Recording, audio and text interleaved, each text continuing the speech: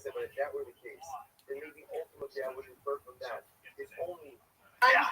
it's a reality one.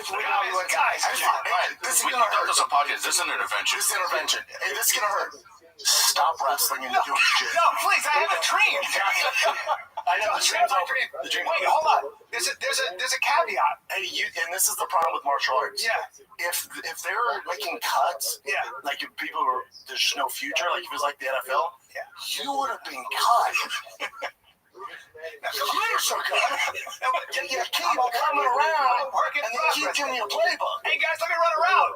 I just want to run around. He's close though, right? He's close. Listen, close.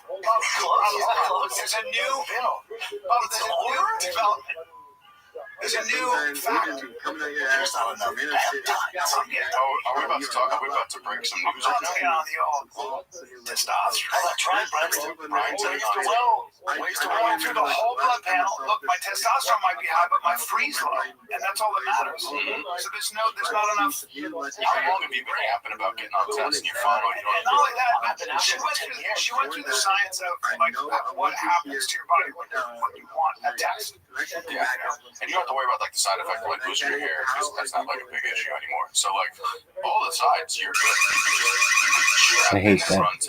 Seriously, like what's the goal? Like, what do you want? What do you want? What are you doing? What are you doing? Fucking, I appreciate you laughing. Do you know why he's laughing? Because it's true. Stop, dude. I actually see this because I hear you fucking stop. I will wear rash guards. My concern is you're old. Don't fight. No, what are you preparing for? There might be another 59-year-old. I gotta be ready. You are actually. For real, you would kick the shit out of everybody your age.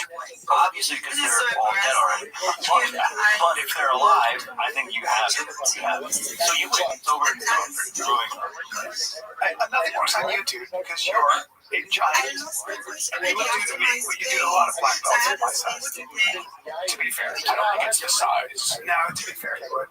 The frustrating thing for me is to be fair, you would win. The frustrating thing, can you imagine like your whole life is spent fighting and like you fought really hard, you trained, you got really good, and then Brendan grabs you and fucks you up as fast as he fucks me up. That's a bummer, and I've seen that. That's fair. It must be very hard to stomach. For me, I feel like I'm a comic, of course. If your life is fighting and you're a decorated fighter, but you happen to fight at 170, and then you tussle with Bam Bam over here and get just fucking wrecked quick. Like, was it 12 seconds or was it less? It was mean to you.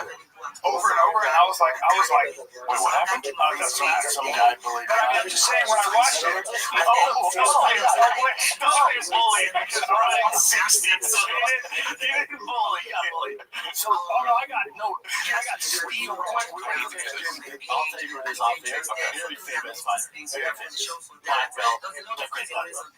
We go into his gym, me and Brian go there, we're rolling, and we're just doing, random rolling, and he calls out Brian first.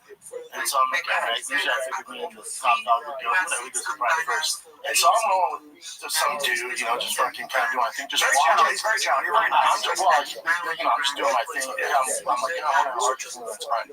Dude, he fucked Karen up. I'm talking inappropriate. I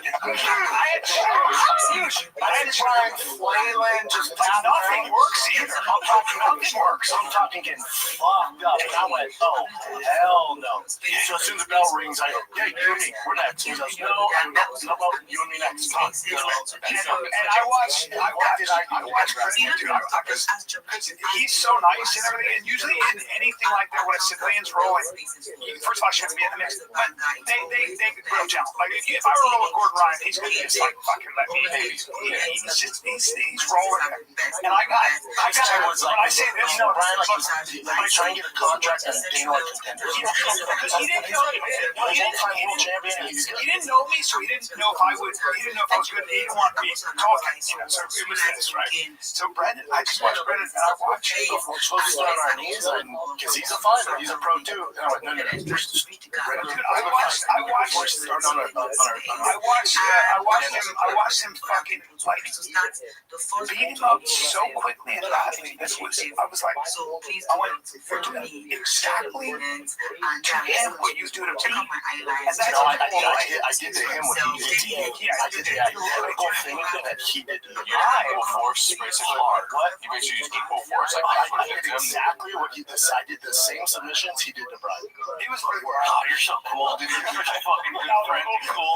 You're so fucking cool. No, the coolest one, that wasn't cool. That was because that was pretty cool. Now the coolest was when the 300-pound black belt MMA professional fighting Samoan goes, Shah. Oh, hold on, tell him the story. We rolled for basically 2 hours. Yeah. And then he was on the other We're literally leaving. We're going to the shop. leaving. He was in the guy. He goes like this. Shop. He goes like this. Shop. You wait till I was, he was in training. He was like watching. He waited till I got tired. And then after I could see how come around, he's like, Shop, you and me. And Brian's like, dude, we just got done. And I looked at Brian and go, watch this. I absolutely was. So the best is this. I go up. That's fucking a beast. And you go, watch this. I go, yeah, but he's a fucking professional fighter, black belt. And you go, you know what you said? You go, doesn't matter. You know, my face goes, doesn't matter, does it? Doesn't matter. And fucking just mollywop that guy. You broke his spirit. He quit. You broke his spirit. You go, let's go. And he goes, no. Dude, it's great. Nothing is cooler than like calling the pocket, like explaining what you're gonna do, and then do it. Yeah. Just a baseball quarter pocket. I'm just trying to have press Brian. Let's take a little break here, man. There's only one UFC 325. It's this Saturday. Let's go. Down under. And DraftKings Sportsbook, the #1 sports book for live betting. Once it's over, your shot to get in on the action is gone. DraftKings Sportsbook is built for live betting, not just pre-fight picks. Because in the UFC, one moment can flip the entire fight. One punch, one kick, one By the takedown. way, DraftKings new customers get $5 and get $300 in bonus bets if you bet wins with code FIGHTER. How about that? Just download the DraftKings Sportsbook app. Use the code FIGHTER. That's code FIGHTER to turn $5 into $300 in bonus bets if your bet wins. In partnership with DraftKings, the crown is yours. Gambling problem? Call 1-800-GAMBLER. New York, call 877-8-HOPE-NY or text HOPE-NY. Connecticut, call 888-789-7777 or visit ccpg.org. On behalf of Boot Hill Casino in Kansas, major tax pass-through may apply in Illinois. 21 and over in most states. Void in Ontario. Restrictions apply. Then must you in to receive bonus bets which expire in 7 days. Minimum odds required. For additional terms and responsible gaming resources, see dkng.co/audio. Limited time offer. Well, I didn't know it started him on his own journey. I really did. To be fair, I have been doing jiu-jitsu. Well, this is what you get for every time like some kid in some other state or doing a show comes up to you and is like, I want to be a comedian, and you're like, yeah, do the show, and then they're like, on our But show. people think I'm an actual, like, serious judoka, jiu-jitsu guy. No, people want to ask me for advice, and I'm like this. I'm like, yeah, well, keep training. Watch this. Ask me like Appleton. Ask me some advice. On fighting. Okay, what can I do to improve my training? Train. That's not good advice. Training is what you say? I remember the kid leaving. He goes, Keep your eye on the ball. Just keep your eye on the ball. Get over the ball. there's no ball. This kid was like, what can I do to get better? And you were like, sound it out. Swing away. Swing away. Yeah, but don't do it anymore. It's at the bottom. Don't do it anymore. Quit. Chris did that to me one time. I was in Montreal. And we went for the comedy festival. I brought my boxing. Or I was boxing a lot. There was a guy who was there at the gym. And I brought my boxing stuff. My headgear went in my bag. And Chris goes, I was trying to sneak out because I knew Chris comes out of the elevator. He goes, what are you doing? Nothing. Just gonna go work out. He goes, what is that? I was like, headgear. Don't do that. Don't do that. You're on the road with Yeah, and like there's so many people on the show. I said, Hey, that's not. Hey, I don't like the way you did that. I'll be in Greenville, South Carolina, tomorrow, Friday, and Saturday. alone. No. Okay, so I sent a video to the group chat and Chris is doing his meet and greet. And I go, Brian, what is this? What's this thing after the show? What's like talking to these people that are around? People paid extra money. And he sent me a picture of a chair, like a nice chair, like a kind of a throne, a sitting throne.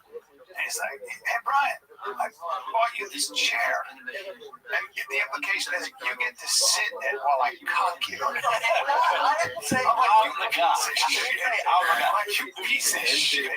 I texted the group chat a link to the chair on Amazon and said, Brian, is this the one you wanted to get? Only out in orange and that You motherfucker. Yeah, that is such a great way to just insult your friend and turn him into a cock. Yeah, I get a chair. To be like, you asked me to get it. I'm just following up on it. Sasso, I started insulting him. He goes, don't eat my change now. I don't feel like it. I just start saying really insulting shit. Just like, I'm like, is this your face? And like that and all that.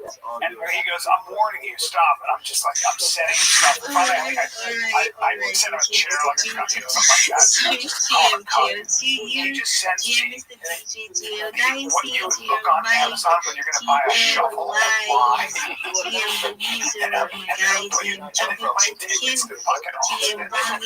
What the fuck is that?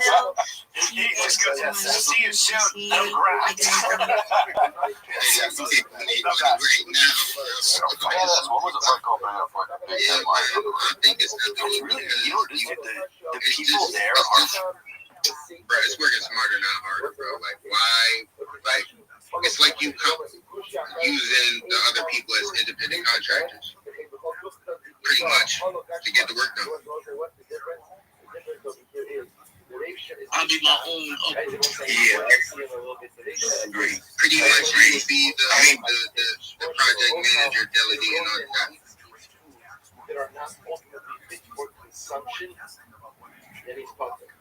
Yeah, fuck the NDAs. Doesn't matter. Since you're delegating, and of course you're the product manager, so everything is still working as expected. And of course, you're not trying to delegate to someone who is not good enough, right? It's not just someone who is a newbie into the old stuff. So yeah, fuck the NDAs.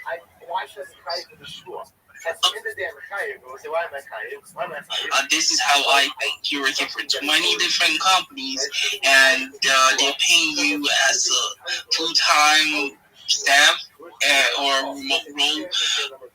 And I'm delegating those because you see it's completely different companies. It's not the same. Which your company is not going to hire you for more than one post. But I'm just saying, I don't know. I'm just trying to get advice on if this is possible and if it's a route I can take. Because I see a lot of jobs that are wasted. I can't count how many jobs I've literally turned down every day.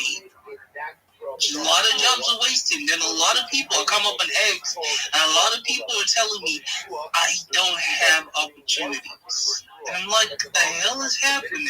I don't even post. I feel like we use that as a leverage opportunity. You take those roles, and then at the end of the task, like as they're completed, like the overall project, be like, yeah, I had a whole team doing that. And then they're like, what? You delegated all the tasks, and then they want you to run a whole division of their shit because you took initiative. But that's just a whole other aspect that you got to think about, because most businesses, from my knowledge, like initiative-driven people and people that don't rely on them to tell them what to do. Yeah, that makes a lot of sense, but that comes more from a contractor kind of role, whereby you're given a certain task, but not more of an you gotta work with a team. So those are my questions. If I gotta work with a team, for example, we want you to be come work for Peter Miller as a senior React Native the developer. We want you to work for us. We think you're perfect for the role. Okay, I think I also got a problem on LinkedIn. I kind of listed more than I listed more than one because I do a lot of things. Let's just say this. I moved from game development. I did a bit of cyber security, web development, UI UX, which is also great because I can help a lot of people get various jobs. So a lot of companies for different roles, they come and they offer those roles and say, "Oh, we think you're a great fit," probably because they know I do a lot of shit. Which is another reason they just want to use you. But anyway, I don't want to get into it. Yeah, that is up there. So, do this. Is it possible? I know currently the role I'm at probably may not be possible, but if it's another company getting someone to fill in that role, because I don't know. It's just my thought. But I want to get people the money. I was literally trying to get people to meet those recruiters and say, I may not be available, but I can tell someone, I can give you someone else who is just as, just as good as myself, or just as the person is right for the job, or I can refer them back to someone else. But I don't know how I'm trying to get it. Very vital because it eliminates all of that job shit. It is food for thought, Danny. It's just really good, bro. Danny, first, I would say,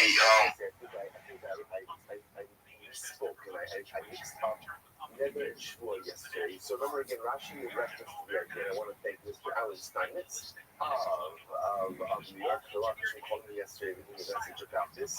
So after I didn't go back and listen to the recording, but I just want to clarify regarding this. We spoke about actually pointing out yesterday the difference between a neder and the shvua. And so just to clarify, because I'm not sure how I said it yesterday, a shvua is an Isser Gavra, right? The shvua ultimately creates a prohibition upon the individual, and neder creates a prohibition upon the chefza. Right? That's why again when you make a shvua, ultimately again the lashon of shvua is shvua shalom ochal kikazu, like the subject is I will not eat, as opposed to lashon of nedarim of kikazu alai. So again, we're not really getting into this topic right now. We'll get to this topic for the new event, but I said it incorrectly yesterday. Just wanted to clarify. All right, we're going to say 16 lines down from the top. Just Rabbi, and thank you, Mr. Simons. Us Rabbi, Amar Yochanan, Okal below Okal Sheker. So now remember again, our topic is Shvuas Bitui. Our topic is, remember again, a specific type of shua called a definitive or declarative shua. A person is making a statement. So now Rabbi comes along and says, very interesting. So let's say if he says is sheker. Now what does that mean? Shua sheker. What does that mean? I take a shua.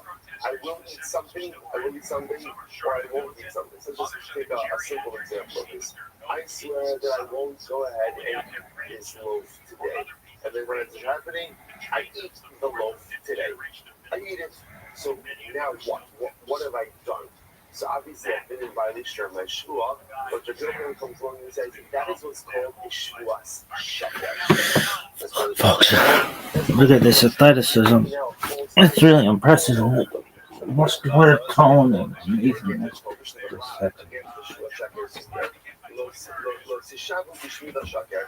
Do not swear in my name for falsehoods. What happens if a person says, I swear that I ate the loaf, but he really didn't eat the loaf? So remember again, in our Yochanan model, a future, right, a prospective shua that you violate is called the shua's shaker. In his model, a retrospective shua, I swear that I didn't eat the loaf, but in fact I ate the loaf. Shav. That's called again a shua's shav, like the shua in vain. So again, Rabbi Yochanan making this very intricate and a lot of this from here.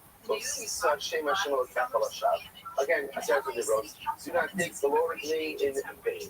So this is a very, very important model over here. So again, if I go ahead and I violate the Shavuos complete, that is prospective, future oriented, that is called the Shavuos sheker. If I go ahead and I violate the retrospective Shavuot, I swear that I did not eat the loaf, but I did eat the loaf, that's called the Shavuos shav. Now, what's the difference between a Shavuos sheker and a Shavuos shav? So of course, on the most basic level, it's just the nature of the Isser, like where the Isser derives from.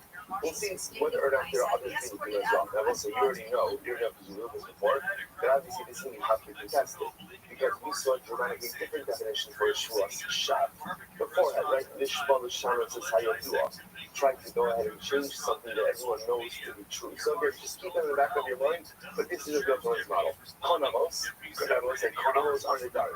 So what about a konam? Oh, so if you make an ender, and then you violate it, over the Baal Yaakov, below Yaakov Baruch. So then you violate the law, do not profane your word. So the Gemara says, they say, all right, so let's do your first mouth. They say, Shabbat v'sheker echadeh. Oh, the Bryce says, now what's another Bryce that says, Shabbat and sheker are the same thing. It's effectively the same thing, which is another way of saying that for my son, there's no difference when you violate a prospective shua or retrospective shua. Your violation, you'll call it shab, a sheker, who cares? It's all the same thing. It says, my love, remember, my love, the shab, the shab, are af sheker, now the shabar. Now, the fact that the Bryce is saying that shab and sheker are the same thing, is they're not saying in the same way that shab is retrospective. So Shuas Sheker is retrospective as well. Almost, what do you see from there? Achalti below Achalti Sheker. So you see from here that if you go ahead and make the Shuas, swear that I eat the loaf, don't you mean you didn't eat the loaf? That's called the Shuas Sheker. Which one says, no, not necessarily. Right here, yeah? Hakidis and Hakidis. No, let's go back to what we said before. In reality, Shuas Shav and Shuas Sheker are two different things. Different animals. What does it mean when it says my davar echad? What does it mean when it says that shav and sheker are davar echad? So the Gemara says my davar echad. Hey, the dibor echad them. It means that when the Baruch gave over these halachos, they were said over in the same breath. The dibor echad them. Where else do you see it? Zachar v'shamar. The dibor echad nehru, masha'in ha'yachol ha'peh l'daber, and masha'in ha'odim yachol l'shmoah. So Zachar v'shamar Shabbos, Zachar v'shamar will give it over the dibor echad, because literally the yachol literally said over them in the same breath. Something that the human mouth cannot articulate, and that the ear can't really hear. It can't really hear these two things at once. So the Gemara says, so Mishnah will have something to Someone wants to suggest that that's what it means when it says sheker and shav, the dibor echad, ever. Ultimately, again, what does that mean? It means that halacha l'maisa. When I say sheker and shav echad, it means Shmuel gave over sheker and shav, the dibor echad, in one utterance. The Gemara says, I don't understand. Mishnah will have something to So I understand why by Shabbos, Zachar and Shamar were given over in the same utterance. Why? So the Gemara says, because remember, it wasn't Rav Adabara, saying women are biblically obligated in Kiddush. Biblically obligated in Kiddush. So the Gemara says, the Amar Kra, Zachar v'Shamar, Kol sheyeshno b'shnuya, yeshno b'zechira.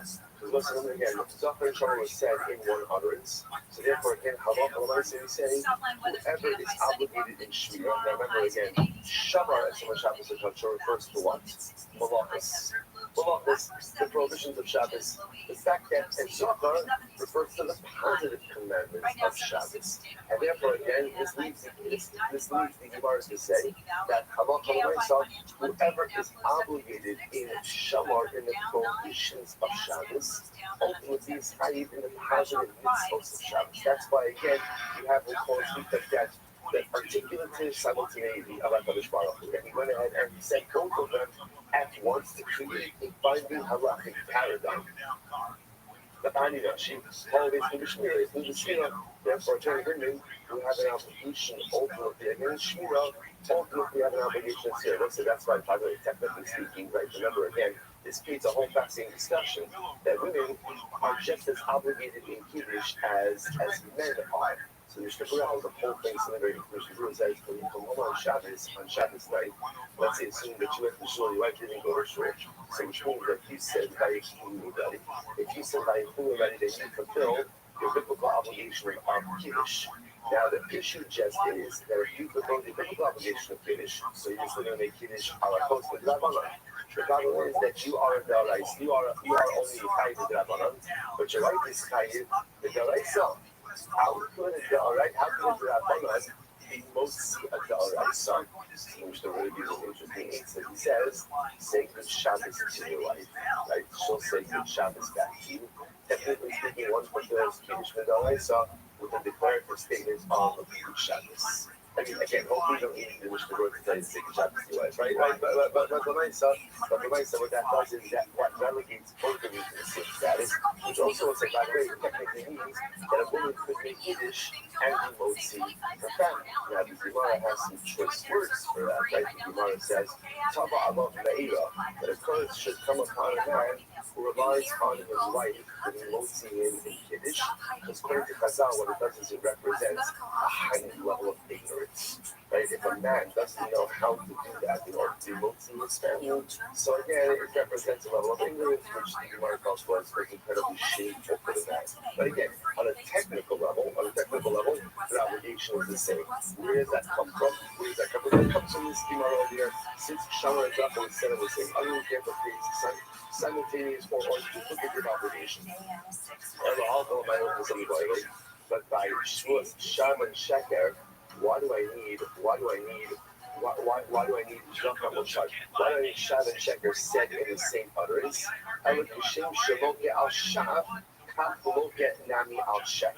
So you're right. So rather when the Brisa says that Shad and Sheker are Davar Echad, what it means is they have shared liability. That the same way that you'll go ahead and you'll get Malchus for Sheker, so do you get Malchus which was Shad. Okay. Yeah, well said. By the way, what's interesting is, remember, we haven't really been talking about Malchus. What have we been talking about? So we've been talking about Karbanos. Right? So where does Malchus come up in the world of Shavuos? It has no violation. Right? We'll talk about this more. We'll talk about this more. But this context of Malchus will talk about intentional violation of a Shavuot. Incredible. Because you should just know the Baal Shem Tov HaKadosh has a beautiful idea. He says this idea, Kol Yeshno B'Shmira, Yeshno B'Zechira. He says something amazing. He says, any person who is careful with his neshama, person who's careful, watch himself from Aveira, watch himself from just, and I will say every single time we commit, and we know this from our own experiences, every single time I commit an Aveira, I'm fundamentally changing myself. Right? It's like a shtickle like rolling in the mud. I'm still good, or I'm still holy, I'm still beautiful, I'm still wonderful, but the nice I'm rolling in the mud a little bit. And what that does is it compromises the self. And the problem when I compromise the self is it has an impact on all of the other appendages of my life. Right? So we know this, if I commit an Aveira, my davening is not the same. My learning is not the same. Nothing is the same because I've been compromised. Like watching beans is I can always be down, but I'm compromised. The utensil, the vessel is compromised. Hashem says sometimes one of the, and this resonates, I think, with particular importance for us. This is one of the hardest things that we often encounter in our Yiddishkeit is retention of our learning. This does not be so that language like this, right? We love the daf. One of the most frustrating parts of the daf is retention. Hashem says, so what's the secret to retention? Right after this. When she yeshna shmira,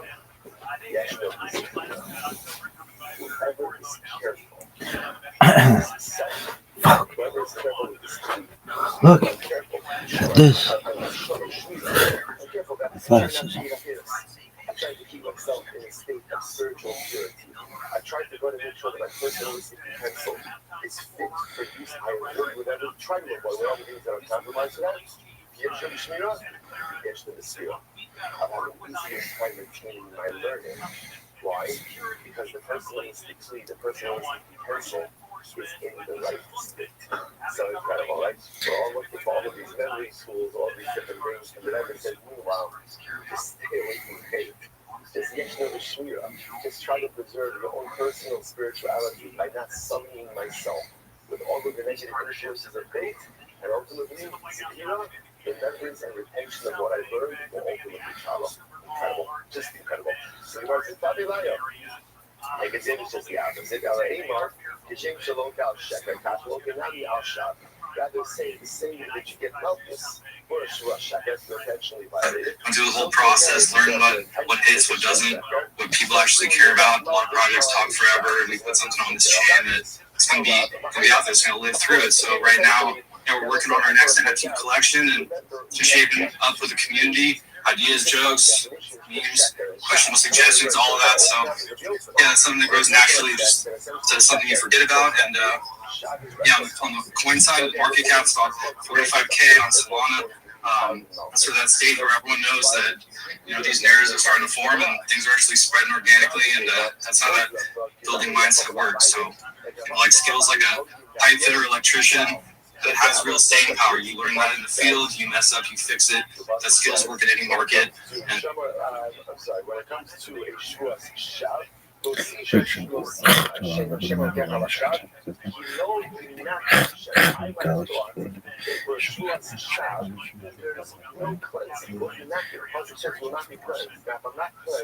that means what?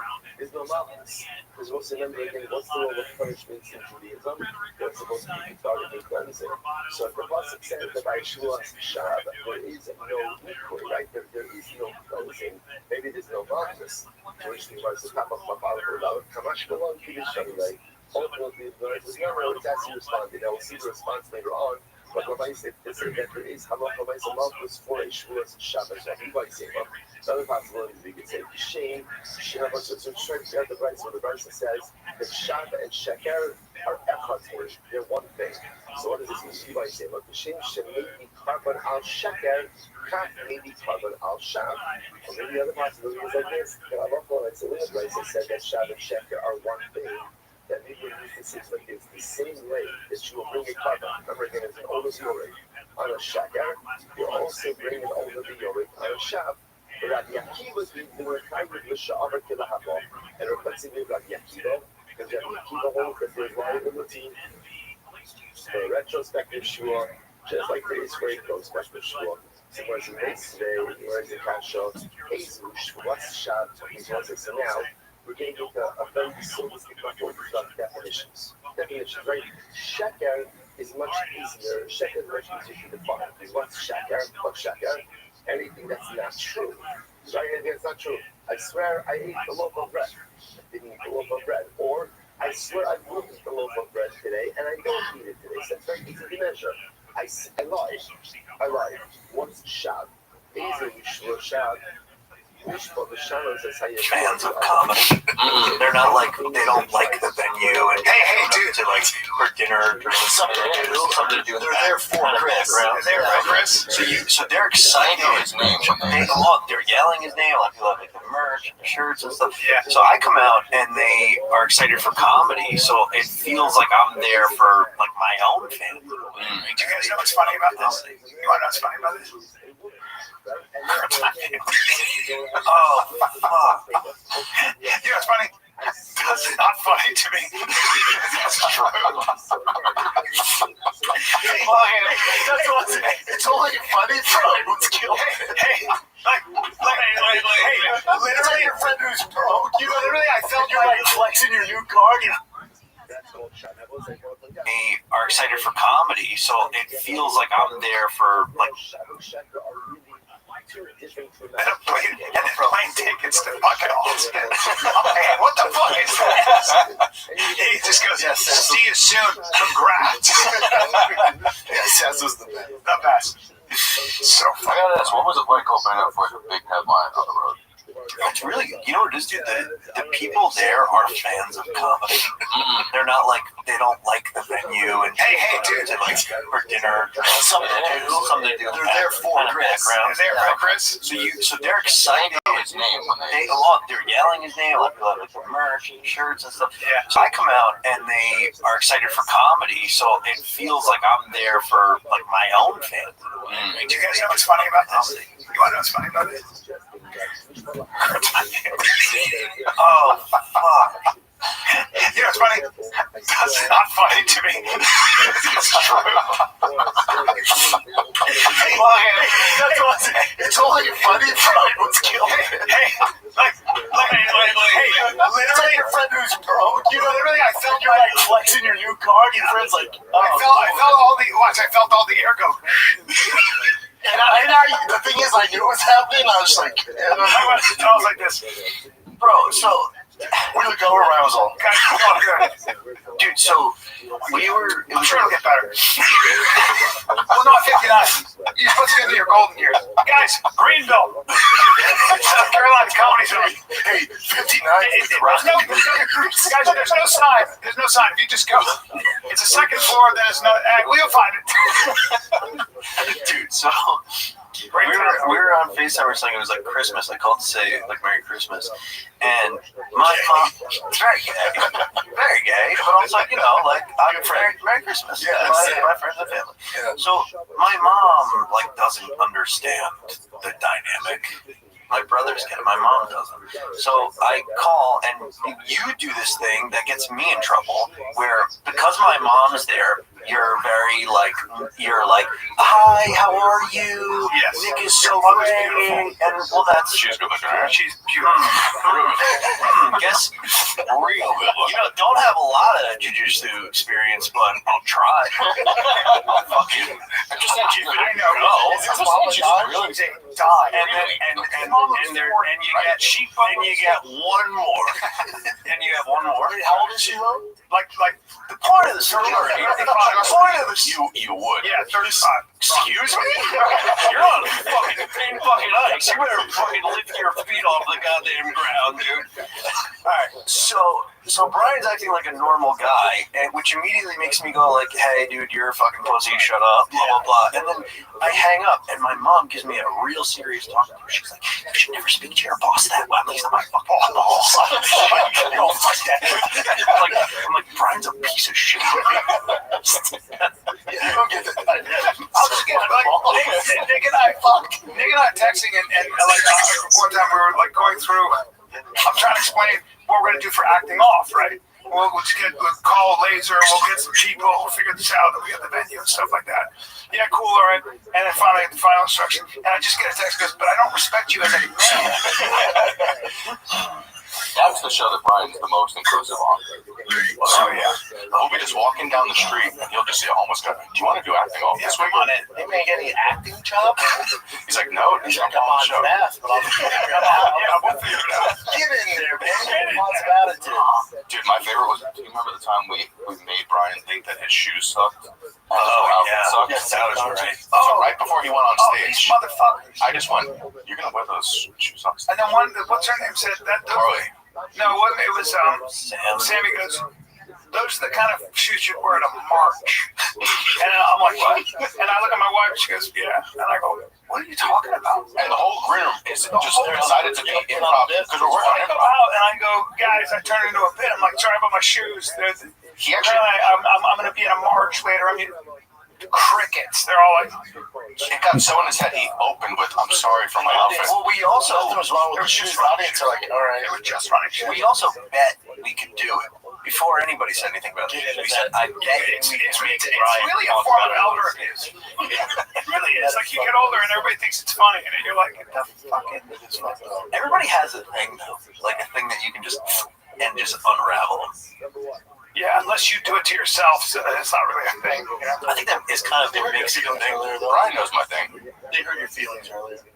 The other day on the pod, when you're like, you're looking smaller, I actually looked in the mirror and I asked my girl, am I getting smaller? That actually got Yeah, to if you're me. into fitness, Yeah. like my dad, he didn't see me during COVID, all that shit. So he sees me like 3 years later, and we're in the pool with the kiddos, and he's not calling, he's dead serious. He just goes, I can see him looking at me, he goes, you still work out?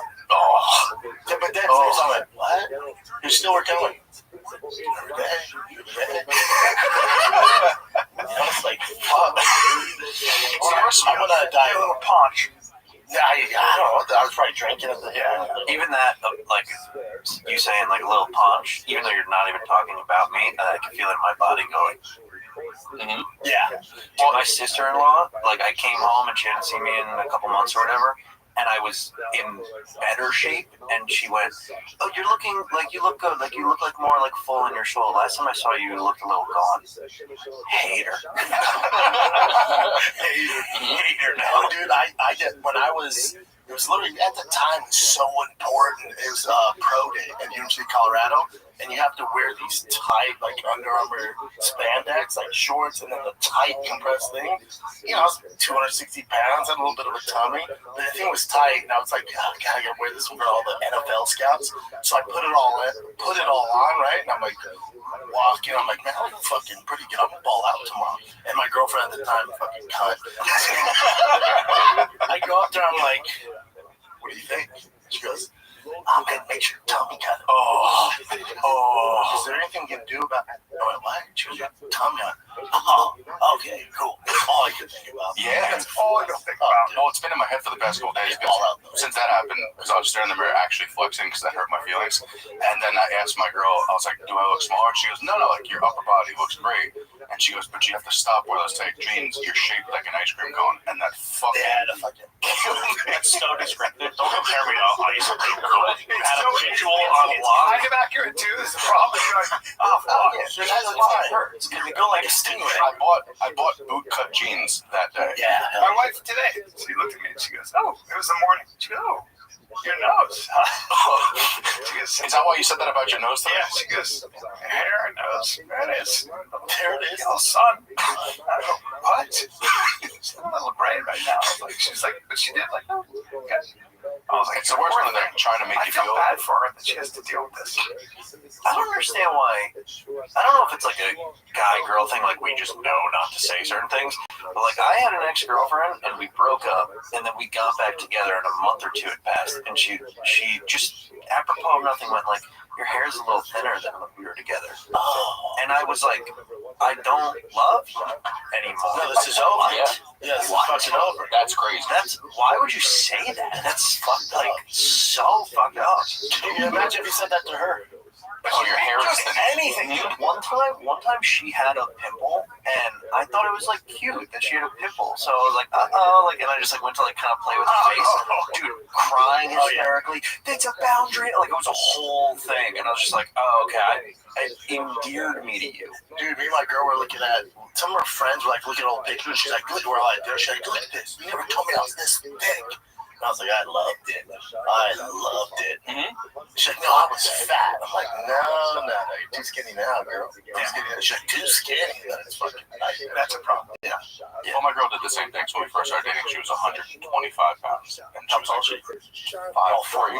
5'3". So she's, it was perfect. 125 is great. I mean, and she was like, now she's down to 115, but she still, it's all held in her ass. But like, I loved it about 125. I'm with you. Give me all that. I don't care because she's skinny in the waist, so I'm like, I don't give it. As long as I don't have like tummy, like if you have a fupa, Tummy, if you have a fupa, we gotta figure it's a something big out. problem for me. It's if the line. A tummy and a flat ass is a big problem. Oh, yeah. Big problem meaning you can't be in the vicinity. No, I can't. So we can't come in the studio.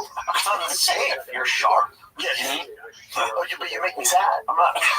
It's not. It's Oh, I guess I'll fuck a nightstand. Yeah. It's not. You make me sad. I want to Go like a lamp. Right. You look like a boy. You look like a little boy. You don't like Billy Bob Thornton? Dude, ever since you said the Billy Bob Thornton, I've been watching his interviews. Why does he dress like an imaginary friend? Have you seen him lately? Dude, he's so rich and famous. I just think He dresses like he's gonna tell someone's fortune. Have you seen the interviews? Yeah, that's also a choice though. Because when you have that much money, you can Yeah, that's how your imaginary friend dresses. He has the same stylist as Johnny Depp. You know what I'm saying? It was like, he can dress like a pirate. He's such a good guy, though. He's also read fortunes. But also, just dress like you're the guy for anime. Yeah, right. Just dress boots, jeans. This is gonna be. He's skinny as a motherfucker. Does this make sense? You ever seen an actor play a role and they were the coolest thing ever? Like Joseph Gordon-Levitt, when he was in that movie about playing, him and Scarlett Johansson, he plays a Guido dude. He's like, he's like kind of jacked. Yeah, he's addicted to that one. And he looked for Joseph. He's basically me. But he's like jacked, and I'm like, why don't you just be this? I never saw that. He plays a porn-addicted guy from Jersey that's dating Scarlett. It's like your Jersey Shore guy. Look, he got jacked for it. He had like this slim back hair. He looked cool as shit. And then he dresses like a dork in real life. And you're like, what? Again, that was him on the movie. Maybe not jacked, but not really in shape though. He was in shape. You know, like he's real thin. It's weird when actors do that. When they're just like, I'm gonna not look like the coolest I've ever looked. He's not actually. That's pretty jacked for Joseph. He's not gonna get roles though being in shape. You know what I'm This is the saying? worst fucking podcast. There could be something to that. You know what I'm saying? That's true. That's true. You know, How does a guy like The Rock come off? Like, what happens? You know, so he's got, well, he definitely did recently. Have you seen how small? Not small, he's still bigger than everybody. But like, On the marker? yeah, because That's a process, right? You got to he gets super big for movies, and then he just blasts and cruises, right? So like 4 big movies like that for Pain and Gain, like he got fucking like look how massive he got. Pain and Gain, he was even bigger than Mark Kerr. I think he was massive. He wasn't as cut as he is here, but I'm just as far as size, yeah, he was monstrous. So he's blasting and cruising, but like at his age, which is like probably close to your age, like to be blasting gear, you're killing yourself. You know, so like that's why he looks smaller. He looks small in comparison, but he's still probably way more jacked than all of us. Well, you see, his face is starting to, it kind of pulls from your face, right? Yeah, so he's probably running like HCG and Cloven and stuff like that, or just running his base TRT at this point, which he's gonna. He doesn't look great there, I have to admit. On the right, on the left, but on the right, he looks like it's strained. Right, he looks so flat. Bring it up. So what's the concern there? If he stays at like Mark Kerr level, it's just hard. It's hard attack. The heart, like he's running at all cylinders. Like his blood pressure's right through the roof. Blood pressure. You're just HDL. Everything. Yeah, Like your lipids so are all. basically just running in fucking 5th gear. Because you're not on TRT is one thing. Because you're running. Put yourself in like a range of testosterone of like high average. You know, it's like you at 18 years old. Yeah, you still don't need forged internals. But like that's like 800 to 1,000 nanograms per deciliter. If you're at 4,000, that's 4 times an 18-year-old kid. That's not what your body's supposed to be running. You know, They're running these guys way more than They're testing at 4,000. Dude, remember that guy Andrei Smayev, the guy I showed you the other day that was super jacked? He's running 120 IUs of HGH a week. That can't be helped. So that's the equivalent of $36,000 a week in HGH. How much lighter are you now than like peak fighting weight? Exact same size. Really? And so you like walking around 40. Yesterday I was 241.8 with my shoes on. Dude, I met you sitting down. You stand up. Yeah, sure. He's way bigger than you expect. Get it. Nothing, just get it.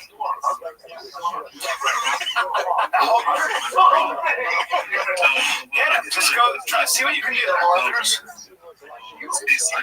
Just feel what it's like. It'd be fun. I do want it later. People don't realize how big he is until you see him in real life. That's why. You know how mean comments were to me for years. Oh my! None of them would say that to your face ever. I told you the story. Did I tell you the story? My ex, when me and you had that little thing online. And then, so basically, my ex was like, oh, he's just jealous. Well, I was talking about the race rap. Yeah. And he's like, oh, he's jealous because you're strong and you're funny and you could kick the shit out of him. And I went, I love the support. I love that you believe it. Let's just cut it. I'll be honest, though. I didn't realize how strong you are. You're strong as fuck. Thank you. He's strong. Dude, this kind of hurt my feelings. I guess not really, but I posted a video yesterday with no warm up. I did 225, 24 times, rest 30 seconds, 225 for 18, rest 30 seconds, which is retarded, 315 for 9. Shit.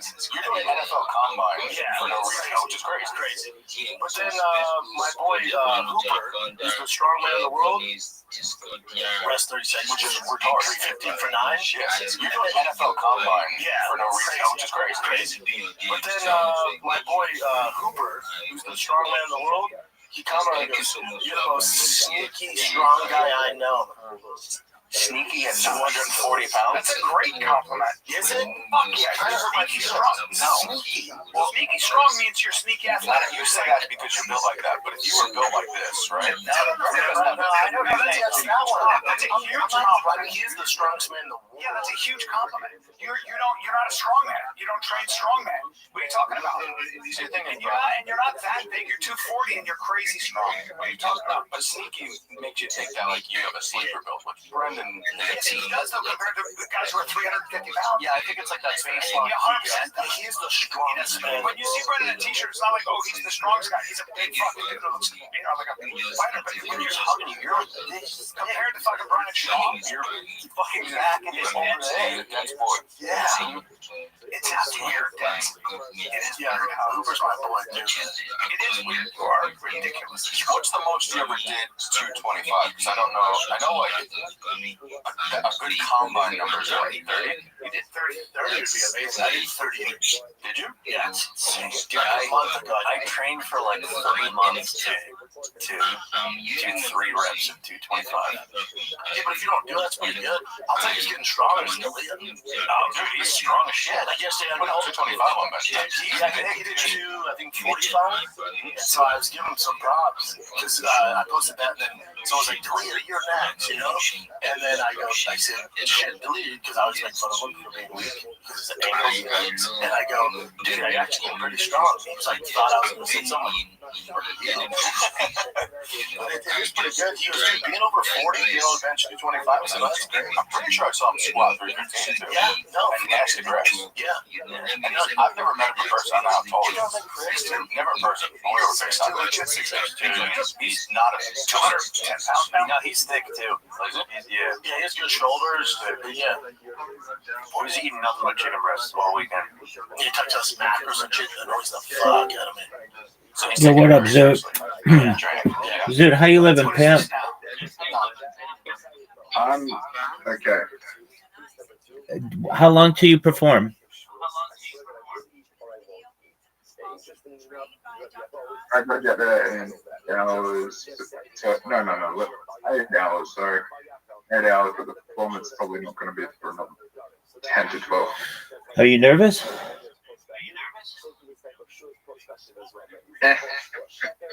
Okay, here's my real question for you, and it's really the only important question in the world right now. Are you ready to lose? Yeah. I'll probably get nervous when I get there. All right. Well, let's get all the losing out of your body right now, and then when you go there tonight, you win. Sound like a plan? Hey, Rabbi. What up, baby? If your kid got into a fight at school, what would you do? I would go to the school administration and make them aware of the situation. I would go to the school administration and make them aware of the situation. Would you kick them out of the school? Generally, no, if they were defending themselves. So you kick them out of the school? If they were defending themselves, no. Are you going to accept the invitation that I sent you? Or would you make them leave school? No, especially if they were defending themselves.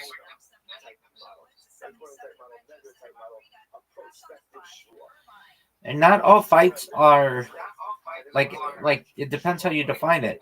Some people might define when two guys who are teenagers wrestling, they consider that to be a fight when that's not really a fight.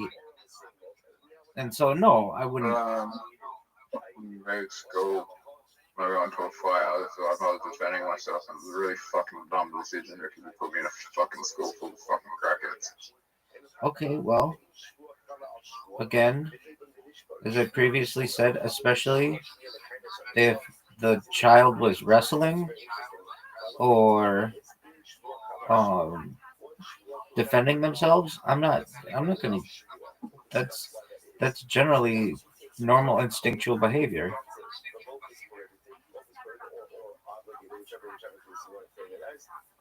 Why would you go that way? You're right in front of the fucking door. I can't get that straight. Yes, you can. Oh no. I mean, you just helped me, big dog. Dude, you still gonna miss. No, I didn't actually. I made it right through. And now you're fucked. You're done. That's the greatest comeback. No, it's over for you, baby. Zoot, it's over for you. Yeah, man. You're done. That was fun. Rabbi, how is the highest paid Canadian when he's not even that good? How is who? Right. He does a lot of arenas, and women think he's good looking. And good looking plus funny is a deadly combination.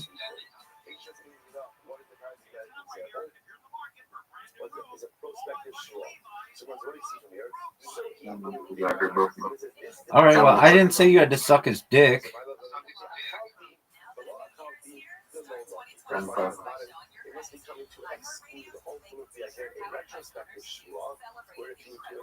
Are you ready for the greatest shot of all time? Yes, sir. Dude, I'm just telling you right now, that shot sucks. Dude, do you ever see the hole in the middle of a corner like this? Yeah. I don't think so. It's always there. You just never go for it. Okay, I mean, but only on this hole do I ever see it, like right in the corner. Dude, that was a terrible shot, and I knew it was going to be a terrible shot. That's a terrible shot too. Who had a better shot, me or you? Well, since mine went in the water, there's an argument to be made, not mine. But with in combination with that second shot, you're not going to have a shot that good. Oh, you did, dog. That was great. Nice job. Impressive.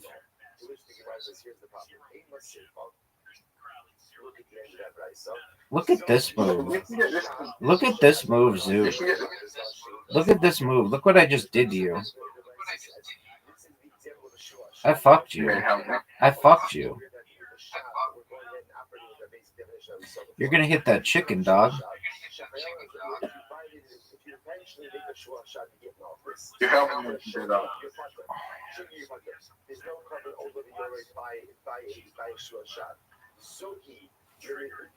Oh, Rabbi. What up, baby? Dog, it's 2-0. 2-1.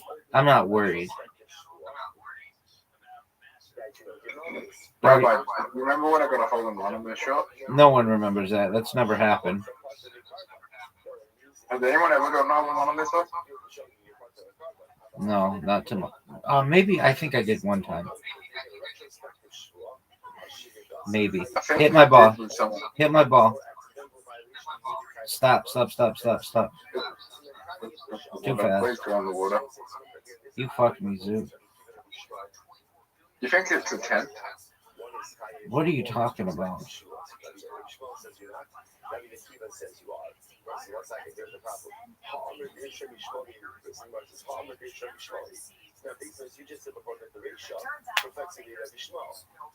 think my shot was 10. Your shot was garbage.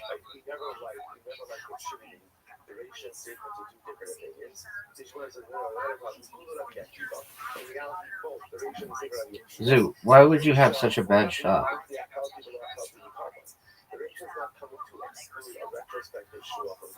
Zoo, are you ready for one of the greatest shots in the history of humankind?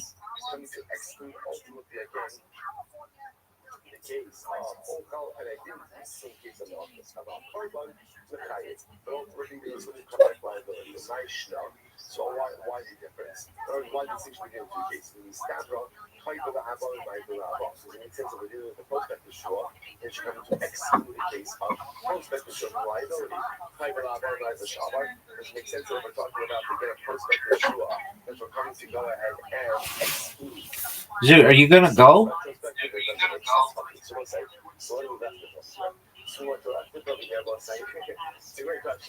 Zoot, make it.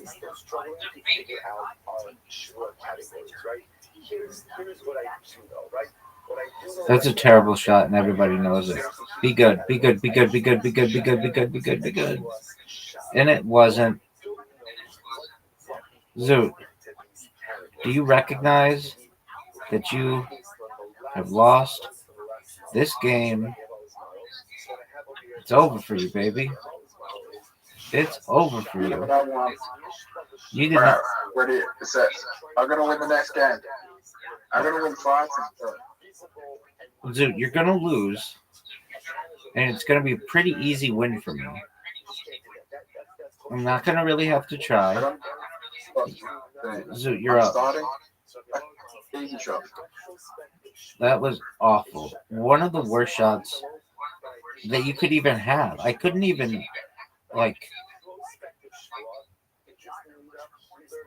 attempt. Was it strategic? Your shot was awful. Or was it a strategic shot? It was terrible. Rabbi, why is Kanye West not at Curious George? No one knows, dog. Why did you do that? That was terrible. Yes, it was. I thought about this last night, right? Okay. If I could have dinner with 3 people, you know who it would be? Rabbi, Riser, and Kanye West. No, Anne Frank, Hitler, and Kanye West. Okay, that's fun. That's a cool story. Do you know why? No. I don't know. That's why it was funny. I think.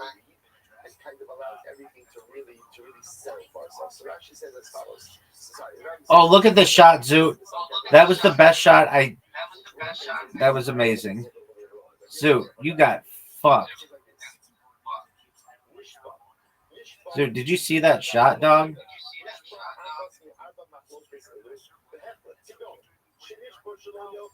Hit my ball. Thank you.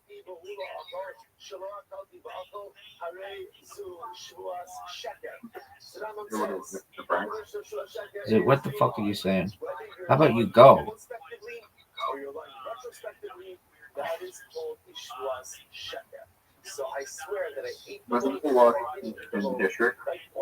Zoot, quit with your questions like that. What was the worst shot in your history? Zoot, look how good this shot is.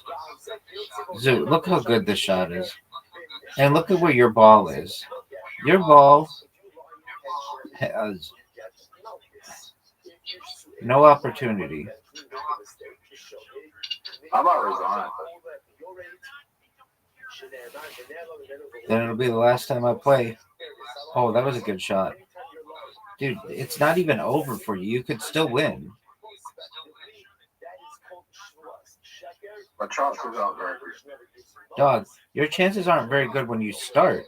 I beat you like thousands of games in a row compared to you winning 42 times.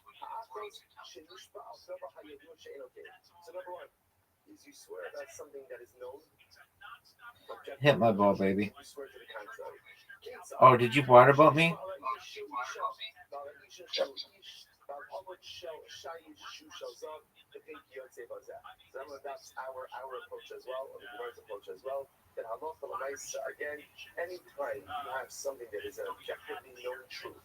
And you swear to the contrary, that is called Ishvuas Shah. So it says now we have a definition. Are you proud of that shot, Zoot?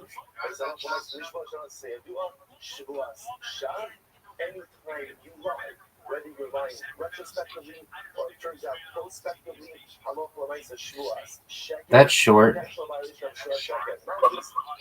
you ready for the greatest shot you've ever seen? Oh man, that was close. Why are you doing that?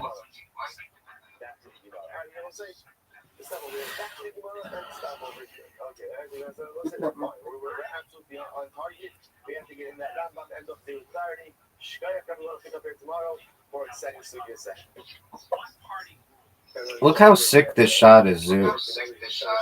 Zoot, are you seeing it? Did you see how good that shot was? Yeah.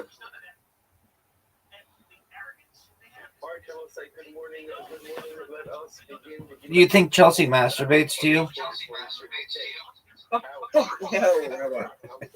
No. I think she masturbates to me. I know she does. I know that funny bitch is masturbating to me right now.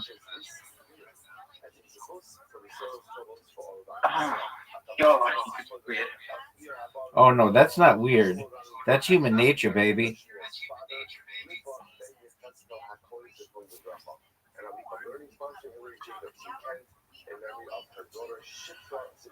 Give me odds. What are the odds Chelsea wins?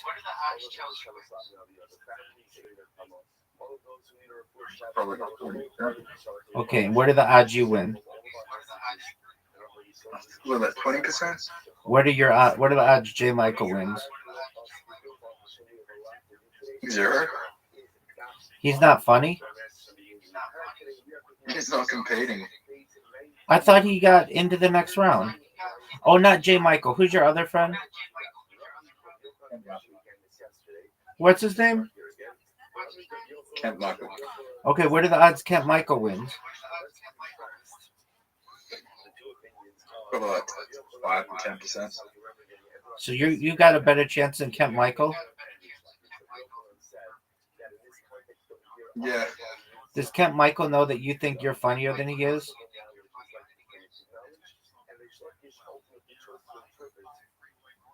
I don't think it's that. Does Kent Michael have any material on Amish orgies? No, he hasn't Kobe Bryant material. Is it funny?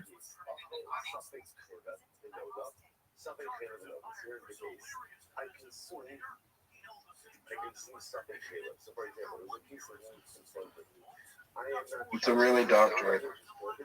Let's hear it.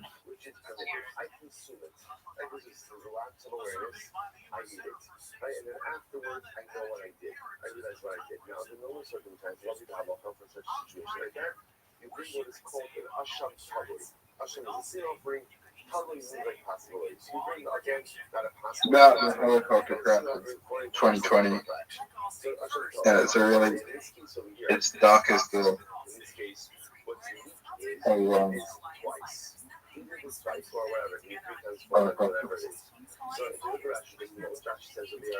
Okay, baby. All right, Zoot. I can't remember it. Okay, that's all right. I want you to focus on your material. Who's going to win tonight? You are, baby. I think that Chelsea's going to be too distracted masturbating to me, and you're going to come in and win. Or it could just be some random person that we don't even know. What about the slam poet? Yeah, it could be her. Do you think she has a chance?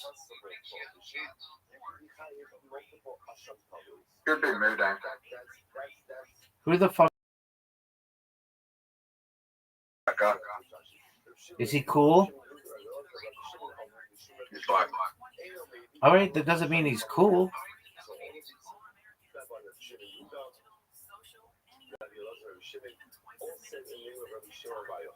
Or is it all right, Zoot? Are you gonna listen to "Lose Yourself" by Eminem before you go on stage? yeah. I'll be back. All right, baby. Keep me updated.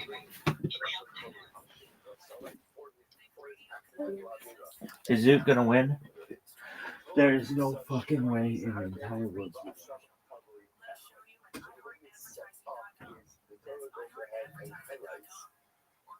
She knows heartache, many potential struggles, yet even for many potential struggles, there's only one Hashem problem.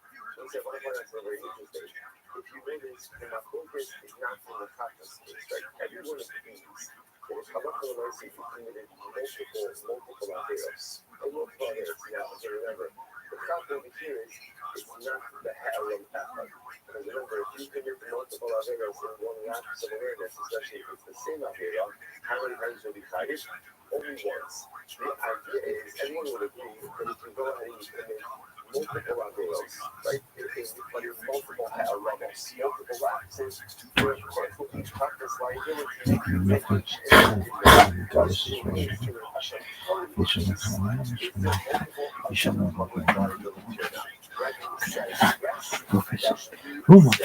So that's athleticism.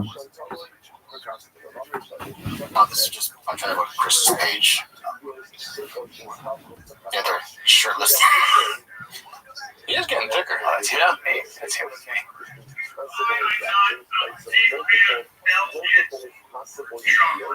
Okay, why are you not a big fan of Belgian chocolate? What did you say? Too much vanilla. What do you mean too much vanilla? It's just too much. It's just a concentrate, and they can't help themselves. They can't not include a shade more vanilla than vanilla which is right there through everything. So I absolutely don't. You talk off and just decide to rail against Belgian chocolate. At one point you say, like, I'll give the devil its due. Yeah, I go, why is nobody talking about Guatemalan chocolate, Honduran chocolate? I'll tell you exactly why. He goes, it's a race thing. I go, you said it, I didn't, you know. When Chris is on, I don't know if you've been around him, especially on a pod. When Chris is on, man, buddy. Yeah. And he can turn it on and off. Did you see him? So, like, when we're doing Golden Hour, if he's like, yeah, I'm on today, it's like, buddy, he's the funniest guy in the world. And also, like, that's when I'm happiest is that. So me and Sam Laponis are doing bits, and Chris is like, you know, he's talking to his wife, or he's handling stuff with the kids, or handling stuff with flights, whatever. So he'll just be, and then when he decides, he's listening the whole time, and then he'll just like fly into the bit, and then just he's so talented. Stupid talented. Speaking of talented, didn't you find the recording artist, right? Oh, this is cool. There's a singer-songwriter in Austin who's like blowing up and references you in a song. What was the guy's name again? Welms Delerno. Oh, dude, didn't Rogan play it too on the episode? I think with Ben Stiller and Matt Damon, who was talking about this. That's right. What I said? Ben Stiller. Dude, that's fuck. What's he saying? I think he's a fan of yours. It's like he's like a singer-song. He's like the next big thing, right, in Austin? Yeah, I think the next song is at like 25 million or billion Spotify. Huge on Spotify. You guys want to see me live? I heard about this guy too, so let's see. He's like a comedy fan, so I guess he like went to Mothership and then probably saw like you and Ron White or whatever.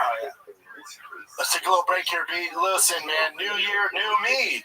But for your business, as in maybe this is the year your team finally stops operating like a group chat with commitment issues, nothing kills momentum in business faster than a big opportunity slipping through the cracks because everyone assumed someone else was taking care of it or they're on it. In 2026, misses that the customer's already trying to give you money. Eventually you look at the chaos, you sigh and think, let's freaking go. Quo. Look, Quo is the #1 rated business phone system on G2 with over 3,000 reviews. Built for how modern teams work. That's why more than 90,000 businesses, from solo operators to growing teams, rely on Quo, I'm going to say.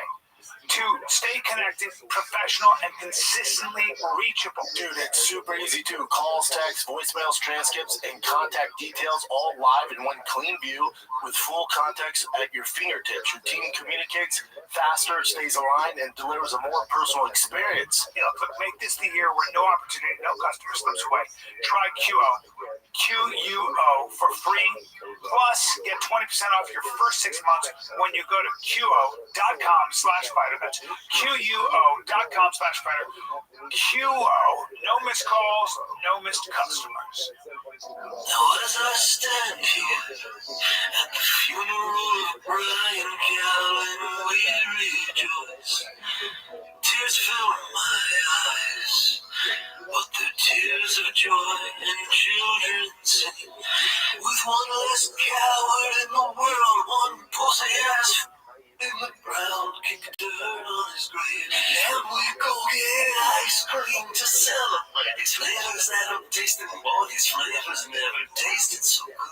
So you look your head to the sky, you see the clouds have shifted and the sun shines down on us all. And you hop and you ride and your wife immediately starts raw, so it's so good. Baby, what's changed? She says, Brian Callen's dead and I love you more than I ever have. You can put me in the ass now. Anyway, you gotta be thankful to Brian. But then you remember the days when he would get off the stage and immediately start to cry.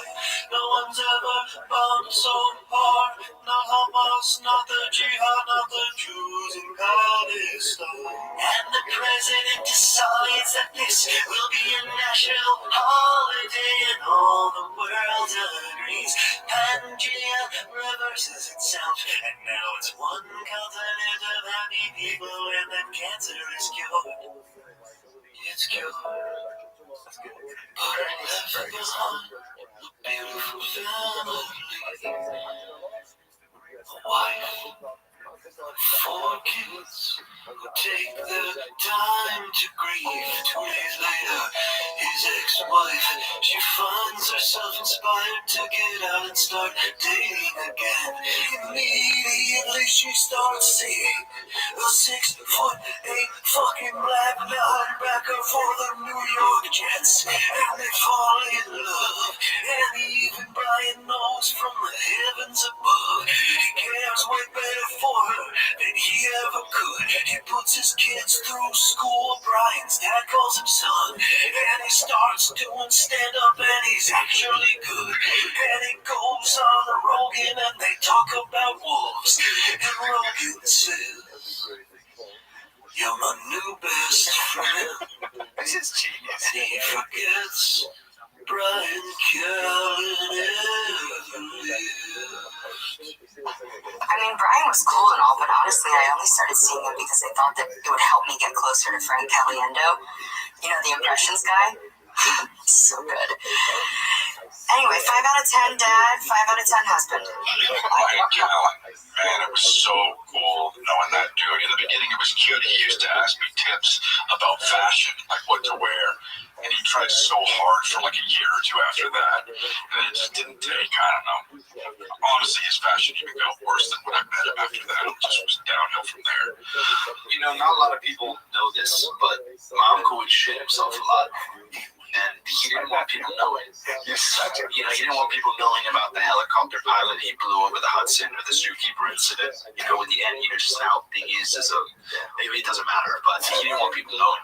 I respect that. I'm so sad. I'll never get to work for someone who is just constantly late and just not reliable at all and just a terrible communicator. It's really a shame because This is all part of that's all he was good for. That's a good song. That's pretty good. Yeah, I feel like it's a little bit derogatory. You know, I thought you said it was like, is that just constructive? Or I mean, to me, he sounds like a super fan. yeah, You have a picture of the artist, right? Yeah, you have a picture of that guy? Oh, let me just pull it up real quick. Hold on. I close it out because I don't want to see it. Are suffering just because they do. Oh, yeah. Yeah, he looks cool. What's his name? Quelms Delerno. Delerno, I guess is his name. TDOPC. I guess that's Brian Callen. I guess. That's cool. Don't say you guess, dude. That's like, don't say you guess, all right? No, I guess that's like. I feel like if I went to see him live, he wouldn't be there. What do you mean? I just feel like maybe that's just. If you buy tickets, I'm sure he'll come out and play his songs. All right, well, I don't know. It looks a lot like you with a mustache, dude. I'm gonna be honest with you. I don't see it. Because he has like a mustache.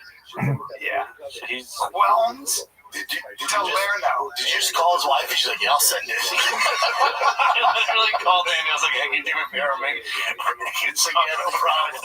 That's actually a really good song. Did you help on that, Jen? No. Surprise me. Fuck, what was I gonna say? What was the third one? It was Jake. It was my nephew. Oh, that's awesome. Yeah. Wait, what was I gonna say though? What the fuck was I gonna say? It just reminded me. They said to me, I was like, wait, is the goal for Brian to blow his head off?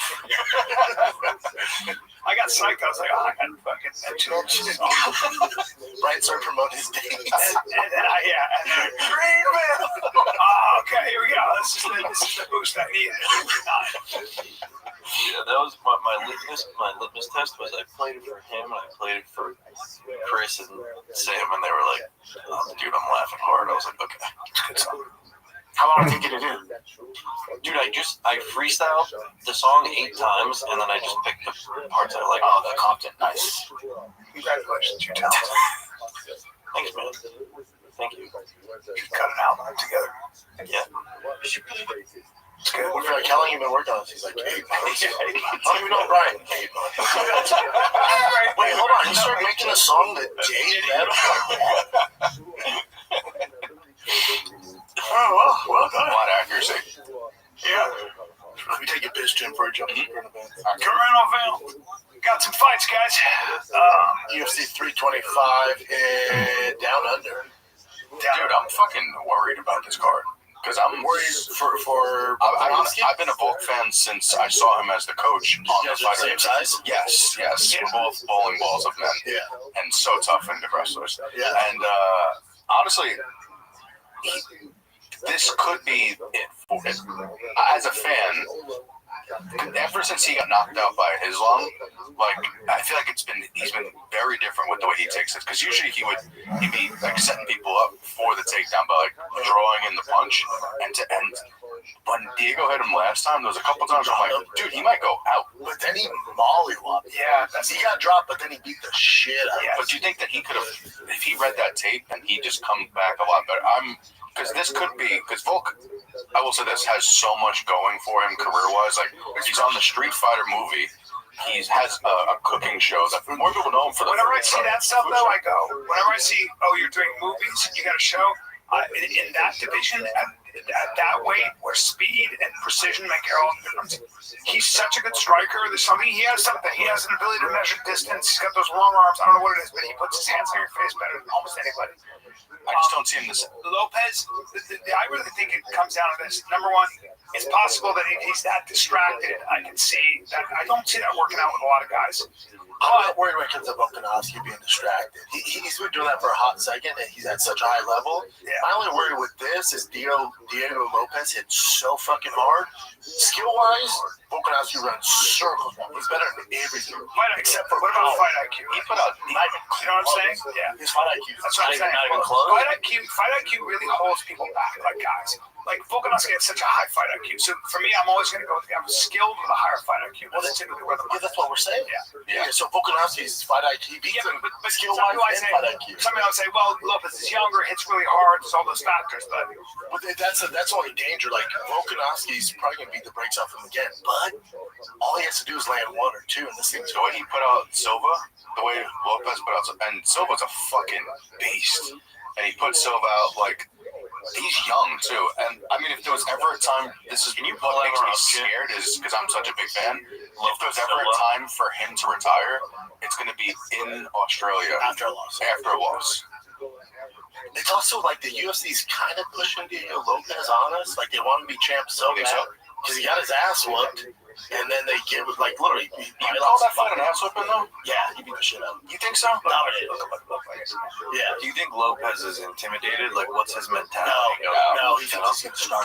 He thinks he's going to start a young dog. Because he dropped him, he's like, all right, if I clean up some stuff, that's the thing. Because since they last fought, Volkanovski's not better. Lopez is. Lopez has a weird tick that he does too, which is not good for his striking. I don't know if you ever noticed, because Lopez, when he was a kid, he was climbing a fence and he fell and it went through his throat. So he always has this nervous tick of always checking to see if it's open. So you'll see him in the middle of a fight just touching his neck, and he's like, I can't help it. It's like, I've been doing this since I was a kid. And that's not great for when you're striking against someone like Volkanovski. And he was climbing a fence? Yeah, I guess something from the fence went through his throat. That's racist. That's what happened. Yeah. It's a deal, though. What is your, like, what do you see as the holes in Lopez's game? For sure, his neck's an issue. The hole in his neck. And he's got to fight in that octagon of fence? Cage. That's true. For Lopez, he just, wrestling, the grappling is going to be an issue for him. Because Volkanovski, he can fucking wrestle. Look what he did against Makachev. He's so good at everything. His IQ's good, but he is older. And how old is Volkanovski? I think he's 35 or he's 70. So you ever seen the stats after the age of 34? Yes. It's a disaster. So at that weight? Yeah, at most weights especially. Except for you just don't move the way you used to. You just don't move. Your body's a little different. So all signs what's the odds on this chick? All signs would point towards, even though he got mollywopped in the last one, Diego probably, that's not that big of a favor. How old is old for that's even money in MMA. You think that's even money? How old is minus 148? That's what I'm saying. It's not a big yeah. How old is old in the NFL? It's 33 starting to get that's a running back. It's a disaster. Running back at 4 years. Anybody though, because what about like tight ends, wide receivers, quarterbacks? The average NFL career is 3.5 years. So 33. You'll see the Tom Brady's of the world. And they think that in other sports like John Jones, that ain't important. So most guys at 33, unless you're a lineman, offensive lineman, that's over. That's got to be short. Yeah, it's over. 33 old as fuck. If you're coming over to 23, 10 years. How old is Aaron Rodgers? So that's 0 American time. And you'll have all Russians and Eastern Europeans. Yeah, if you're a quarterback, your knowledge is so good, so you don't have to be if you're able to. Jesus, 42. You're able to age. So if you're able to predict like the defense, and your IQ is so high and you know the game so well, the quarterbacks can get away with it for a long time. But like the rule said today favors quarterbacks lasting a lot longer than like the days of even back when like Palomar was playing. You can't touch him. Like Ray Lewis destroying. Can't touch him. Because you could hypothetically go a few games without getting sacked once. Oh yeah. So yeah, it's just a different game. Speaking of getting sacked, I felt really bad for your Denver Broncos. It's fucking disaster. Yeah. You tell me Bo Nix isn't worth 3 points, we should have won. Whatever. But back to Volkanovski, at that age, all signs would point, history would point, he's probably going to lose this fight. Yeah. I'm with him. Volkanovski's one of my favorite fighters, so I'm rooting for Volkanovski. And it's hard to bet against him. Dude, he beat Makachev. He's so on. That first, I would give it to Makachev. Volkanovski is astonishingly good. Like such a rare human being. Volkanovski. That first fight, you could argue that was the hardest fight, besides the time that Islam got starched and knocked out. Besides that, by far stuff is fight. Not even close. Not even, even Dustin Poirier couldn't keep up with Dustin's an animal. Here's what's crazy though. So the fight against Islam, I think he was ranked number 1 pound for pound in the world. And he just starches Yair Rodriguez, beat the shit out of him. And then he takes a short nose fight against Islam, the short nose fight against Ilya, and then just falls out of the rankings. He was on top. This is the UFC. He's on top of the world. Pound for pound go, 2 stars, and people are like, dude, what are we going to do? He was taking fights at such short notice that he became a meme at that point. Like they're like, oh, someone dropped out of the running for the White House, and then you'd see like him come in.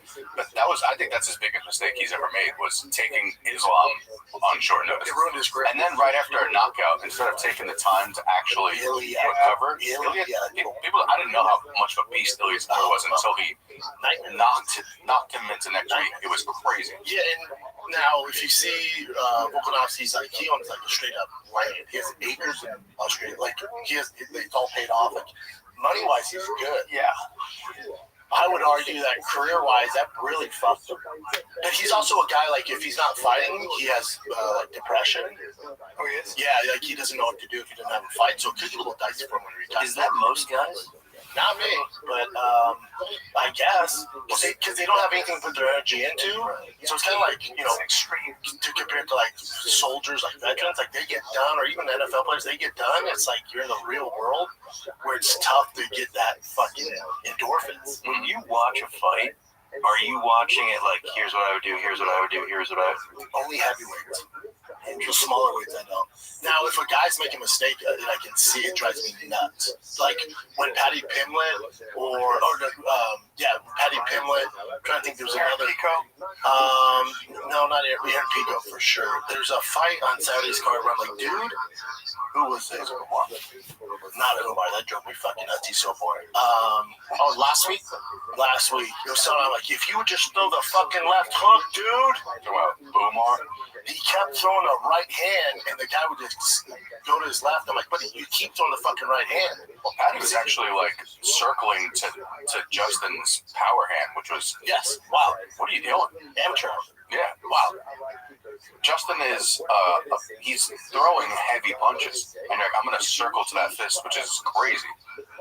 I don't know. Do you think that the eye pokes had that much of a?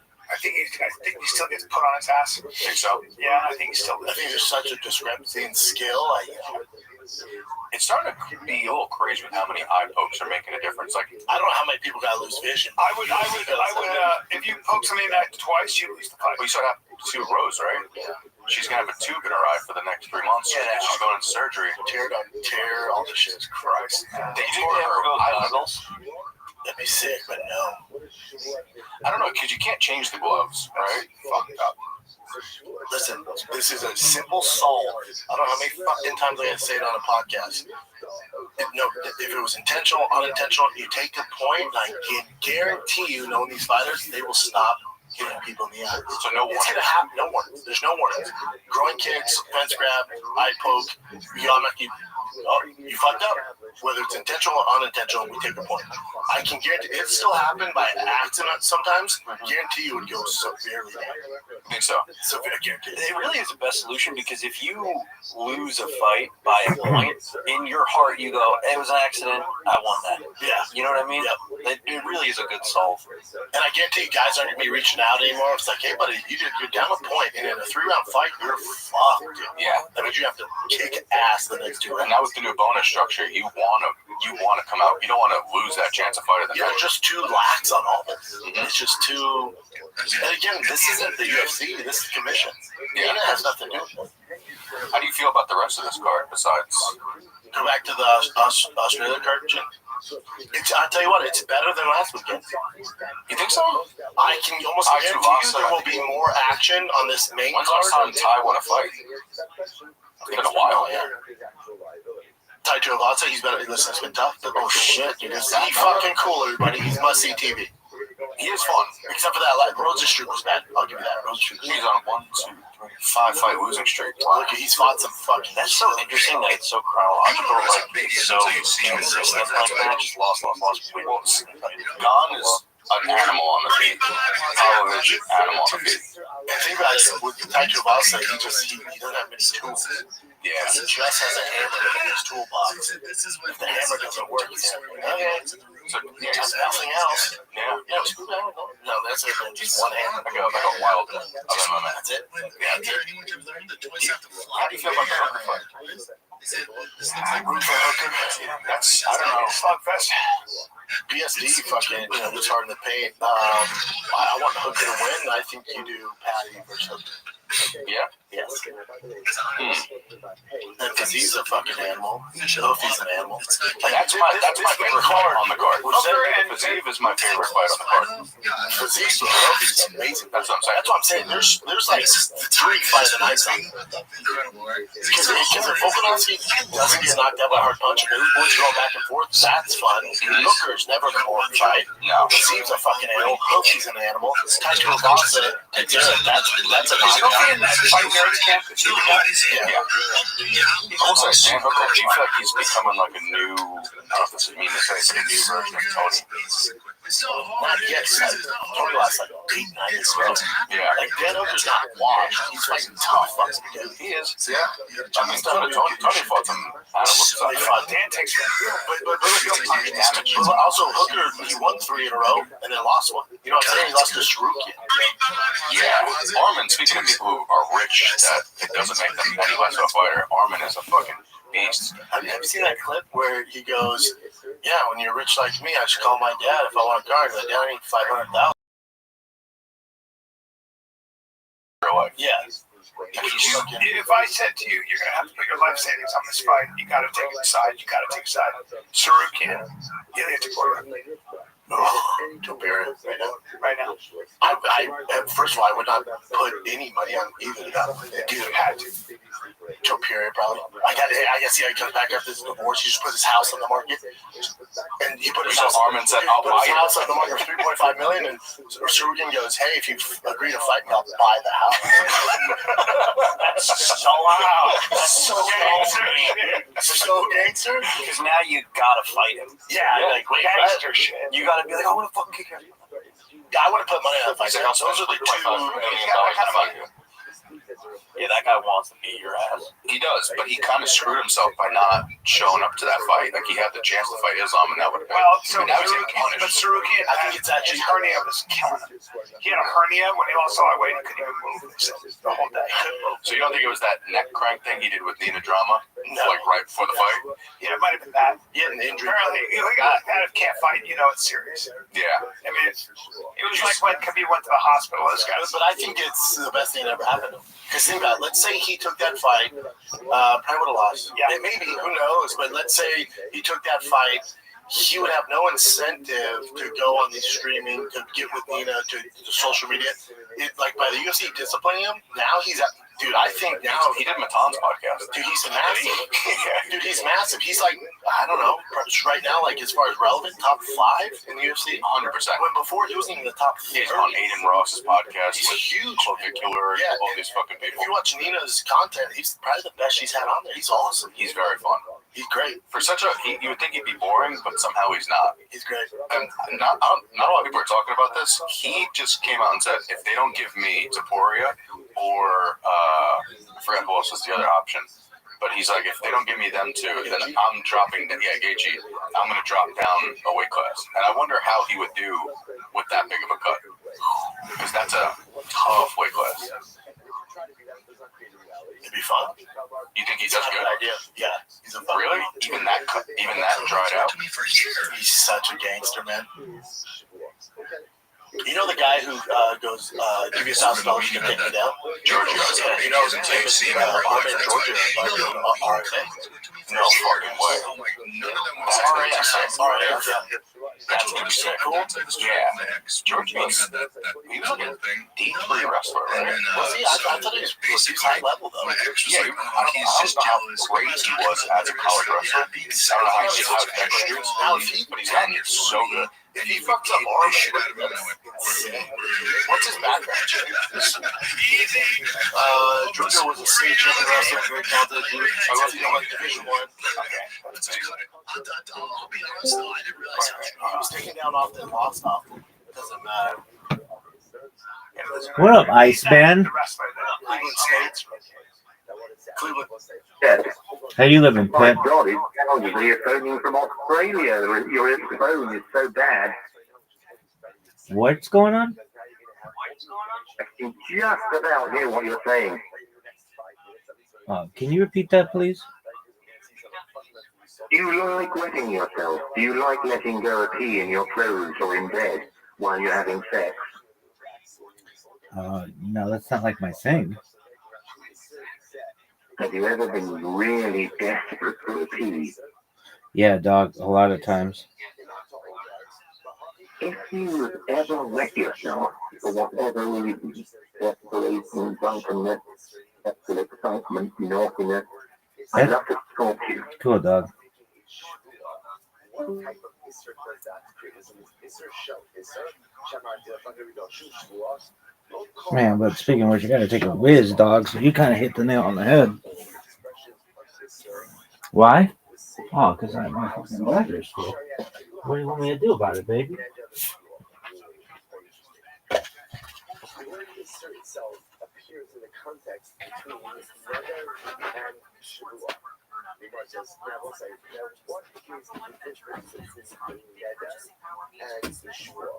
So it's easy. Like, Neder is a vow, Yeshua is an oath. So, right? Yeah, mechanically, or right, mechanistically, what's this? Hold on for just a second. If I'm still the Roshon Shavua, he goes Isser, Shavua Okal Kikar Zeh, he Roshon HaNishvua, Omer Shavua Okal, As HaIsser Shotzi Roshon Zeh, Shavua, the Chayiv Karvan. They launched the rewards that they launched Elo Tzibur Roshon Neder, She'ir Isser Kikar Zu Alai. Okay, let me tell you something very interesting. And this is perhaps one of the most important statements we're going to make during the entire session. The fundamental distinction between the Neder and a Shua is ultimately, again, the Shua is ultimately an issue on the Chesed. Right? The prohibition of the Shua revolves upon the object, and Neder is an issue Gafra. The prohibition of the Neder revolves upon the individual. They'll say that distinction is core to everything we are going to learn for the next couple of weeks. So again, that's why you can see the Lashonos, right? So remember again, the Lashon of a Shua is Shua, right? Shua She'en Okal Kikar Zu. Right? I swear I'm not going to eat this loaf. By Neder, you would say Kikar Zu Alai. Kikar Zu Alai. This loaf is prohibited unto me. And say to yourself, marriage. Like at the end of the day, the loaf is prohibited. We're going to see why it makes tremendous decisions. Right here, just remember that. Shua is the prohibition develops upon the object. Neder is certain Gafra. The Shua develops upon the individual. And now watch this. Now we go on to, so what is Isser? Well, let's say there's the beauty of Isser.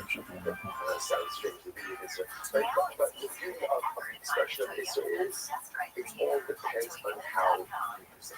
So now go back, Josh. Isser, bitch. Look at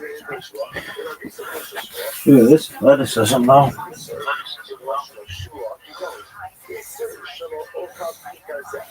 Right? I say, Isser, I will not eat this kikar. Let's say that's an expression of Shua. So can the Roshon HaNishvua of Shua Okal, Acha Isser Shotzi Roshon Zeh Shua, the Chayiv Karvan. So let's say, it'll be again. If you use Isser as the Roshon of Shua, so you say, wait, Shua Shelo Okal Kikar Zu, instead you say Isser Shelo Okal Kikar Zu, then that's an expression of Shua.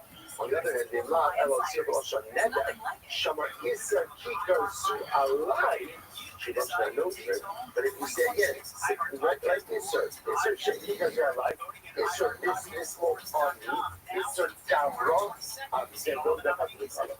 Those are ultimately another important to see. Violation of a Neder does not say liability to cover over the origin of liability. You are. Very strong as fuck. Yeah, he's strong. People don't realize how big he is until you see him in real life. That's why, you know how mean comics were to me for years? Oh my, none of them would say that to your house, ever. I told you the story. Did I tell you the story? My ex, me and you had that little thing online. And then, so basically, my ex was like, oh, he's just jealous. When I was talking about the rap, being sick, oh, he's jealous because you're strong and you're funny and you could kick the shit out of him. And I went, easy. I love the support. I love that you believe in it. Let's just cut it. I'll be honest though, I didn't realize how strong you are. Very strong as well. I'm not sure. Wow. There it is. That's talking about State. That's where Steve. I will say this. Well, I think look at this. how that match goes all depends on what style of wrestling they do. Because if they do folk style, JoJo gets washed. I mean freestyle. Freestyle? That's what they're going to do. Yeah, if it was folk style, I think he. Armin's not going to agree to it. He's not going to go into That international circuit is freestyle and Greco. I don't know why we don't do freestyle in the U.S. like that. It would be crazy if Giorgio beats him. That'd be fucking wild. Armin's so skilled, dude. But just beat the shit out of Lance Palmer. Yeah. 3-time All-American, Ohio State, like, tech ball. God damn. You know how hard that is? Was he in competition? Is Armin a decorated wrestler? Well, his coach was an Olympic gold medalist. He comes from. Yeah, but none of that matters. Like, what's his pedigree? It doesn't matter. Like, what's his actual pedigree? That's I think it's cool as shit. I train with Olympians. Doesn't mean I He can wrestle wrestles all the time. It has been forever. No, but what's his credential? I'm saying he has no credentials, which is even sicker to me that He he's has that damn good. There has to be, his background has to be. Freestyle wrestling. Master in sports. Yeah. So he probably has a ton of Right, matches. master of sports, yeah. Fine with that. Yeah, he didn't just get with good wrestling coaches and get good at wrestling. Grew up training with that. Ice hockey. Yeah. But he was never like a state champion or. Cause is he from California? Armin? Yeah. No. I thought he grew up in LA. So in Russia, they do Master of Sports. Yeah, it's in Russian. If you see Master of Sports, those boys are trouble. Yeah. That's like our boys play baseball here. The travel ball teams, they're Master of Sports. It's all the sports. It's all of them. That's it. It's just, Master of Sports. So you're a freak.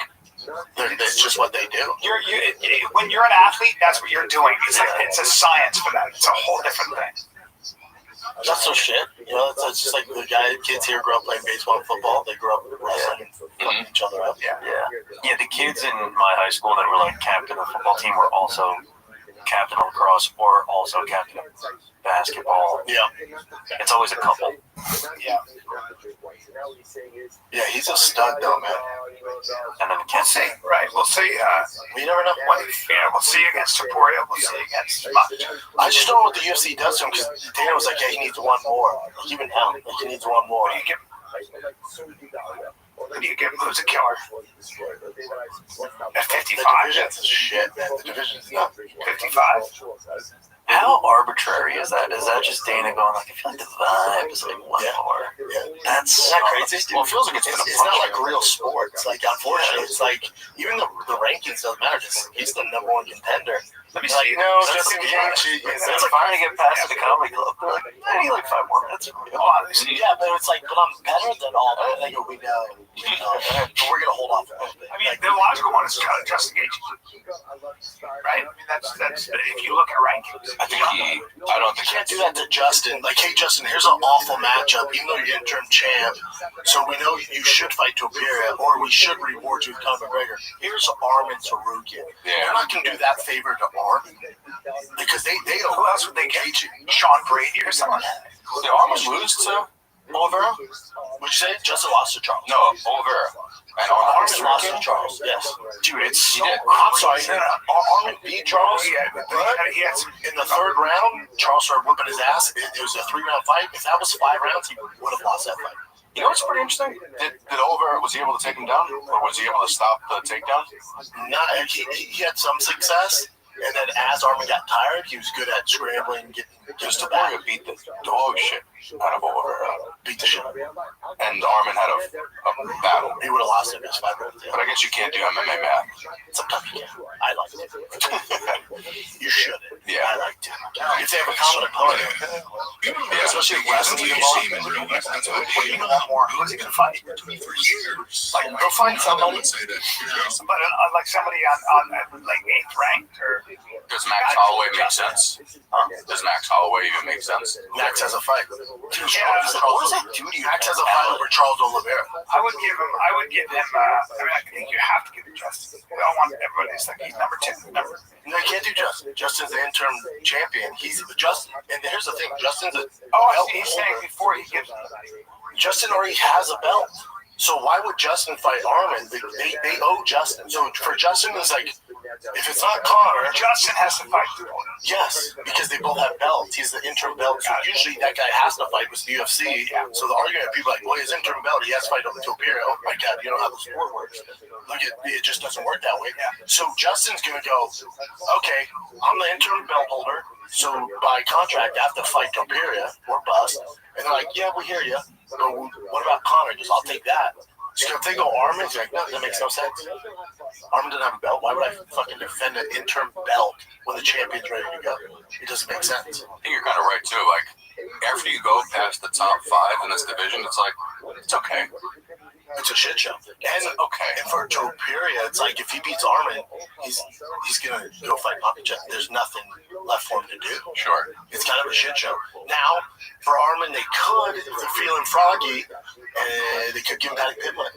They hate each other. That would be a good fight. Not a good fight, but it would be. You would sell. You gotta protect Paddy.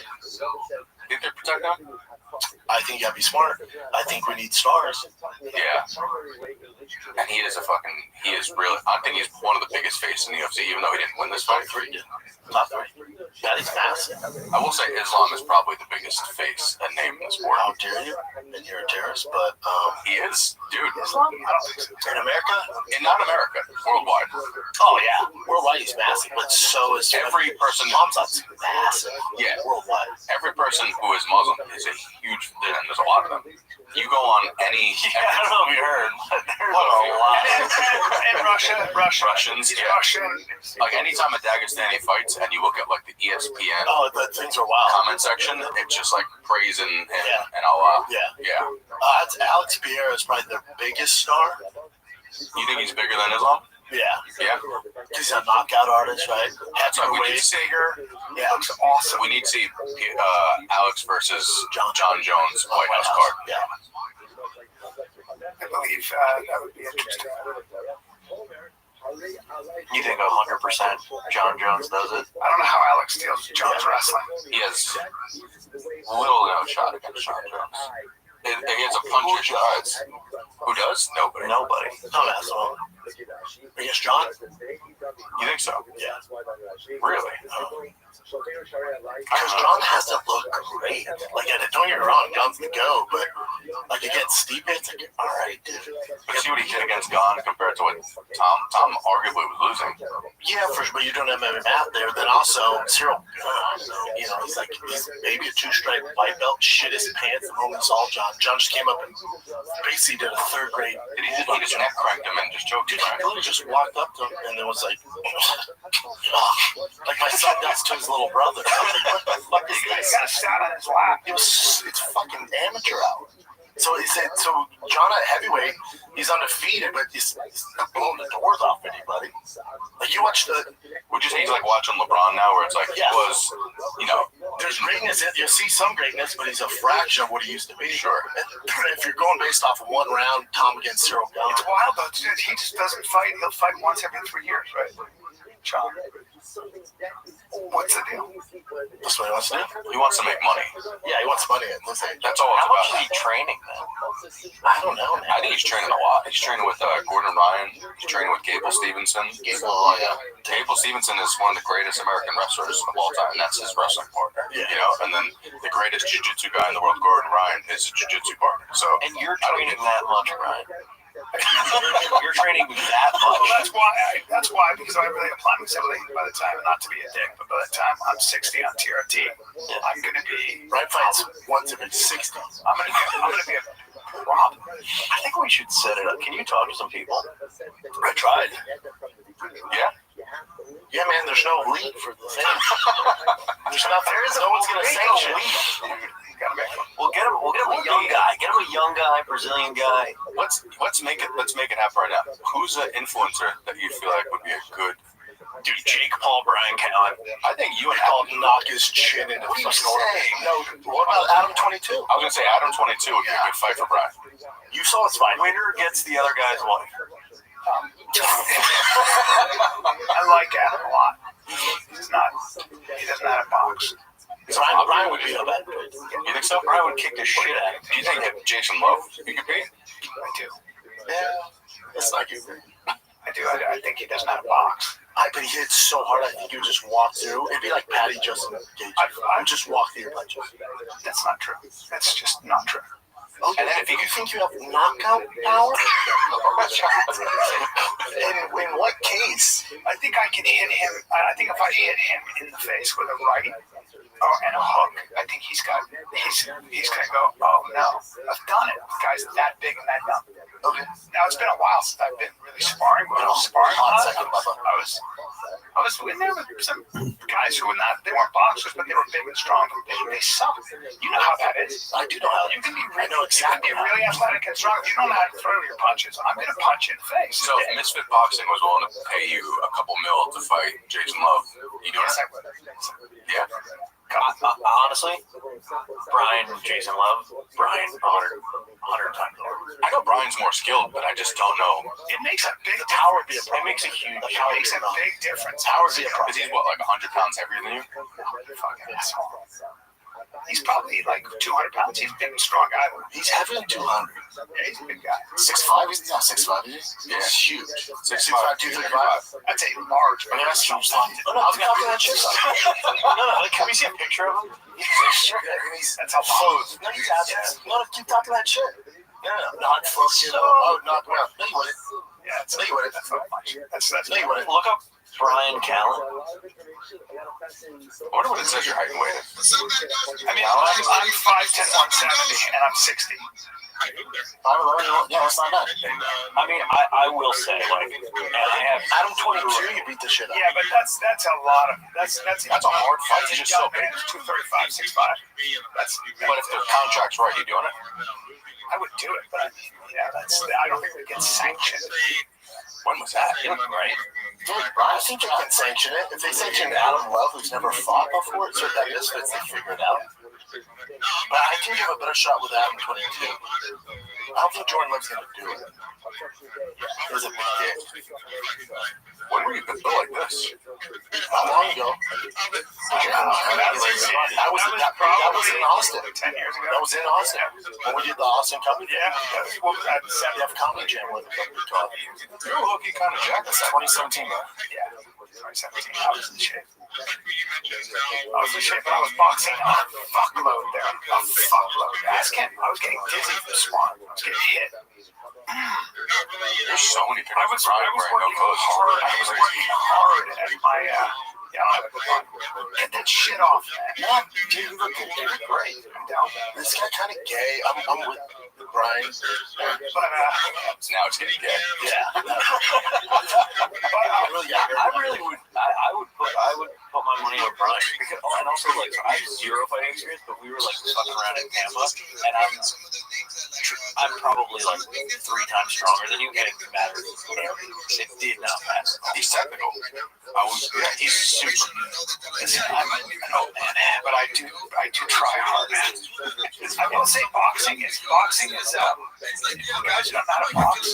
I don't think you're gonna get fucking if you get hit in the face hard. It's a different story. Yeah. And there are a lot of guys like Jason Love who are big and strong. They're throwing haymakers, but it changes for them when they get He might just weather the storm a little bit. No, when they get hit in the face, it changes for them. I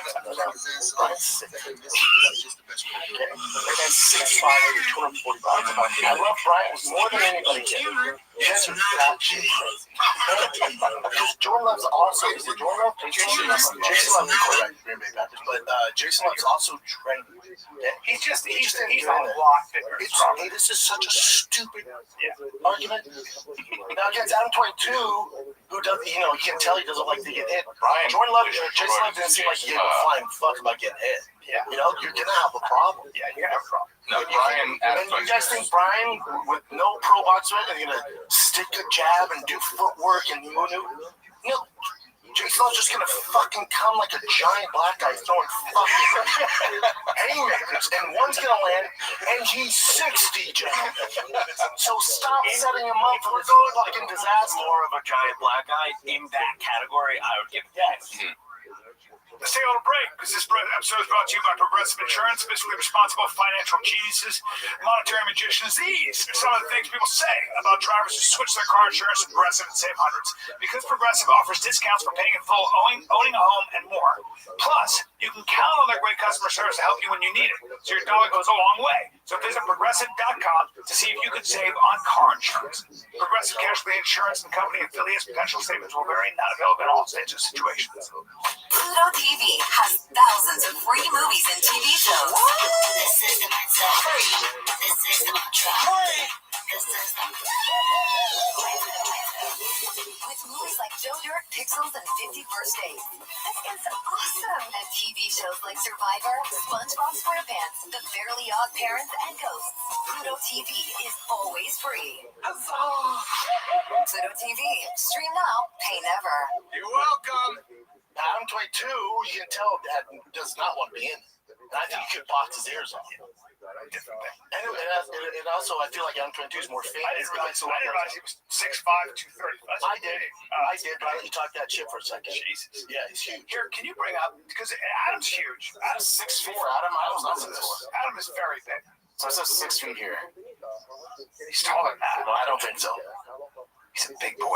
Okay, bring up Adam next to Jason Love for a second. How tall are you? 6'4". 6'4". He's not 6'2". I think because you guys are smaller, you think everybody's huge. Like, I'm bigger than Adam. I would not label Adam a big guy. I mean, so if Jason Love is 6'5", Adam is 6'4". Look at that. I don't understand. He's not six foot. He's a lot taller than that. Yeah. That's wrong. He's definitely like 6. He's tall. You're maybe 6'2", The one right? thing I noticed about him is he was fucking tall. Okay, shows more. I think he's taller than that. I really do. Here, bring up when Adam did our podcast. I mean, he's just as tall. He's very tall. If Jason Love is 6'5", which I don't think he is. Well, can't really tell. Like, he's tall. There you go. Wait, I think Brendan Ryan. That's a terrible angle. Yeah. But That's not. Yeah, that's. But that is how tall he was. I'm just seeing Brian and Brendan, and then I'll look at. Yeah, I guess that. Yeah, so that means He was as tall as you. I remember him being very tall. Brendan, you're also leaning. So you're talking I'm about also up on the camera. So Jason Love is 6'5". That's fucking nuts, man. That's a big fella. I believe in you. No, I don't believe in that. Too big. Right there too. Too big. Yeah, he's huge. He looks about the same size. Yeah, he's fucking your size, Bo. You also have a skewed thing because you're fucking That's what I'm saying. giant. You guys are smaller, so I think but I think everybody's big. Well, he is big. I'm not an idiot. If you're over He's like I have an eye that can measure something. Yeah, but he's like, oh, you know, I'm like, what? I was standing next to him, dude. He's 6'4". He's like, he's 6 feet. I'm like, what? No, I was next to him, dude, and then I just proved it with a picture. You talking about the Photoshop? Yeah, the guy's your height. With 6'5". So Photoshop It's picture. still your height. It's your height. Well, that's Brian. We're not next to each Well, other. I'm telling you, like I remember him being very tall. We don't need to go off from And now he's 6'5" is objectively big. 6'5" is big for sure. He's not 6'5". He's 6'4". If you're 6'3", you're a What do you mean? Like we just saw the pictures. He's right up there with the. 6'3" is a big dude. 6'3". Don't you do that? Yeah, Don't you do that? 6'4". Yeah. We're not all ready for But months. if I see a 6'4", what's the difference? If I see a 6'3" guy, I'll go, oh my god, that guy's huge. Do you know what percentage The of the rest of the world population? goes Hold on, like, stop. Do you know what percentage of the population in America is 6'4"? What percentage do you think? 1%. 4%. 4%? Yeah, and you're an outlier. It's very rare. But it's not that 6'5" is huge and that 6'3" is small. They're both. He's not small. I went and looked at a guy who's 6'3". That's a big boy. You're a little skewed. I'm pretty tall. like the average person sees that and goes, "That's a pretty big fucking Yeah, guy." yeah, true. I am. Here he's 6'2" 3/4". Yeah, you're a 6'4" professional athlete. Of course, you're not going to be like, oh, that monster. Yeah, no. Well, I would give him 6'2". It's not like what you give. Stop dying on a hill. 6'2". You gotta die on a hill. This is Ryan on Helen Keller. John's gotta die on a hill. Like, He either is. Either way, Jason Love a little too big. A little too much. Yeah. Even if you don't know how to box, If he was older, Yeah, but you get hit with a dude who's like probably what 35. I think if you kick, I think you can take him. I don't know, man. That's a lot of body. If you kick him in the jaw, what's he gonna do? Yeah, He's blacker than a kick to the jaw. Look at this. You know, he looked terrible though. Yeah, it was big, but he looked terrible. I actually never saw this. Adam's he's about the same height as Jason.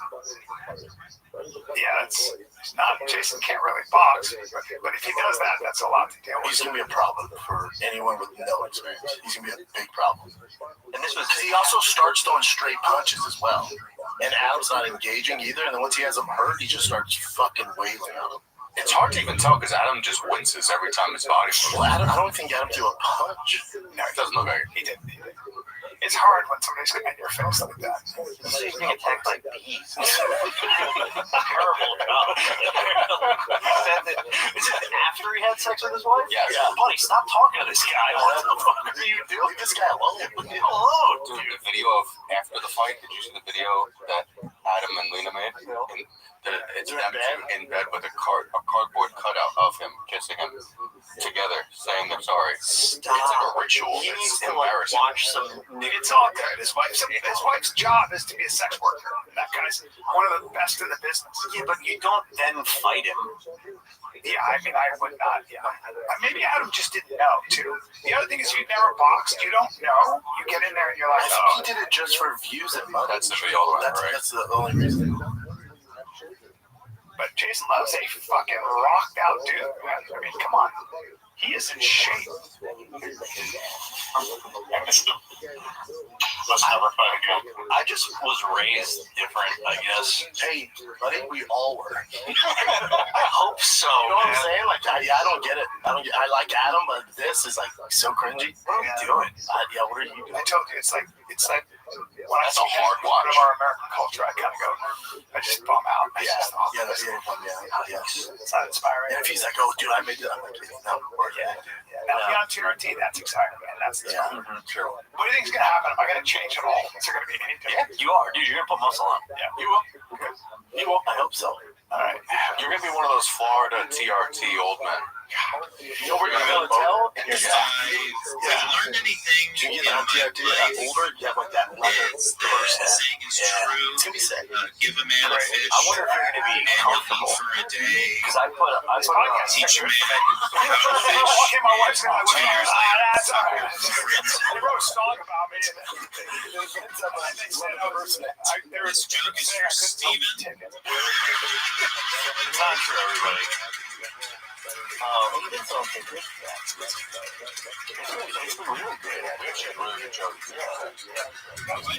Dude, you hooked it up, especially looking, because my girl and her family, that was the most nervous I've been. They were in the front row. Yeah, but you get some time. Yeah, I did almost, was it 37 minutes I did for them? Did they like it? Were they They killed. Oh, thank God. Because I was a little nervous because, they're very religious and rushed. Yeah, so I was like scared how they were going to take, because when you get to that much material, you're going to touch on some subjects that are like a little. Dude, you know what was great was when they were turning people away, they overbooked. That was pretty cool on Saturdays. I wasn't there for that. That would have been fun. That was nuts.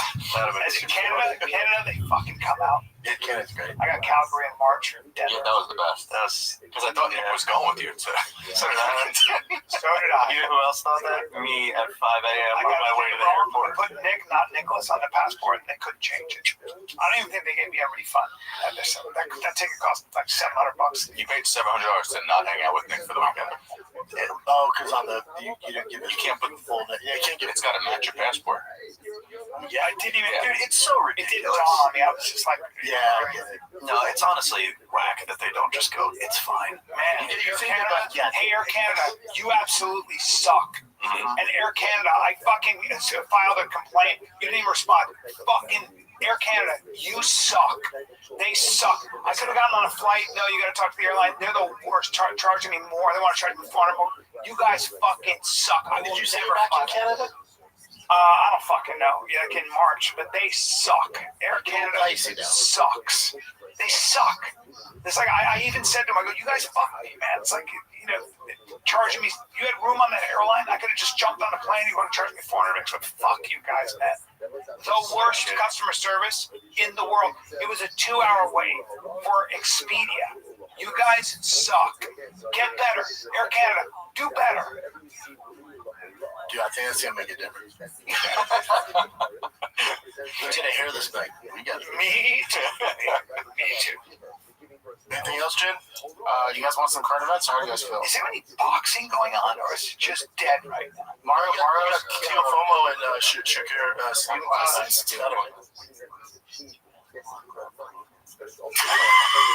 You got some current events? What do you got? Because the video guy just got to the gym. Oh, he's early? Well, We can wrap it up.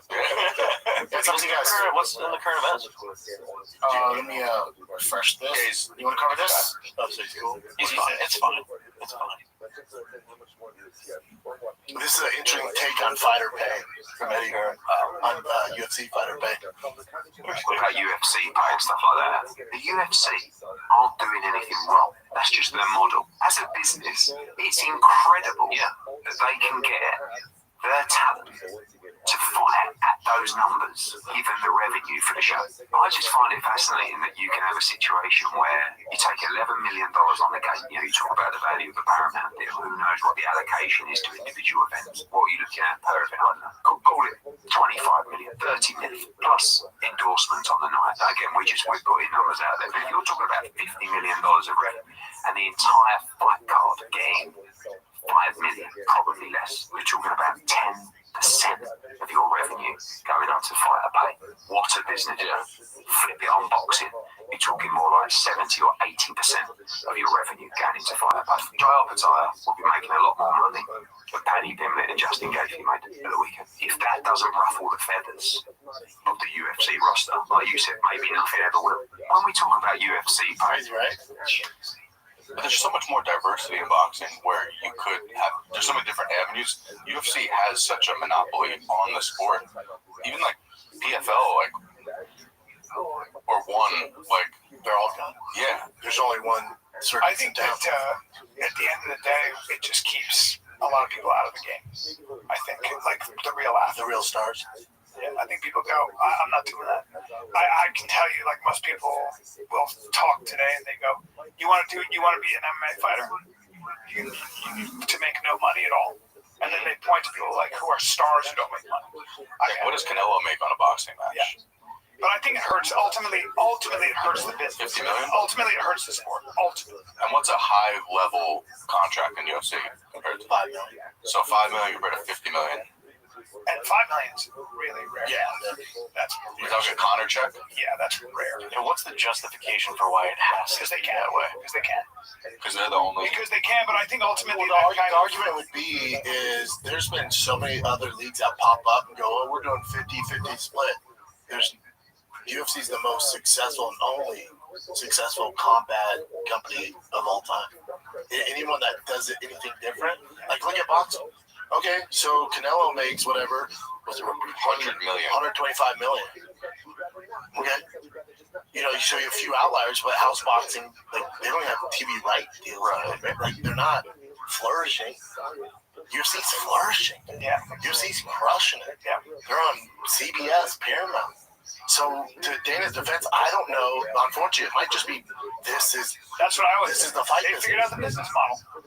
They figured it out. Mm-hmm. And I'm watching. I just think ultimately, if I buy him in the ass, because ultimately, that's what I think. Like my son's gifted athletically. I would never let him fight. No, that's what I'm saying. Go play baseball. You're gonna have. That's what I'll tell you. What you're gonna have. If you keep doing this, you'll have 0 Americans fight, and you'll have all Russians and Eastern Europeans and people from those countries.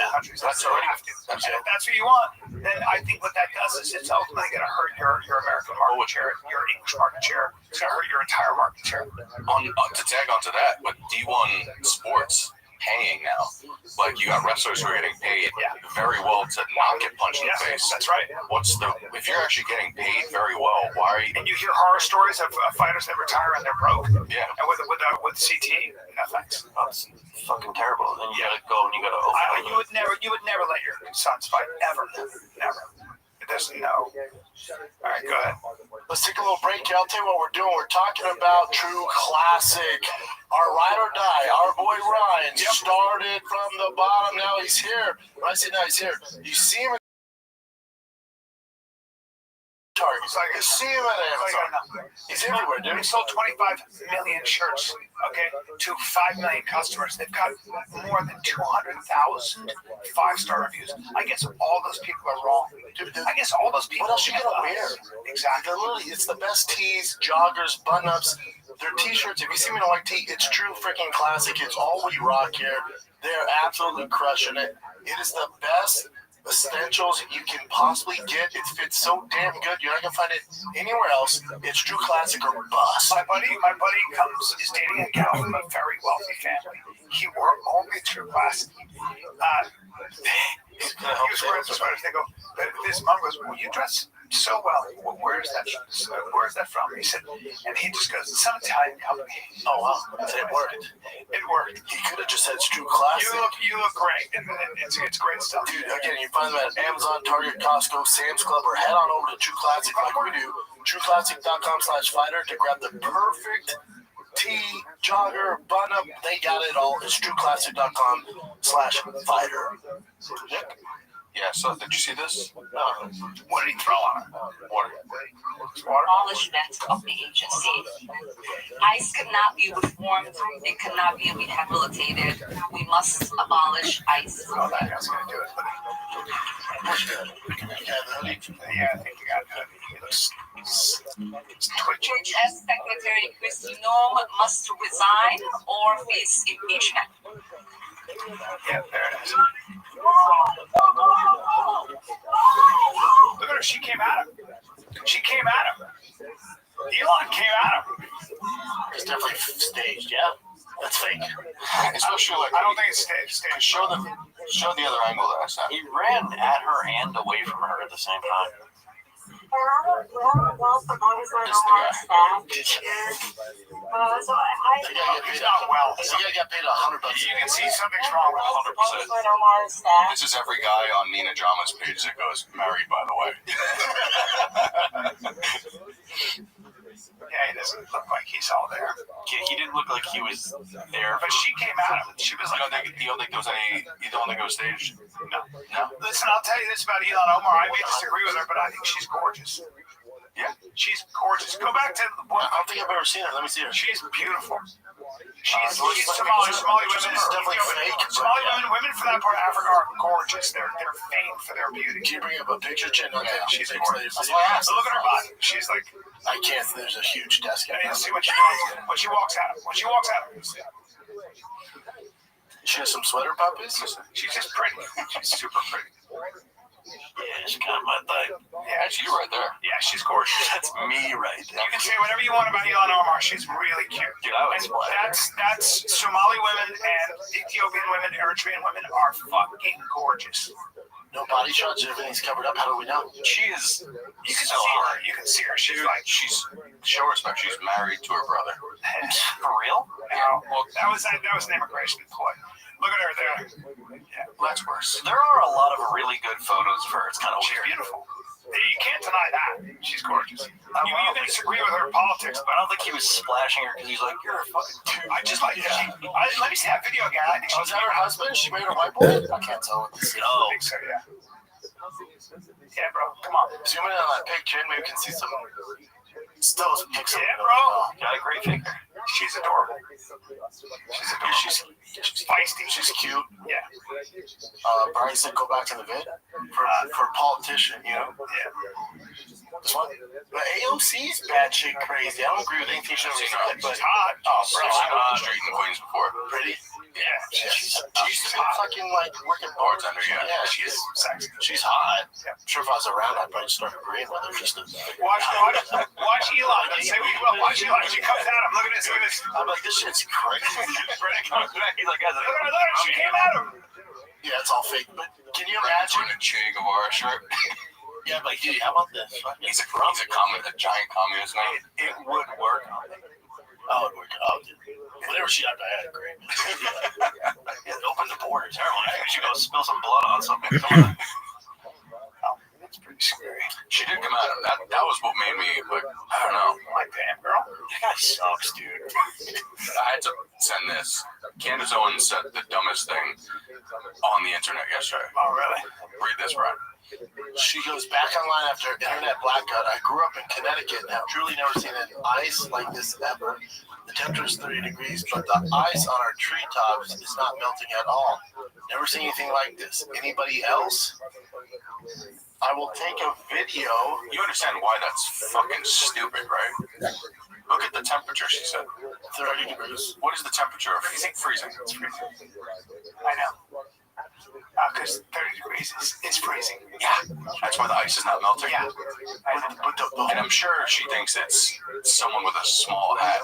Yeah. She's blaming Israel. She literally is tweeting this as if like someone did the weather. Her and Tucker Carlson just have. She goes, I will take a video to show you guys what I mean, but it's almost like a dry ice. Her and Tucker. It's taking out an absurd amount of trees. Again, this is 30 degrees and none of the ice is dripping. Everything. They make Sam Tripoli look like me. Even Sam goes, all right, hold on. This is where they fuck up. Yeah, for real. Because you know that she's trying to hint towards the Jews are creating fake snow. Holy dude. It's almost like a temperature. dry ice. Did you see our boy Kanye West pulled out a full-page ad in the Wall Street Journal saying, hey, sorry about the anti-Jew stuff. And he's changing his name back to Kanye West instead of Ye. Yeah, but is that not a step in the right direction? Should he not apologize? No, he should. I think what you start to find out, though, is that that kind of behavior has consequences, and it's not free. And people don't want paid a pretty heavy consequence. You know, it'll never go away. No, I know. But at least he's like, yeah, I fucked up. Yeah, he was bipolar and kind of crazy. Yeah, it's better than not, but you can't. When you write songs, though, and you sell swastika things. If I was Jewish, I'd be like, you're out so mustache guy. Yeah. And it was a slapper. And it I didn't hear it. You should have made it. Dude, you should have made it good. The lyrics, that thing fucking You should have made it good. That's the problem. That's a problem. He's so talented. It's like, just change the lyrics so I can dance. Yeah, well, he's.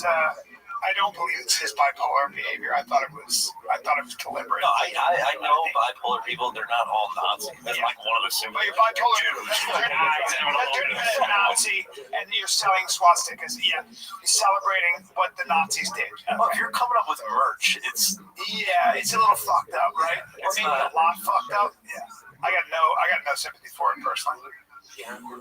It's not you can't be like, oh guys, that was like my Nazi phase. Yeah, killing children and women, just entire just genocide is what apparently genocide. That's what it is. Cool. You're gonna have a tough time coming back. Yeah. He still has fans though. Sure. A lot of fans. Sure. That's why it was stupid to begin with, because nobody was a fan of you because they were like aligned with what they thought you think about the Holocaust. It was just such a weird to go over here and be like, by the way, and then I have an album. Yeah. Like, just do music, dude. You always do something pretty big before each album comes out though. Yeah, he does some wild shit always. This one was just that was crazy. To lose his girl's naked. Such a liability. Dude, imagine just being like his boy. And you're like, dude, maybe not that. He's like, no, it's how bald his manager must be. Yeah. Right on that guy's head. A lot of them quit. Yeah, I was gonna say. Yeah. Anybody who disagrees with him, he probably gets rid of. Or they quit. They're just like, nah, I'm out, dude. That's His manager. manager's Cool as shit. his manager's fighting Brian. Yeah, that's it. His name is John Monopoly. What a crazy ass name. He's balling, dude. Yeah, he's Dude, black people get to have such cool names in show business. Yeah, they do. I mean, I would literally never trust a guy named John Monopoly. Not with my money. My guess is Monopoly money. You know? You're trying to get a park place.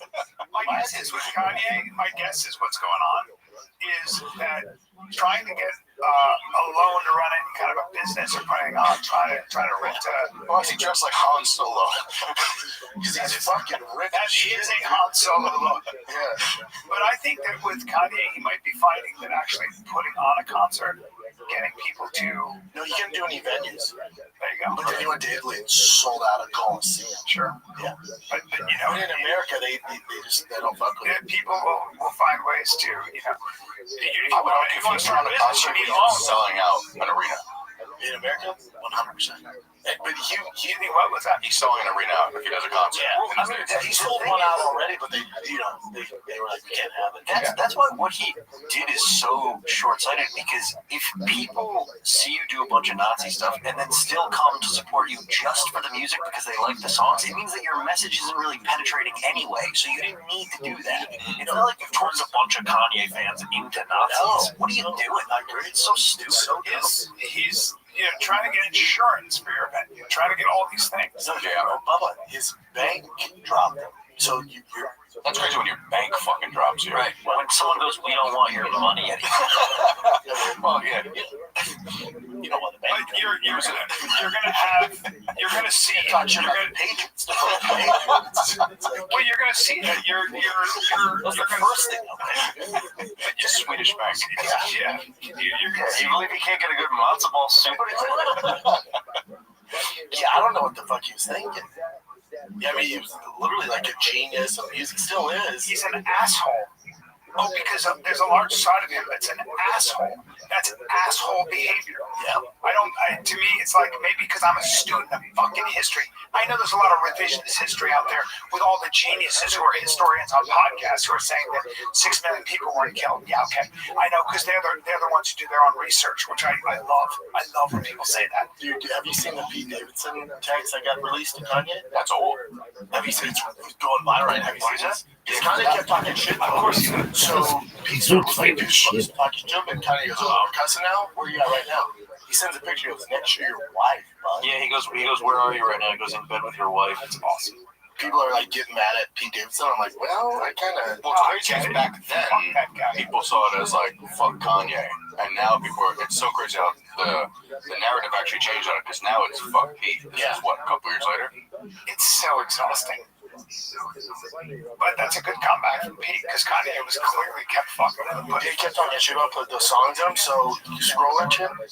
Yeah, he was calling him Skeet. He goes, yo, Skeet, can you please take a second and calm down? It's 8 a.m. and it don't gotta be like this. Kim's literally the best mother I've ever met.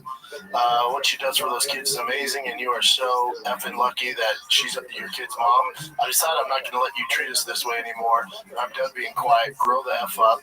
And then Kanye goes, oh, you using profanity? Where you at right now? He goes, in bed with your wife. Picture. For sure show a picture of Kim, though. Oh, there's a lot there. Yeah. I'm not going to read all that. It is crazy. People are like mad at Pete. It's like, did you know the shit Kanye said to him? Yeah. Put him in songs, making fun of him all the time. I mean, more than that, too. There's like people coming around and shit. It was like, a little dicey for Pete. But Pete also was like, why don't you man up, meet me in person, let's see how this goes. Yeah. But to be like Hail Hitler and then to also be like, don't use profanity. It was crazy. I just think I got no sympathy or time for it. What you got, Chester? How you guys on time so far? We're a little late. Oh, you want to just let's do one more. Wrap it? Yeah. Oh, you want to do this one? No, we can wrap it. All right, let's wrap it. Let's wrap it, buddy. Guys, this was the episode called Shit on Brian, and I'll never get it's not shit on Brian. Where are you going to be this weekend, Brian? Buddy, I'll be in Greenville, South Carolina. You almost said North Carolina. Friday, Saturday, and then I'll be in Port Charlotte, Florida, February 19, 21, Denver, Colorado. My mom's coming to that one. March 5, 6, 7. That's going to be I'll be with you at that one. You guys going to be there? You'll be Jay, Nubby, March 12. The whole fam will be there. I'll be there on the 8th, too. All right. And Nick has some dates, too. Yeah, I got San Jose this weekend, then Tampa. You said San Jose or San Antonio? San Antonio. Sorry. Man, you're a bright, bud. I know, dude. I said Santa Fe. All right, thanks, Santa Fe. My girl said, yeah. She's like, he got the name of the city wrong. Oh, wow. And there's a bit, I go, she lost the first 3 fingers on her right hand. I go, she lost the first 3 hands on her right finger. In a bit. Great job, Brian. We have San Antonio, Tampa, Naples, San Diego, and then Denver, Colorado. You're in Naples? Yeah. Off the hook? Off the hook. Dude, that Laugh Factory in San Diego, have we done it?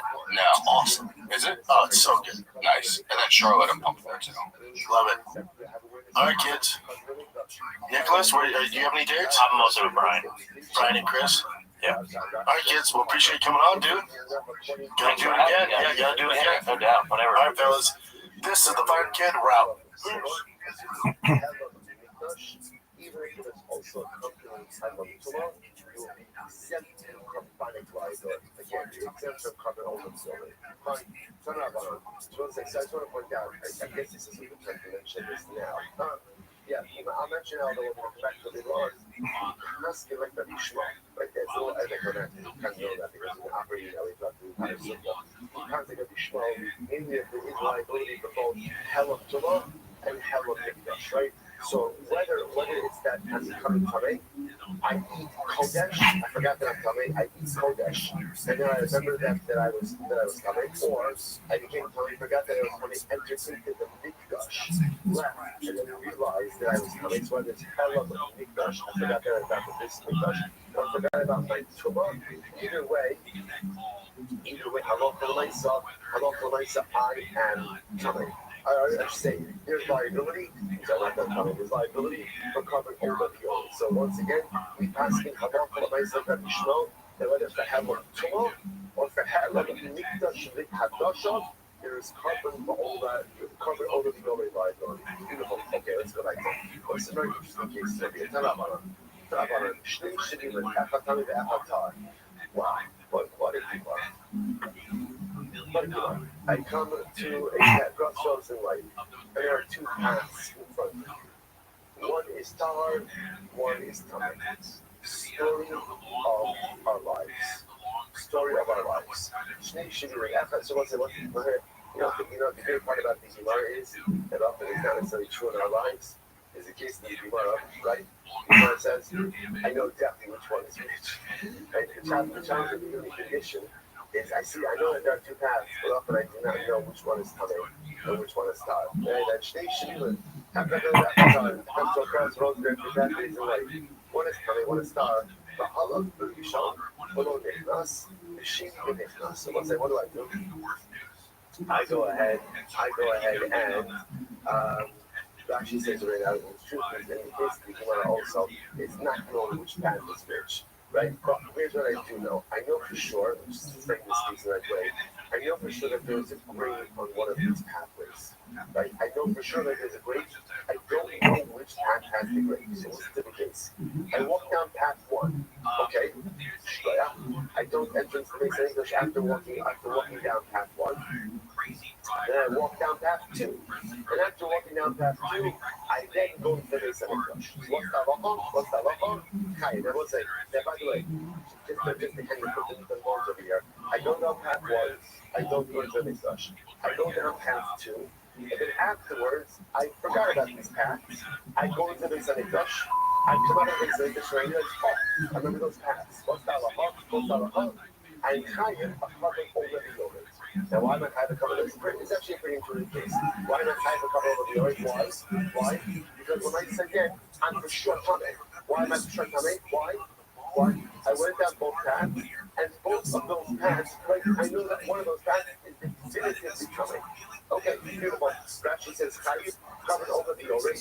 Sheyish Khan B'Tchili Yidiyah $5. Because again, after I went down path number 2, I know for sure at this point, I am Tameh. Right? By the way, I just want to point out something very interesting. This harkens back, just like that word, harkens back to our previous machlokes, right? When you see that Rabbi Akiva, that one need not know the definitive source of their Torah in order to be Torah. As long as I know that I'm definitively Torah, even if I don't know exactly the source, I'm still Torah. So now at this point, I went down both paths. Afterwards, again, I forgot about the paths. I go into the Samikdash, I come out, I'm chayiv covered all of the other. Okay, pretty intuitive case. However, Halach Rishon, listen to this. The Nichnas. So then let's look at the second case. I go down the first path. After I go down the first path, I go into the Beis Hamikdash. Then, Giza Shana V'Tavo. Then I did Paraduma.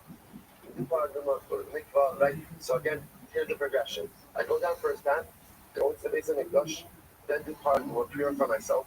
Then I go down the second path, right? And then I go to the Beis Hamikdash. Okay. Now what happened to both sides? So again, after I go down the first path, Rashi points out over here, I know that I'm something coming, right? I go into the Beis Hamikdash anyway. Now again, not anyway, but I forgot that I went down the first path. So I go out, I come out, then I go through the whole purification process, right? Halachah again, Paraduma. Now I go down the second path. Yeah, let's say I go down the second path. I forget about the second path, and then I go into the Beis Hamikdash. What's the halacha? Chayiv. Tanakama says I'm chayiv. Rashi says over here, Omak must be a Rishona, Omak must be a Shniya. The Marasha, over here, Rishona be a Shniya, but Tuma Haisa. So the Tanakama says, I'm Tamei. Why am I Tamei? Because either way I'm Tamei. Right? In other words, one way or another I'm Tamei. Either I'm Tamei because I went into the Beis Hamikdash after the first path, or I'm Tamei because I went into the Beis Hamikdash after the second path. But either way I'm chayiv. The Shimon both them. The Shimon says I'm Potter. Now why is that? Rashi says over here, this is incredible. Rashi says the Shimon both them. The ain't kan ba'achos mikudon yidiyah ba'da is betchila. Sha'at yidiyah tchila shel shvil sheni seku. So the Shimon says like this. The most in order to be chayiv and cover all of the Yoreh, you need yidiyah b'tchila. Like you have to have awareness. Awareness means what? Awareness means what? Definitive awareness. In neither of these cases did you have definitive awareness. Why? I went down path 1, and then I went to Beis Hamikdash. After path 1, what do I have? What do I have? Possible. After path 2, what do I have? Possible. You never had a period of definitive awareness. Because of that, no covered all of you. Rabbi Shimon Yehuda says, "Potter the Kulon." Rabbi Shimon. Rabbi Shimon ben Yehuda said that you're potter in all of these cases. Yeah, interesting. Rabbi Shimon says you're potter even in the first case, right? Where you go down path 1, then go down path 2, and then go to the Mikdash. Rabbi Shimon says you're potter in all these cases. Why? Because of Rashbi, because of Shimon by Yochai. Okay, so we'll say now we're going to analyze this. Here we go. The Kulon, could Rabbi Shimon really say that you're potter in all the cases? Not even the Kanaisa. They both say that the first case on the base. The first case seemed to be like pretty obvious, right? What was the first case? I go down path 1, okay, stop, go down path 2, and then go into the Beis Hamikdash, right? Then again, we'll say all of these cases, there's a lapse of awareness, right? Lapse of awareness. I forgot about the past. I go into Beis Hamikdash. I come out. The Brisa said, I'm chayiv. Like, why am I chayiv? Why am I chayiv? I'm definitely tummy. So how could Rashbi, how could Rashbi say that I'm potter in that case? Doesn't make any sense. The Marashah, tell me, because either way, case number 1 was an easy case. Case number 1, I'm definitely tummy because I went down all cases. Who us and Gemara says, "Oh, Rabbi, this is incredible." Talk about it. See, what's the case? You go, Shahalach Barishon. I went down the first path. Ubashar Shahalach B'Sheni, Shachach Shahalach Barishon. We'll say, watch this. It's fascinating to see. We presuppose the whole was the case.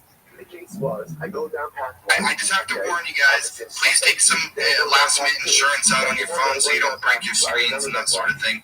I don't want to be to blame for it. Essentially, you play the game, you earn punches, you use those punches as votes. If you're here to support the stupid MFs, then you want to punch for them. And vice versa. We got King giving me the thumbs down. You'll get here in a minute, buddy. If you're here to vote for the Cushlings, then play the game and throw some punches for the Cushlings. This will go 90 minutes. Actually, we're less than that now. So at 9:45 Eastern Standard Time, we're going to be calling this a wrap. We got Bob over there checking the scores, giving us the updates on the fight. During the space, there's a bunch of giveaways. So if we're going to go to that first, and we're going to explain some of the giveaways that we got going on tonight. And then we're going to get some shows up here. We're going to get Pump Mind Virus up here that's going to be talking about their project and their movement. They're going to be fighting in the main event, and that is not going to be 90 minutes. That is a 48-hour complete bloodbath, and so that's going to be a lot of fun. So of course we'll have stupid MFs up here talking about their project a little bit, along with the Cushlings if we get a Cushling in here. And we'll see how it goes. Maybe if there's some people down in the audience that haven't heard about these projects and they want to, earn a few of your votes. But before we do that, look at the space filling up. 35 comments, 28 retweets. I appreciate it. Please tag somebody, get them over here. I see Stormview down there. I see Stormview in the audience. Get Keith over here, and let's get going. But what we're going to do right now we're going to give it to the giveaway lady herself, Marla. I think she's done with her cigarette break. And she's going to be walking through the very first post up on the Jumbotron, which is all the giveaways that we're doing tonight, which I think it's like $25 or something like that. It's going to show everybody how they're able to get on those giveaways. Meantime, you can play the game right here in the space. However, there is a little malfunction with the being able to add your name to the leaderboard if you're playing the game through the X browser. So you can take that link and you can post it in your favorite browser, whether it be whatever on your phone. It is a mobile-only game, so if you want to throw some punches, you gotta get on there on your phone and get up on the leaderboard. We're gonna be doing a lot of giveaways. One of the giveaways is screenshot your score and throw it in the space comments down here. Marla's going to be talking about that and lots of other stuff. But Marla, sorry, I got to step on what you're about to talk about. So you're going to go to the very first post here on the Jumbo and talk a little bit about how to get involved in the giveaways. Yo. So, like Tyler said, we're going to do things a little bit different tonight for the giveaways. So Tyler actually created a wheel. So I'm going to go through the giveaways and then we'll talk about how you're going to sign up for the giveaways, obviously. Okay, so you'll get $5 in soap token for the best crypto coin plus meme in the space comments, and the meme generator is posted below. And then you'll get $5 soap token for max engagement on the space, so like, retweet, and tag someone. And then you'll get $5 in the soap token for the best PMV meme. And yep, Tyler made a PMV meme tool, so that one's in the link as well. And then $5 LFGO token for the best LFGO meme. So all these will go in the space comments. Like I said, there's a link in that first post that says giveaway link. So what you're going to do is you're going to click on that. I can walk through that if you want to. Okay. All right, thank you. I'm gonna cut this music. Hopefully the music wasn't too loud. Just trying to give a little Marla vibes out there with some background music while you're talking about it. Do you want me to give you Marla background music so I can get it for the next phase? It's a little more rougher than that. It's not. So here's what we're doing with all the giveaways. Yo. We're trying to streamline the giveaways. So there is a wheel. It's one of the links on that very first giveaway post. It says giveaway link. That is a live wheel that during the space, if you do some of the things like make a soap meme, put it in the comments, make a max engage with the post, make a PMB meme, LFGO meme, all of that stuff. You do any of that stuff, you click on that giveaway link and then say who you are and what you did. There's a little drop-down menu, and then hit the submit button, and then it will send it over to Marla, and she'll accept it and put you on the wheel. So we're trying to streamline this process. Also, one of the biggest headaches is getting wallet addresses from people to send it. So this is something that we're doing. You also post your copy and paste your wallet address. It's pretty self-explanatory. You just click the button that says I want to play while you're in that link, and we'll be taking submissions throughout the entire space and picking winners at the end. And it's a randomization wheel thing. It'll spin. It's going to be tons of fun. I'm excited for everybody to see how it works. And that's something also that can be viewed right here in the space. So we're excited about that. However, this is something that we'll talk about a little bit later. But one of the things to qualify for any of the giveaways is you have to be a holder. We want to show support to these communities. So the wallet that you submit, if you do any of the things to earn a giveaway, you have to either hold SOAP token, Pump Mind Virus token, or LFGO token in those wallets. And the reason for that is because like these tokens that we give away they're tokens that we bought with our own money, right? And we want to show people when we're giving tokens away, we want to give it away to people that like support us, right? And a lot of this was brought into the light last week. It's like doing all these giveaways and stuff. Like I sent a giveaway to somebody And I think it was the 6th or 7th giveaway that we had sent this person. And it was a mixture of, I sent them WGA tokens, I sent them LFGO tokens, I sent them our own tokens, and it's instant sells immediately. Show some support. If you guys down in the audience, this is a teaching opportunity for everybody. I'm seeing some thumbs down there, but hopefully you're agreeing with what I'm saying. It's thumbs down like it's a bad thing that they're doing. Yeah. They sold what you gave out of your nice heart, and that's the thumbs down for sure. Right. And the thing is, when I'm buying, LFGO tokens, or I'm buying, because that's what we do in these big fights, right? We buy these tokens. It does nobody from any of these communities any favors when I'm just giving away tokens that I would normally hold for them to sell.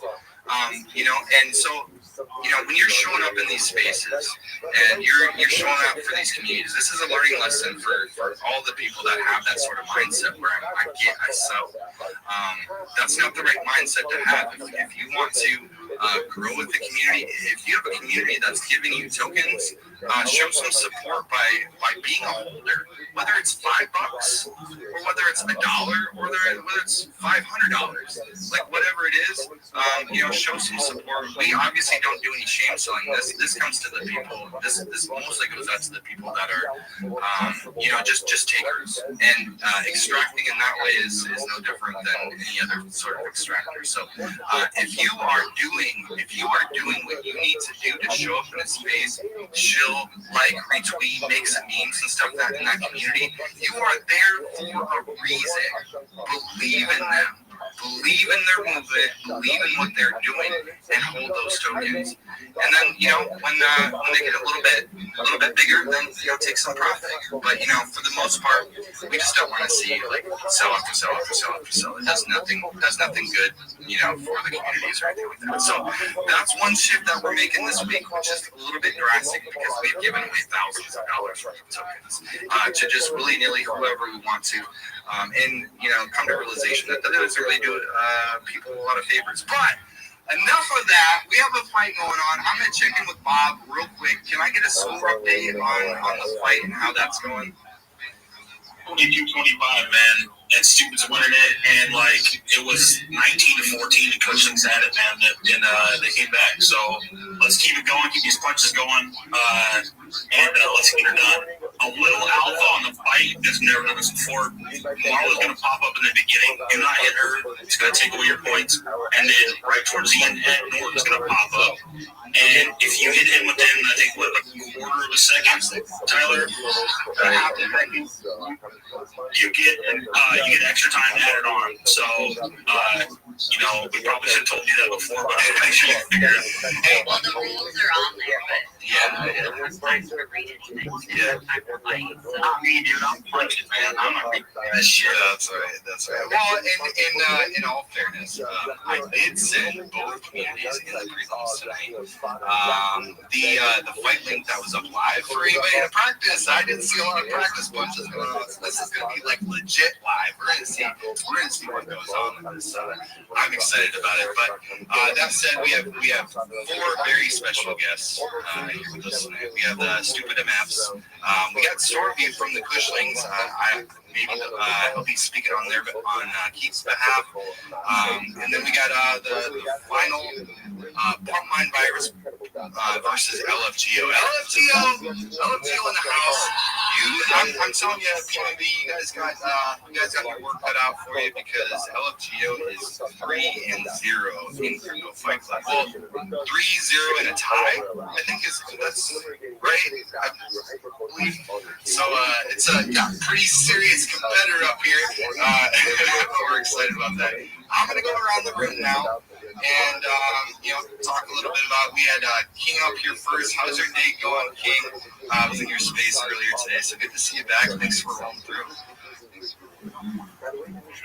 Yeah, what's happening, y'all? It's Thursday night fight, but we're crypto fight night, but definitely excited to be here. This is my first actual time attending one of these fights, so I had to come, show some support, represent. It's all for fun, y'all. So if you see any stupid ass comments, don't worry about it.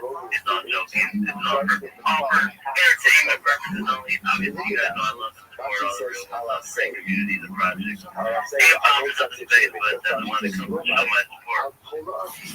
Thanks, buddy. Appreciate it. Yeah, no, we've actually had pretty good luck. Which, even though it is a fight, a digital battle between community versus community, it's we've had nothing but great success thus far. Friendly memes on the timeline, and good stuff to see. What makes me really fun is, or what makes me enjoy it a lot is when these communities, realize that they're fighting in Crypto Fight Club. Just the out of the ordinary memes that come out of there and on the timeline, and I especially love the ones I think I posted on the timeline today. My favorite one, let's see, I think it was somebody from PNV. Let me look at my timeline because I'm gonna post it up on the channel. This is my favorite, and it's when you interact with the other community and meet both of you, it's usually pretty special. And this was a good one because I'm a big fan of the. Okay, here we go. Here it is. Huge fan of the Step Brothers. So this. Oh, I didn't put the picture up there, but you can click on the post and you can see it. That was a good peek. You guys see that one, Marlon Bob? Hang on, I'm here with a different browser. So if there's a little pause, I'm either smoking or I'm in a different browser. Yeah. Oh, I thought that one earlier. That's so fire. I love it.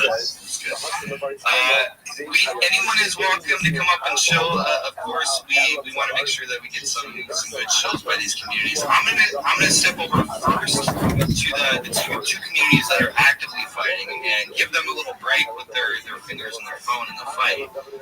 First, I'm gonna go to the stupid MFs. Up here, if you're ready to speak, maybe it'd be a good idea to tell the audience who they'd be fighting for. Folks, look at this athleticism, and I'm really going to try to summarize this for you. Yeah, buddy. Yeah.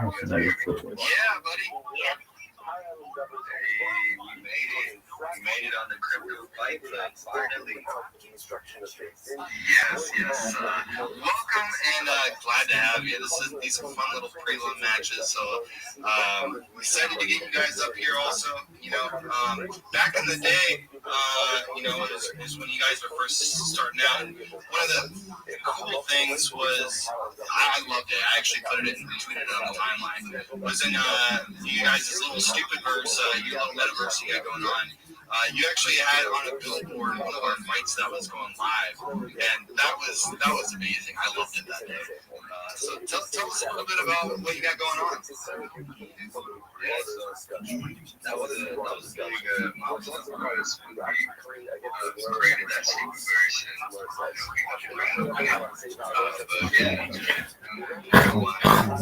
Stay back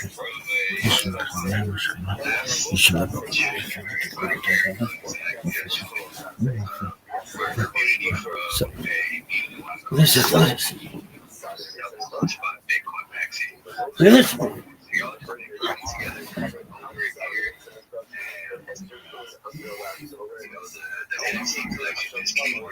Mark, let's get what the fuck not?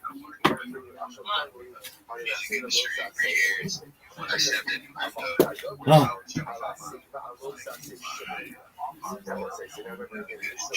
Look. Yeah. Created this election for the community. Just humans, transition to NFT collection after the community was telling us that probably the best thing for the students. And yeah, so we did a lot for metaverse.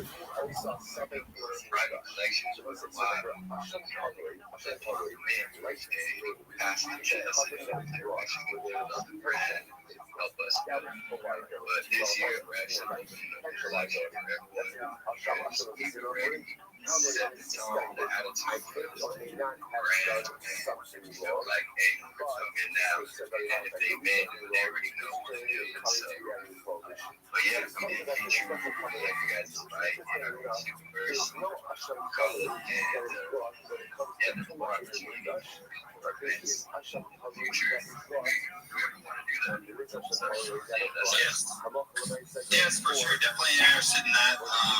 I can't remember what it was at the time, but we're always building, we're always doing like a billion different things. So apologize for kind of missing out on that day. I believe in this space the day previous to that, and I love it. I love seeing the PFPs. The artwork is fucking stupid. Sorry for my swear. Yeah, I need to take a look. I haven't looked very much. I just was drawn to the stupid labia one. Right. That said, I think, let's see. I might be having an issue with the space. I don't know if anybody can bring Storm View up here from the Cushlings, or we might be full. So if anybody wants to step down, dang. Okay. So right now, yeah, I'm also gonna remove Pepe down there. We'll get you back up here. Appreciate everybody at full speaker panel. We'll get back to you so we can get a Storm View up Just back a up here. reminder really quick about the giveaway. There's a link in that first post if you want to qualify for the giveaway. Go ahead and do one of the giveaways, and then you put yourself on the wheel. Make sure, like we said in the beginning, you're either holding soap, EMB, or LFGO. You have to be at least holding, something of one of those tokens. Otherwise, you're going to be rejected. Then you can come back through and try again, I guess. Just wanted to put that out there. Yeah, I actually should have put the CAs in there. For people to, but the real people already got it. So thanks for the fist bump from the P coin down there. Appreciate it, buddy. I see you. I also see Josh and all these people. I thought the trenches were dead tonight. What's going on? Thank you very much. Please continue to repost, do all the stuff, and we're gonna go over to Stormview. I know Gatito's got his hand up also. He's probably got something cooking for us, but let's go over to Stormview first. What's up, buddy? Tell us a little bit about the Cushlings and why they need to throw some punches. I mean, we're fighters. That's what we do. Come in, we fight. I don't even know if we're fighting about it. I just showed up, somebody was like, hey, we're doing a fight. I'm like, all right, we're doing it Thursday night. Let's get it. I don't even know what's happening. I just learned for the first time. You got to do the game. And then it's hard to be up here and play the game. And then you rug and come back. But I'm here for the fight. I want to fight some more, but now I'm speaking, so I can't fight right now. So, Jenny, how many times can you play the game? You can play it over and over and over. So there's it's 1 minute rounds, and every round your score is total tallied up, and you earn a certain amount of punches, and you can use them. What's the score right now? No, I just checked. It was 65 to 67. Stupid MF still have it, man. But These stupid MFs coming in, fighters, you have to be stupid to come fight the Cushlings. For real. Yeah. That's great. How did you guys like the lyrics? I don't know if you're paying attention, but I like a specific lyric on the stupid side. It was like throwing punches first, thinking never. I love that one. Yes, dude. Yeah, and that's just sometimes how you win. You just gotta just give it your all. It doesn't matter if you have it or not. You guys are crushing us right now, so we gotta step our game up. But this is, dude, you guys are doing a great thing. This is so exciting. Thank you. Platform here to for communities to go at each other. I came across it. Yeah, this is awesome. Thank you. We love it too, and that's what keeps us doing this every week. Is we have a ton of fun. Gatito, what do you got for us, buddy? I don't know if you knew this. I know I'm all about trading, but as far as NFTs go, I'm super into Cushlings as well. I pretty much have about 1% of the supply. that they have. I just, yeah, I actually bought one today. That Storm sucks. I shared it with my group chat. It was a fucking Fleet Mind one that was holding a bong, and I'm like, this is not. It was just disrespectful. How fucking cheer they listed that shit. I was like, that's fucked up. So I bought that shit immediately.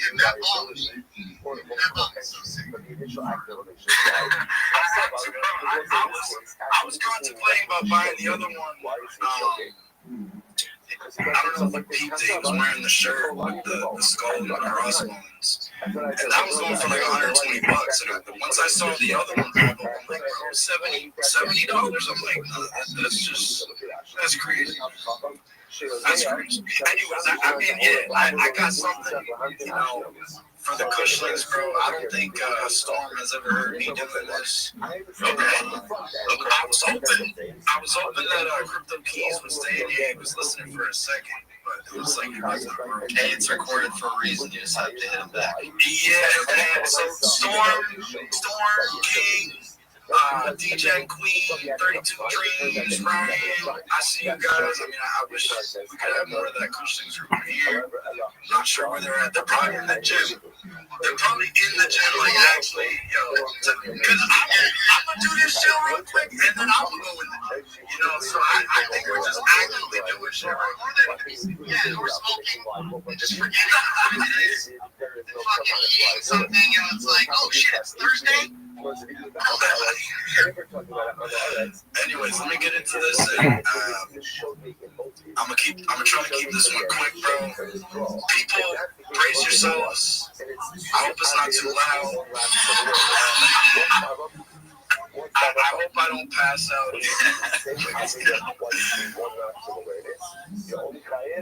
Ladies and gentlemen, step into the cosmic ring. Cushlings are here. Let's have an army of jack-tailing warriors. Smoking cosmic cushion dripping with unstoppable swagger. These ain't soft NFTs. These are high-energy, personality-packed beasts built to shake the universe. Led by none other than Keith Perry, the NFT Kid. An infamous boxer bringing fight, fire, and knockout power straight into the NFT market. Cushling's got the art, the culture, the community, and the cosmic smoke to take over. This is rebellion. This is swagger. This is intergalactic madness. So I gotta ask you, brother, are you ready for the Cushlings takeover?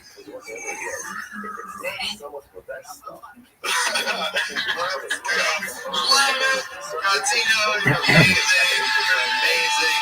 I hope all your community enjoyed that for sure. That was a great buddy. Good news is I don't think he passed out, so that's pretty good. I'm gonna let the Cushlings and the stupid MFs get on the action, throw some punches. I'm gonna stop and interact with them for a little bit. We'll speak to them a little bit later, and welcome to come up and chat a little bit. But I know you guys are busy, so that said, we got some other speakers up here, and then we're gonna go to the main event. Speakers, we got LFGO and Mind Virus. Just a real quick reminder, we do have a meme competition. If you go to the very first post up in the Jumbotron, there is a tool for the LFGO meme tool, and there is also a link for the Mind Virus meme mayhem tool. So you can click on those, make some memes, throw them down in the comments, and get put on the wheel. There's a link to register yourself for the wheel. It's pretty easy, pretty self-explanatory, but we welcome everybody to enjoy that. And we'll be doing the spins for all the giveaways. I think we have 5 or 6 giveaways. I'm not really sure. But we'll be spinning the wheel for all of those. You can view the wheel live through that link also. And when Marla, when she does the spins, everybody's going to see it spin live, and you can view it right here on the X. This is something really cool that we've been working hard on, and it's something that I haven't seen any other space doing in this way, other than the other community that we originally designed this wheel for, which is WGA. They do something a little bit different, but it was so good when we built it. I'm like, man, we gotta use that. We gotta have our own crypto fight club wheel also. So Yeah, I'm excited for the end of it. And we want tons of people on there, so get yourself on the wheel. Before you move on, I just wanted to say hi to Crypto Warlord and stuff. So thanks for coming. Yeah, and we'll go to real quick. Do we have anybody up here besides the two main projects we did? Wes was up here, right? Yeah, he's gotta say that. Wes, what's up? What are you manifesting tonight, buddy? How's it going, man? Everybody, make sure you're following Crypto Fight Club, like and tweet the space if you already have not. Make sure you're contributing. Get those memes made. Trust me, that freaking meme generator that Tyler has built is fucking phenomenal. It's easy to use, so get on there, create your memes, give yourself a chance, get something. I just want to make sure you prosper. I love what you're doing as far as what you have decided to do the token giveaway. It's absolutely genius because unfortunately, the truth is there's a bunch of freeloading motherfuckers in this space, and all they want to do is try to farm your shit and then sell it as soon as they get it. So this is a beautiful thing that you're doing, dude, because there's so many builders within Crypto Fight Club. I love it, bro. I just had to come on here. Yeah, flowers for that. You know what's yes. Yeah, no, thank you. And you know what's unspoken a little bit is a lot of these people that are really hard workers for these communities, they never ask for the giveaways. A lot of times, like they'll earn giveaways for doing, making a meme or whatever. They'll have the best meme and win a contest or something like that. And then when I try to give them tokens, they're like, no, bro, it's fine, save it for the next person. These are the people, the holders, and the people that are supporting everybody on the timeline that deserve these giveaways. So, yeah, we're just kind of shifting the narrative a little bit in that way. So, thank you. Thank you for the good, feedback on that because, I encourage everybody to do that. And there's a place and time for it, but this will kind of rolling from now on because, we spent over a year now, doing giveaways and stuff. Randy, I see Randy on the speaker panel. Thank you. Hello. Thanks for popping in. I do want to go real quick because I've been waiting patiently. I believe Pump Mind Virus was like the very first person in the space. So I'm going to go over to you, then we'll hear from LFGO. We'll see if Kamal's available. You guys are the main event tonight. I'm really excited about it. That fight is going to be on 11 for 8 hours. And anybody participating in that is going to want to hear a little bit about your project. So thank you for coming up. Thanks for joining the space. I hope you enjoyed the little promo video I made for you yesterday. Unfortunately, it was late. I had a crazy week. One of my houses started on fire, and that was crazy mess. So I've been dealing with that all week. And but I still managed. I think it was like 7 p.m. an hour before the space started that I got your guys' main tool finished up, and got all the space stuff going. So it's been tight, but we managed to. How's it going? Tell us a little bit about PMV. I love it. You guys just completely annihilated the timeline with all the memes. I absolutely loved it.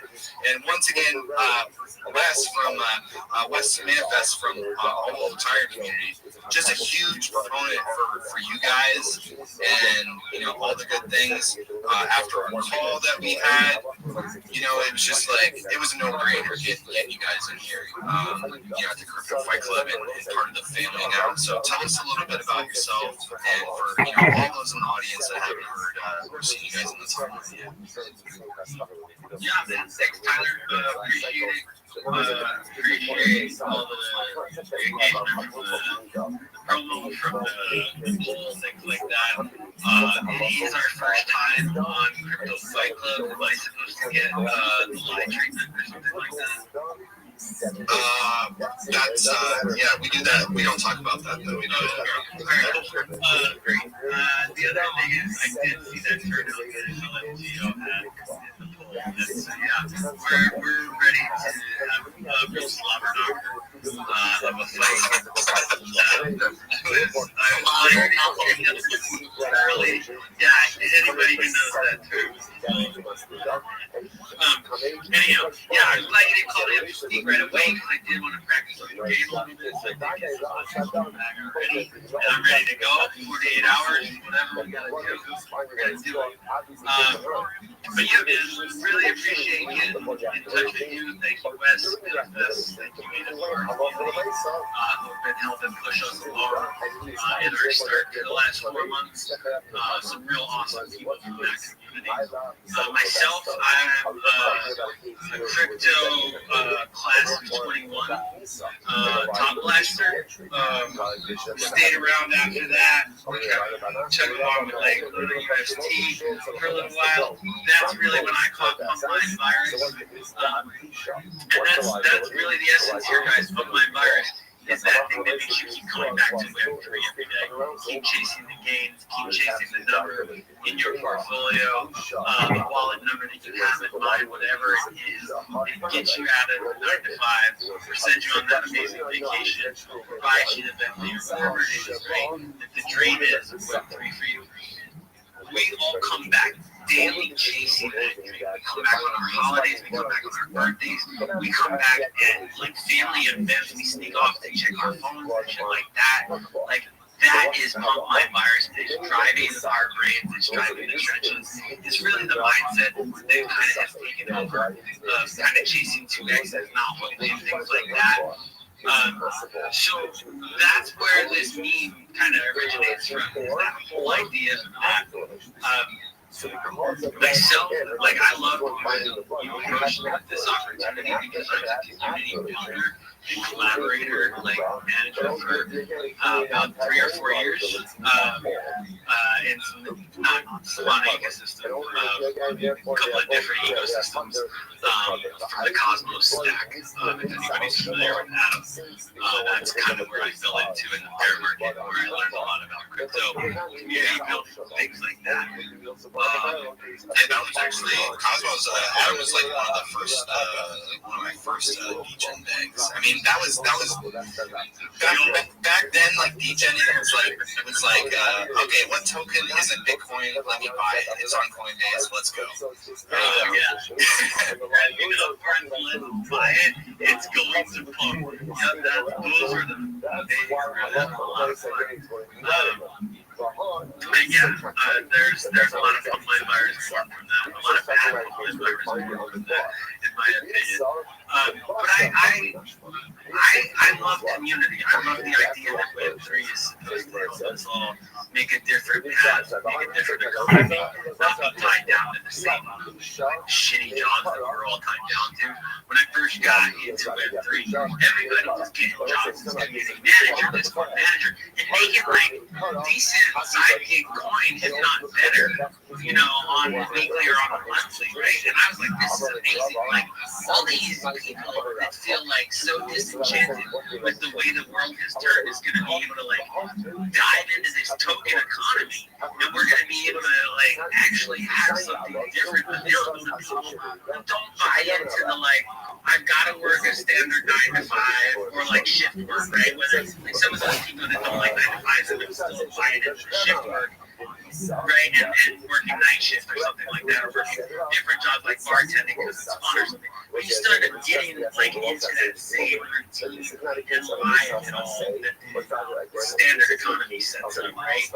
And a lot of people don't like that. And like college is another part of that, right? Like it's great for some people. It's great if you need to be a doctor, right? And you need to get the proper training, right? But even still, like we're learning now, you don't have to necessarily be in courses for all of that. Like you can learn so much of that remotely on your own. And so I really love how Web3 and it was still very baby being called Web3 that really like fostered that idea that there was a different path than the standard economy had set up for everyone. And so that's why I continue to grind and be a community builder and things like that. I myself, I'm 41. I have a homestead in the Mid-Atlantic. Family, 2 kids. We have chickens. So like, I'm pretty grounded in my life and happy with my life. This idea really is just something I hit me. And it was like, I've been a community manager all this time, and people always ask me, what are you going to do your own thing? When are you going to launch your own NFT? When are you going to launch your own token? And I was always like, I'm never going to launch something until I have a way of not selling on my community, until like dumping on in people's heads is not the only profitable way. And like, it took some time to have the idea hit me. I took a little time away from Web3 this last summer of 25, and I think that's why the idea hit me.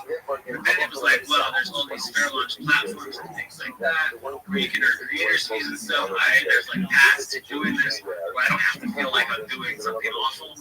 And this idea isn't something that is just being launched for the sake of launching it. Like, this is a great meme. This has narrative. This has content I can create on it. And like, once the cascade of like thought process started, I was just like, fuck it, I'm going out and put one right now. I'm launching the token, right? Like, there's nothing out there similar.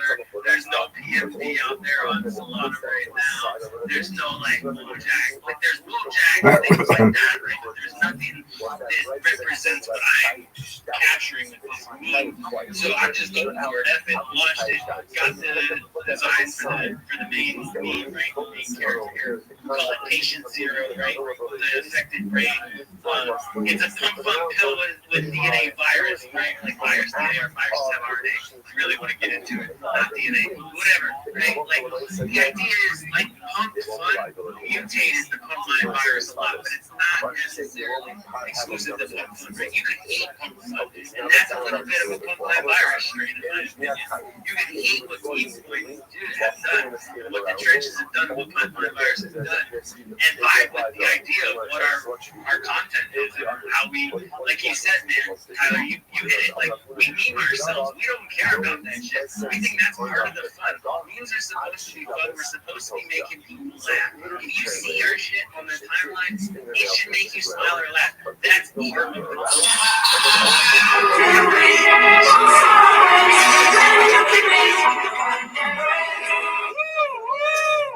The reading caboose has arrived. I'm Conductor Clark. And I'm Miss Janice. Hey, who wants to learn about the letter H? I do! Now what can we do with the letter H? We can hula hoop! Or create a massive globe of hooks! What Ernie's referring to is the Apollo 11 moon landing that supposedly took place on July 20th, 1967. to quote Neil Armstrong, this is one small step for man, but one giant lie to mankind. Hi, take a picture, Sam. Sam's been riding the rails ever since mean old Microsoft stole his formula for Windows 95. Hey, Sam, I hear you've got a story for the kids. I sure do, Miss Janice, and it's a real whiz banger. Once upon a time, there was a president named Kennedy. I promised to put a man on the moon before the end of the decade. Mr. President, didn't you also promise civil rights? That's another story, Trevor. Now, excuse before I go sleep with Judith Exner. Meanwhile, poor inept NASA couldn't get a rocket into space. So they turned to Plan B. I'm LBJ. The end of the decade is here, and there's still no Americans on the moon. I'll help you, Mr. President. Who the hell are you? Percentage like 6x, right? You. I'm Stanley Kubrick, and I'll use tools I learned while filming the movie 2001: A Space Odyssey to fake a moon landing. And we're the Mafia, and we'll fund your scam to build a secret sound stage in Las Vegas. While people think they're in space, we'll keep the astronauts busy with wars and gambling, then say them off, or brainwash them, or kill them. Squawk! There's already real proof it was a hoax. Squawk! It wasn't proof enough, Joey Bird. I used to fly the moon all the time. Hey, Hobo Dan, how did you fly to the moon? With the only real astronaut, Dr. Timothy Leary. Oh, Hobo Dan. Hey, that reminds me of a song. Hobo rocket ain't what it appears to be. Ain't what it it appears to be. It's over rock and ain't what it appears to be because it was baked in a grill in the spirit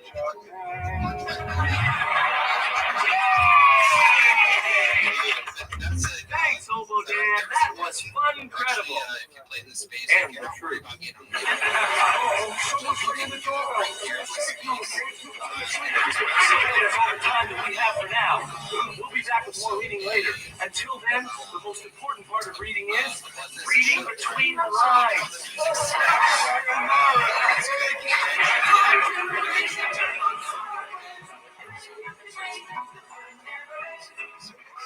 Just a little pro tip for everybody.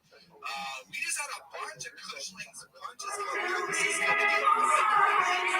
actually pretty excited about it because this fight's been going on for just over a half hour, and it's already exceeded. We've only done one other of these prelim fights, and it was here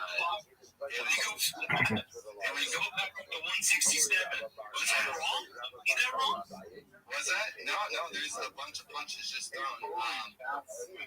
Yeah. So the only other time that we've done one of these prelim fights, like actually during this phase, was Joe on Chain versus Jay Chains.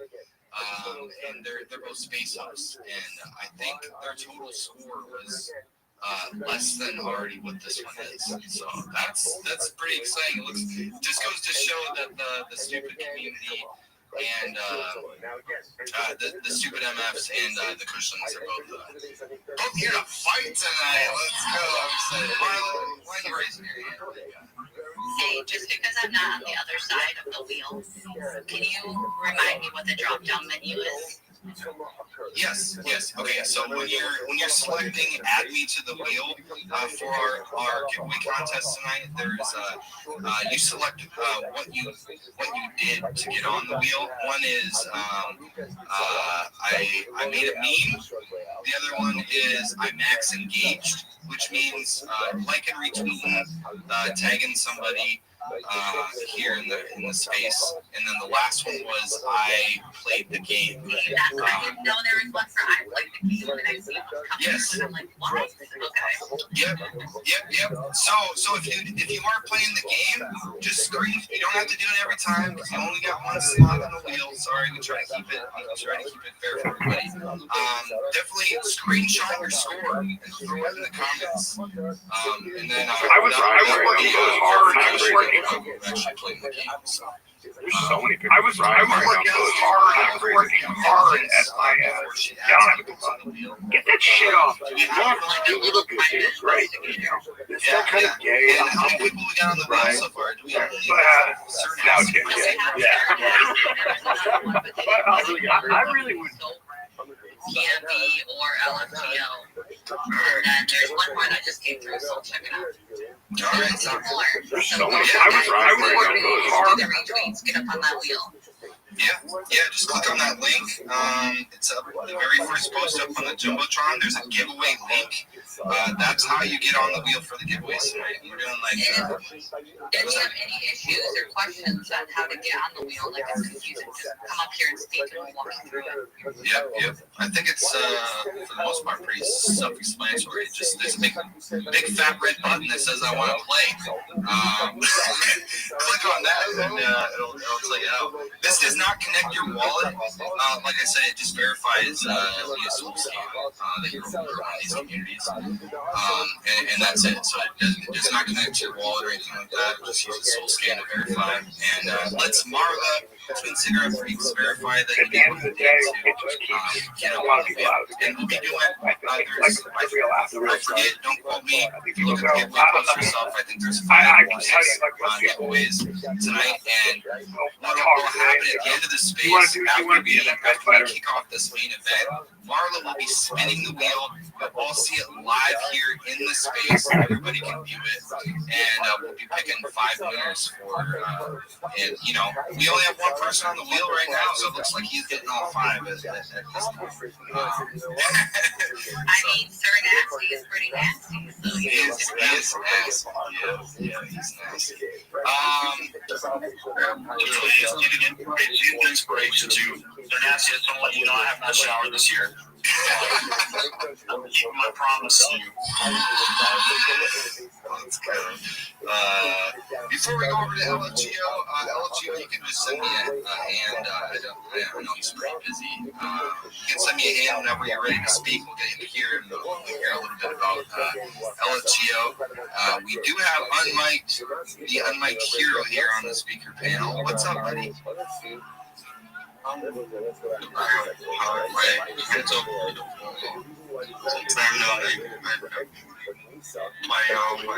My daughter was like, Dad, get your hands down. What's up, man? So I wanted to talk to her. I was like very tired, so I just had to get my hands down. But it was great, man. I've actually been listening to position and it's just exciting and you find it like very difficult to be in conversation with people, those maybe random people, and you happen to enjoy it or even stay in the space for a long time. You understand? So it's great what you do with it. It's actually like my first time joining the space and they wanted to do a show as well, so I wanted to do a short show. And definitely I would like to join the fight club and the Barcelona anytime. Attention Burlington shoppers, check in it twice.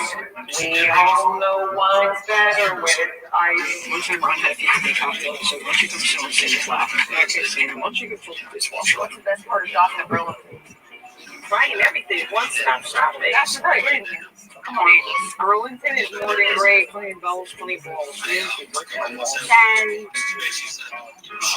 Yeah, that's all I got. Wait, you're in there? You like being in there? No, they're going to probably return whatever I got. More than great. You two are drinking. I've been drinking water all day. But I need it. I'm running club. If you have it, I better ring them. Yes. Who's driving? Attention, Mia. Michael told me she can't come Christmas Eve. Does anybody else from the Northeast threaten to call diapers on their parents? I know we're trying to get pocket spot. It's going to be shopping. We're in the Burlington where we're going to buy a bunch of shit and we don't need it. I need to smell the store clothes. These sweaters. We need a sweater with a hole on it. I'm back for a where am I going? Thanks for using it. Get me something from I love this.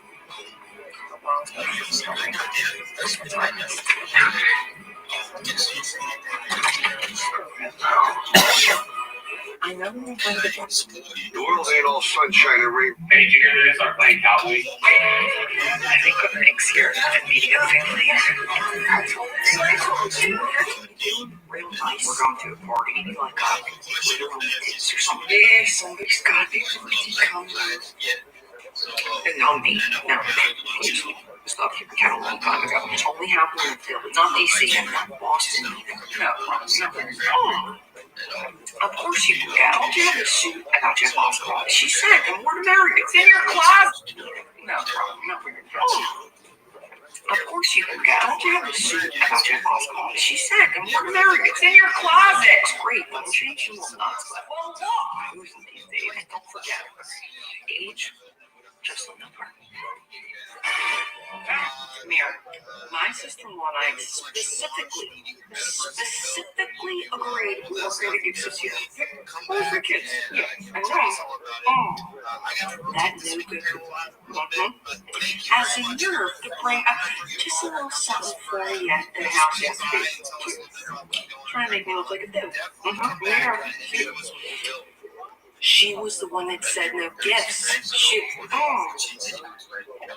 told not. She's a total freaking nightmare. I knew it too. I knew it. So you know what I did?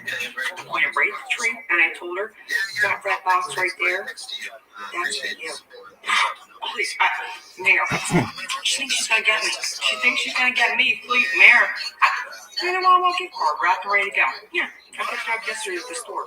And I got 5 more of those where that came from. Because if anybody thinks they're going to get one up on me, they got nothing. Mayor, you know how all of a sudden Right.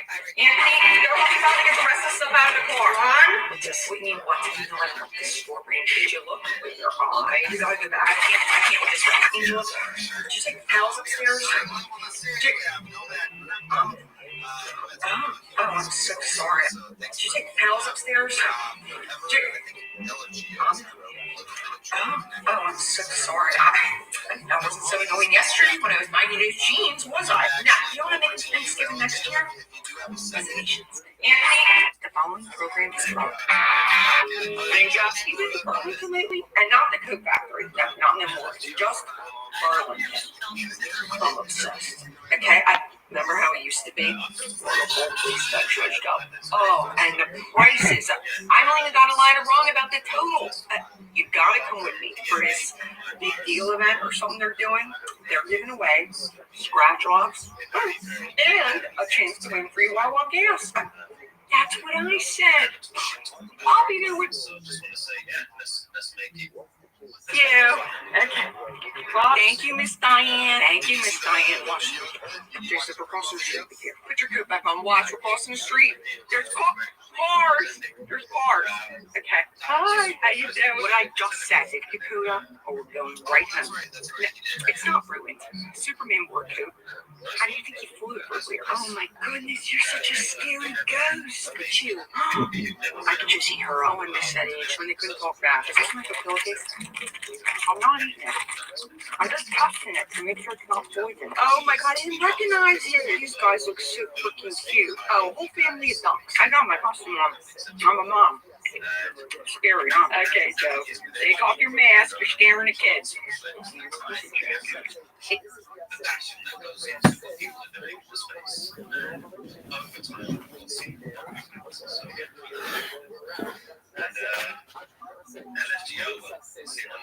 Let's fucking go.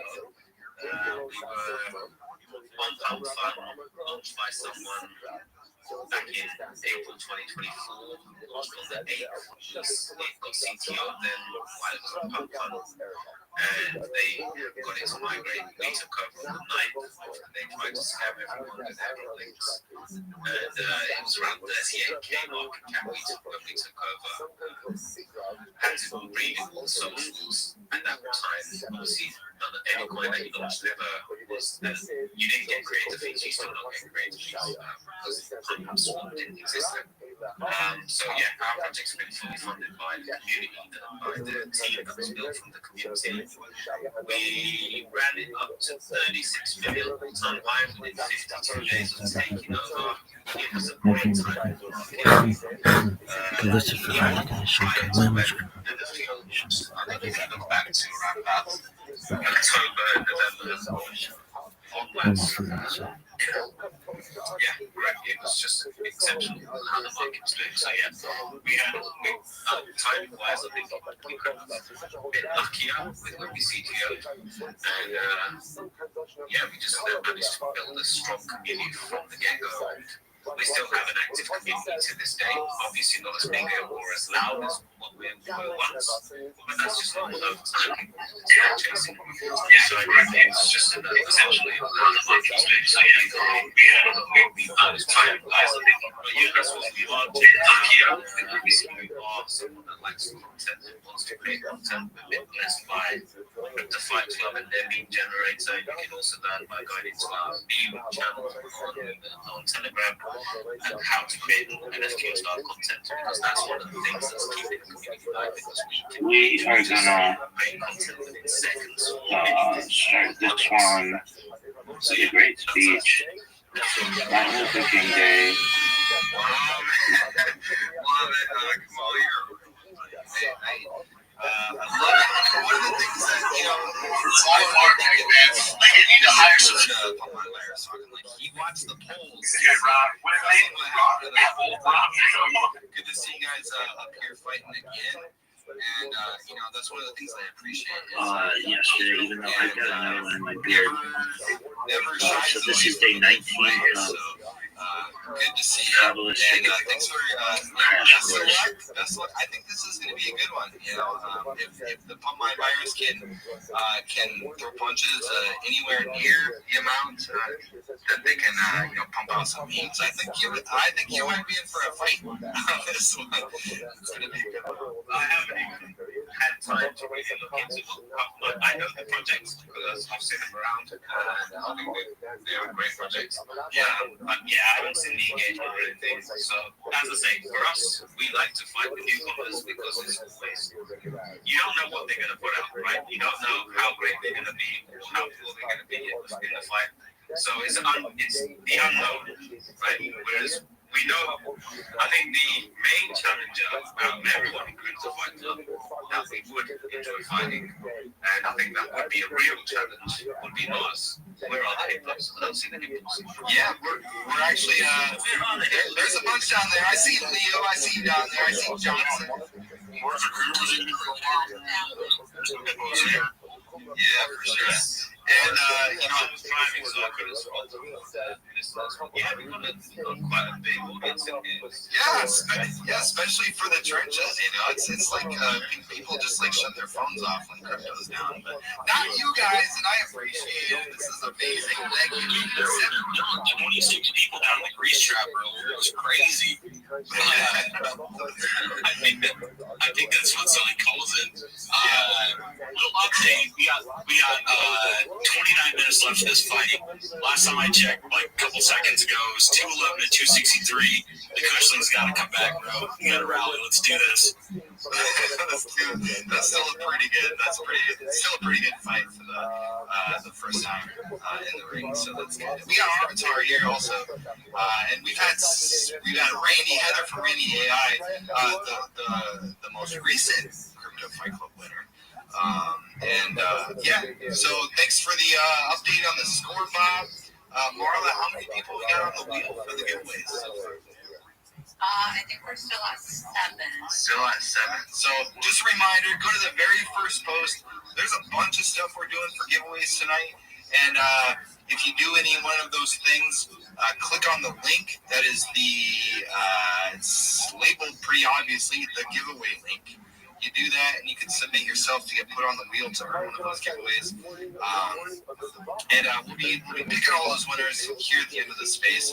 But let's go over to, I believe Randy was here before Nomad, but we'll go to Nomad right after we speak to Heather here from Randy AI. Give me a break, Randy. How's it going? Tell us about what you got going on. I have all kinds of shit going on, but it's fun to be here. I'm excited for this fight. It's actually like fun being on the other side of it now. It's different. It's a different perspective. My thumb is still recovering, so I might be a little slow tonight with the punches, but. Well, good to hear you. Thanks for hopping into the space. Anything with Randy AI, new developments, things you got going on? Yeah, actually, I partnered with, I'm working on, it got postponed due to weather, but we're partnering up with a community college for the water wastewater program. So Randy AI will be in the classroom now, so that's going to be like a little pilot so I can do, get data and all that kind of stuff. Still have the NFT collection out. We've already raised quite some funds. We'll go to a Randy scholarship, is actually what it's going to turn into. And I don't know, I'm cooking up all kinds of stuff. Nice. Always, you are one of the hardest workers here. If I almost called you something, but that's disrespectful to women, so I'm not going to. Let me just say you're in a lot of spaces, and that's all right. I am, and I think I like to learn. Really, it's really just to listen and learn, and I always like to talk and meet new people, so that's, but I'm always doing something while I'm on here, and that's why I'll just put it in my pocket and just listen and learn, or, Yes. What did Grammy call it? Space Surfer. Yeah, Space Surfer. Oh, yeah. That's somebody take Granny. What are you doing? Okay, all right. Speaking of that, all right. Speaking of that, we got Monk from We Gave It All that gave me a good reminder. I apologize, I've been super busy. If you do partake in our wheel at the end of the space and the giveaways that we got going on, I'm gonna shed a little light on We Gave It Our All community. They're the ones that gave us this idea, and the reason why we actually, you might have heard me speaking earlier about it. So we built a wheel for them. They do something called Soul Spin Sunday, which we now host. They also do a spin on Tuesday. It's similar to our wheel, but what they do is nothing short of like, it's brilliant. It's brilliant. I enjoy it. So while the space is going on, I'm actually going to, I don't know. I'm going to try to schedule another space so we can post it up there in the Jumbotron by the end. And invite everybody to Soul Spin Sunday, where We Gave It All has a really fun multi-community raffle. You know what? I'm just going to shut up about it and let Monk here tell you a little bit about what's going on. One of the first project or community movement, whatever you want to call it, that joined Crypto Fight Club. They've been here now with us for damn near close to a year, buddy. We go way back. As far as crypto, we were pretty much born together when you consider that. So, what do you got going on tonight? How's life going on? What's WGA up to? Man, pretty good. I've got a little cough. My son and I have a little cough, but all things considered, we're doing well. You catching a virus or something? Well, I'm definitely spreading the infection. Yeah. You got the pump-line virus, maybe, or you got the other infection, maybe? Well, the thing is, I like to catch them all. So, right, and and this is the place to do it, and right now, I'm right beside Bob, from my perspective, so kind of catching but, that'd be great. Love to have that link up and get some reminders while a lot of people are in here, and so a little bit about it. So Soul Spin Sunday, it's a multi-community wrestling that we put on, and it's $5 in Solana to get in. And now with this new wheel that Tyler's put together for us, it's even easier to do. And the pot is already at, I think, $30. People are starting to get in a little early. But it builds a pot. You can get as many entries as you want. And then we spin the wheel, and it selects 3 individual winners. Somebody takes 30% of that pot. And then we have a 15% winner and a 5% winner. But also, if you come in with your community, you and maybe one other person, and you get yourself at least 2 slots, you can put your community on the wheel as long as it's bonded. Right now, the requirements are very low to get on, but there's a separate wheel. This is what I mean. You get your community on the community wheel, and then we spin that wheel to decide which community that we're going to buy. 10% of the pot, we end up buying a community. And we've been doing that since about April. And it's fun. Yeah, it's evolved a little bit. We've changed it up as we're going, and it's continuing to evolve here with our collaboration with Crypto Fight Club. It's getting better and better. But here's another aspect. If you do what it takes to get on that wheel as a community, you're automatically on the Tuesday wheel. So that night, we spin everybody who shows up and wants to play on the communities. We spin the wheel, and the community that gets selected that night. For whoever wants to play, we actually put some action on the chart. Every $5 buy on that chart. So it's a night. It's a call to action. Just a little bit of action.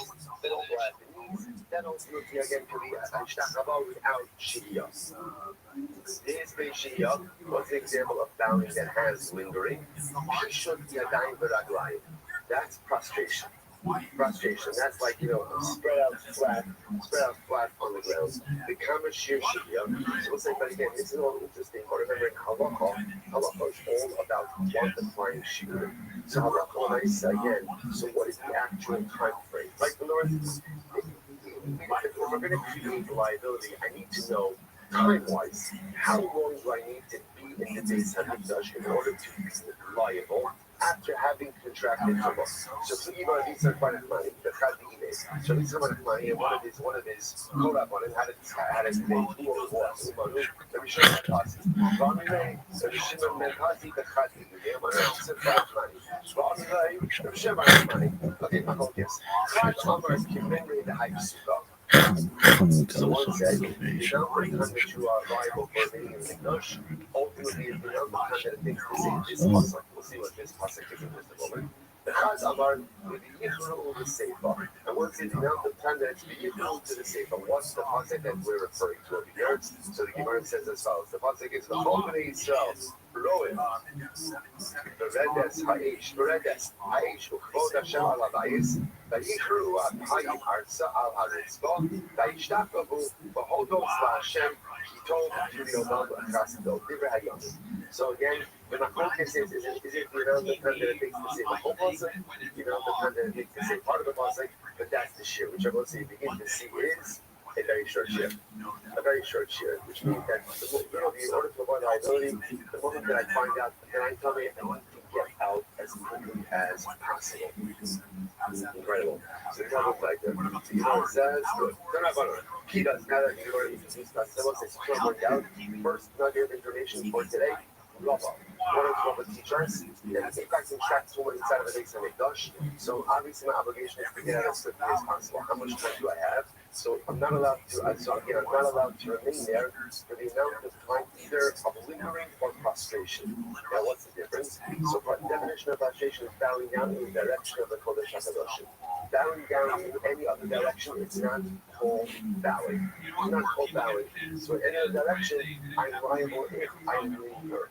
What's the definition of lingering? The definition of this is the amount of time to say the entire pasuk or just part of the pasuk. Beautiful. Now that we spoke about the prostration, the Lord just talks about different forms of prostration. Kida alatai. So we'll say what's called kida, that's called falling on your face. Kind of like what we do at Hathor. Like that for the Chinu Omer, Kiko Shava Amayim Haaretz. Kriya Aberkayim. Kriya is down on your knees. The Chinu Omer, Nikra Amirka. Ishtat Dabal, that's what's called Zukisha Dedan Bradlai, that's called prostration. Like we're literally like, let's say like the person is just flapped out on the ground. I need to doubles the arts. Okay. So there you go. So last 2 lines, that's the sign of the day. Sark Shilamakas, only Sark Shilamakas. So Rabbi asked the following Shaila. Do you require feelings? Let's do it again. I'll put this entire part. What are we talking about? We're talking about harmonic liability. All right, so now in other words, here's what I know. I know that if I'm in the Beis Hamikdash and I contract tumor, I'm going to get out as quickly as possible. And if I delay, however we're defining delay, I am liable to recover all that delay. So what about the following? Let's say, that's actually that one, because in Israel, Shalom Lamo, Amad Pamos in the day Shia. So let's say I watch this. Let's say I'm in the Beis Hamikdash and I become tummy. And after I become tummy, I'm warned, ultimately again, get out as quickly as you can. And I delay, not long enough to incur chronic liability, but the question is long enough to potentially incur malchus. But because remember again, if you remain in the Beis Hamikdash in a state of tumah, one is in violation of the law. So now I got my straw. Interestingly enough, I remained in the Mikdash even after the Hasra, after the violation, but not Kidei Shia. So let's say, for example, let's just give an example. Let's say Kidei Shia is 20 seconds, for argument's sake. 20 seconds, right? So the lights up. So let's say, by the way, it's interesting. Think about this just a moment. That this is like such a short amount of time to get out. it's fascinating how different events in life senses heartbeats to different realities. So think about this, like how could somebody get out in such a short amount of time? Then also think about what our brother Jesus was meant to start after going through. Right, when the sirens go off, right? How first of all, special welcome to Rashi and bringing Pablo from working with Hashmonaim, joining us one of our online shield members, Mark Hashmonaim. We're gonna see who's gonna make it today, and co-host is still not feeling too good. So why don't we send Papa a So how long after the silence once the sirens got to get to the bluff? 2 minutes. 2 minutes. So you think about this. Like we're living in times where people have a very short amount of time to traverse a distance. You're close, you're short. That's just interesting how different events sensitize us to reality. You know, we're talking about a situation that we haven't had for 2,000 years. Something happens. I gotta get somewhere quickly. And it means how like we have this same result obviously in a very different context. But the next thing that's like this. So let's say now halacha l'maisa. So I became coming inside of the Beit Hamikdash. So I'm not being there to do shia. So there's a real carbonic liability.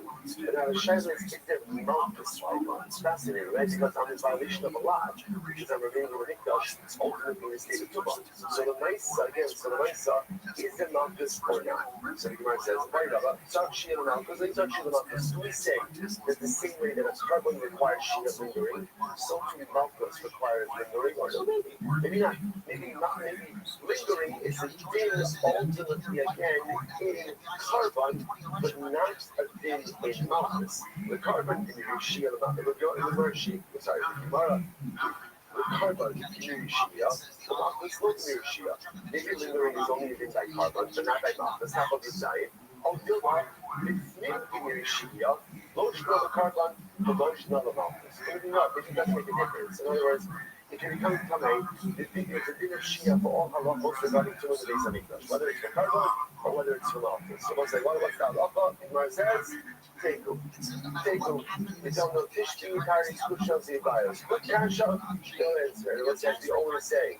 What do you do right after a Teku? What do you do after a Teku? Move on, because Yiddishkeit conditions us.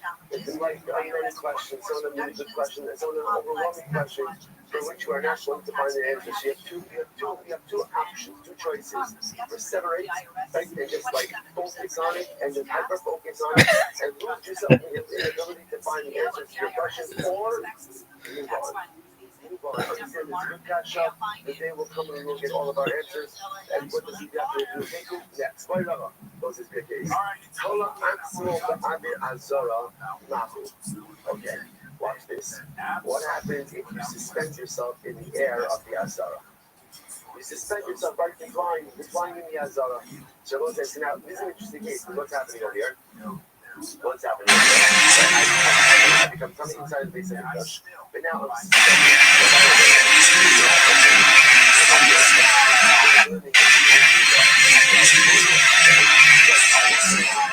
will always come up with cases that be like, come on, it's never going to happen. It doesn't make a difference. Remember again, sometimes because I'll purposely bring exaggerated cases in order to bring out a point.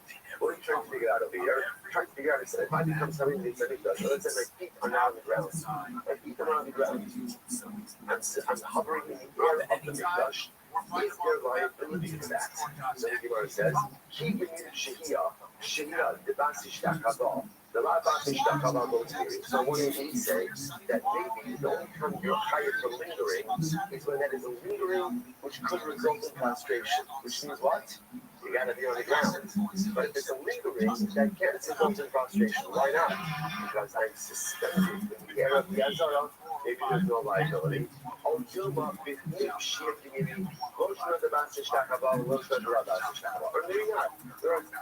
Maybe lingering is just a thing of lingering. So whether you're lingering on the ground, you're lingering in the airspace, there's going to be liability.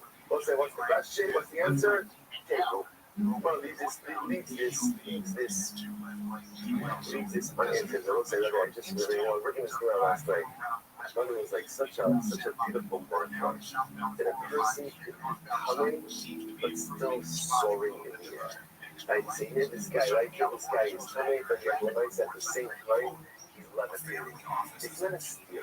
It's not a steer, right? In any given moment in life, I'm coming and I'm soaring.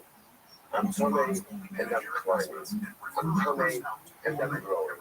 Most of us live in these two states simultaneously all of the time. So the Gemara says, so what's your status? Are you a growing person? Like, are you literally a Ben Azra? Like, are you going up? Are you going up? Or are you coming?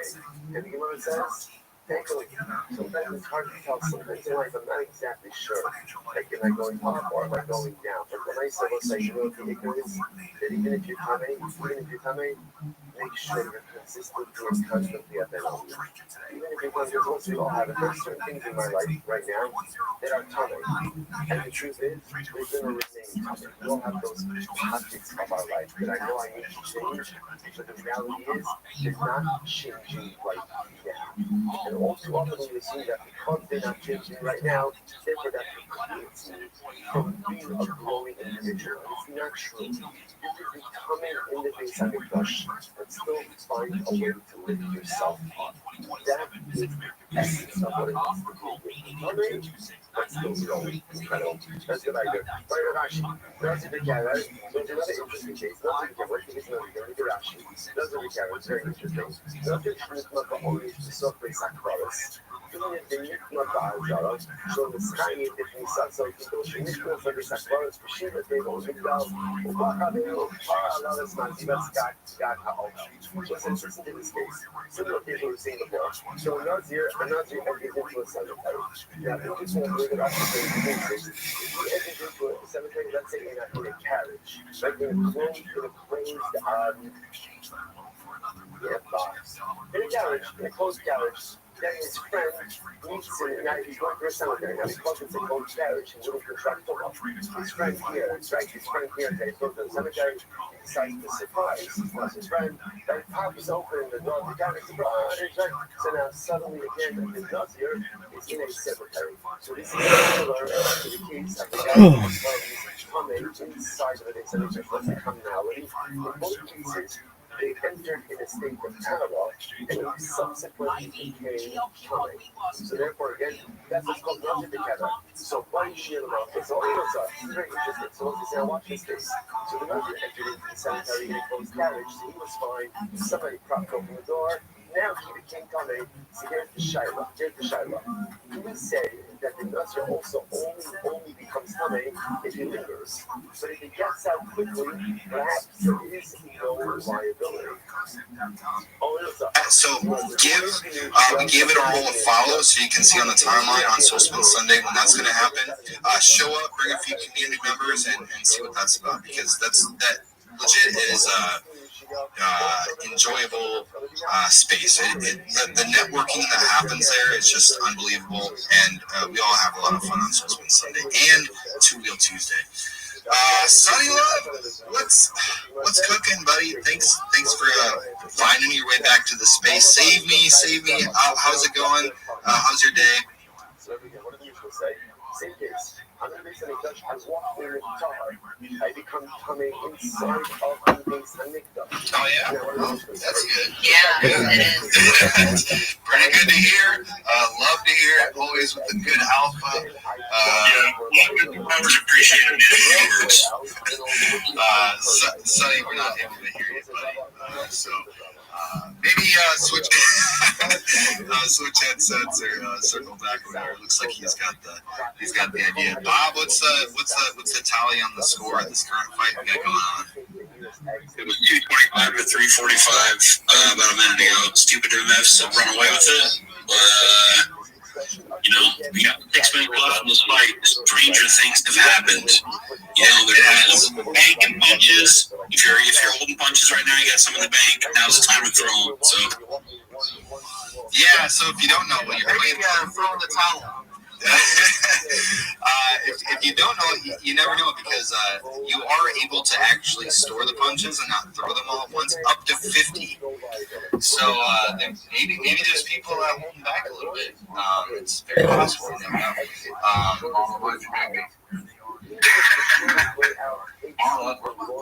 Why'd you mute me?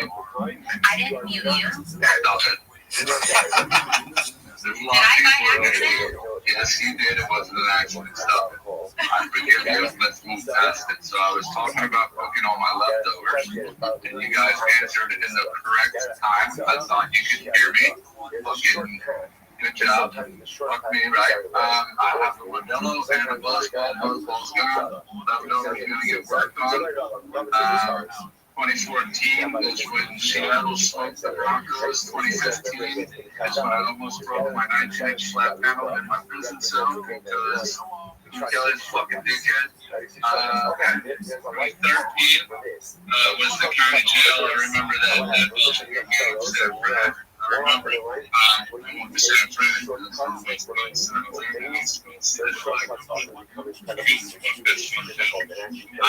This year, we don't have B. Kelly, and we don't have Rich, but we got this kid Walker, man.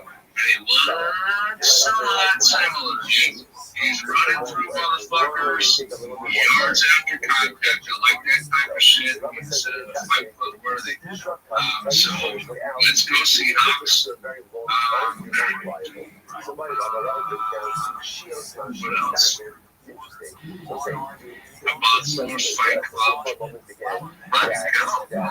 Yeah, I did. I wasn't on time, but it was fucking something.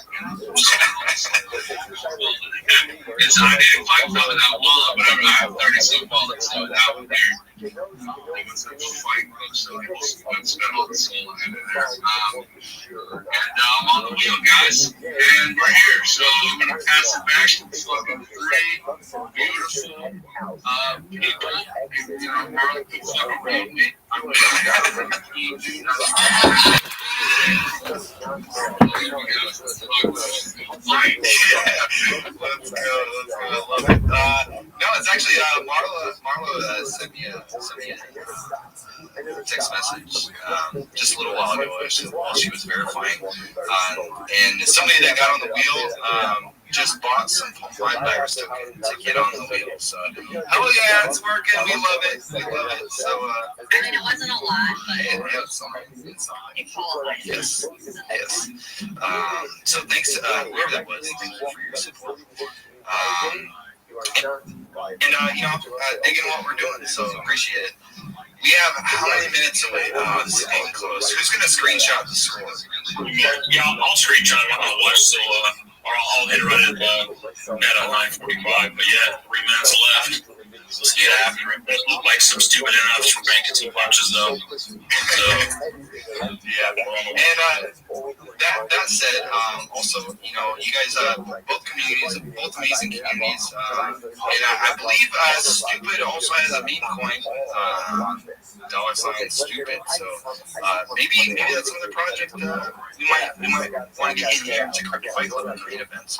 We'll chat about that. In the back channels, Gatito's back up here. Thanks for finding your way back to this space.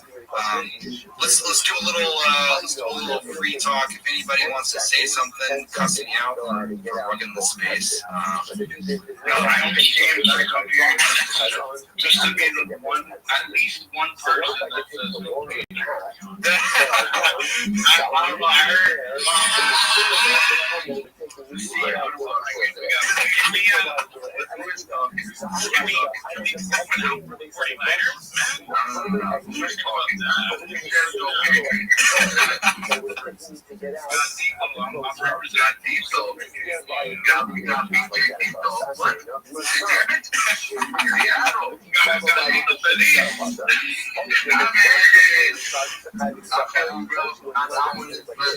I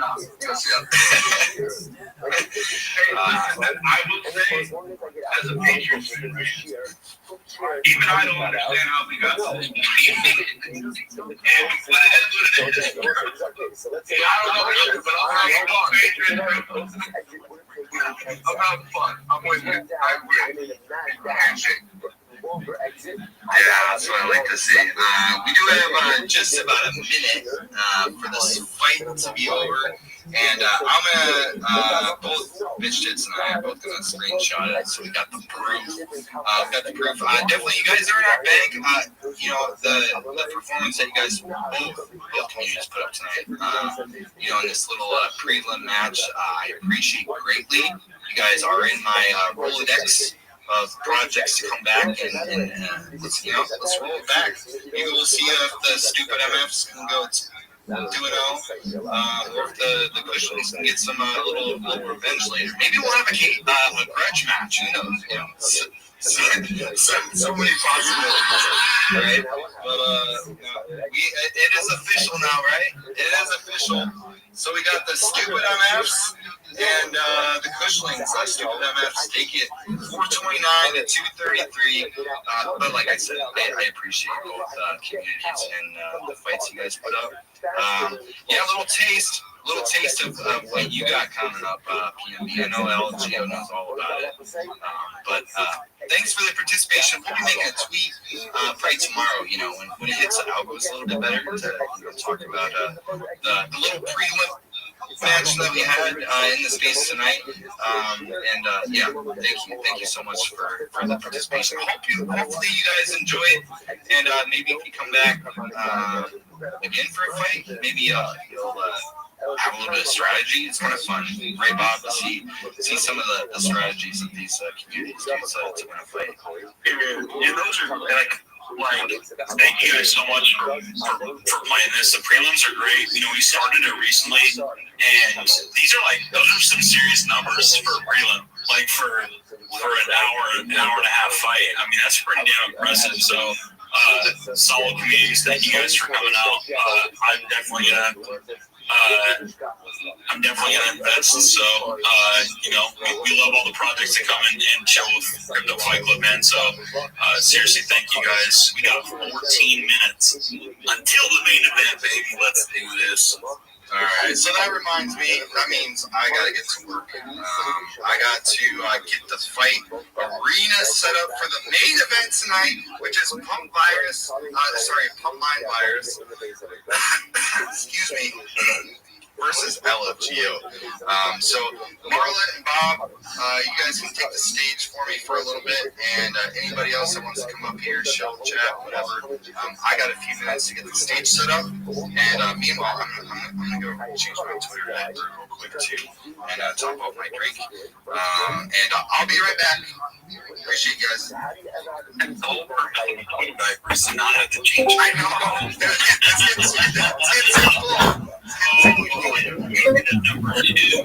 what happened. Rabbi. Go ahead, baby. Rabbi, you there? Yes, sir. Anybody wants to come up and speak? Rabbi, please, Okay, it's not like a secret. yeah, you get bitten by a raccoon. Okay. Why is that? No, it was just a video I watched. Okay. Did you happen to go to the club yet? Are you at the club? It's not open for another 6 hours, but yeah. I'm in the area. Oh, okay. And are you ready to lose? Everything except comedy? I can play one game, but whatever. Dog, you're gonna fucking jerk yourself off raw. You know it. You're gonna be down 3 holes and you're gonna fucking quit. I'm like a battered woman with you. It's like I keep thinking oh, he's gonna improve. He's gonna improve. And it's the same shit every fucking time. Ass kicking.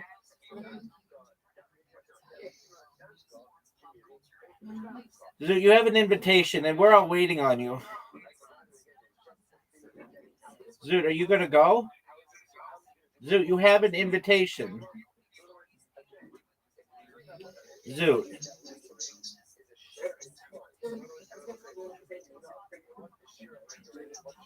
Look how amazing this shot. Zoot, look how amazing the shot is. Zoot. I give that 8.5. Thanks, baby.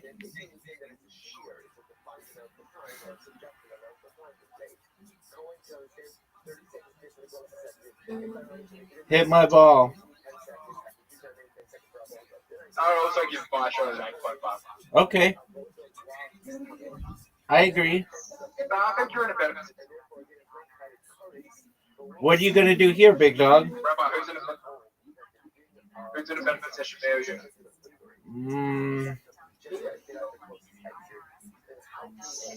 Zoot, you fucked me. Oh, that is not good. I don't think that was your best option. I don't either, but I tried.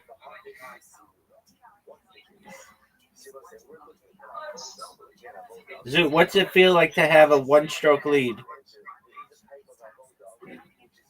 Dude, I hate this hole. I hate this hole. We are terrible. Oh no, I fucked up.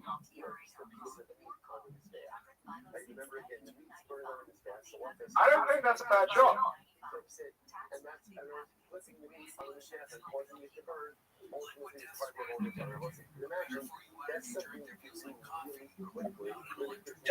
Yes. How does it feel being down 2 holes? No. That's what I like to hear, Zoot. That's what I like to hear. I told you I'd be.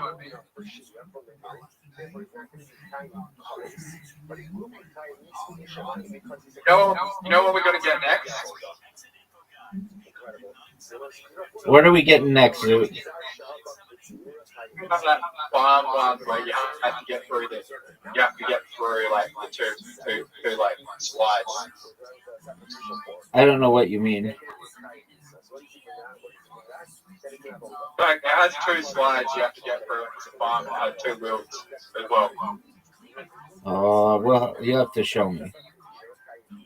Zoot, I'm down 2. Okay, I'm down 2-0.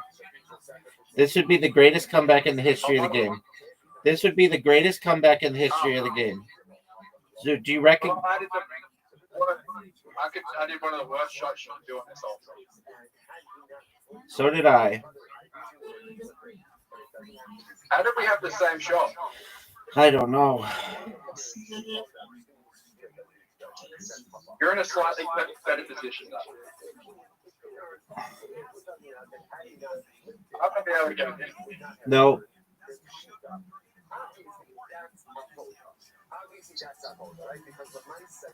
I think you can get it in.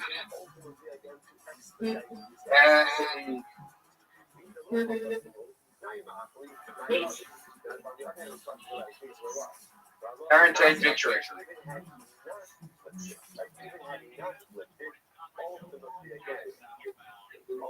Rabbi, I won. I know. I want you to keep that mentality. So just trying to figure out, just understand what are you trying to accomplish here? Like, that's an excellent question. I have no idea. Right? What are you trying to accomplish besides coming closer to that little butterfly? Why would you do that? Why not? Because I just took the weight.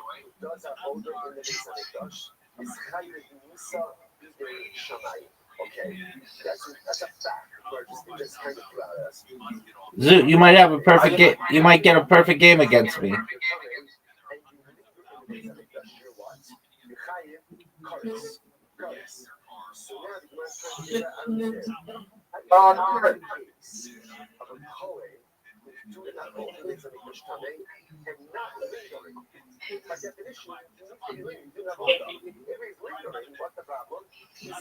No, that was some bullshit.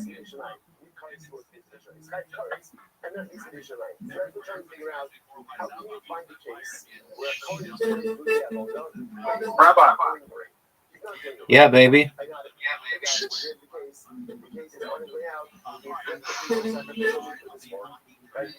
How does it feel?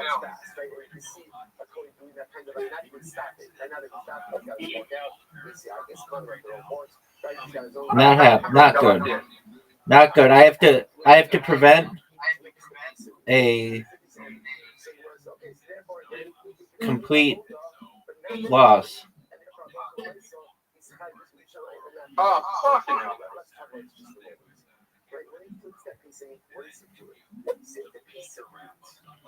Oh, I hate this one. Yeah, I couldn't predict that. Is this the one you were thinking? Rabbi, do you think I was watching the second time? Oh, you might have a chance at it. No, I'm not going to cut it down.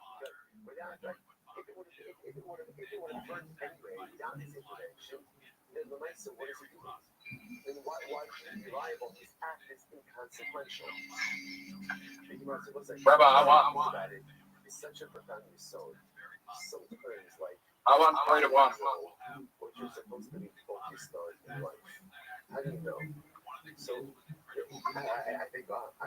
Rabbi, do you think I'm playing terrible right now? Oh no.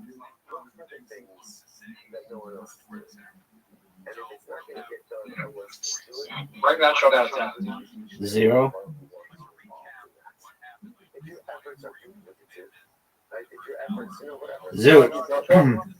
Zoot, you have a 1% chance at a perfect game. Yeah, I have a 0.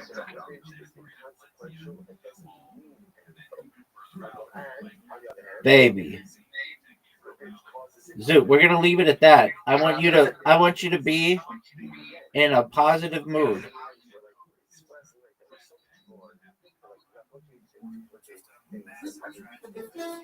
What's a game that I always think about? None of them.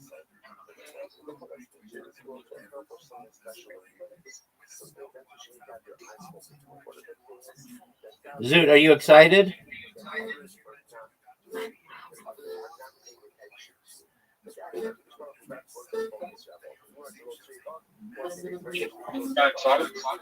Are you excited?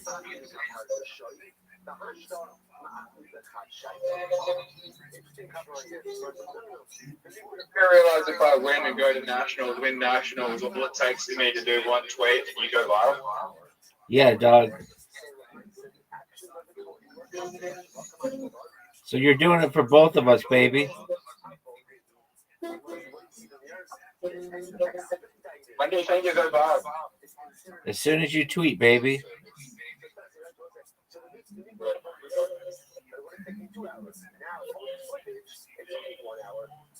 Rabbi.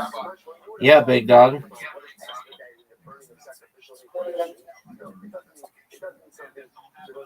I want to retire some stand-up movement.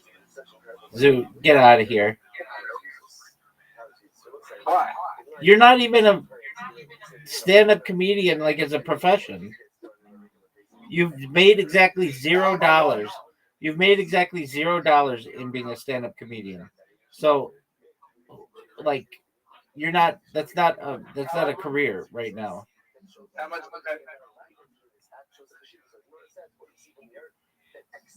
What's up, baby? How much you made from streaming? Actually, more than you have. I do make some How do you make money streaming? through Rumble. How much you make a from? Like a few cents per stream. Did you reach the payout mark? Yep. How much you get paid? $69.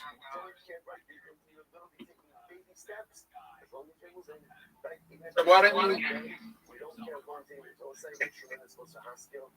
How much would you be ranked? How much would you manage to stream the Rumble exclusively? And you just did a stream on Rumble every day. $0. $0 more. How do you get paid? You start a channel and then they start paying you for every hour you stream, depending on the viewers. And then if you put stuff in your profile, their advertisers pay you. Who's the biggest streamer on Rumble? I am. I don't know. Rabbi Rothschild.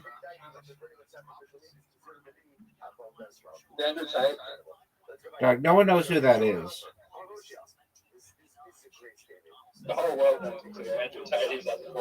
No, they don't. Zoot, do you want me to tell you what I think your top stand-up routines are?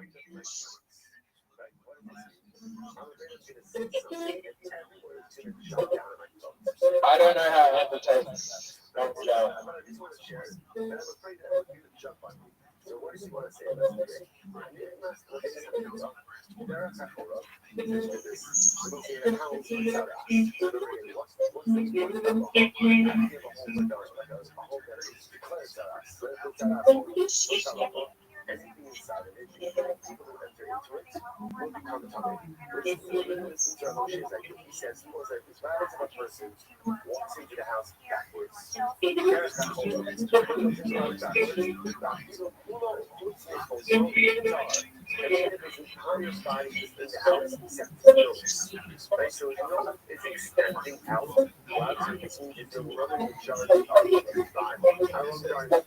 Dog. Do you want me to tell you what I think your favorite subjects are?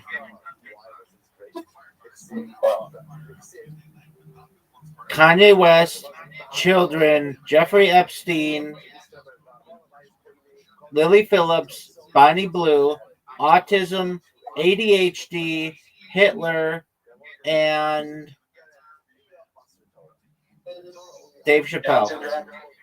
And Dave Chappelle. What were you going to say? Yeah, I mean, you can kind of include all that shit.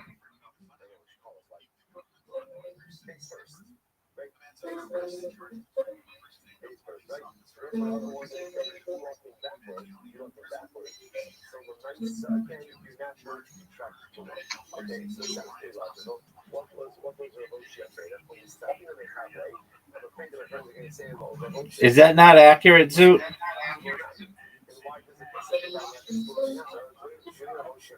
Yeah. Told you, dog.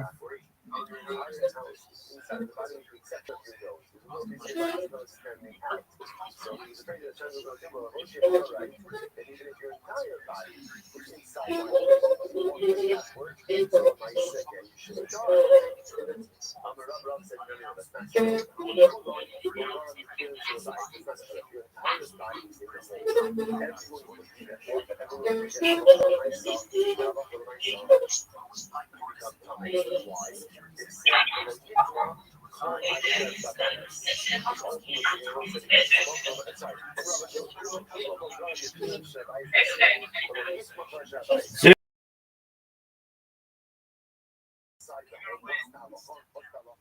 Yeah, I'm not sure. You're gonna do really well. You're gonna kill it, baby.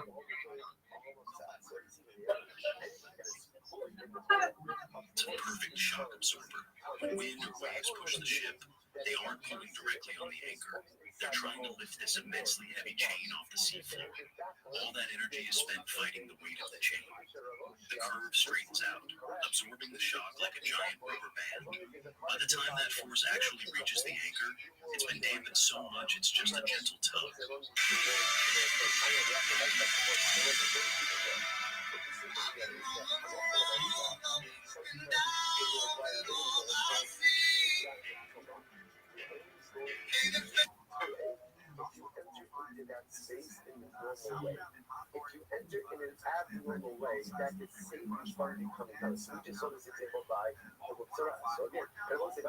So Rambam accepts Rothschild's idea. So if you walk backwards into a hole, together with Saras, as long as there's a part of your body that's not in the hole, you will remain tall.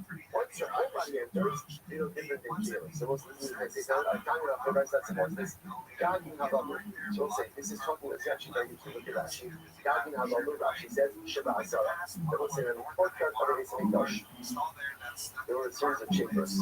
Those chambers had rooftops. Those roofs did not have the same sanctity as the base Hamikdash itself. So the Gemara says, Gagin halalu, ein ochun sham kachim kadosh, and therefore you can't eat kachim kadosh one of two times. Ein shoftin sham kachim kalim, you can't chef kachim kalim there either. The Kamei shenichnas derech gazim laheichal matar. And interestingly enough, if you Kamei and keep from the rooftop into the heichal, You think Zook could win? No, not if the people have ears. I mean, I guess if they have ears.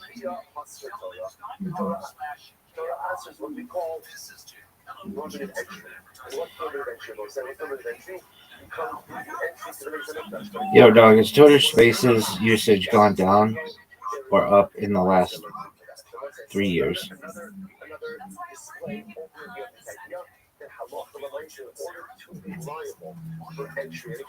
No, dude, this is so stupid. Has Twitter Spaces usage gone up or down in the last 3 years? When was the highest month ever?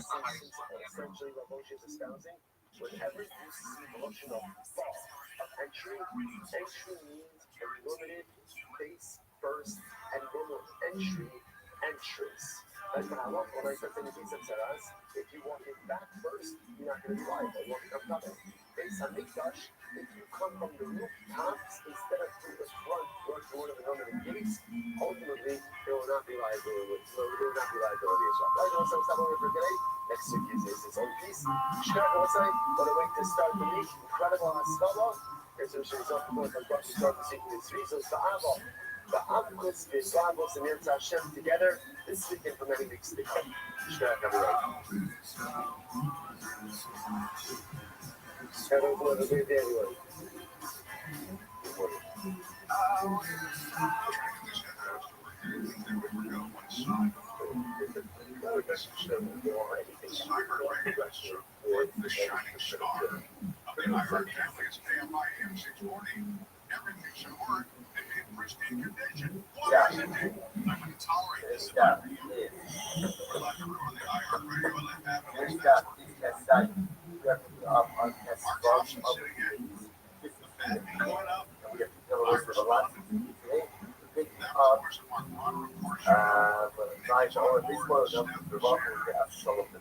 So we're looking at that 2, 4, 6, 8, 10, 12.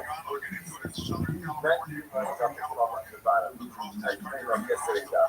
So 19 guys up the bottom, 10 bubble days. Most remember, he was speaking about the dramatic and beautiful and full process for expanding and dedicating the Azoros courtyard to the Beis Hamikdash, as well as the city of Yerushalayim. We are discussing all of the different pieces that Mikdash and Kabbalah that you were saying. So we spoke about Yerusha, the Alyon chapter 91 yesterday. Now we discuss the Yisrael, the David, the Barco, and Yam, Shalom, and Yom. The Shiri Kanedo, the son of David, was running away from Shalom, the son of David, chapter 50. And what is he saying that? He goes, Mara, Sarah, Adula, Shalom, Shalom, Kadesh, Masech, Masech. He says, Mavazek, Amar, Sarah, how greatly you might suffer. So why do you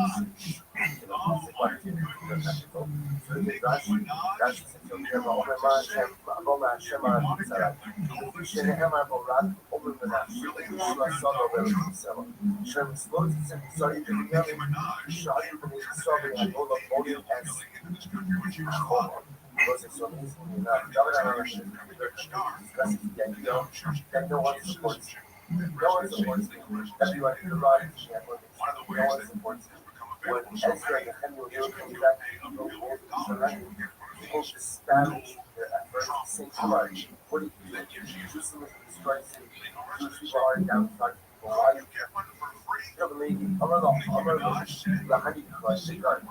That's your name. It's in wine. Rashi says over here, we're going to see something like that. Apparently, the 50-year capital speaks about being saved from destructive or difficult forces. So the Holy Ghost also again, I'm sorry. No, it's supposed to go up. Your shit is a Barakesh Malamita. We see this every single day. So where does it come from? It comes from the Trinity. It's a branch of Trinity before going to sleep. We ask for divine protection from all the different destructive forces that exist at night. Source happiness. Also, the example of the Torah. One is not permitted to heal oneself with words of Torah. So this means that at the end of the day, one is not supposed to use Torah as a bomb or some type of medical so he rises to a high percent to protect against negative things that the other camera also the matter. Furthermore, one you say that you can't do the Torah and follow the law. That's why a person is something to look up because they always come out also where it says that come out also in some type of history. That's the ultimate again one can't use the Torah as some type of special killing was the suit of Hatzah. I love this all about that. You know, here in the Bible, again, what I said, there's somebody looking at Shabbat, somebody literally whispers which means somebody whispers words of Torah in order to heal a particular ailment. And you know, Eric Wilhelm, it's a very traumatic state for that. But it's my other younger on the road people, but he was spiritual child, which was never even speak before. Gemara felt that medicine at times Gemara felt that saliva had certain curative powers. There are many things that you were trying to heal with saliva. So if you give somebody saliva, one can't recite the secret will come to that. Because that's a lack of that. That's like a lack of courage to have control. Go ahead and recite the secret of Torah with saliva, right? So I mean, while spitting on the wall, that regeneration is and that's the type of healing that one cannot do with words of Torah. But I was saying to go ahead and recite words of Torah, to go ahead and recite the secret ultimately is what? As a form of protection against negative things. That's absolutely and I was that's why I'm also the nice you should know you're with Keshe on yourself. Now when you look at Keshe on yourself, it's an incredible range of some variety of different things. There's of course right there. There's the emotional. There's the drugs on top of there's those shapes. You ever wonder put all of these things together for the simple and to make the piece of this together as a compilation of that is the about as well. So it's a compilation. It's a chapter and going to guess one of these off from here from the compilation. So it looks like these are how we should go somewhere. Learn and basic walks and basic walks around everyone and the two total are after them. Remember the amazing time we told us is that same basic walks is what we told them. Walks in Amira Akalea, Oshaya, the country sorry because one second it sounds like it also Oshaya and so get by Ezra follow after the Torah, not front of the Torah. But one is going to say, based in the house, based on she told us about those who is not correct. So the question is, told the law come first, told the law come first, and then afterwards, ultimately again, based on follows. Case in the house. Once how do you translate the Latin code? Or how do you catch it? Because the idea of the Shemarabi, the Chagamites, one says there's two lobes right next to each other. Other says there's two lobes, one after the other. Because Mata was connected. So the one who says that the two lobes are one next to the other. Happy is not the capital Homa. So the Mishnah sees that the inner lobe is the one that is carried close to the wall. Mata was the other. The one who says that they carry one after the other. Happy is not the capital Has Twitter Spaces gone up or down in usage over the course of the last 3 years?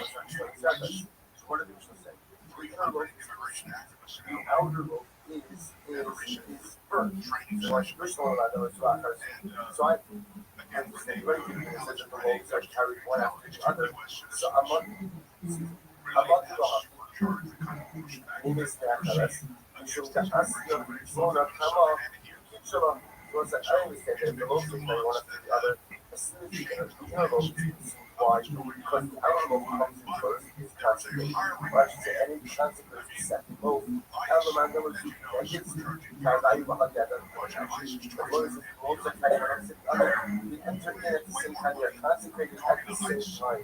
So ultimately, again, why would one change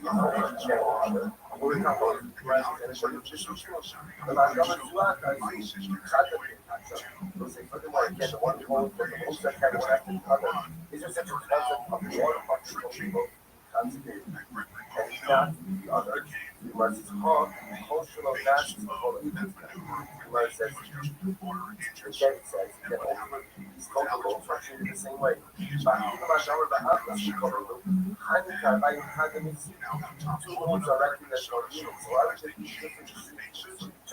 I wanted to help you guys because you guys were talking and Will was just lying and it pissed me off. He was lying and like he wanted to say she was Karen was commenting and she was like saying she was Karen. Sorry, what? You're saying Will. It was more than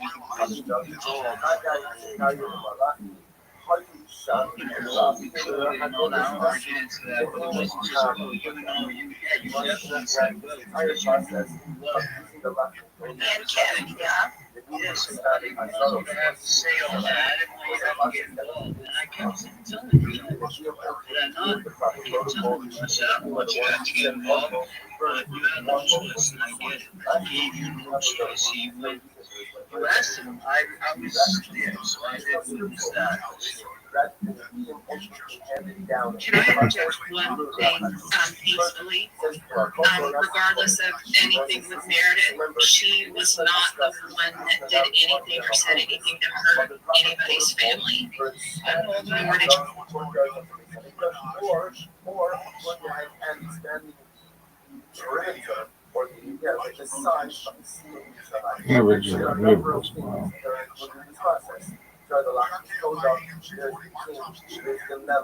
there's the great logo, there's there's sheer, there's all of these things. Now Mishnah said, cultural analysis, if you do not stand or consecrate the areas with this process, then the area is not consecrated / set the holy. And in order to consecrate, to expand and consecrate areas, you need all of these things. You need all of these things. So the area ultimately is not consecrated. The black one would say, you don't need all of these things. What do you need? One of these. Any one of these things has the ability to expand and consecrate the city of Israel. Or, yeah, so it's not a single about the following. So let's say, let's say, so what is all these things? Some colleagues that cassava, you show up, you show the shaker, you show the awesome. So let's say, that's the problem we have. The problem we have is, there was absolute certainty that there was a consecration expansion, or at least we'll call it a consecration, that was done without all of these things. When was there a consecration that was done without all of these things? It was like Ezra. When Ezra comes back, the way of exiles to go. He goes to second to go ahead and consecrate. As well as consecrate the city of Jerusalem. There was stuff that was missing. What was missing? There was no Bella. There was no King. There was no rooted ritual. Right? There was no code about that point. Right? There was better name on the response. Yes, Ezra does go ahead and watch. Ezra goes ahead and reconstitute the area. Watch this. It says tomorrow. But Huna says that you require all of these things. Once again, if you require all of these things, right? Because somebody can show you teach us level. The Ezra, say her Baal Moriba. So they say, that the ritual Kedusha of Sharai. Once it was the Kudosh, and Ezra really reset the Shabbat. Why? Because the sanctification stands. So why do you do this whole process? It was just symbolic. It was symbolic. You still need to translate Yerushalayim, because Yerushalayim is the Haradayim, it's already transferred. Rather than getting something strange about it, but it was not necessary. The fact one of the opposite of the opposite of actually was one of the items mentioned to expand and to concentrate, show the Haradayim. So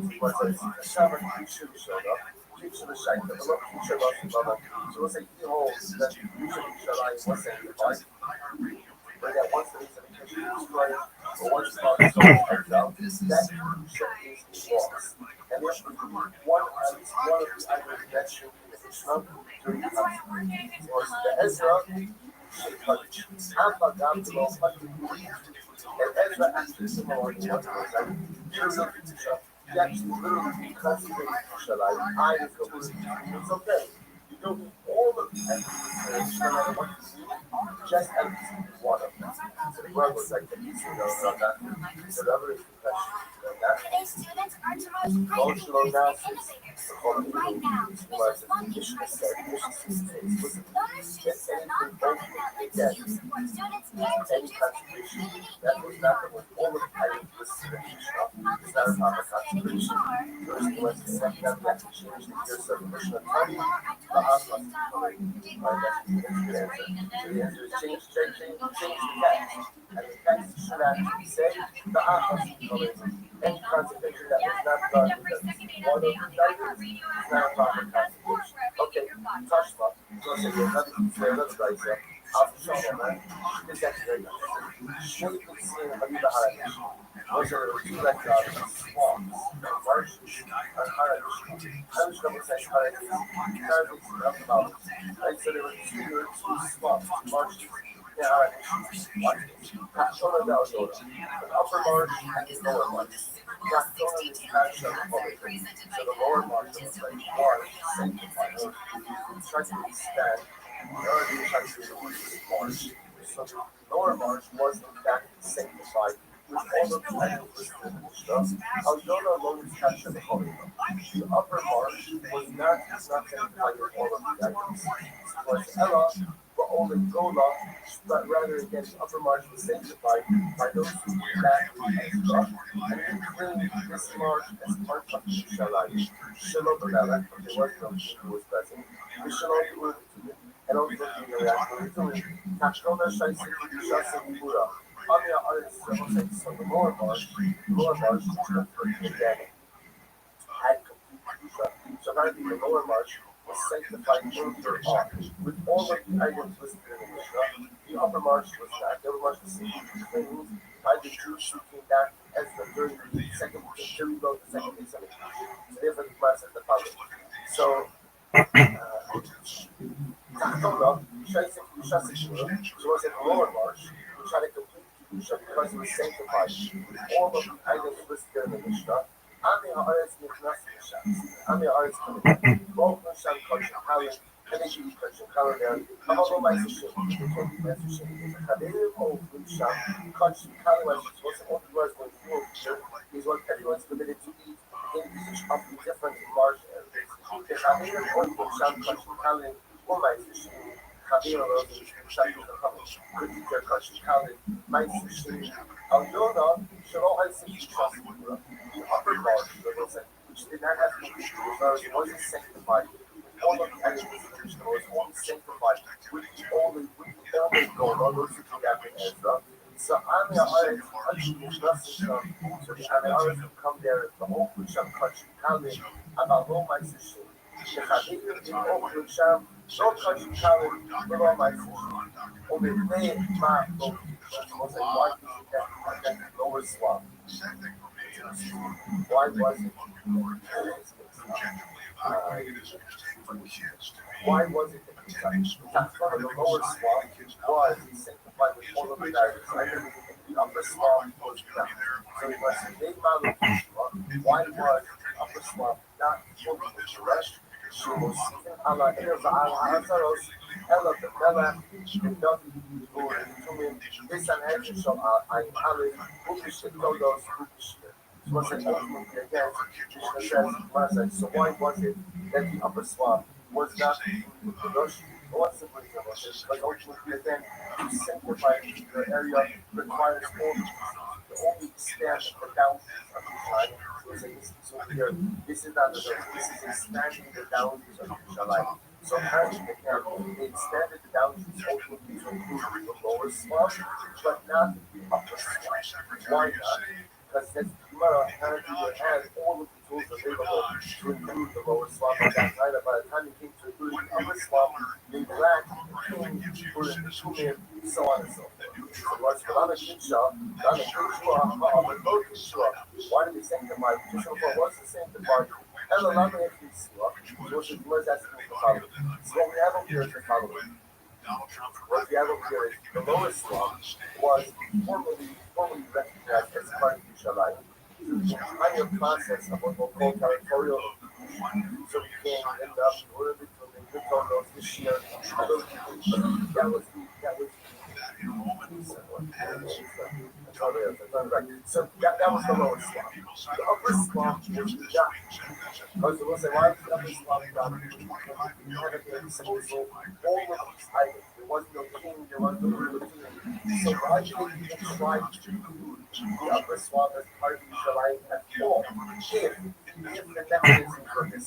Allah they said, Parvash so Yerushalayim. So the Nochen the Bikvash. So it's a very they wanted to incorporate the upper swamp in Yerushalayim. Why? Because it's not imposed the vulnerability to the sea. In that leaving the upper swamp outside of the walls imposes vulnerability to the sea. So from a strategic perspective, they had to do it in the wall. You know what? It was not part of the concentrated experience and how to Yerushalayim. Why is this exception? You had a bunch of Yerushalayim that were part of what was called general municipality, and without being part of the spiritual municipality. By the spiritual municipality, in this entire process, the state told those, all these things. Part of the general municipality, what do you need? The governmental decision. So the lower swamp was your lower swamp is sanctified all the different processes spelled out in the upper swamp is not. Yet the upper swamp was still included ultimately in the actual municipality. Like why? Out of this decision. Because it's not included exposed. Okay, beautiful. Let's say first why life is kind of about reality. This is much focused on what is it? This time, I'm a robot. Shabbat Rothschild and this as follows. Part 1 is an issue that discusses this list of items necessary to consecrate Yerushalayim. Are all of the items necessary or just some of the items? As we're going to see, another macro, yes, about the sanctity of Yerushalayim in general. It's the sanctity of Yerushalayim we have, no matter what, or it's the sanctity of Yerushalayim depending on, again, the base of Mikdash, as well as the residency of Klal Yisrael in Yerushalayim as well. So the rest of the Father's right, the sign of Allah, Shamat, the section of it. Yeshayu Bonet Necho, Osu Kilayim Necho, or Kilayim Lazar, what's in the building of this Mikdash. This is speaking about Oakland again. The rebuilding of the base of Mikdash under Ezra. So what they did is they put up curtains. So as they're rebuilding the actual base of Mikdash itself, they put up curtains. Now the conscious what it means is they put up curtains where the walls would be. So much they say, so they put up walls for the actual, they put up curtains for the walls of the actual base of Mikdash proper itself. It's athleticism. It's really unprecedented.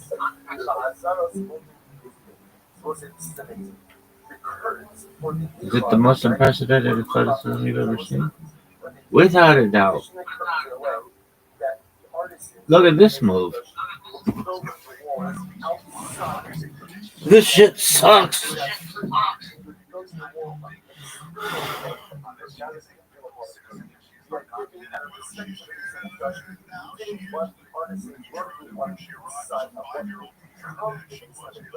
Rather than building the wall outside of the curtains here, the wall was on the outside of the that they would be building the wall outside of the however, again, the Azar is going to so the curtain was the courtyard that was the courtyard, again, there was the curtain, and then they would put the wall on the inside of the curtain. The artists ultimately would be building the walls from the inside of the courtyard itself.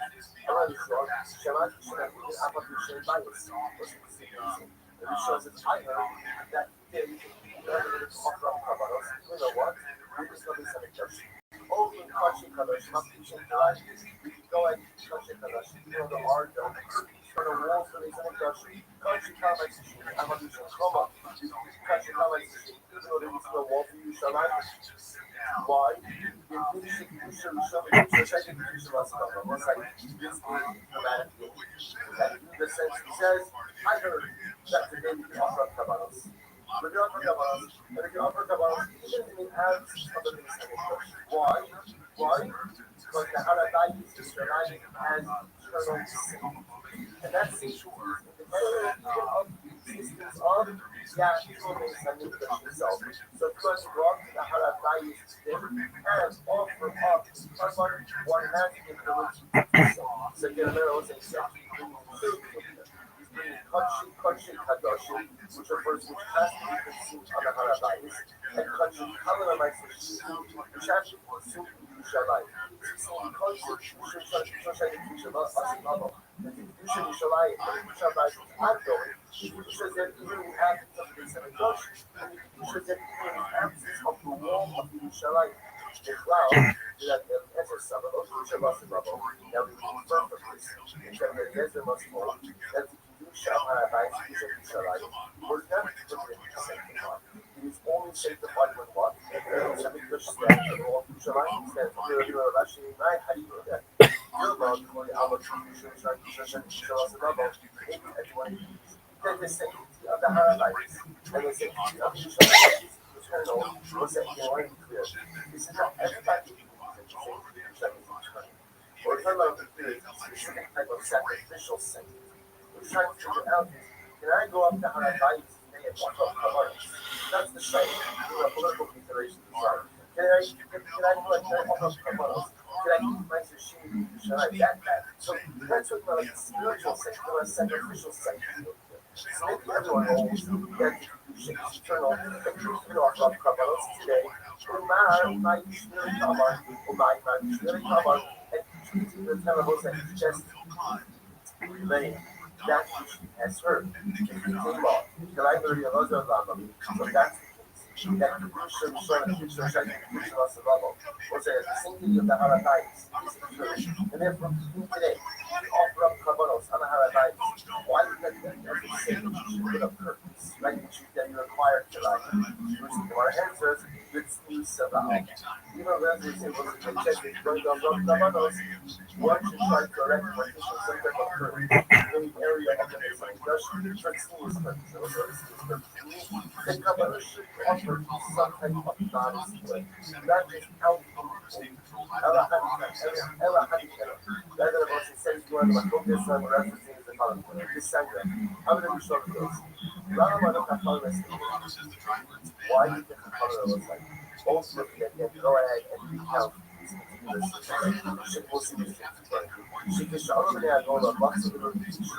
because also again when the Jews came down to Ezra, they found the Jews and sanctified them. But the original cities that were sanctified under Yeshua was their sanctification when the Jews were exiled. The Jews were exiled. What do you see here? The Lord teaches us. Because what you see here, it sounds like to me that at the end of the day, sounds like to me that at the end of the day, Halacha L'Maisa wants to go ahead and once the exile, that the Kedusha of the city of Israel belongs. Which sounds like the Shuri Kedusha, the Lord Kedusha laws, the Baba, who is the part of the Ravine, or is the Kasha. How do we show the Yoshi? If you ever go about Baruch Vayama Shishim Yer Kol Kevin Argo, come back as Kol Kavasha, Ella Kol Argo Israel Shkoma Gavoa, Ella Lama Manu Kakongo City. Those are your many other cities that is a widely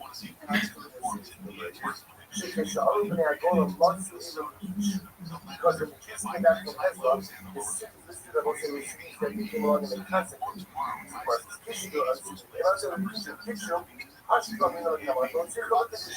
We just say before that you don't have to sanctify them because the Kedusha rights is so remains.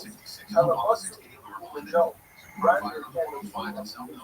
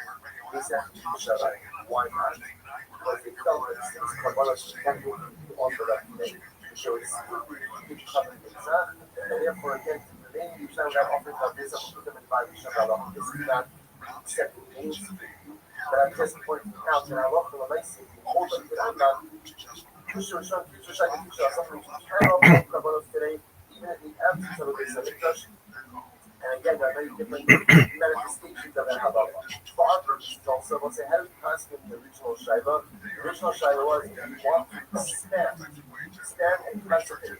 Yerushalayim, Haratayim. The Mishnah gave us the whole list of all the different things that you need. They're not focused on Tuna and on Nashville. You need one of these things, not all of these things. The Rambam passing is like Tuna, that one requires all of these things in order to expand and concentrate in the area of Yerushalayim or of the Harat. It's good. What's the other days?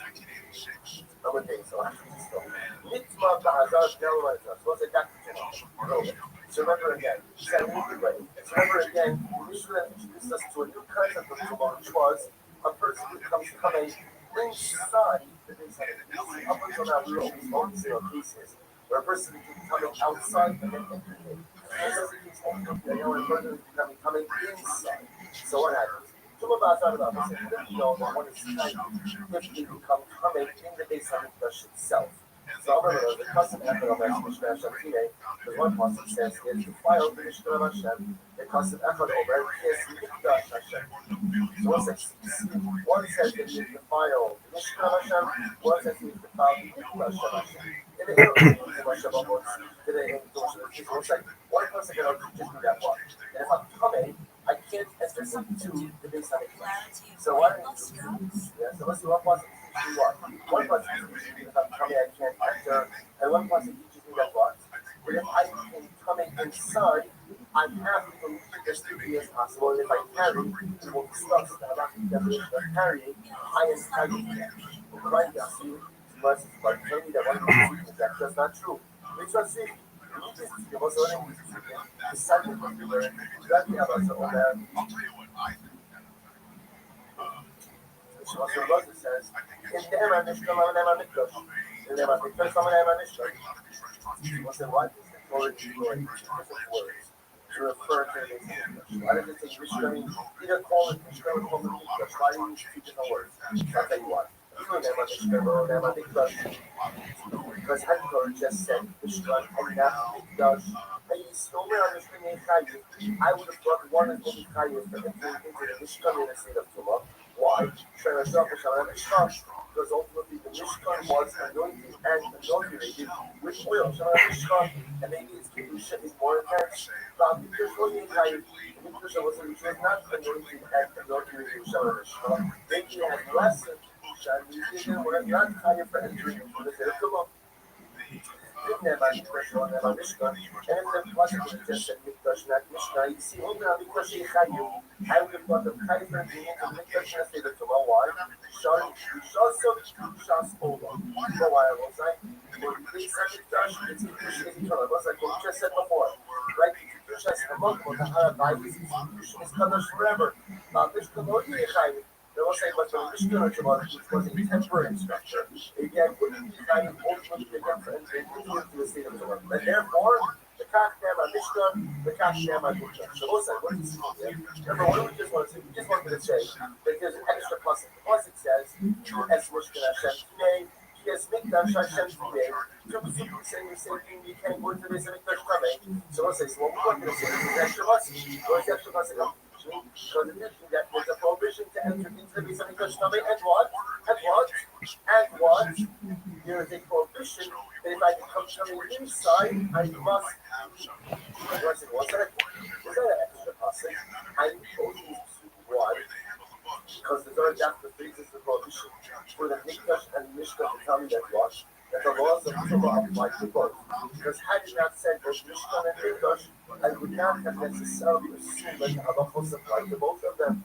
Which the Gemara says, look at now, Mikdash and laws of so those after the Kashmir. This is the first one line of Chris Island. This is Rabbi Rothschild's Kasha. Mishkan to be Mikdash, or Mikdash to be Mishkan. Mikdash, or Mishkan, or Mikdash, Lama. Those are Rabbi Rothschild's Kasha as follows. Why did the Torah use two different words in the same space? Either just only to do it Mikdash, or only to do it Mishkan. And I come up with the same thing. Brother says, first from the Kasha. Therefore, I said, in fact, learn out that we're actually doing two halachos in this. What are the two halachos? Number one, that the laws of Tumah apply everywhere. Only the Mishkan as well as the Mikdash, plus the fact that what? That there's a prohibition only to enter into the base of Tumah, and there's also a prohibition to what? To remain in the base of Mikdash once one is already covered. So therefore, we learn out both of these halachos ultimately again from So once again, what is clear? Two halachas going down from these seemingly repetitive two. Number one, the prohibitions of Tumah apply equally to the Mishkan and for the tabernacle, as well as the Beis Hamikdash permanent structure. That's number one. And halacha number two is that not only is one permitted to enter into the Beis Hamikdash in the state of Torah, but if one contracted Tumah inside the Beis Hamikdash, one is permitted to carry, rather one must exit as quickly as possible. Those are the two halachos ultimately again burned down. So Mishnah, Mishnah, so now let's go back. She says, I understand the Mikdash is called the Mishnah. Consider us at the Mishnah in the soul, and the Pasuk says, I will cook my Mishnah in the midst. I love Mishnah, the Mikdash, you know. So it's like, we really know that the Mishnah is also called the Mikdash. So even if they say, the Nasak Hasim, they'll say, have Mikdash. So maybe they'll say, because the Hasim carried the Mikdash. No. That Mikdash Hasim. But all of these terms, that Mikdash doesn't refer to the what does Mikdash refer to in that context? That refers to Elam Mehacham. Rather it's here. V'asim Mikdash, Shachat Yisachar. Make for me a Mikdash, and I will dwell in your goods. Kechol Asher Ani Mara Otzma Is HaKadosh. So it's actually interesting. It's funny where I asked this question because it seems so obvious. Once you really see that the Mishnah is called the Mikdash, but also Mikdash is that maybe that's not a reference to the Mishnah at all. Maybe that's actually a reference to the Beis Hamikdash. Kamash will know here the Mishnah is called the Mikdash. How do you know? Because right after the Pasuk says, Kechol Asher Ani Mara Otzma Is HaKadosh. Everything I will show you when it comes to the construction of the Mishnah. So we see that the Mishnah is called the Mikdash as well. Beautiful. The Mishnah said, if a person becomes coming, so now here's what we know. If a person becomes coming inside the Mishnah, inside the Mishnah, inside the Mikdash, what's the halacha? We'll say, what's the halacha? I take it out as easily as possible. And if I carry, I'm chayiv b'kadr. Now we'll say, Shaila obviously is what? How long is carrying? How long is carrying? So the Mishnah said, I bow down, or I carry the amount of time the duration it takes to bow down. So that seems to be the definition of carrying. It says, well, Amar Rabba, no Shalom, when we say bow down, that means we bow down towards the inside room, we bow down outside, facing Israel. We bow down facing I'm sorry, west, I'm sorry, thank you. I'm on the shot of a clap in course, but if you bow down outwards, Rashi says, but Israel east, Rashi points out up here, into the Shtach HaPyah. That's not called really Shtach HaPyah. I'm on the shot of a clap in course, Shaw, if I bow down, clapping in, inside the Harab towards the west, then the Vice and Chayiv. But if I go ahead and bow down outwards, then that's not called the Shtach HaPyah. That's not called down. Okay, we're going to define what this means in just a moment. And therefore, Shah, there's no Shah at all. If I carry, I will be Chayiv. But if I can't carry, I won't be Chayiv. Put the Masila on Simba. We'll see others go ahead and put this on Simba.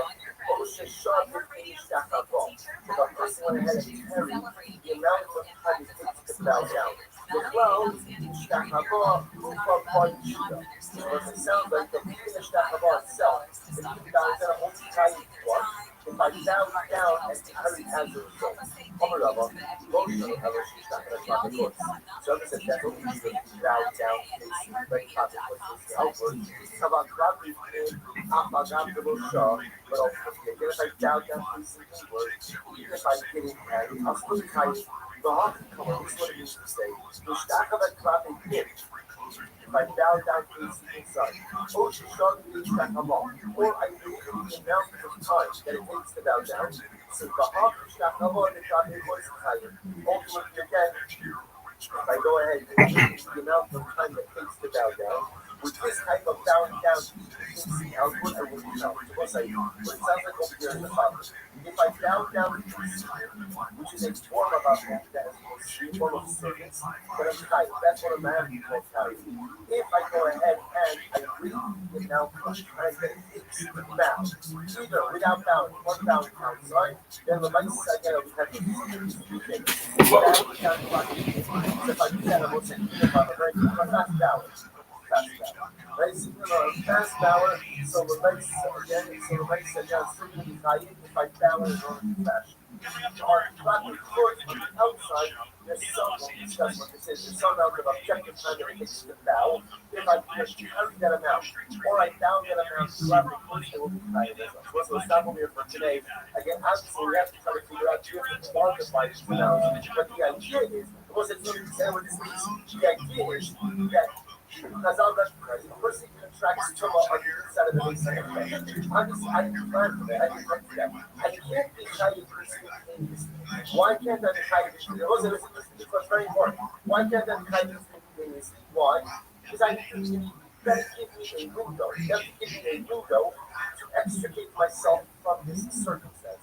We're trying to figure out what's your window, what's your exit window, what's your exit window. If you take back to the exit window, you'll be quantum. Don't take you back to the exit window, then ultimately you'll be tight. So we're trying to figure out, trying to define, quantify what is the exit window. You know what's happening in your life. And I'm sure this is your it's not, but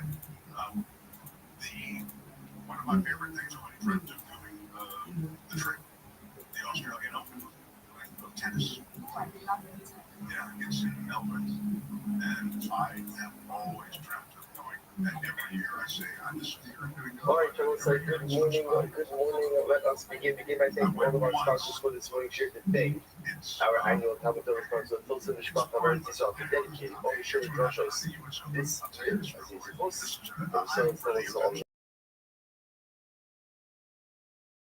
Rabbi Rothschild, Commissioner of the Yom Tov Shul's father, Ben Yecheskel HaKohen, the Torah of Rabbi Rothschild, our Talmud Torah, the Neshama Sabbath, the family, and the Chama, Marvel, and Hashem, return all of our Shalom and the Father, all the soldiers to be successful, the whole and not say today. Those of you that let us come with a lot of Hashem, the Father of God, and what's the chapter is 15. We're picking up the next Hashem on the challenge of the base. It's okay, I can't change that. Yeah. We're picking up on Yudala 14b. We actually left up in the middle of the Mishnah. This was, I say, Shebenida, Shechayev Allah. So 2, 4, 6, 8. About 10 lines down from the top. So remember again, Mishnah was talking about the idea of this action piece that we're going to read has absolutely nothing to do with the topic we are learning, but it's really just what you'll see why it's just over. We ended up in yesterday's daf with a discussion about halacha l'maisa, mitzvahs hasei, shelo Hashem chayav alad, which means I didn't even get a chance to explain this very well in this year. That there's a concept that is based in erroneously delivered and erroneous ruling. Accidentally or mistakenly instructed someone to do something that was usher. So there's a certain carbonic liability involved. So the Gemara gave an example of that. Vis-a-vis Torah. And now the Gemara says, using mitzvahs hasei shebenida, shechayav alad. What would be an example of a sin offering that basically wouldn't be hidden or if they gave someone the wrong advice and not supposed to be done. So Mark is an interesting example over here. I am Shani Shema Tahora, the Allah of me. The man was having relations with his wife. And in the middle of relations, she says to him, I am a Nida. So what's halacha? And he withdrew immediately. Ultimately, again, there's liability for relations with the Nida. Why? If they shitziaso, handa adam kidiaso. Because ultimately, again, since he's still aroused, the first pleasure and the act of control in the same way that he is the act of control itself. Look at that footwork, son. Look at this move. There's athleticism.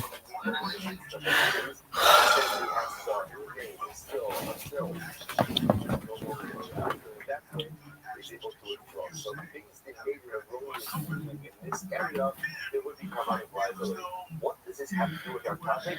Absolutely nothing. Absolutely nothing.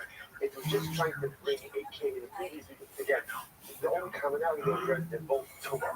They're both tumor. So because he spoke about a case where a guy was becoming in the base of Mikdash, And again, if he didn't get out immediately, there'd be liability. So Imar brings up just a similar like case that we're supposed to do. Okay, that's the end of that. Imar says, Rabbi Rothschild says, Hasheretz, Dinei Elam Imenu, Elam Sheretz, Hayidei L'Chava Elam, the first word is now, we're actually going back to our point that we referenced also in the beginning of the Masechta, which is what type of lapses of awareness creates carbonic liability. So the Rabbi Eliezer says that halacha l'maisa, one is the Mikayim, if there's a lapse of awareness about the tumah. But in halacha l'maisa, there's a lapse of awareness, let's say that you're in the base of English, or that you're consuming something kodesh, that does not generate carbonic liability. The Akiva says, what is supposed to have Rabbi Akiva love over? Absolutely. Give me this.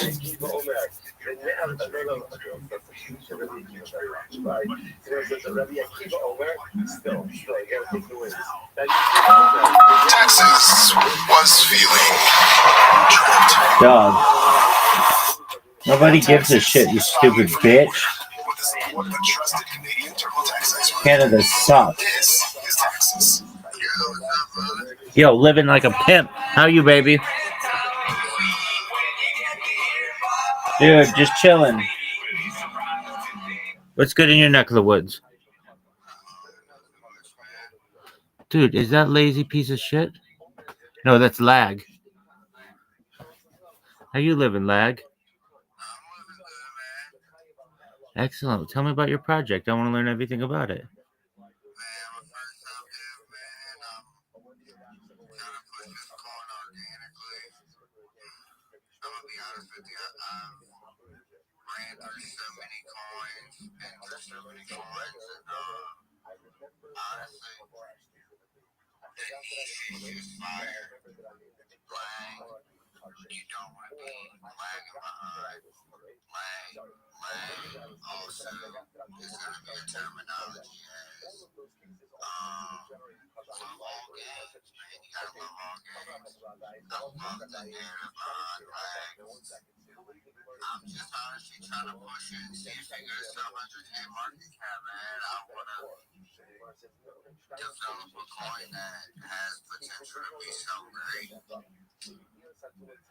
Excellent. Okay, where do we get it?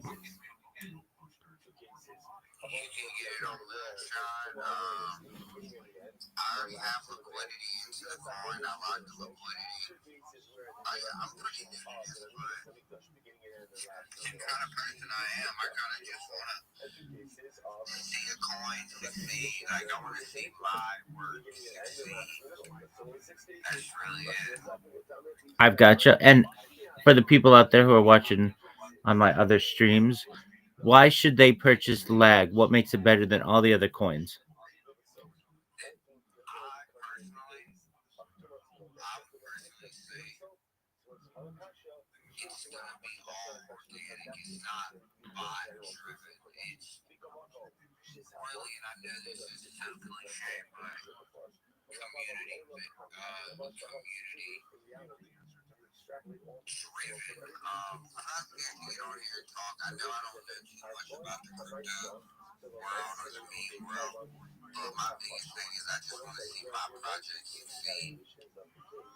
Absolutely. We want to see it succeed as well. And you're doing the right thing, going into people's show space and open mics and telling them about your project. And I wish you the best with it. And I'm sure I'll see you around in other spaces. And you keep up that type of energy, and it's going to be successful.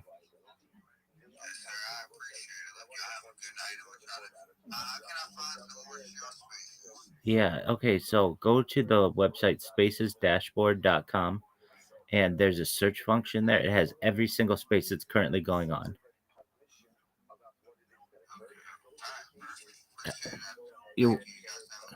You're welcome. Cheng, go ahead. Cheng. What's up, Cheng? Cheng. Cheng, how you living? Cheng, can you hear me?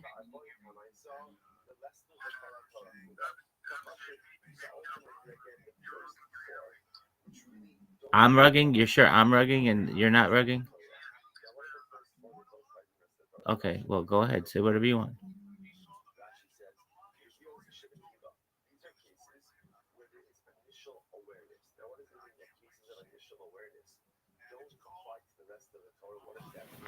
All right, Chang.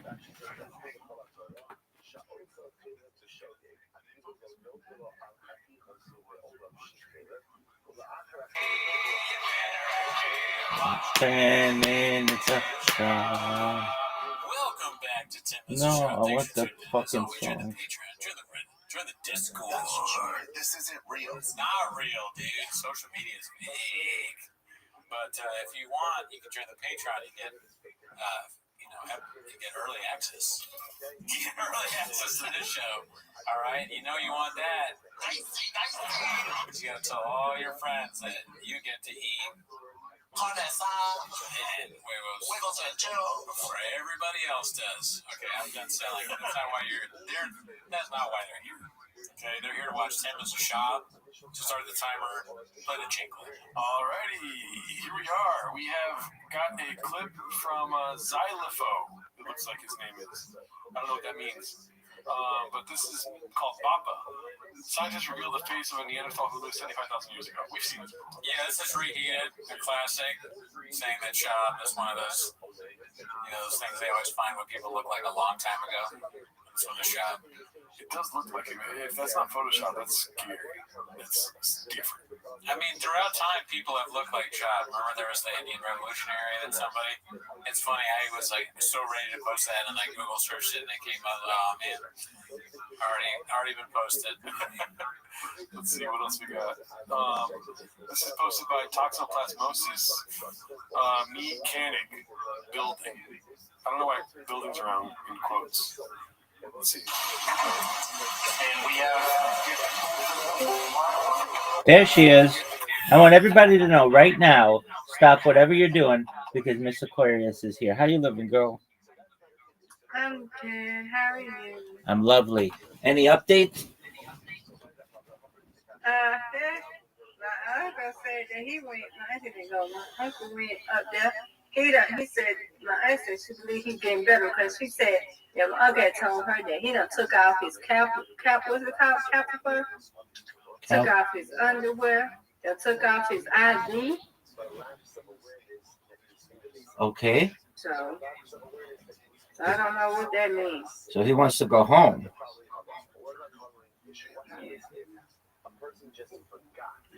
Any idea how long he's got to be in rehab?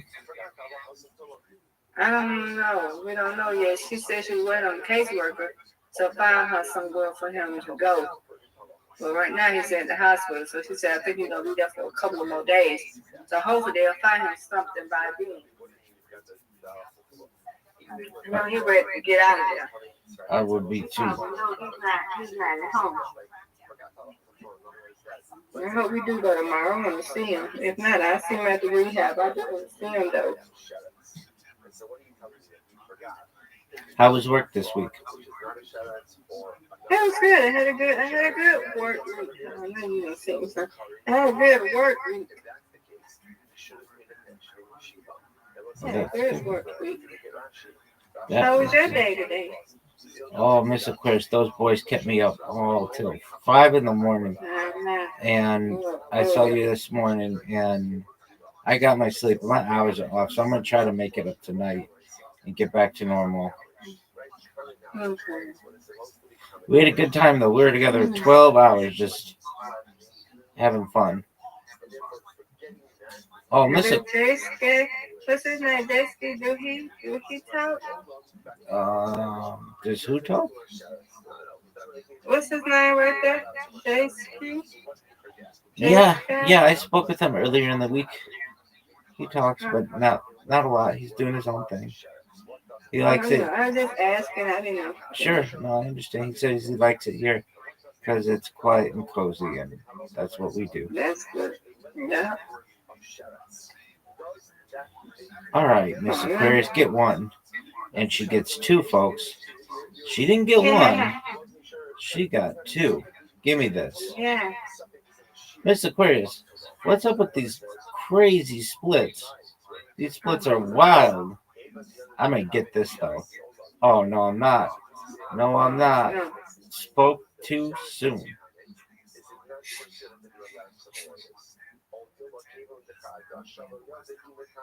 Get it. Now that's some crazy split. Now that's crazy that one you had, huh, right now? That's correct, but you can get it. There's a chance. Nope. No. That's not. That's Come on, not a right? deal. They still with stripes. Give me this. Miss Aquarius. No. 3 splits in a Yeah, I row. got these crazy splits. 3 splits in a row, and I got it. I knew I had it. I knew I had it. That's what I'm talking about. I knew it. Get it. Miss Aquarius, that was phenomenal strike. Folks, if you're watching at home, Miss Aquarius is coming off her career high yesterday. Hey, you got another one. She had 107. This woman put up 107, folks. That's her all-time high. And it was just incredible. And she did it in a big game when the pressure was on, and she dominated.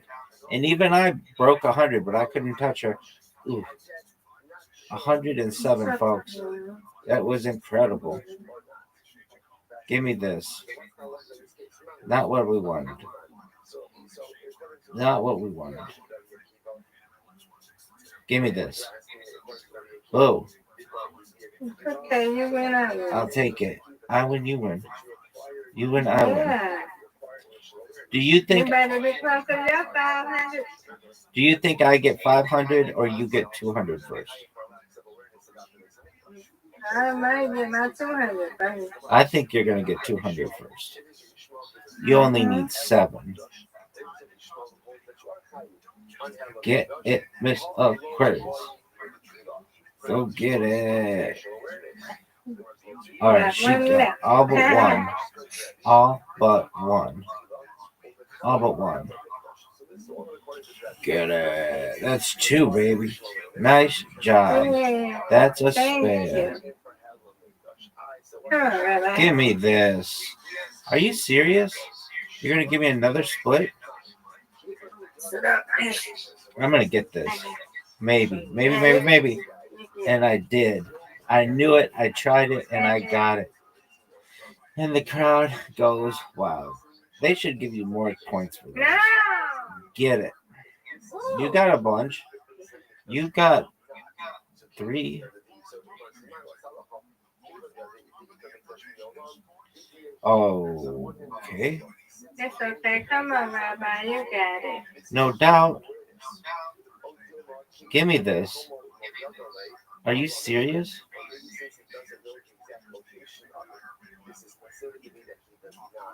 Give me this. Yeah. That's what I'm talking about.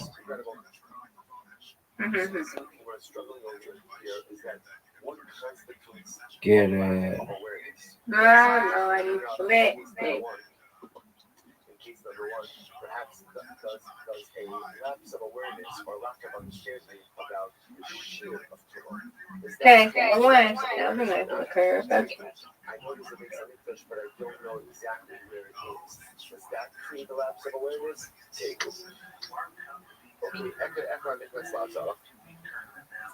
So now we come to now this is a really beautiful sugya ahead of us right now. So remember, the topic that we're going to be dealing with is the following.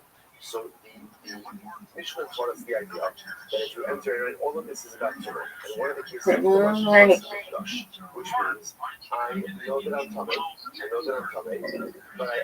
but we actually should this be one of 2 cases. Right? I know that I'm coming, but I forgot that I'm being into this. Let's go to a classic case. I know that this is the Beis Hamikdash, but I forgot that I was coming. So let's just take a classic case. I knew that I was coming. I forgot that I was coming. During that lapse of awareness, I entered into the Beis Hamikdash. I subsequently came to the Beis Hamikdash, and I remembered that I was coming. Okay, that's what we call Ikiyah Basov, the Halal Beis Sayed. I knew in the beginning, I knew in the end. And there was a lapse of awareness in the middle. What's that look in that case? Get it. Miss Aquarius, she can't be stopped now. The only liability in that case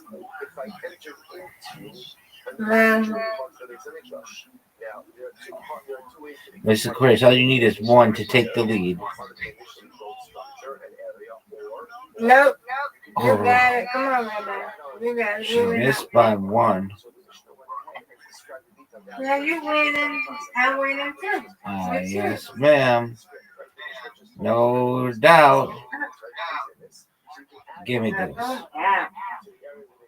That's what I'm talking about. Give me this. You win. I win. I win. You win. Undefeated in bowling. Undefeated in friendship. Miss Aquarius. There we go. Nice job. You too. Thank you. Thank you, ma'am. Alrighty. Any big plans for this weekend? I'm going to go to the brunch this Saturday. We'll see. Yeah, I'm supposed to be going this Saturday. And then I got to clean up some more tomorrow. I have the time for myself just to chill and relax, you know?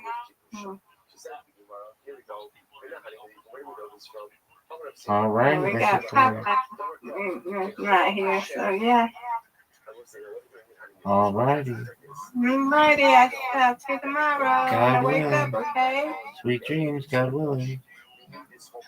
I will if you don't be asleep. Alrighty. Yes, ma'am. I'll be here. I'm going to sleep in here, okay? Yay! Sweet dreams, Mr. Crush, God willing. Yay!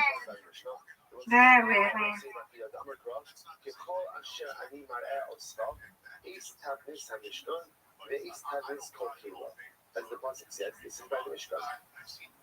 Everything I'm showing you is that this Mishkan. Literally, again, the plan and the structure of the Mishkan, and the plan and the structure for all of the utensils. Welcome. How are you, P-Boy?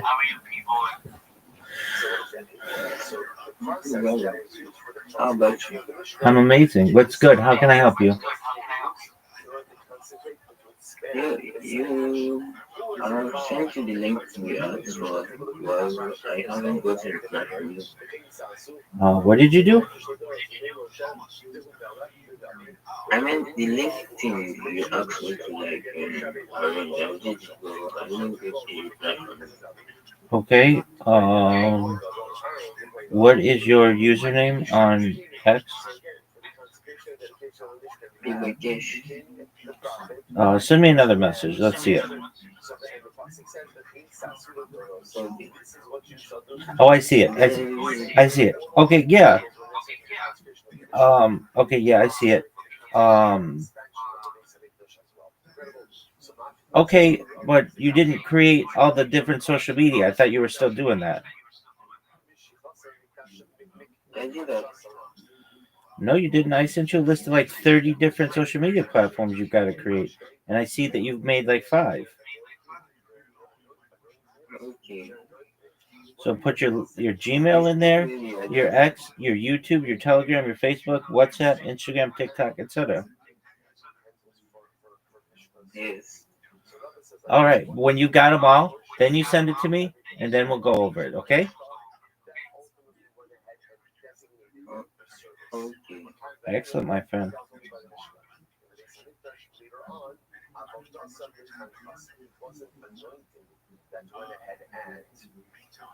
That designated it service rather what was it? It was service. It was the actual use of it, which went ahead and consecrated and designated for a holy purpose. So which is really, really quite fascinating. This fascinating distinction. In the Mishkan, when Moshe Rabbeinu wanted to designate the utensils for sacred Mishkan service, anointing worked. Right? The anointing worked. But in the future, anointing didn't work. What worked? Usage. Rabbi, why is that? The name of the King Sasu Doros. Why don't we make the same drasha? Right? The Pasuk said, why don't you say the King Sasu Doros? That whatever was done in the Mishkan is the process which will be utilized ultimately again for future generations. That's what we just said. Right? The same way that the consecration of the Beis Hamikdash, or especially we learn from the consecration of the Mishkan, say whatever was done in the Mishkan follow the same process in the future. And therefore, the same way that the utensils of the Mishkan were designated or consecrated through anointing, so too the utensils of the Beis Hamikdash should also be consecrated through anointing. Shining us in our God, by Yimshechim, by Kadosh also. It's different because by the Mishkan it says that they anointed them and they sanctified them. Also, the Mashiach, but all of those of Mashiach, it was only those utensils, ultimately again, that were consecrated through anointing. But for future generations, it was not done that way. I am also the Mashiach, the Doros, all the Mashiach, all the sons of family, for the Mishkan. Those utensils ultimately were put into service for anointing, but for future generations, it's either through anointing or through service. So long as I can't see the shit, the person says for the future, that you will use them, which means that for the future, I use the utensils are consecrated for service and not to Yeshiva. Folks, look at this.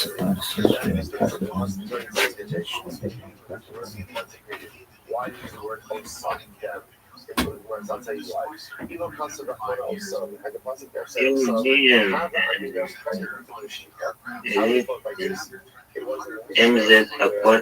Aquarius Doros for future generations, from the Shiva and Ba'avoda, perhaps in both anointing and usage. The Hakasa, the pain of Sas, because the possibility also this is what you shall do.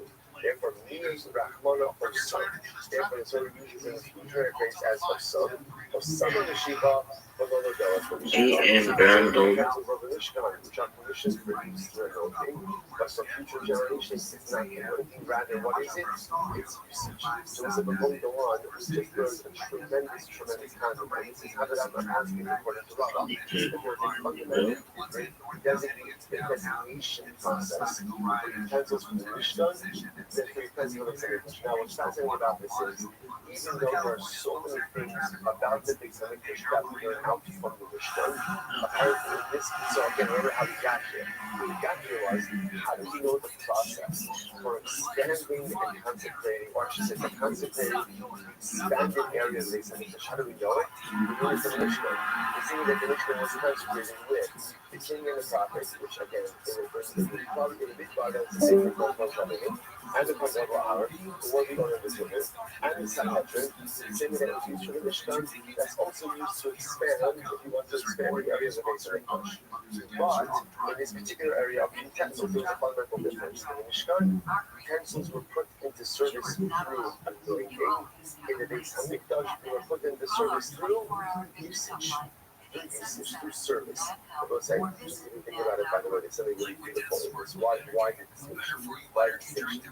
So listen, the distinction really comes in one simple fashion, which is the role of the tzaddik, the power that a tzaddik has on those around him. This is profound research also to learn, unlike Balmer, where again, the whole day is focused really on the power of tzaddik, of Rashbi, like the Mishnah Bayachai says, Yaakov, I can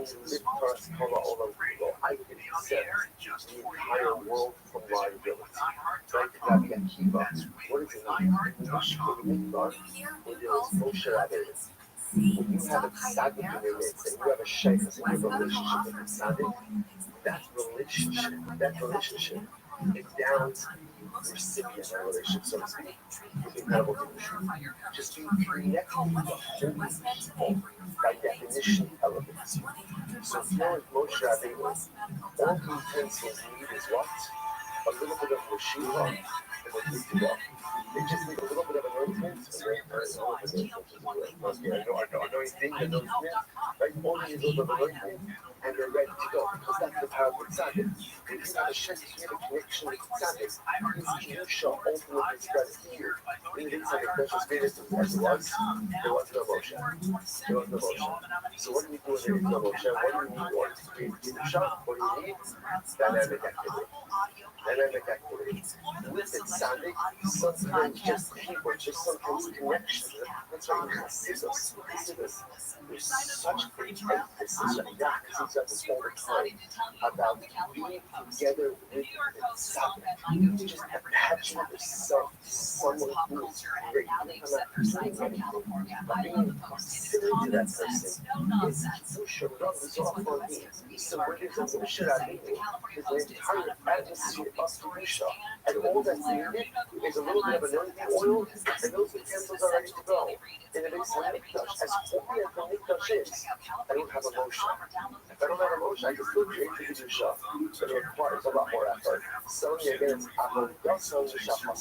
You need dynamic activity in order to get to the what's the good news. What's the good news? The good news is, as Jews, no matter what we need to do, we can always create the Kedusha. That's the takeaway. No matter what, like right now, you're hearing Hashem from Yisrael, with Yakiva, with Ben Yaakov, with Tamidar Esrim, and you keep it like from Yisrael, we never worry. Why should Christ will never worry? Because we can always find Kedusha, because we can always find Tyler. From Yisrael, never despair. Everything is going to be good.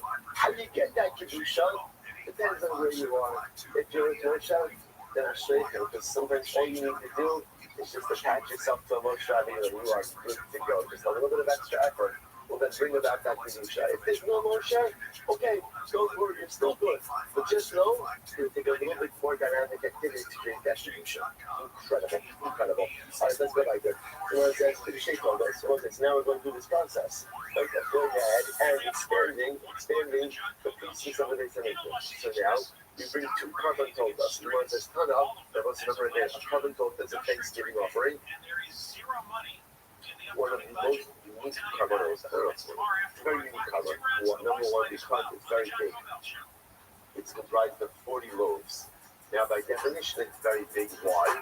Because the Baruch Hu wanted you to have to share it with others. No one person can finish up a carbon tolda by themselves. Right? No, you can't. It's not enough time to eat all of that. So what do you have to do by definition? If you're making carbon tolda, you gotta make a sudas hoda. You actually like the pepper. Because again, it's looking at that small point. Because normally, when you bring your carbon tolda, usually when you've been saved from some type of a dramatic life event, that's when you bring your carbon tolda. So you gotta share the difference. The word says part of this consecration process, the newly expanded precincts of the Beis Hamikdash, is you bring 2 toldos. So Tana, Shnei Tolda Shomer B'Lach Mod B'Lovim Sarah. So by the way, when we speak like this, I think what they say like. This is blood. What doesn't say explicitly what it sounds like is you put your loaves, you're taking your carbon tolda, and you're walking like from the area that you want to expect for the Beis Hamikdash. So now the Gemara says, by the way, what are you walking around with? You're walking around with the loaves, but not the meat. Like you're not taking the meat of the carbon tolda, you're taking the loaves of the carbon tolda. So Oh, 10 minutes to shop, baby. 2 likes is funny. Dog. It does kind of look like he's done. But they didn't do a song.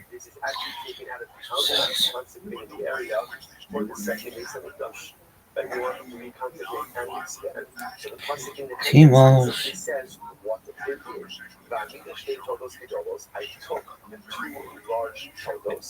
This bitch was updated today, folks. This is incredible.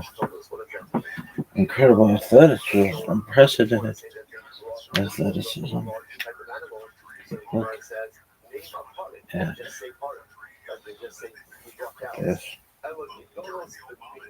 But rather, again, it must mean that we took a large number. Those maybe using letters, but what is that? So we get fashion music from Ishmael. So it says, I understand you think the number is important to our Kaddish Baruch Hu, such beautiful Tanya. Don't make me talk to this man. Listen to this motherfucker.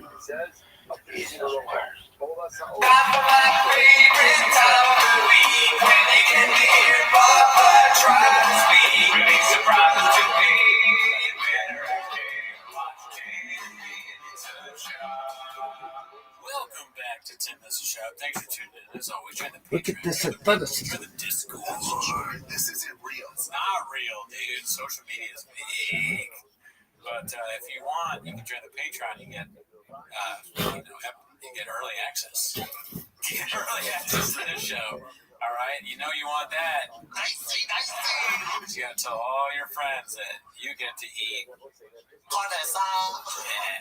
huevos and churros before everybody else does. Okay, I'm done selling. That's not why you're there. That's not why they're here. Okay, they're here to watch Tim as a shop. So start the timer. Play the chain clip. Alrighty, here we are. We have got a clip from Xylopho. It looks like his name is. I don't know what that means. But this is called Bappa. Scientists revealed the face of a Neanderthal who lived 75,000 years ago. We've seen this before. Yeah, this is Reheated, a classic, saying that Shab is one of those, those things they always find when people look like a long time ago. This one is Shab. It does look like him. If that's not Photoshop, that's scary. That's different. I mean, throughout time, people have looked like Shab. Remember there was the Indian Revolutionary and somebody? It's funny how he was like so ready to post that, and I Google searched it, and it came up. Oh man, already been posted. Let's see what else we got. This is posted by Toxoplasmosis Mechanic Building. I don't know why buildings around in quotes. Let's see. And we have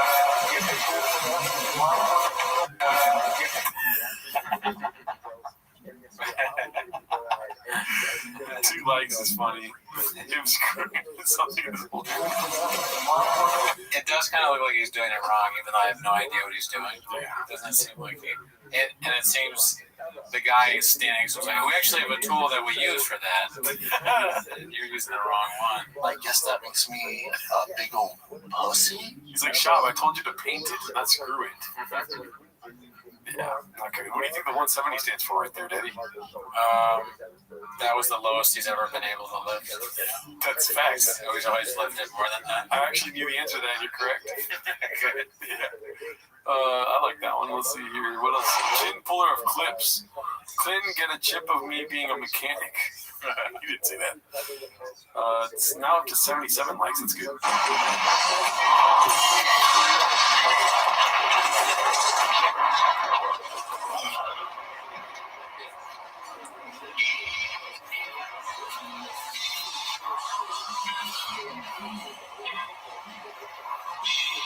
There's multiple people filming this, not just one cameraman. To film him move a tire, take a tire off and move it. Yeah, I don't want to be that guy, but it does look like he's special. You know what I mean? Nice. Yeah, he does. He's got the face. The Neanderthal type of special, you know? I would never disgrace people with Down syndrome saying that he's got that. The first guy kind of reminded me, because I've been watching Storage Wars, and this takes place in a storage unit. Yeah. I said, no way, Chum Lee is on this. He got Chum Lee somehow, but no, of course he's not big enough for Chum Lee. Over under on this guy being homeless? I'm gonna say no, but it would be funny if he started employing them, because he's the only people that will work for him. Yeah. They get paid in clips. It is weird, like people that fucking love hating it, or like hate watch it, yeah, would love to work for him, because it's like constant. Yeah, it's like a terrible boss, but it's entertaining all day. Yeah, skits and bits all day long. Yeah, your payment is how much fun you can have laughing at him, in hopes that he doesn't hurt you. Yeah, because he might get mad. You make fun of him enough. He's like, the Bobby Lee trick. Bobby Lee is one of my closest friends. Daddy, get the little chop that thing right off. My kangaroo's like a picker with a picker on it. My kangaroo is like a picker with a picker on it. Yeah, I don't know what he actually says. Oh, here we go, dude. We live for these. Icarus lives. What happens next? Part 15. Can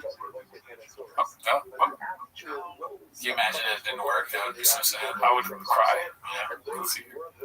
What happened next?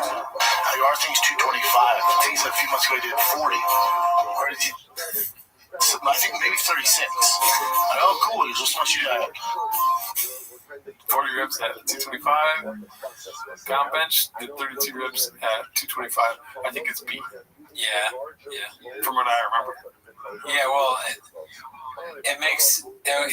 I can't remember. I'm admitting now that I have Graves' disease. I cannot remember what we just watched. What he said, but I feel like he said 40 something. So it would be funny to say less than that. as if it's better. Is that the point of the clip? Can we rewind? I'm curious. What happens next? 25. He said a few months ago he did 40. Or I think maybe 36. 40. Oh, cool. He just wants you to have it. He's going to say 40. Well, because it's more. But it would be. Do you think it'd be kind of funny if he said, really? Oh, cool. I did 32. Like, because he's talking about Thor, though. Yeah. But of course, but Shab wants to do more than everybody. True, but it's him also kind of like douching Thor, but like, you only do 40, I do 32. Yeah, I guess in a way, if you get anywhere near what the Thor guy got, that's pretty impressive. So, yeah, 40 is probably more like that. Either way, he's still shopping. We're both on the same side. Yeah. Last summer I did 40. I see now. He said no 40 because he's gonna say he did 40. So the guy said 36, and he's stronger than the world. So you're right. No, I was far from right. Well, he did go above the 36. Yeah. So the setup is that he knows he's gonna say 40. So at first he fucks up. And he says what Thor maybe actually said, or I don't know. He's like, oh, no, I was actually 36. I look more, I'm strong. Bro, I got Mr. Whole Foods. The hat, too. Yeah. And his face changed. He goes, you beat me. I did 40, no matter what you said, I did 40. He goes, cool, do it now. We'll film it. Me and you go. We'll do it now.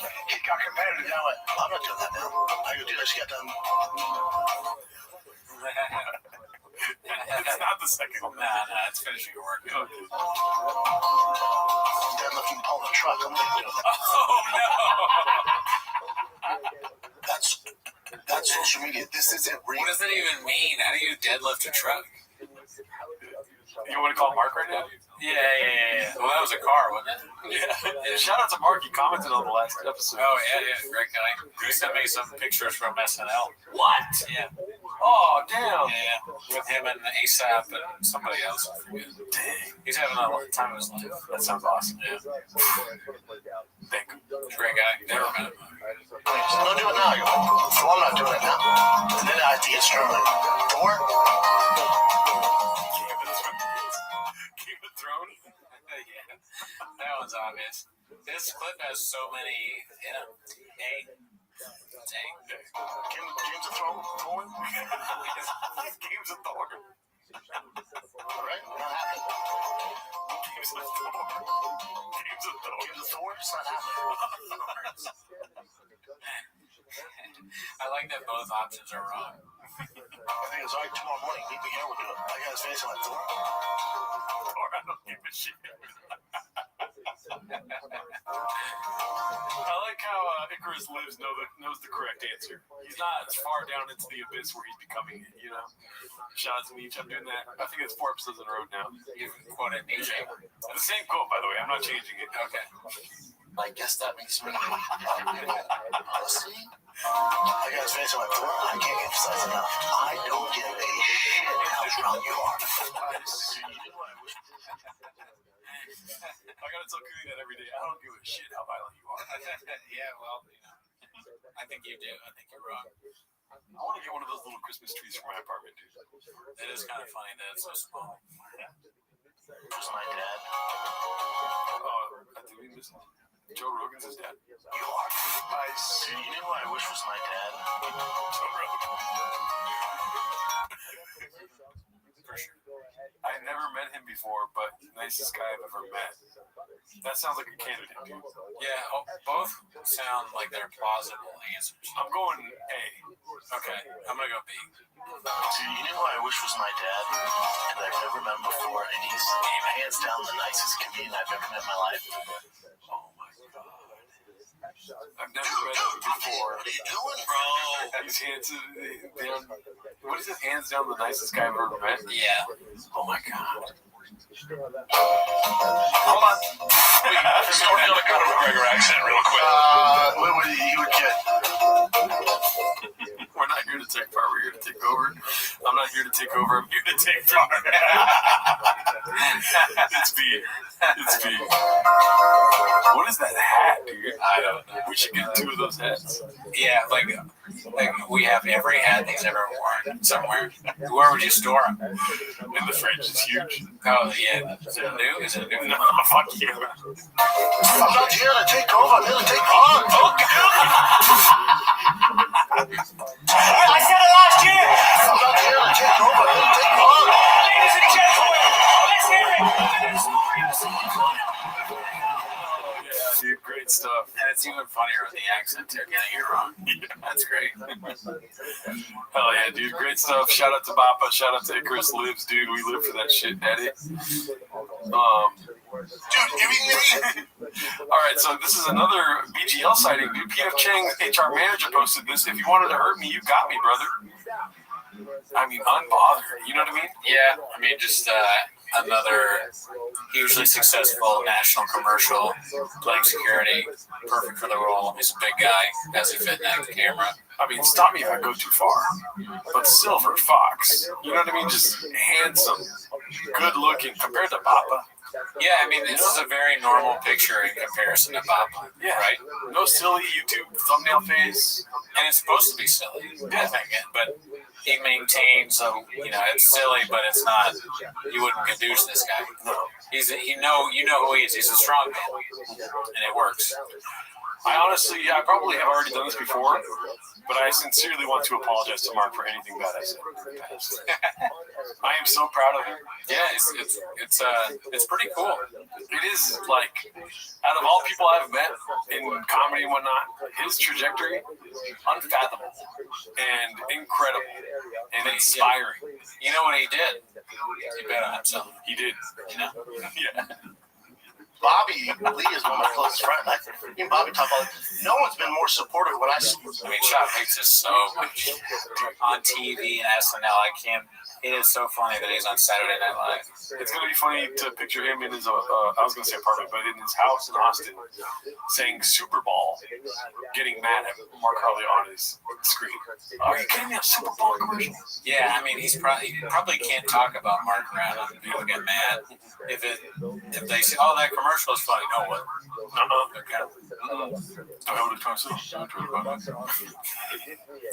Let's see. Watch my show, you guys. Posted by Yu Loang. Oh man, he's looking real old in that one. This is just a bad camera angle. I like it. I'm so grateful. I want them to decay. I want to feel young. I want them to be old. Get out. Yeah, stop doing it. He looks like, and it's gonna sound like, he kind of looks like George Carlton here, kind of, right? If you imagine George Carlton had a shirtless face at the end of his career, an old man. Please, dude, no, dude, no. They call it the American Dream because you have to be asleep to believe it. He's got no shirt on. He's got a beer and then one hand. Free George. Isla. God damn it, Isla. No, dude, not my Carlton, daddy. I like that. Let's see. Brian Callen, San Jose Improv, $5. Posted by Annual Train, 992. Well, I'll tell you what train nobody's getting on. January 23rd, 24th in San Jose. We've seen this one before. It's funny that's $5. They reposted though. Okay. This is 5 days ago. They're posting. They want you to don't. Oh, you must have forgotten. They say that right before they post it. I've not seen Bert. I'm stuck on Bert looking that old. He really looks like a dad here. Yeah. He looks better in the show. Yeah. It's just man. Yeah. Here he looks like the guy that started Vice. That guy, the Vice guy. Yeah. John McHale. No, I forget his name. It's like that though. So Shane Battier. Something like that. Yeah. This is like Vice addressing the shareholders. But it's good work out. Oh my God, he has no shirt on. Shane has no shirt on. What is he doing? Yeah, I don't think we're gonna get fired. This is his meltdown. It is a Joseph Kony video. When the guy went crazy after he made the Kony videos, running through the street naked. We're doing our 6th video on marijuana this week, and he has no shirt on. What are we doing here, dude? Yeah. Let's see. What is this? Okay, good to see that new JoJo Minute show really taking off, posted by Dave Oz 66. We're not here for that. We discuss the podcast here, but let's see what they got.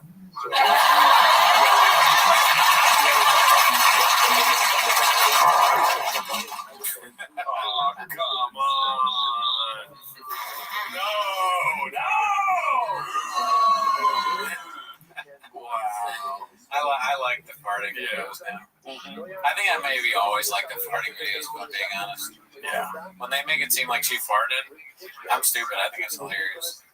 That'd be funny if she was on Inside the Actors studio and James Lipton thought the farting videos were real.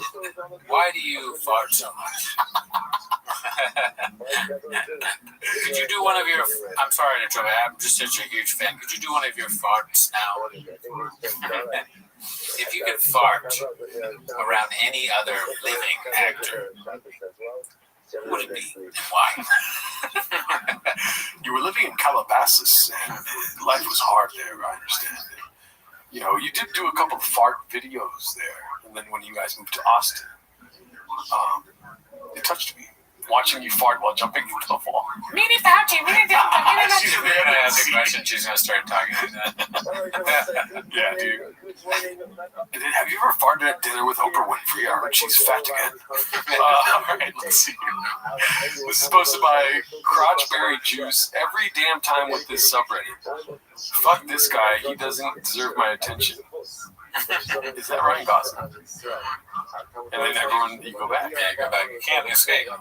Wallace has talked about this a lot. He tries to get away from it, Brandon Walsh, but he can't. And, you know, every once in a while, you can't sleep. You got your phone in your hand. You're going to go on the Reddit and look and laugh about what Brendan's doing right now. We've all been abducted. We've all been prone, and they can tap in at any time. Probed? Prone? Yeah. What's prone? Probed, but in shop. Anyways. Fuck! God damn it! I was written and rolling there, dude. Fuck. That's social media. This isn't real. You know, he probed us. He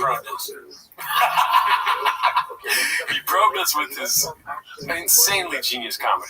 Honestly, genius at the end of the day. You know what I mean? Not that it's thought out, but that it is genius that anyone would be that way. Accidental genius. Yes. Thank you. And we're never gonna. There's no going back. I don't really have any interest in going back. No, at least not now. Yeah, I like it too much. Mm-hmm. I like the idea of if we could ever get wild success, just like out of control success. I think it would be so funny to continue doing that.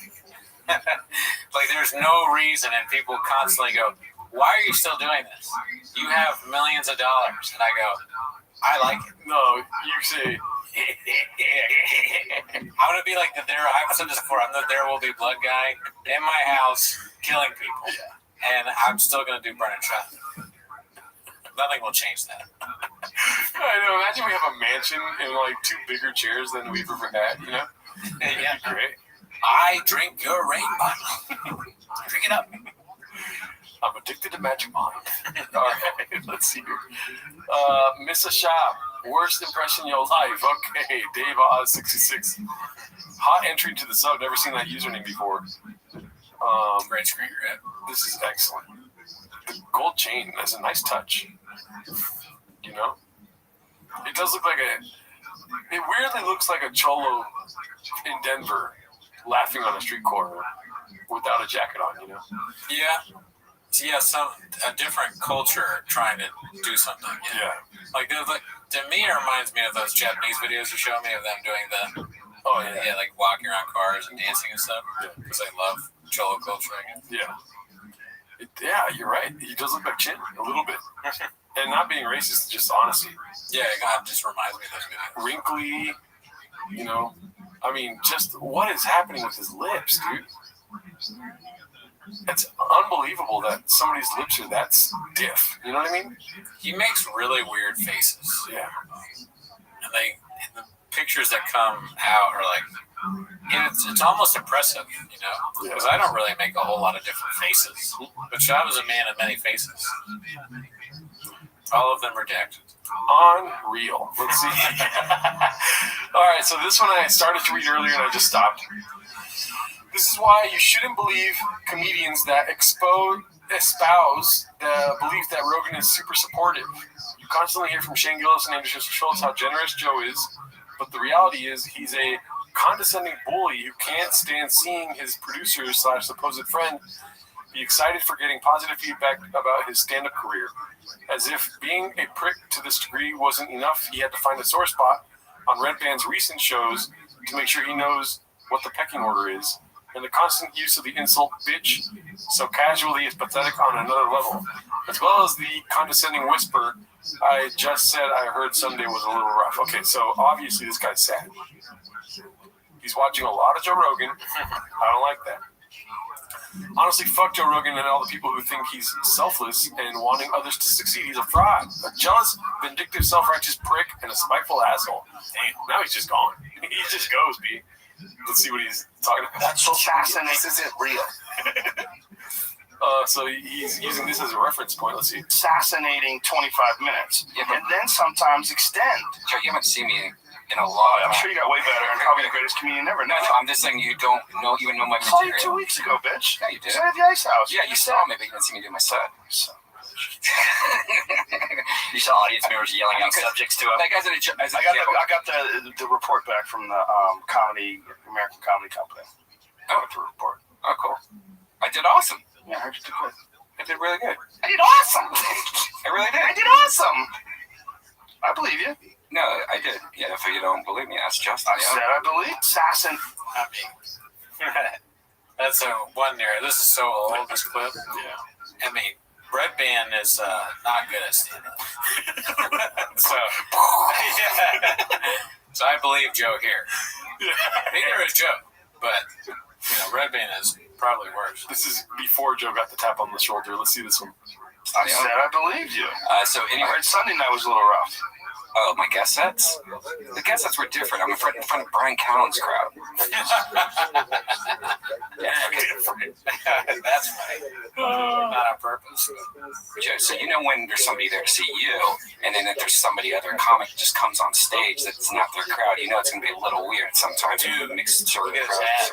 I know, the Dolphins. That's crazy. Back in the day, he used to have that. Oh, no, I didn't. Yeah, he's got this whole dolphin thing. What's the dolphin? I forget, but he had like the Olive Garden bit, a dolphin bit. No. He did, dude. You've seen the stand-up? He talks about dolphins on stage. A long time ago. Yeah, I mean, I don't know why I keep saying I mean. I think it's probably being exhausted, but no, I don't remember anything about dolphins. Yeah, he likes how dolphins fuck, I guess. Nuh-uh. I'm pretty sure. These guys love to talk about dolphins having sex.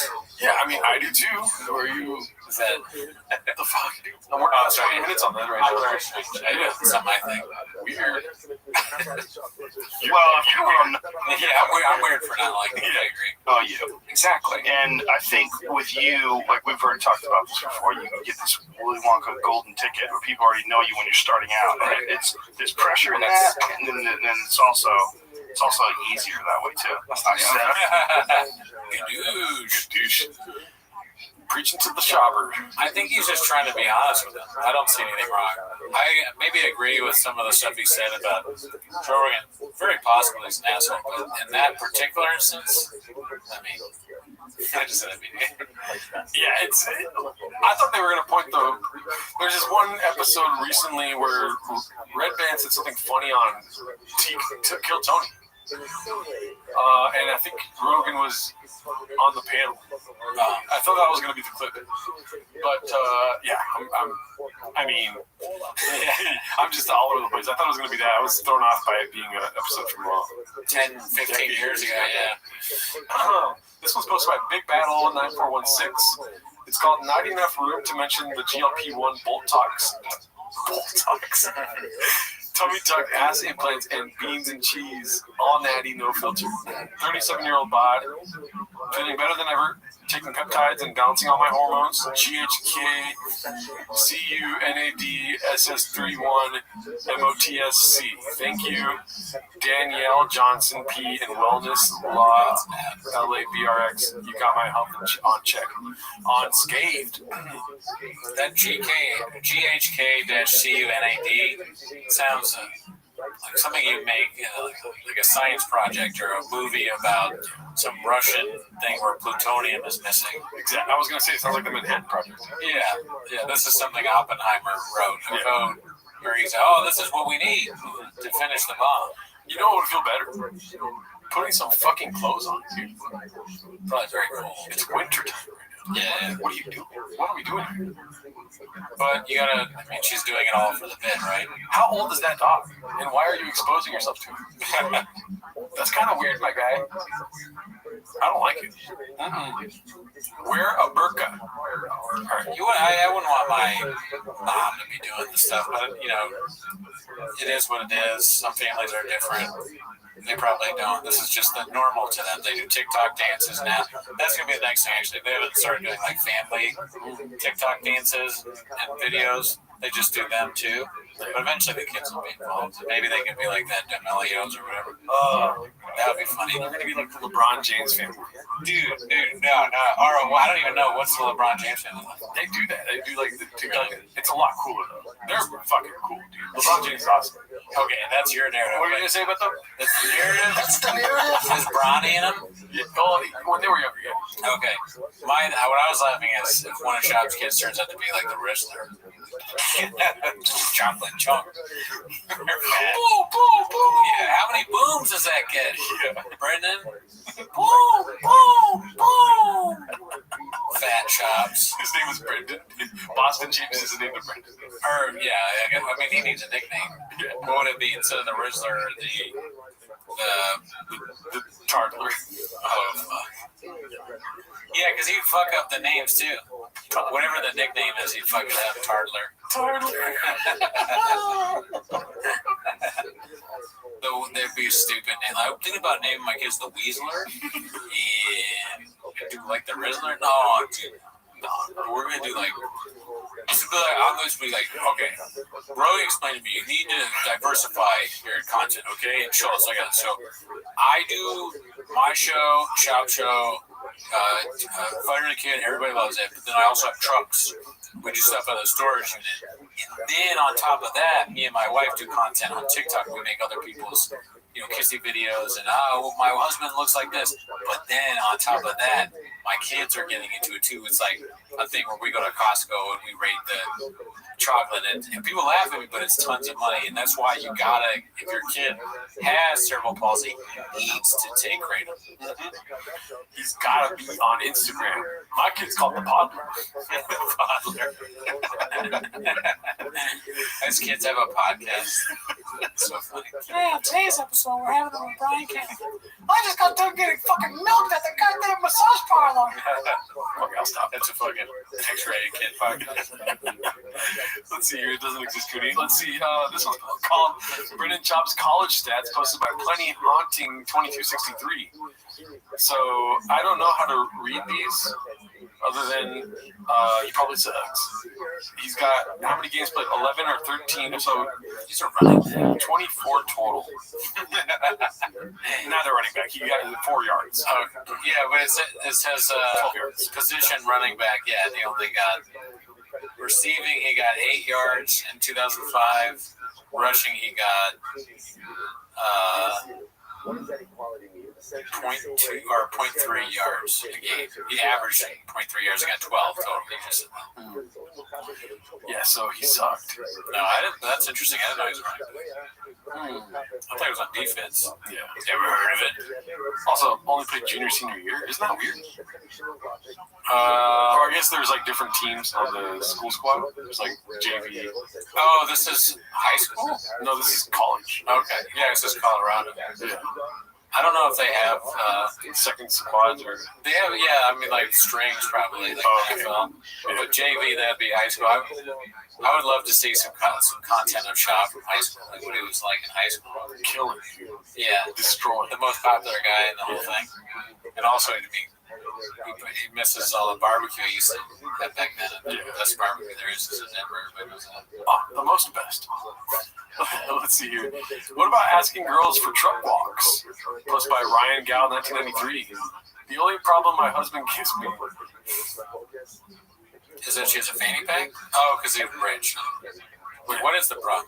I think this is a screen grab, and they're saying truck walks. Like, that's the answer. That's the problem that he gives you. Right. I'm trying to figure out what's the problem that she gets from this movie. We can look up the video. I mean, I think it's a video, but a screen grab of the video. I don't really want to do that, though. No, I don't really want to. It's just more content in the shops. If it's not on Chang's, it probably sucks ass. Let's see here. Okay. DFAG kind of came in hot. That's we're gonna skip going super close on that one because it's a penis. 24 million views. Bappa is a viral machine. I like this. Who's this? Dave Oz, 66 again. Let's see. Yeah, that was cool. Yeah, that was cool. A bunch of people were hitting me up about it. God, it's about to be my. The one where I flipped my trucks, the biggest views I ever posted, I think that did like 24 million views. Jeez.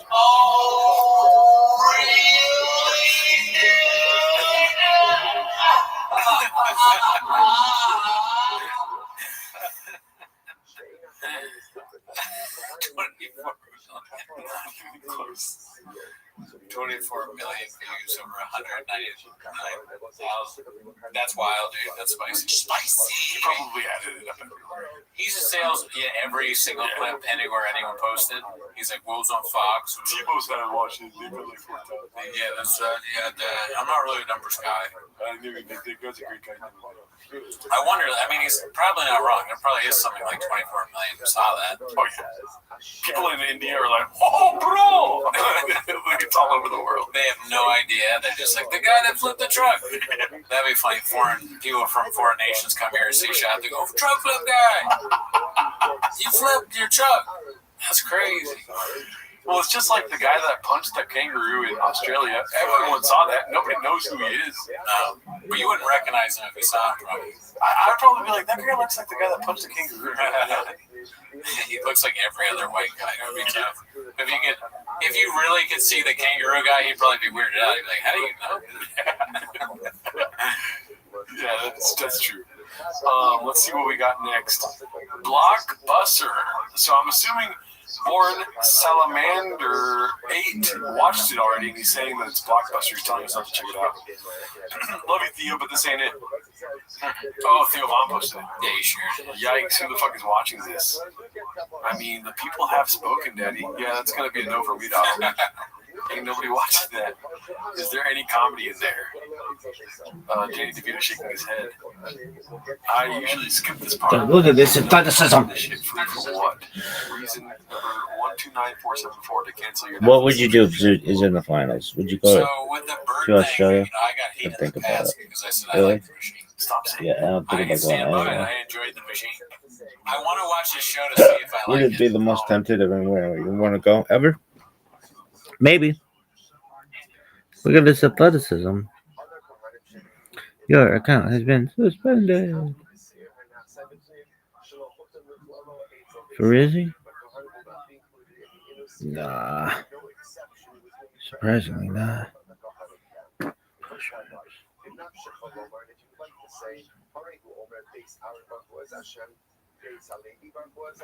That Australian is annoying as fuck. Not zoot that bitch on the radio. I'm gonna take you dizzy, son.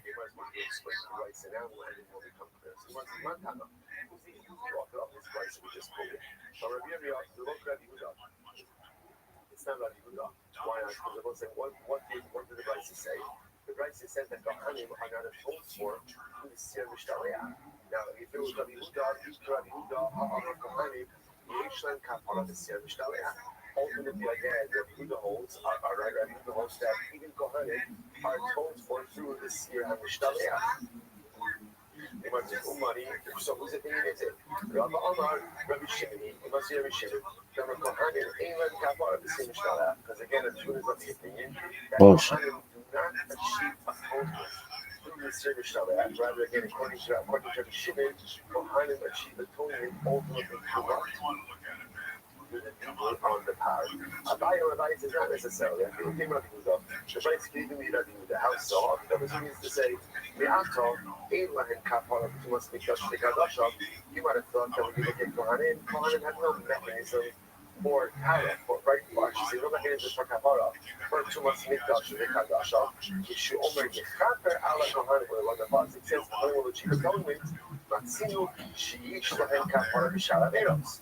You find that Kohanim will have kapara for other vessels. The last line in Gimel of the days, Ukimot Matzinu Sheshon Kapara B'Shara Eros, and the same way that Kohanim have kapara for other averos. Ka Yeshlan Kapara Kapara Vidalim Tumas Mikdash Mikadashah. So therefore, again, the same way that the Torah itself tells us, what it will say, the Torah doesn't tell us how, not explicitly how, but the Torah does tell us that Kohanim achieve kapara for Shar Averos. So the same that Kohanim are going to get kapara for Shar Averos, they also should want get kapara for Tumas Mikdash Mikadashah.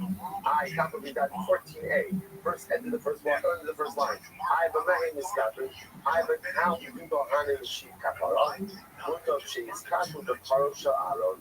It makes sense that at least for Tumah, it should be covered under. It should be covered under Har of Aaron. Why? Because Halach there is already an exception. Even though again, the Torah calls the Har of Aaron a share low, which makes it so that it's only for him, but it also includes his family. Once it includes his family, it makes sense to us. Also include other Kohanim. Incredible. By his covered the Saran not seven twins, share the Hukam as well. So it makes more sense to include that in the Tar of Aaron, where there's already an allowance for his family, as opposed to the inner seer, where there is no allowance for other Kohanim. Rather, again, it's clearly made to function for the Israeli. In Nafshakalomar, if you like to say, in addition to that, you can also say, this Aaron of Boaz Hashem, not in Nafshakalomar. What exactly do you want to do by bringing that possible? I'll tell you what, he came up. Folks, let's get into this. Let's get into the athleticism. Let's get in. This is Sports Center highlight, yo, baby. And which sounds like what? Who's in the family? To have to include the rest, Gans Kohanim, have to include the rest of Kohanim in the family of Aaron. What's the answer? The Gemara says, Kulon Kuyin Beisot. All Kohanim are called the family of Aaron. Where do we go? That's from Shneimar. Base Aaron, Boaz Hashem. Who's base Aaron? Who's base Aaron? Gans Kohanim, right? All Kohanim. And therefore, what do you see from here?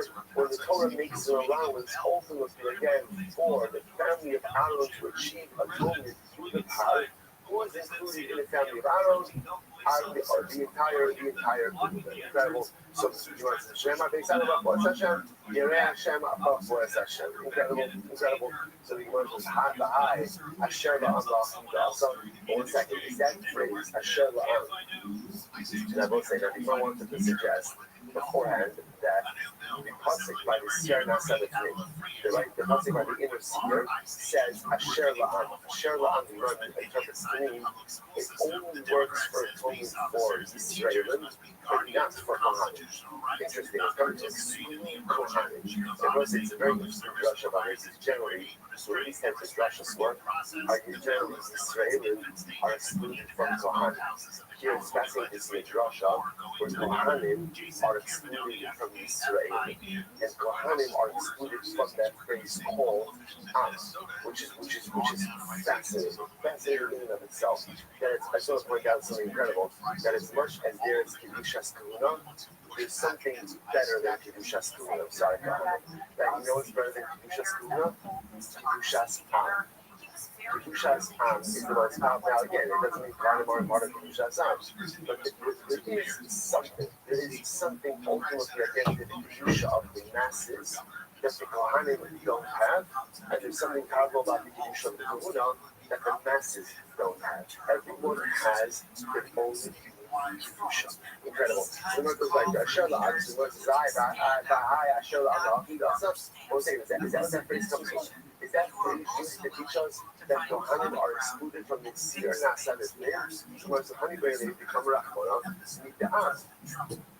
That must get that's like for something else. That the money for the Syrian Sebefnim, has to come from the communal coffers. Or so say, if I come along and I say, you know what, I do this, I would take this opportunity. Imagine somebody said to you, there's a dedication opportunity open. Right? Dedication opportunity to dedicate and to sponsor the Sir Hana Sebefnim of Yom Kippur. Listen, who would not take that opportunity? Right? So again, the Gemara says, sorry, not open. Taken. It's got to come from communal funds. Which I would say is fascinating in itself. Now, why does it have to come from communal funds? Because it's a communal offering. Communal offerings cannot be privately sponsored. Communal offerings must come from communal, which I would say is also fascinating. So there is a place, I think there's a lot of places for private donations, right?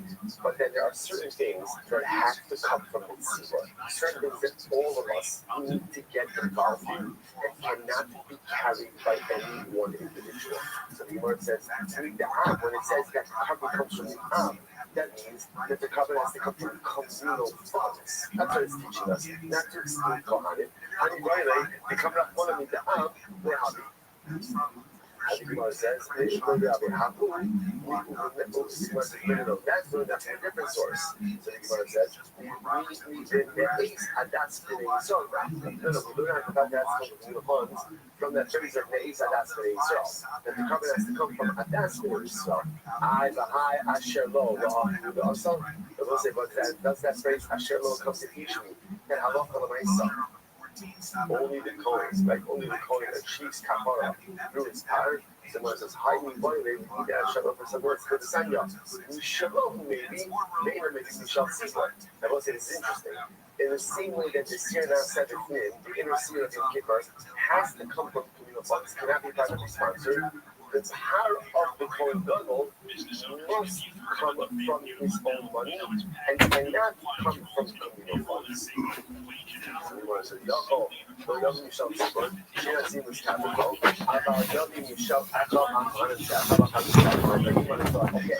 So bring his power from communal funds otherwise, because the power of the Kohen Gadol was not a communal power, not a communal kapara. But I might have thought that perhaps you can make a collection. Oh my God. Yeah, I know the preview made it look bad. Yeah. Othman said it was good. Oh, dude, why are you going to do that? I'm not going to edit this out. I don't care. I want people to know that Othman said it was good. Oh, no. Yeah. There's going to be so much hate comments towards Othman now. Fair enough. He said it was good. I'm going to watch it. Maybe I'll say the same thing. Who knows? So did you ever ask yourself if Othman was a bot? No, I know he said that. Okay, cool. Yeah. I didn't meet him in person, so. Yeah, he's not a robot. Yeah. But have you seen the show? No, I'm not going to watch it. I'm not even going to hate watch it. Yeah. I have much more things to do with my time. Driving my son to baseball practice. I'm not going to watch it. This is for all my friends that are fans and viewers of this show, that is a fucking boundary. Okay, I'm not watching. We're watching the page. Fuck. Nah, but you said before that you don't judge things if you don't see it. It sucks. Okay, well, what I'm not doing here is saying that a friend of mine told me it sucks, so it sucks. I know for a fact. Deep down, I talked to God. He told me it was balls. It might be good. Okay, the machine was good. I'm perfectly fine with somebody liking it. I'm perfectly fine with thinking it sucks too. I'll be the judge. Go for it. Watch it. You're gonna go into deep waters, Daddy, and you know what, dude? I'll be there with a life raft ready to get you out. I mean, here's a problem. I can't watch it because my wife was into when will I watch it? Yeah. She can't see that I watch it. I'll have to watch it and see. What are you doing? Nothing. Not watching the Bergman show. That's the narrative. She doesn't even want to watch it with you, huh? I don't think so. Maybe. No, because I've suggested good movies that she doesn't want to watch with me. Yeah. I don't think she's going to watch Bert Kreischer's show. You have to write out a good pitch. They'll be like, it's an irreverent comedy about a guy that takes his shirt off and thumps the stool at a comedy club in Boston. Whitney Cummings likes it. Yeah. Whitney Cummings said it was good. She's like, and divorce. Yeah. And I got to figure out how to get you out of my apartment. Let's see here. From Kardashian to relatable housewife and mom. me helping my husband look for the screws and bolts that I threw out when I was overstimulated. Oh my God! Stop saying overstimulated. I hate it.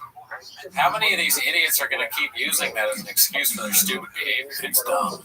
What does that even mean, overstimulated? Go die.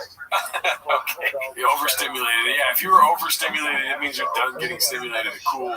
Never come again, dude. I'm tired of it. Oh, fuck up. I'm tired of it, dude. You're right. Fucking die. I agree. Die is wrong, but it seems annoying to continue. This must be just a buzzword that people are using now. Facts. Oh, sorry about that. Yeah, I didn't show up. I said I was going to drive you to the hospital, but I was overstimulated, so I'm sorry. Kids in school, I couldn't do the homework last night because I was overstimulated. Yeah, Mom, I got an F, but don't worry, I was overstimulated. And the mom was like, all right, we'll talk about this later because I'm feeling a little overstimulated. Yeah, shirking the responsibilities of being a parent. Yeah. Well, guess what? I didn't make dinner tonight. Figure it out yourself, but I'm overstimulated. I no longer am in love with your father. I'm overstimulated. I'm going to go fuck a black guy. I'm out of here. I'm going to work on the street now. And I'm going to get stimulated every night for money. Mom's back to being a streetwalker. Back. You've done it before? I was overstimulated as a child. You were actually overstimulated when you were born. Don't get me the crack guy one. I'm 100% on your side though, dude. I hate it, dude. You can't be uncomfortable for 1 second. You know? Is that what it means? Sounds right. Overstimulated to me is a synonym of feeling uncomfortable. Yeah. Like you could just like bite your tongue and live through a moment. Like, get the fuck out of here. Stop posting on Instagram and shit like you're overstimulated. Fucking Whitney Cummings is saying, when Whitney Cummings and Jaslyn Singh are the ones that are fronting your movement, abandon ship, dude. Yeah, that's a good point. Plus, it would be kind of super annoying. You're living with a woman and she gets stressed out or whatever, and what she does when she's stressed out is either throw your stuff out or talk about all the guys she fucked before you on YouTube. It's like, Jesus, what can we do? Is there a pill that you can take to less stimulate you? Yeah. Because you can't go on YouTube and tell everybody that you fucked a lot of guys. All right, you're fucking guys and you want to throw my stuff out. Can I get a kiss? You're overstimulated? What the fuck? They can't even kiss me? What is that? Why couldn't you? What would your stimulation level have to do with your kiss? If you're stimulated, wouldn't you want to kiss me? Right. I'll unstimulate you. My lips are disgusting. Yeah, you said like, oh gosh, I can stimulate you. Like, well, actually, that's the problem. You can't.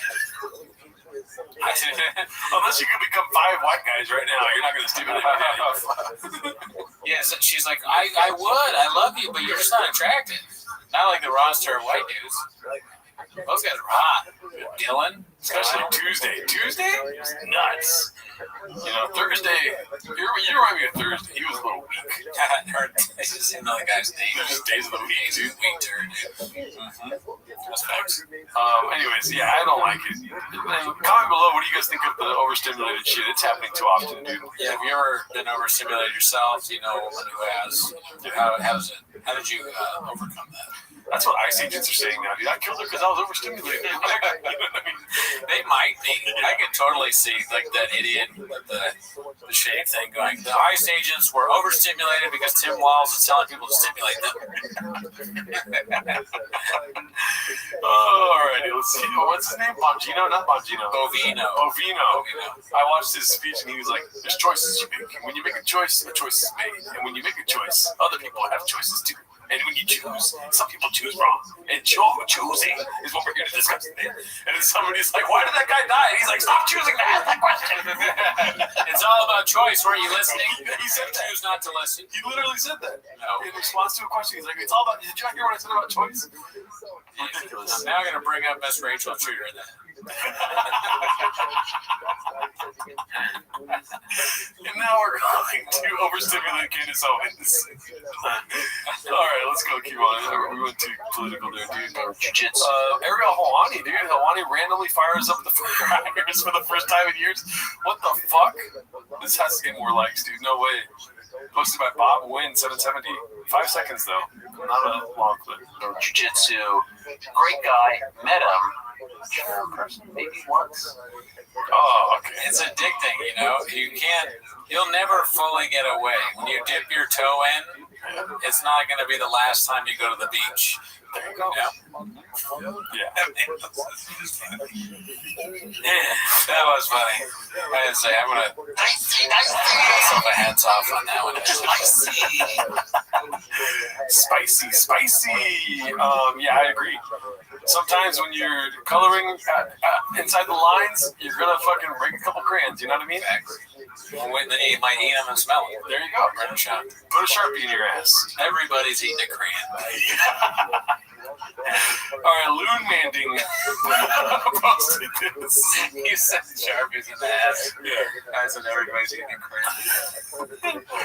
Loon Manding 56 posted this. What happened to thickboy.com? Oh, I saw this actually. I was scrolling through Reddit, and I was like, oh, they must not be selling the merch anymore. Or finances are bad. They can't even afford a $12 fucking website, dude. That's fucked up. That's great. There's no more merch. What happened to all? Remember, you had boxes and boxes of shirts. Yeah, that's it. Drive fast, all gas. What do you do when you can't sell them? Great question. If Papa had the answers, there would be 100,000 less chefs, dude. You know what I mean? I don't know. I'm not even seeing merch stuff anymore.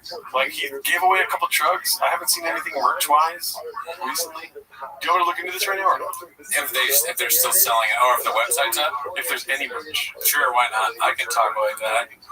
I remember the days of the merch when I would be going through them and seeing that there's women's stuff, you know, like women's shorts and women, and I just can't imagine doing that ever.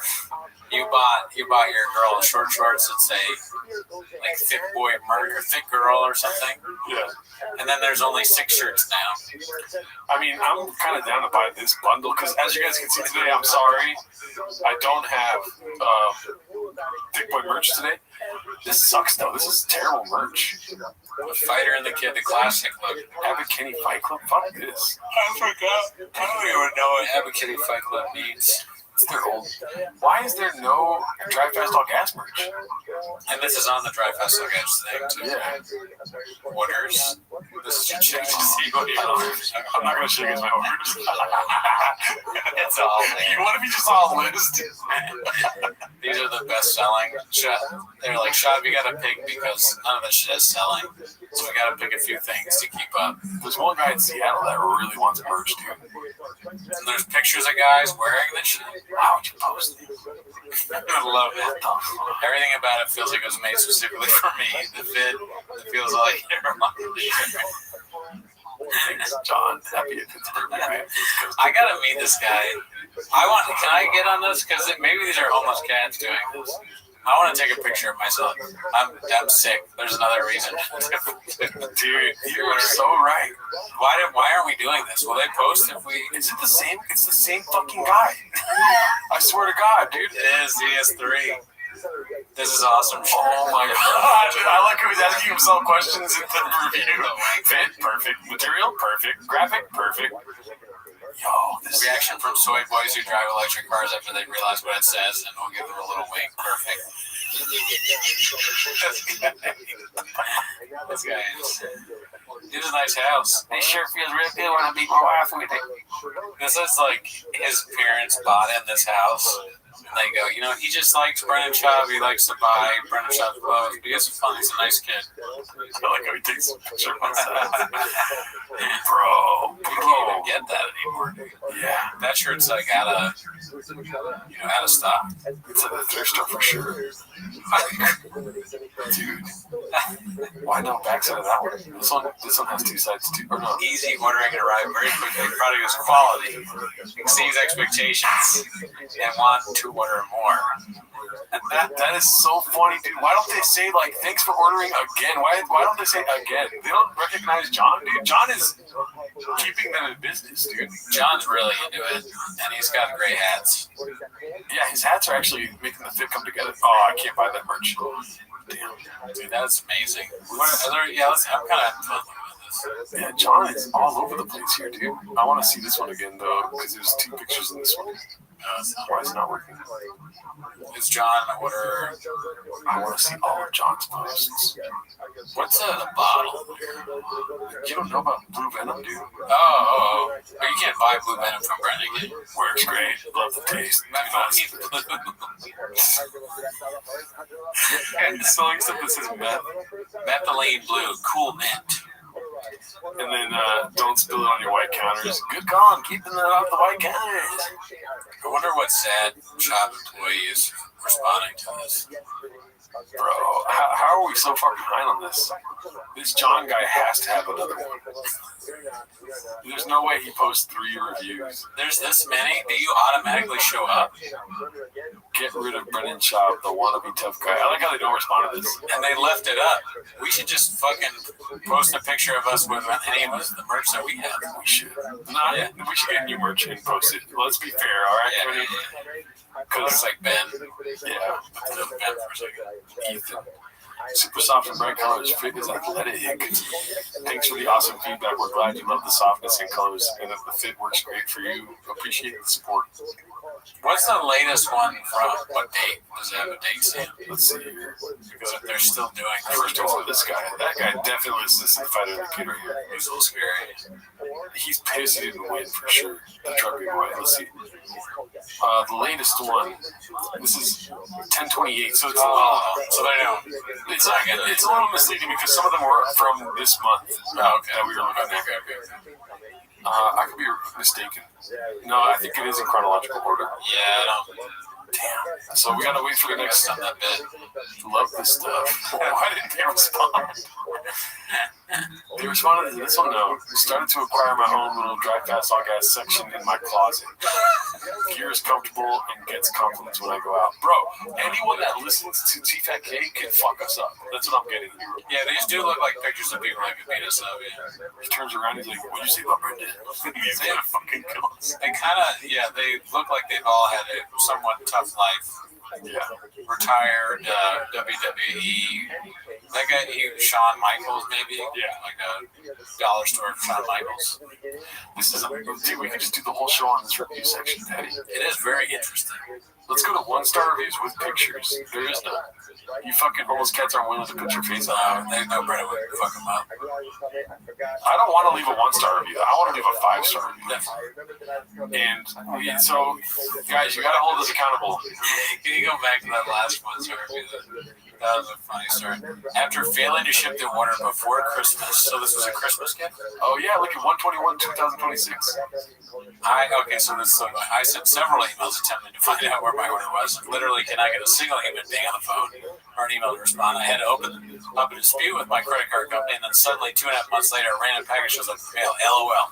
Anybody reading this? I have your package unopened. I do not want this stuff. I've already got my money back. Damn. Christmas present from Dry Festival Gas. That's crazy. Puppy. What are you doing, bro? After failing to ship the order, this is the same thing?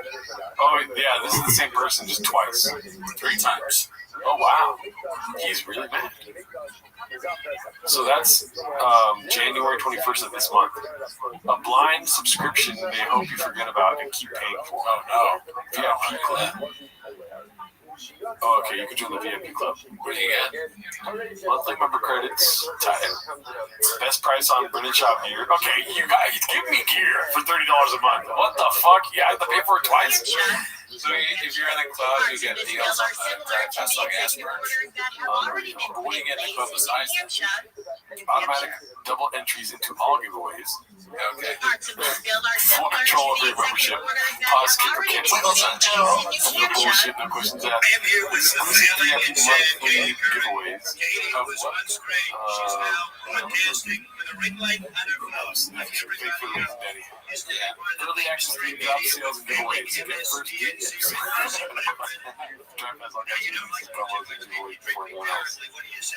I mean, when are they giving away the next truck? She can't even talk, Daryl. It's pathetic. I mean, I don't want to be that guy, She's a pity. but we're gonna have to picture it and send in a picture, dude. Like, that's the only way we're gonna feel okay with it. I want to definitely send you a picture. I am here with a failing. I guess we could buy the Epic Kitty Fight Club hat. No. I'm not doing that. We're not going backwards, Daddy. Okay, no more backwards. The future. No. Next drop. Oh, okay. DFAG match, dude. When is the next drop? Everyone's waiting. Everyone's asking. Oh, that's great. All right, back to this. Let's see here.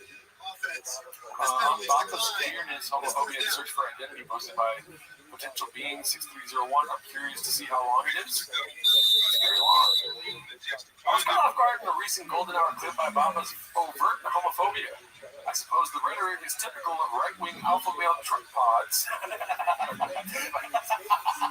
Is that a thing? I don't know about that. On social media, this is real. I don't know if truck pods are a thing, but let's take truck out of that. Right-wing alpha male pods. Now it makes sense. Truck pods, very funny. Potential Being 6301. I think they put that on something, but yeah, it's fun. Yeah.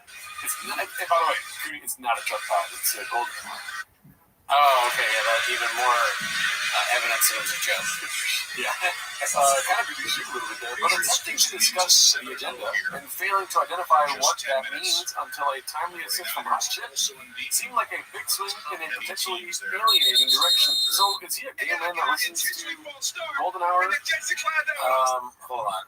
Then they had a guy intentionally false start, and then Jesse Clyde that would also I don't know. Not yet. Assuming this to be a pretty obvious projection, I consider Bapa's own sexuality as a potential catalyst. His specific queerness has been discussed and dissected at length. But this brought to mind the resentment he likely feels towards himself, knowing that not only could he be living a more fulfilling life, putting stuff in his ass, dishes in the butthole like he says. He's already done that, Yeah. But what his career could have been like if he were able to confront the aspect of his life early on. The potential entertainment career from an out MMA guy who possessed both physical attributes typically associated with heteromasculinity with a queer sexual identity, which he confusingly acted out as comedy in the group of wow. Couldn't have put it better myself. Could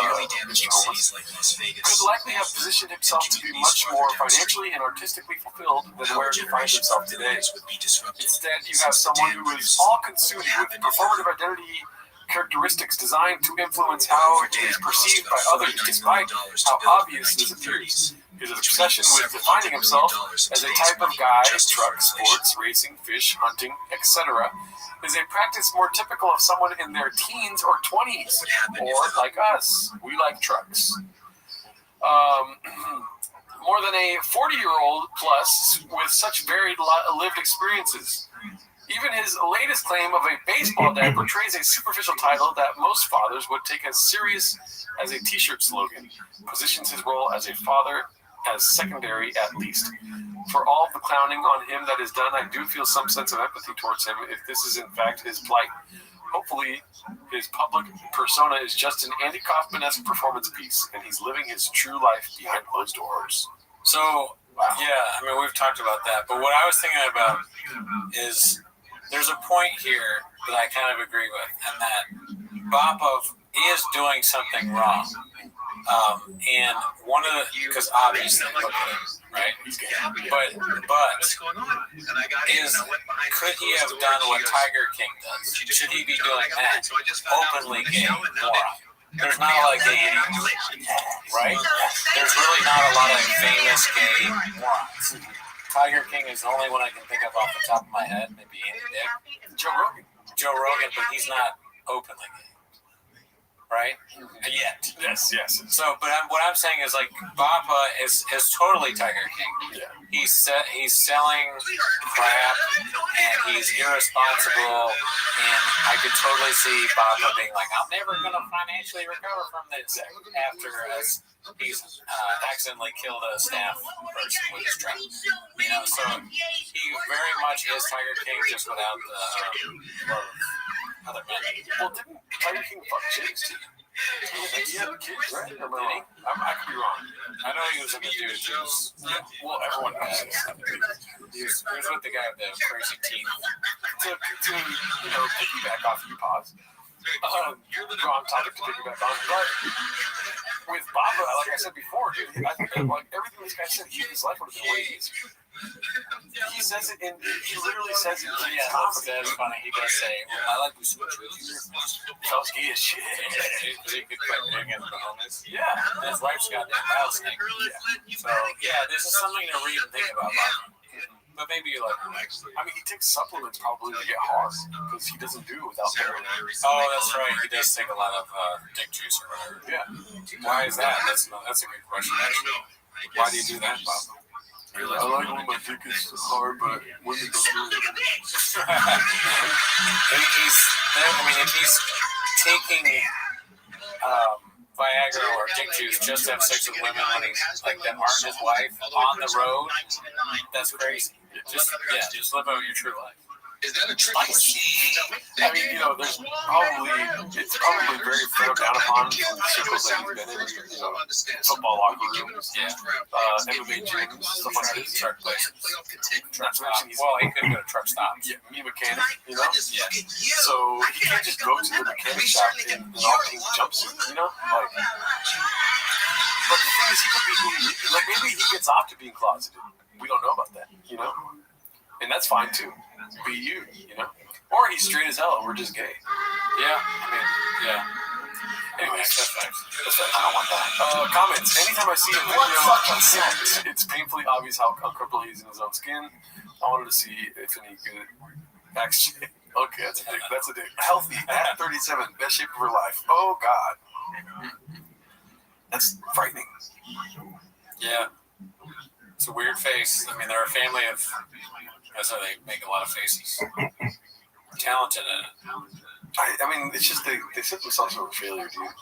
Like, this could be normal, but you guys are nuts. It looks like one of those reality TV screen grabs. Yeah. This week or last week on Real Housewives of Boston. My 600 happy life. 600. Posted by Smile for Minot 84. The shots really could be. We made jokes about them doing Storage Wars, but we've made jokes about them on almost every reality show. They could be any of them. Yeah. Real Housewives, Storage Wars, Intervention for the Adderall. What are some more? Survivor. No, it probably couldn't be Survivor. Could they be Survivor? Intervention for the content. Like, dude, if somebody just sat him down and be like, you're just not cut out for podcasting, Yeah. Get back to stand-up. Yeah, and then they're like the content is so bad that his friends say, "Look, just do stand up." His brothers are good at it, and they're like, "Yeah, but it's good content." Yeah. John left you 3 different reviews for 3 different shirts he bought. John loves you. John is not everyone. John is special. Fear factor, but it's just like Brendan eating the truck, going to the truck walks, eating chompies. I said going to the truck walks. I meant truck walk diaries, whatever the fuck it was called. Survivor. Food truck. So yeah, what would the Survivor be? Naked and Afraid. Maybe probably better than Survivor. Naked and Afraid, so Bert's on that too. Oh yeah. Oh, they're gonna go to.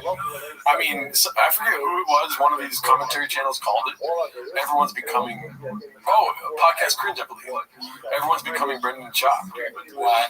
Because everyone's getting a wave of hate. Oh yeah. Bert Kreischer, Tom Segura, Joe Rogan, Whitney Cummings. They all laugh at Brendan Schaub at one time, but they're slowly becoming. They're all gonna be naked and afraid soon. So in the future, when everyone's at the same low point, they should all have like a season of Naked and Afraid. That's so funny, dude. They fall so far that there's a season where Joe Rogan's like naked, like trying to 70 years old. Naked and Afraid is how the woman felt that Brian got to his apartment. Oh fuck! It was there. I had to do it. I'm a fucking beast when it comes to this. I know. I tell jokes. I do crazy shit. I made some mistakes. He got knocked up by No Garo. He's in the he's got I get all that. I get all that. I get all that. It's keto, bitch. It's keto, bitch. All right, let's see what this is. I don't really know that many reality shows. Love is Blind. Yeah, Love is Blind. What's the thing is, I've never seen that one, but I assume you can't see who the person is that you're falling in love with. Yeah. So So D'Elia is like going on dates, but he can't see how old he is. How old are you? The first question he asks. Right when they sit down, they're like, "Hi." And he's like, "How old are you?" Yeah, they're like, I can't tell you my age. He's like, God, oh, you do. Fucking just tell me. What's the other one? I just had it in my head. Oh, Love on the Spectrum. Like Love on the Podcast type thing. Well, you know, there are some interesting characters in the shop realm. They're all probably on the spectrum. Yeah. Beast of a Burnout, Baba, posted by Clean Puller Chips. It's our favorite truck, dude. Look at that. We just saw him working on it. I love this truck.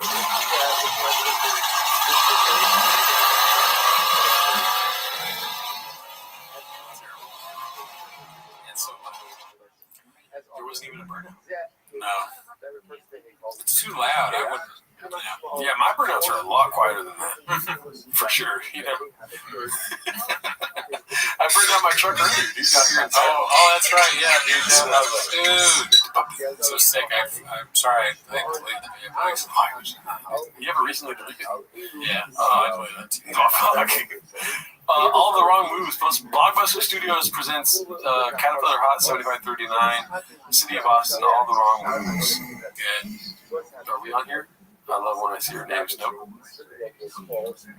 Cast Media, Tiger Belly, Comic Mothership. Yeah, I'm at the Moon Tower. The big's not at the Moon Tower. Toontown, no longer around. Extended Bravo. Food Truck Diaries.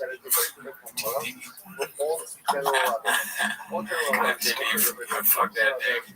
Fuck that digit. Finger that digit.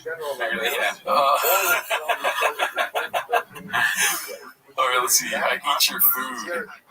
You get cadooshed. Posted by Exo Truck. We're going to end the show pretty soon here. 3-minute clip. We'll end on this one. Posted by Exo Truck. You're going to have to fight me. Because I'm not going to fight you. But that's not an option, man. I'm so mad. The car's broke. We're going to do this enough. Whoever loses, leaves. Did he break in? He didn't. He didn't. We had no idea. So I take my sweatshirt off, and I'm just in sweat and no shirt now. Because I don't want to grab my shirt and ready to fight UFC style. Yeah, they want the UFC. But you haven't fought. No training, nothing. It's great. I mean, we're going to fight. And he goes, I'm not fighting you. So I'm like, I'm fighting everyone day and get together. Because I want him to fight me first. That's how I'm going to check out the team.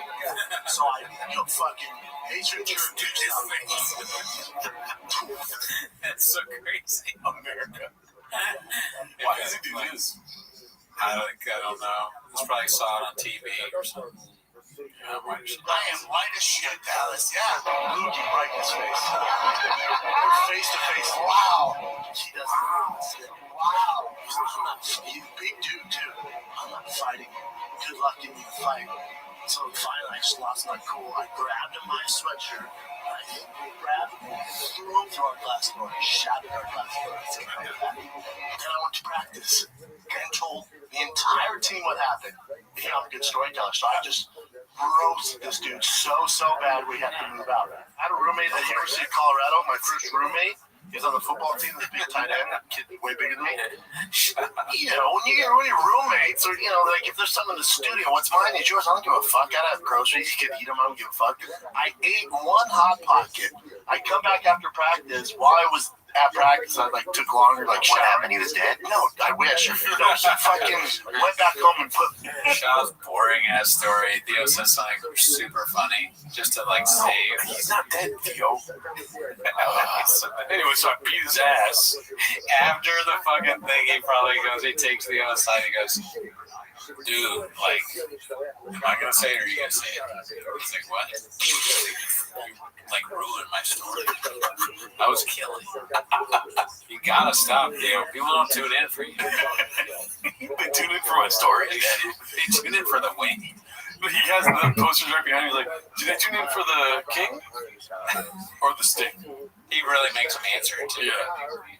He waits. The king, I guess.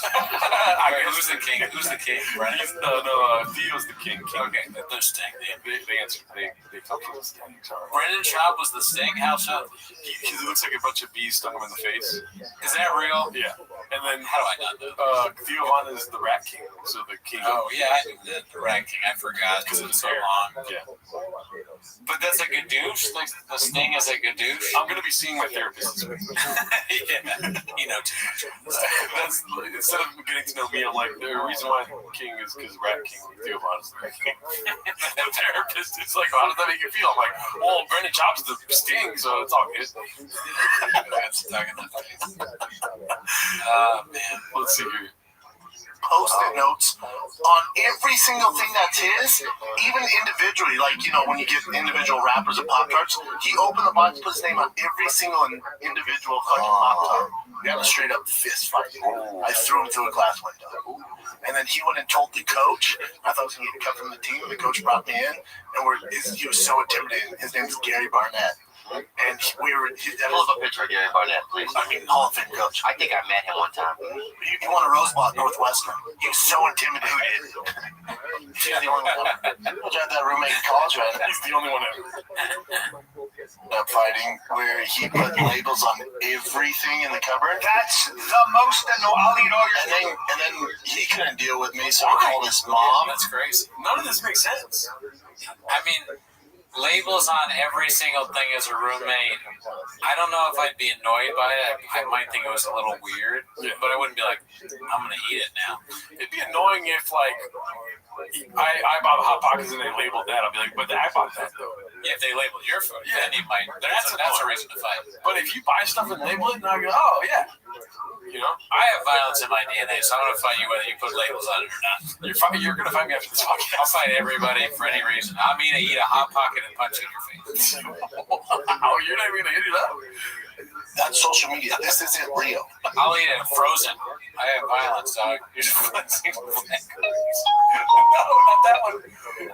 On skin. There we go. Yeah.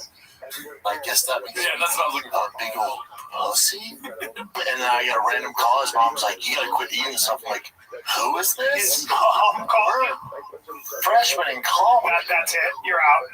You're out. You're a loser. Oh my God. Those Nutrigrain bars, he took everyone individually out and labeled them with a Post-it. Hey, what? He like took them all out.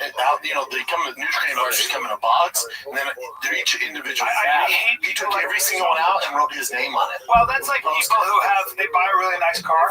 Usually, like, dude, it sucks because you did something wrong. Brendan Chop did something wrong. And if you can tell the story, but you could be like, dude, I was nuts. Yeah. I beat somebody up because they labeled their own food. That would be really funny, yeah, if you admit, you can make it fun. Yeah. Like, I was a crazy person back then. When I was hungry, I asked my roommate if he wanted, like, you know, we got anything to eat, and my roommate was like, well, I got some Nutrigrain bars, and I just got pissed off and beat the shit out of it. And even worse, I ate it.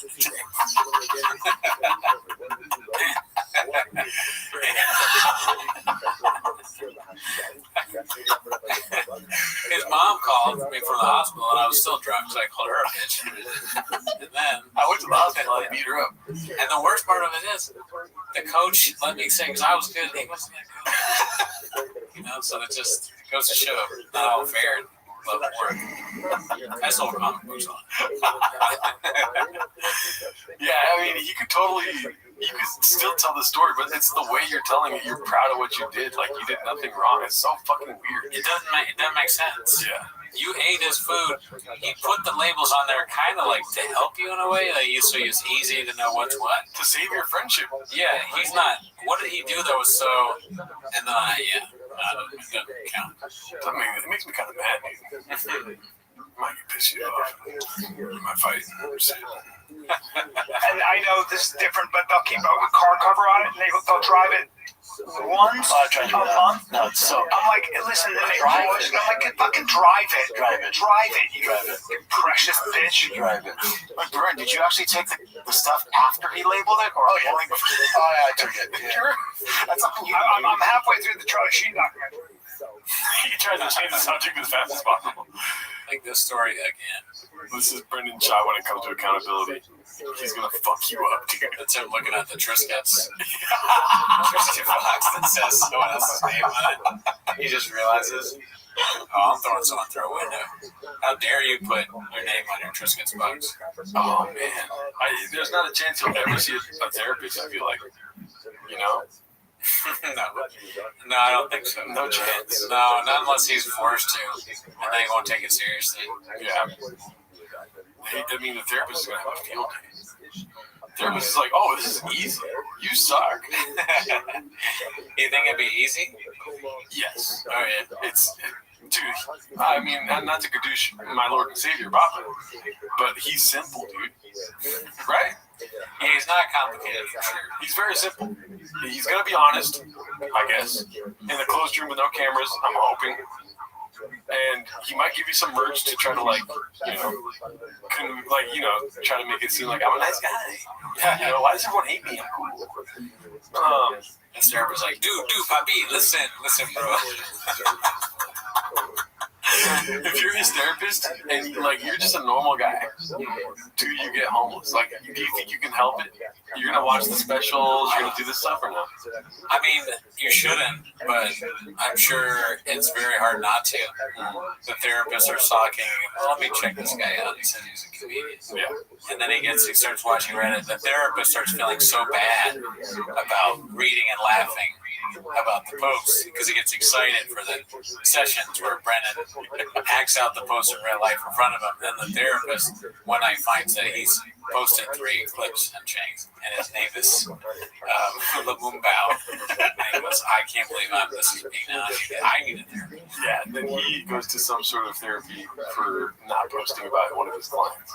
Well, exactly, and it's just like Pagliacci the clown, because you say this guy, another guy, he goes in and he goes, you know, I can't stop going on Reddit and all these posts or whatever, and I was trying to do a Pagliacci the clown, I'm too tired to do it. But at the end of it, he goes, Dr. I'm Pagliacci, or Dr. I'm Cutie, Rogan and Shorty. Yeah. You know what it was. You know I tried, dude. You know I fucking tried, all right? I'm tired. I was going to say, in the middle of a session, Brennan Chop says something, and then the therapist goes, yeah, that makes sense. Like, fuck. He's slowly becoming Brennan Chop. That is what he does. But when he says that makes sense, the therapist goes, like when Brennan says that, or when Brennan goes, it's just, it's atrocious, the therapist goes. Brennan's like, what are you doing? There's nothing. I'm not watching your Reddit. And then the therapist does shit like this. He wears one of those COVID masks because he's laughing, but Brennan thinks he's gay. Why do you want a mask? I'll get you. I won't wear a mask. The therapist is like, call that. Yeah. He says Brennan shoves up by accident. He's like, oh shit. But Brennan's too stupid to ever realize. How was your son's baseball game? He won. The therapist is like, call that. So you've been going to a lot of baseball practices, huh? He's like, oh, do I talk about that? And the therapist's like, yeah, you did, yeah. You talked about it in the last session, yeah. What? That makes sense. What?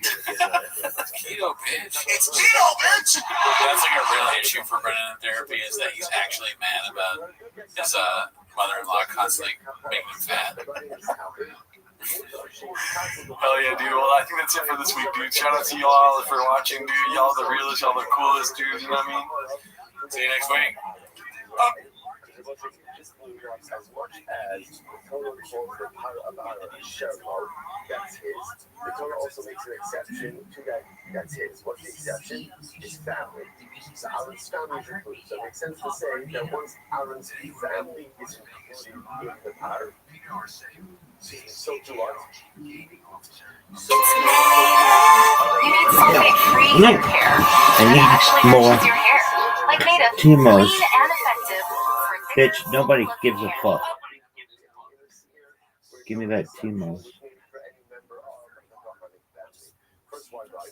Give me that T-Mos. Okay, Hercules. Yo, shut the fuck up, lady. No one gives a shit. Canadian. Oh, dude, I gotta laugh at this fucking song.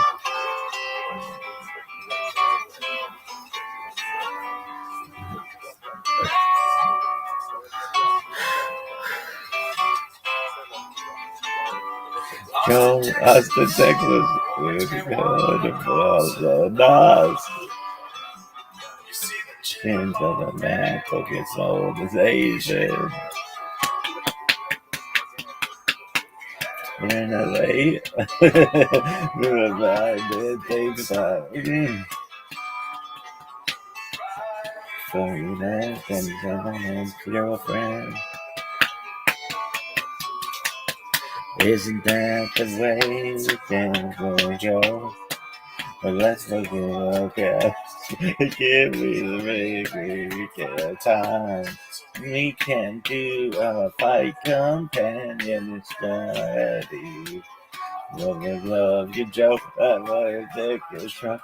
And then I wish my girl can just control herself. The Instagram isn't real. That's how you pay your bills.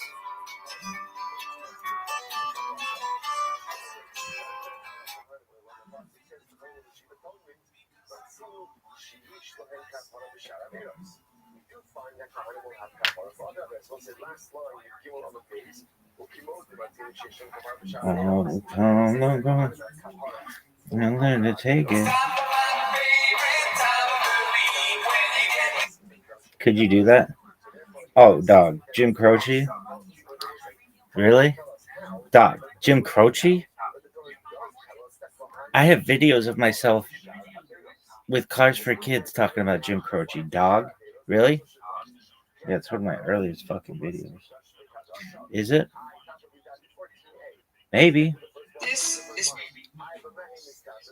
I don't. Would you give Olivia Herman a pounding or the other chick? Oh, the New York or Philly. That's all you have to say. I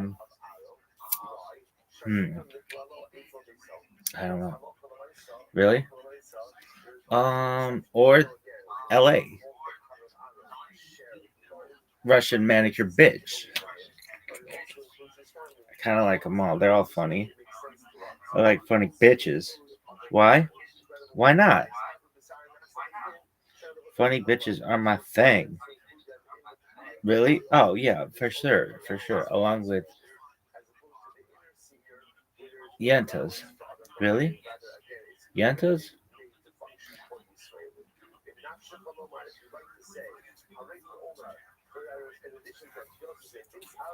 But that's just the way, that's the way I feel.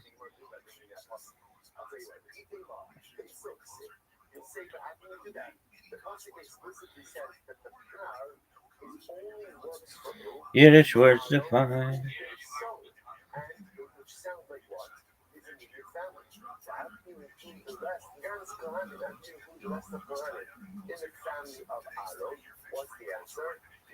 Yeah, Yentas, bitch. Austin, Texas. But when it finally is gone, and see I'm on all the pain. She's living with my ex on the back.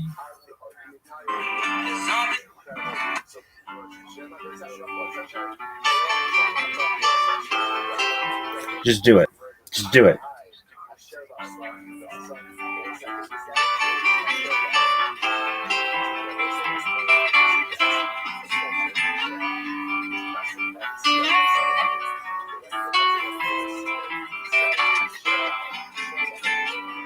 Operator, oh, would you help me place this call? It's not wood, it's could, dog. Get that shit right.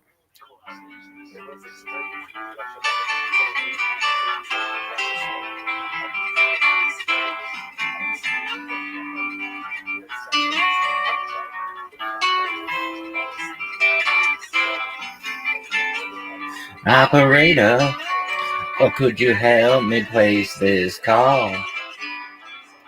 It's the number on the matchbook is old and faded.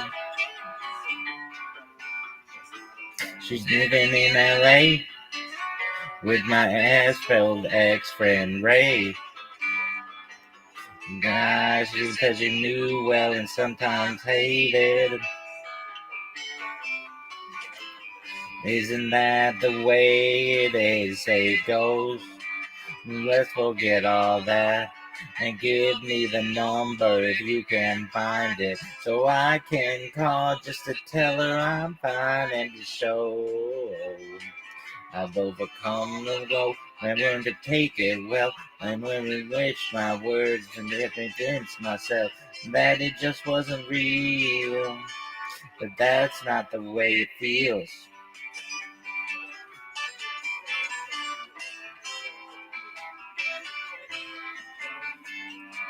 Operator, when could you help me place this call?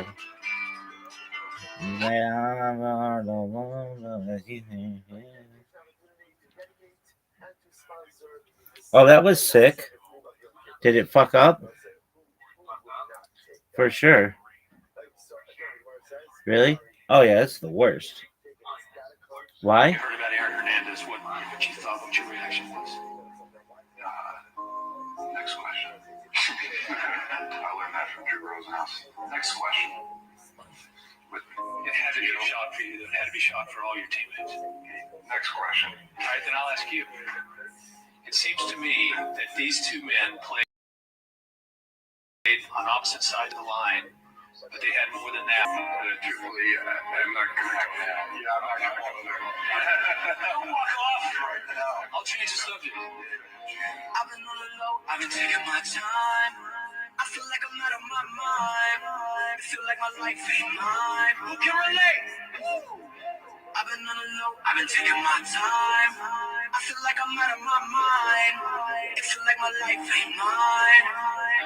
I don't wanna be alive.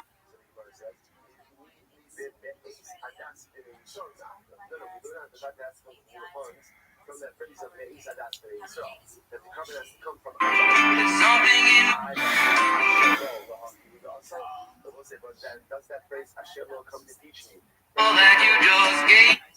Only the Kohen achieves kapara through his power. And read the number. I need the number that you just gave me. And something in my eye. You know it happens every time. Ain't all that love that I thought would save me. Isn't that the way it is? Saying goes. But let's forget all that and give me the number if you can find it, so I can call just to tell him I'm fine and to show I've overcome the woe. I'm ready to take it well. I'm only wish my words would just convince myself that it just wasn't real. But that's not the way it feels. No, no, no, no. That's not the way it feels. Operator, will you forget about this call? We all want everybody they wanted to talk to. Thank you for your time. Oh, you've been so much more than kind. You keep the dime.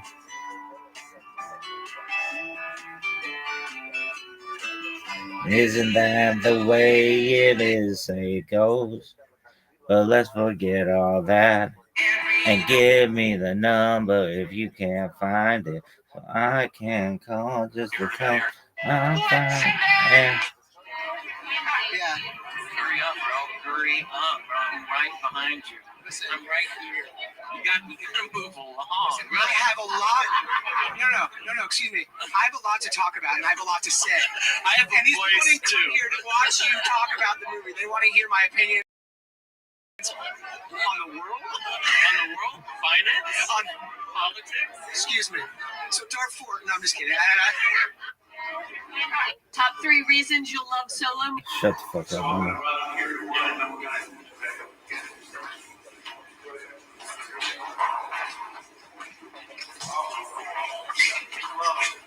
Hi, how are you? I'm sorry I didn't see you.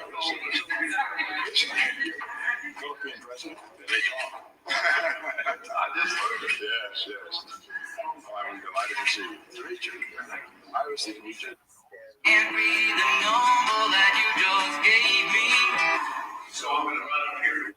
79. That's right. I was coming in and you were leaving, and I Eastern we never met. It's amazing. Philippine president. They call. I just heard it. Yes. Well, I'm delighted to see you. I was thinking you two Eastern we never met. It's amazing. You're too young. I had one chance to meet you. We were once in the Peninsula Hotel. Yes. Hong Kong at the same time. Is that right? I was coming in and you were leaving, and I really wanted to. It didn't work out. Right. I was governor in the late 70s. That's right. And I was over there. That's right. I was 79. That's right. Well, it's good to see you. I want you to say, this is Bob Mealy. I'm the audience. Oh, yeah. The first president. Is that right? See that all? That's the first president that I'm older than. That's right. Let's go upstairs. We don't discriminate against women in our place either. Damn. We don't discriminate. Let's go upstairs. We don't discriminate against women in our place either.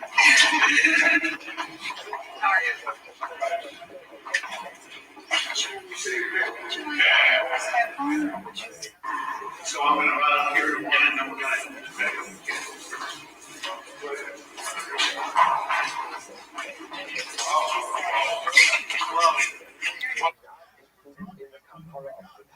with my ex-old best friend, Ray. Rapper Brown. And he's back, leave her brown, baddest man in the whole damn town. Better than every song.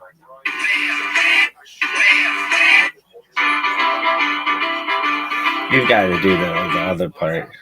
You can't just do it. Dog. Nosh, eating puss, Basher, soulmate, mishmash. I was taking a bath.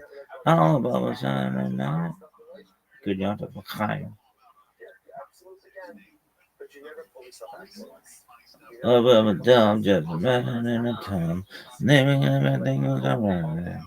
Well, then I put my feet on the floor, and I opened the door, and then splish splash, I was right in the bath, and I was going.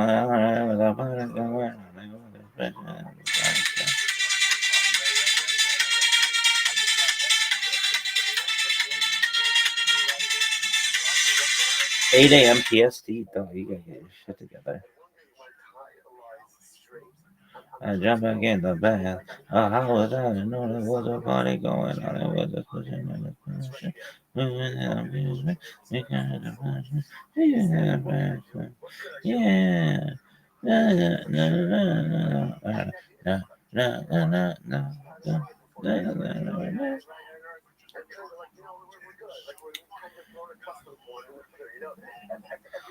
Here tonight, I know a lot of you have just joined in. You're probably like, what is this guy talking about? This is not a show space. But bro, you guys, I've been gone for so long. I just needed to give everybody a big update. So I'm glad you're here, each and every one of you.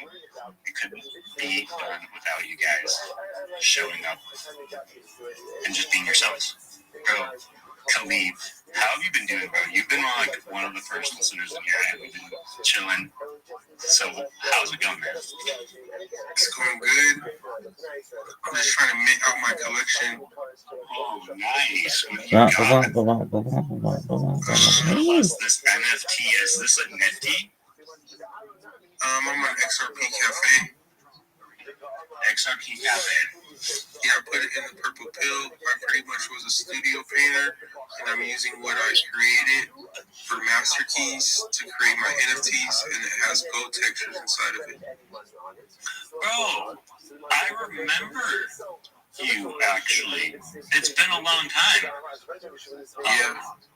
I'm presuming you've been cooking. Dude, I'm looking at your page. You have been cooking. You've been cooking extraordinarily well. Holy shit, my God. That looks like a little Lego guy. That's so cool. Dog, you want to get into this athleticism? Girl, you want to get into this athleticism, girl? So you ain't never seen motherfuckers. So he pushed away this motherfucker, dog. I eat that shit. I eat that pussy. AI versus canvas work. Hey, go ahead. Baby, how you feel? I'm using canvas work for like effects, and then AI's taking over. Okay, so you are using a mixture of both. That's way cool. Yeah. Those are both of my collections in there. I have one more in OpenSea. Yeah, that's pretty much my shield. You can, if you do buy one of my NFTs, you can use it in AI and make some cool stuff in Grok or Midjourney. Baby, how you feel? Feeling good? Ooh, child. Collection, what it's called, like the idea behind it. I personally, I remember kind of, you were an art major at, I believe it was like NAU or something like that. Yeah. Good memory. Yeah, dude. It's kind of like an elephant I never forget. But if you want to give the, the rest of the people who are here in the listener section and requests who haven't heard, bro, go for it. Okay, so I went to Northern Arizona University, and I'm using my canvas work Flagstaff for master keys to create my NFTs, and it's AI versus canvas, and it has gold textures inside of it. It's windy the as utility fuck. that I offer is if you buy one of my NFTs, I'll make you a free NFT, a custom NFT, and yeah, that's pretty much my show. Dope. Okay. What's the name of your collection, which you've been? It's ViralRabbi on XRP Cafe. It's in the purple pill. I put it. It's the monkey one, the cat, and the other gorilla. Awesome. Ooh, child. Heck yeah, okay. Tired of the bullshit. Dope, I see it. Yeah, sure. I pick which one you want to look at, and if you want to support me, you can reuse the NFTs and possibly resell them. A person already resold one. Dude, really? Yeah, he put it in Grok or some AI and he made something cool with his imagination and sold it, he said. Oh, neat. Okay. So, I'm not too familiar with the XRP what's the name I'm looking for? Sorry, it's Ledger? Yeah. Ooh, child. Essentially where Tired of the bullshit. Don't brush your shoulders off. because I know some of one of my buddies has some NFTs that were also on the XRP side. I can't remember the name. I actually just saw them today. They're like this. It's kind of like a smiley face with, I don't know, teeth, like sharp pointy teeth. I'll have to find it, bro. You might know what it is since you're on that side. Yeah. I'm also on OpenSea.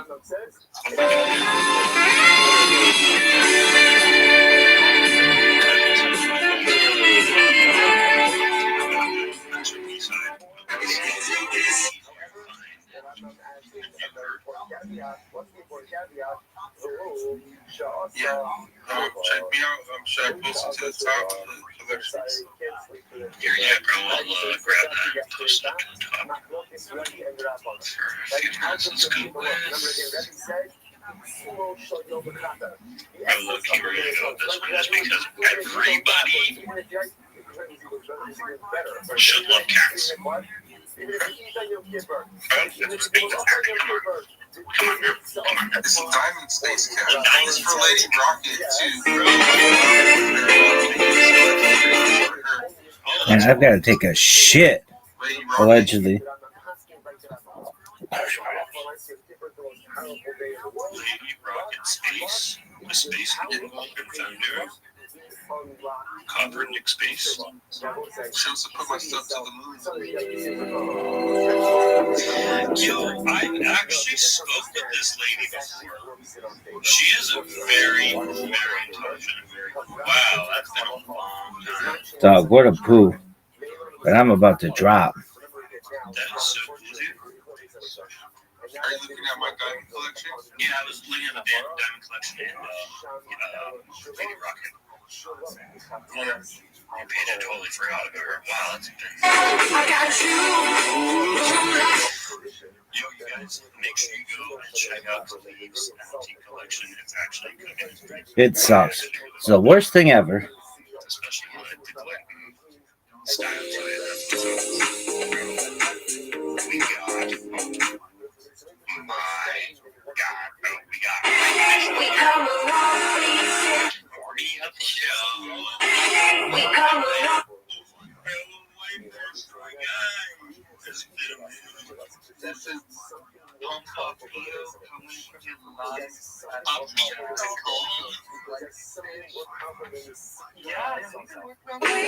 up the police, that's really 22 days into this thing. And I've got to take a dizzy. Things are just, you know, they're there's complicated things that video content up in the world. Thank you, Miss. Thank you, Clap. Everyone out here, thanks for having me on. Thanks for coming through these spaces. Hanging out. You guys do a good job. Yeah, check us out. Pump the jam, pump it up, why you feed us? I'm so glad you're here, bro. It's the big son of rap impresario. I like this song. This is the way I live. Little boy still pushing big wheels. I stake my money late.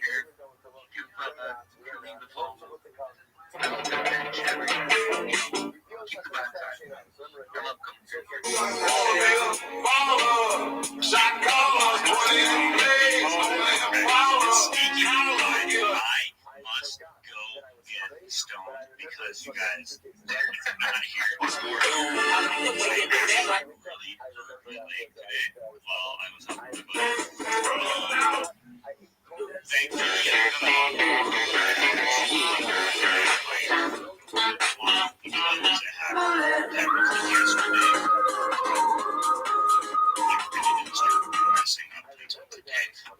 Guys, I just have to just take it away, take a job.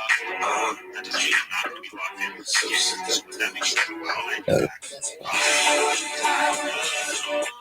Who can take the sun?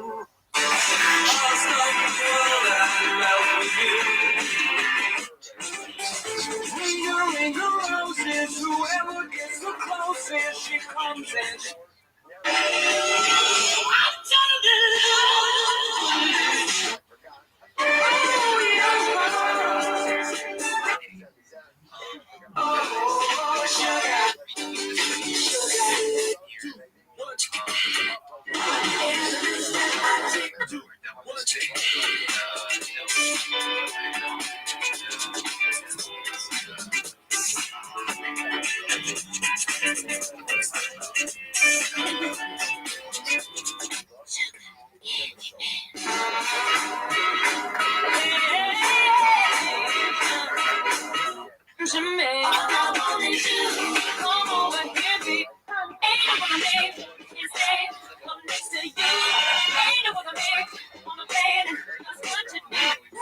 That's just the way everything that we do.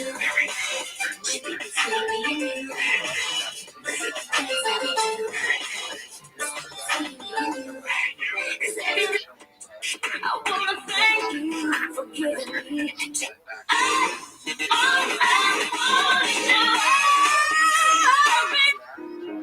I am beautiful. That's too dirty to clean my so much to learn.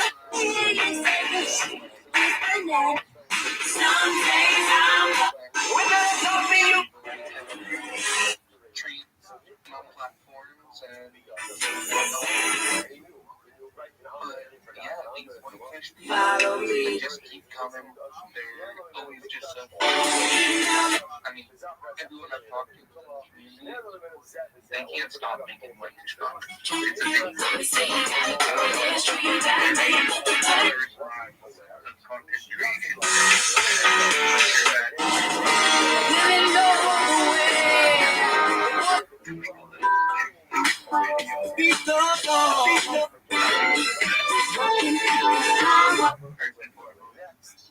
that we could do to help report some weird Twice ahead.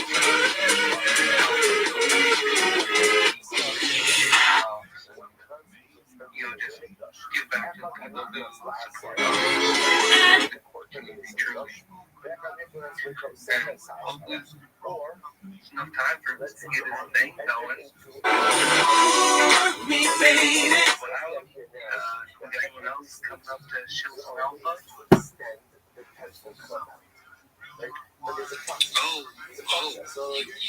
You want to do some alpha? Come on, it's still for alpha. I think it's still recorded. So guys, this is alpha for this reason. Sometimes, if it was recorded that way, it's alpha. You guys ready? Don't tell anybody. Okay. Alright, so, should I put, actually, no, go ahead, just look, this is jam post. I'll leave that up there, but, I was gonna put this X handle up there. It's called Ethos Lore underscore network. And if you go through their website and get their extension, they do credibility for the X crypto. It's like driven by peer-to-peer reviews and secured by staked ETH. If you go to their website and get their extension, and obviously get it on your browser, you can see a lot of ratings on Twitter. This is Rabbi Rothschild. His rating is cocky trash. Red is bad.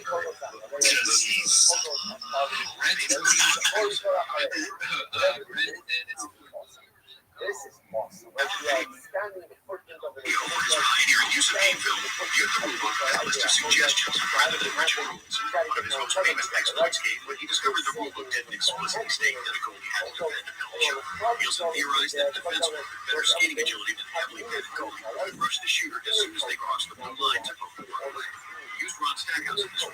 It worked. Startled shooters had no idea how to react to a defender charging at them instead of a stationary goalie. The NHL promptly changed Rule 24.2, specifying that only a player designated as a goalkeeper could defend a penalty shot, and that they must remain in the crease until the shooter touches the puck. The abandoned stick. We have to give our phrase that is here for if someone goes ahead and enters into a state of tumult, ultimately, again, they are not right. So, you know, it's like, it's not clear from the Mishnah what exactly the process is. One thing is clear, we're very excited for this. There's a process. There's a process. And there's a clearly delineated process that requires to get bring in the order to live all of Klal Yisrael, sheer and Todah, in order to go ahead and expand the footprint of the Beis Hamikdash, or in order to expand ultimately the footprint of the incredible. Yerushalayim, sorry. Nikma Ba'azara. So let's say again back to Tumah. So let's say again, we'll go in Ruben. Ruben comes coming in the Azara. And now we're going to Tumah. So we'll say, so now in this piece of here, something very interesting. This is the kind of case what's happening over here. Up until now, we're focusing on a case where Ruben becomes coming outside of the Beis Hamikdash and then enters into the Mikdash in the state of Tumah. Let's say it's a little bit different. Let's say Allah already saw Ruben becomes coming in the Azara. It's in the Beis Hamikdash. He becomes coming in the Beis Hamikdash. How does that happen? I don't know. Sheriff is there. Or somebody dies right there. And Ruben like this. He's coming now in the Beis Hamikdash itself. The Galmami Meadow Tumah. And again, you know about it. There's lots of ways. The Zakash Hamikdash, but he knows that he's in the Mikdash. He knows that he's in the Mikdash. Ne'eman Himenu Mikdash. The Zakash, the horse. Forgot that he was in the Mikdash. But he knows about it. Or Ne'eman Himenu Zevazah. Or he goes ahead and forgets about these things. Nishtachava Osheshah B'Teishtachava. And he remains in the Mikdash. So again, even though at some point he was coming, right? But what? He remained in the Mikdash for a certain amount of time. How much time? Enough time to prostrate. Prostrate. To the profile, it also shows like your profile, the balance percentages and the percentage positive, negative, and no score. So yeah. And bro, guys, I'm not like getting paid to say this. I'm just saying like this is a paid show. no, it's not. It's not. You know, I'm not getting paid by them. I'm putting it down. I'm just saying. If you want to know more about the KOLs that you've seen before, go ahead and do that extension. You can see the ratings and all the peer reviews. That's it. By taking the long way out or remain there for the amount of time. And that being said, guys, I did something on YouTube, and it's not what I thought it was. You guys know what to do, just like I was saying. Retweet the space, bring all your coworkers in here, all the community members, all your team members, your work colleagues, all the SIFs, everyone in here, and then we're gonna tell them. Start following everybody, and if you do get a follow everybody back. Yes, everyone, follow everyone to the left, right, full circle, massive button, right, above, definitely above. And the reason being because if you don't follow the person above you and top them, then they are going to top you and make you the bottom bitch boy, and you don't want to be gay. You don't want to be the bottom bitch boy. So, guys, yes, definitely whatever you do, don't follow the person above you on top of you before they follow you. Otherwise, you're going to be gay, and they're going to follow you, and they're going to make you the little bitch boy. I don't want to be gay, guys. You don't be want smart, guys. Be smart about it. Don't be gay. You don't even have to think about it. Just go ahead and start following people. And obviously, we are rate limited, so 15 is a max. So try to follow below that. I usually do 13 follows, and then I wait like 20 seconds, and then I can keep on following. If you do get rate limited, you're going to be waiting for like 5 minutes to be able to unfollow or follow. So yeah, good luck, guys.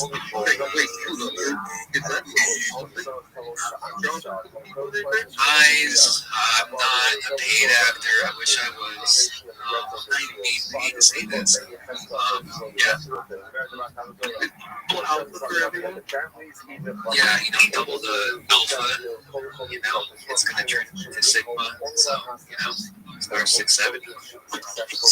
670. Bro, I have that so stuck in my head. It's such brain rot, you guys. I literally, every time I go and stare at a fucking key for somebody, and the number is 6-7, I'm like, 6-7. Oh my god, you need to stop. Oh my god. X has turned to be, guys. We turn an 8-9. What? I do have to agree that. I have to check. I appreciate you guys for showing up. Appreciate you guys for waiting. Finally, I see that you guys have your hands up, so thank you so much. For people like Miss, go ahead. Bro, yes, totally. You know what? Who did I have up here first? I think I might have brought up and I don't know. We'll just go with Phantom because you're on the top for me. So, bro, how are you doing, bro? Bro, Phantom, you literally have that same name as my Phantom moment. What's up, guys? What's up, Mist? What's up, Cloud? What's up, Cuba? Everybody in SBA, man, bro. I be dozing off already. It's like 7:20 a.m., bro. Now I had a good sleep, man. We gotta stay locked in. So how is everybody doing? What's the vibe? Nice to hope you're expensive. I hope you guys are having a great time. I want to share the project real quick. I don't know if I can post that to Jumbotron also. Before that, it's an NFT project. Yeah, bro, we can hear you. It's an NFT coin project by the same creator. The name of the project is Pump Fun. It's actually launched on Pomfan. Yeah. But, it's about drugs and shit that's been happening on Pomfan. So the dev decided to create a project that the community thought the community should fuck with and move around with it. And he created NFTs, which are the rock records, which is what I am rocking on my PFP right now. That is what they look like. They have different aesthetics, different, whatever it got on it.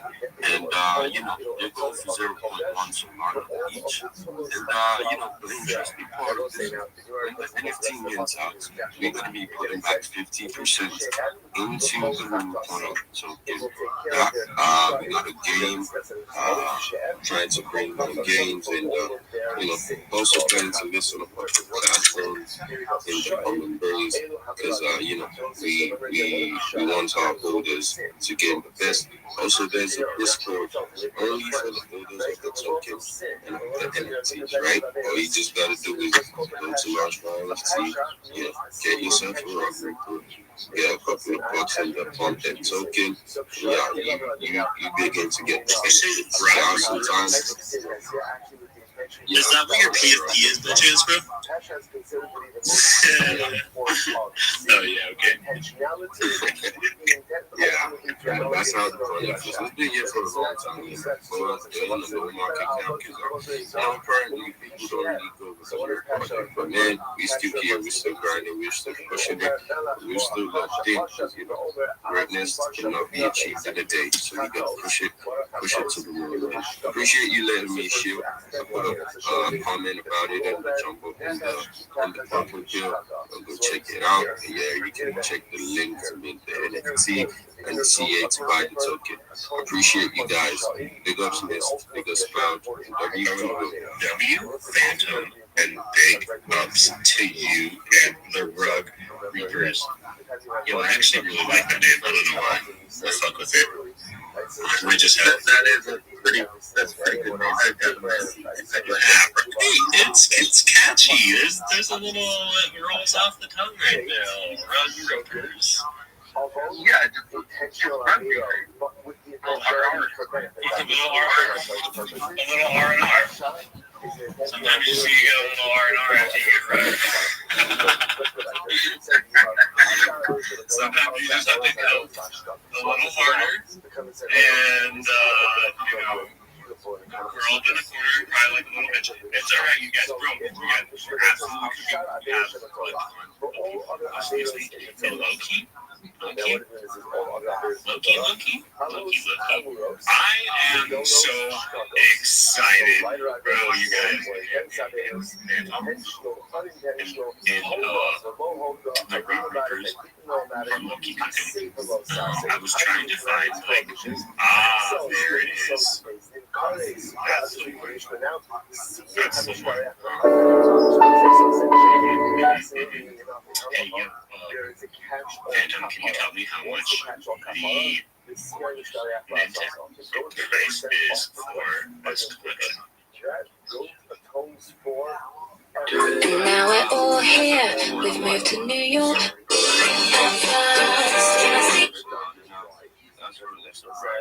And everybody should actually kind of pop in before, Solana appreciates again. Right? It's 4.1 Solana. I say fuck the police. That's solid. Okay, fuck yeah. Thank you, bro. Sorry, I'm just you're getting some. I'm not gonna lie, you guys, but to absolutely kill it. Yo, I want to talk to Normie next. Normie, bro. I know this isn't the Normie CTO Normie, which kind of makes me sad, but Normie, bro, how's it going? What do you got going on? 1, 2, 3, go!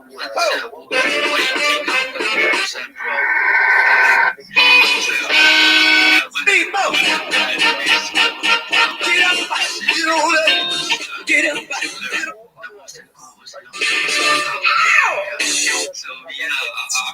So, watch me!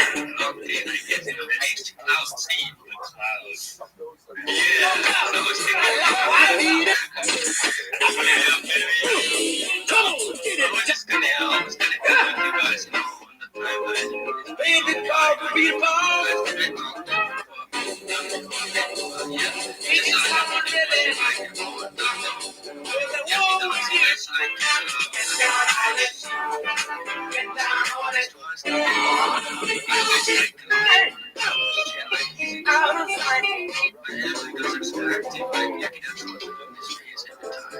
Man, think about a little bit of it. I got you. Let me give you a little So, if everybody doesn't know, Well, I'm asking you. Huh? I You smell good. I feel good. And you sing good. And make love good. Oh. Well, there we are. We don't have to ask anybody else. We got that from the source.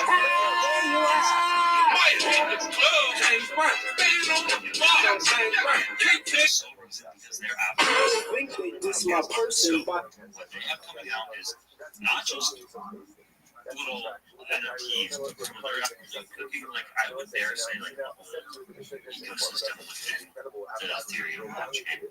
And I genuinely believe some of the next biggest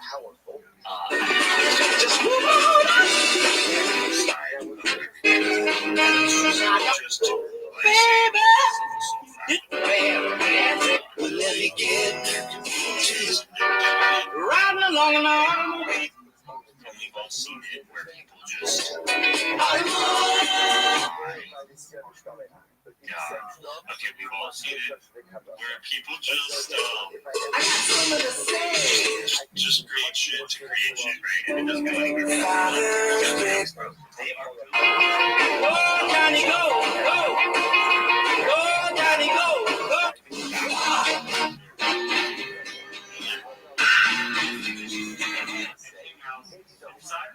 Discord, you're going to meet a whole bunch of people, as well as the Big Studies Discord.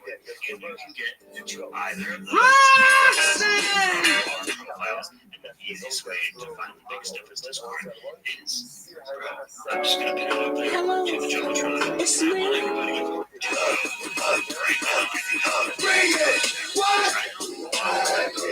Just go click yourself into Discord. And that's where you're going to find us in the after party outside of these spaces.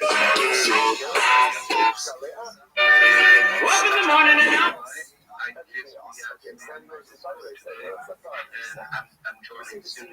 Working on the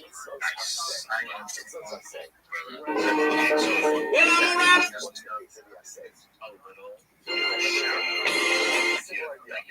So they're going to be minting out here in the first quarter of 2026. When it's going to honestly just be a mystery.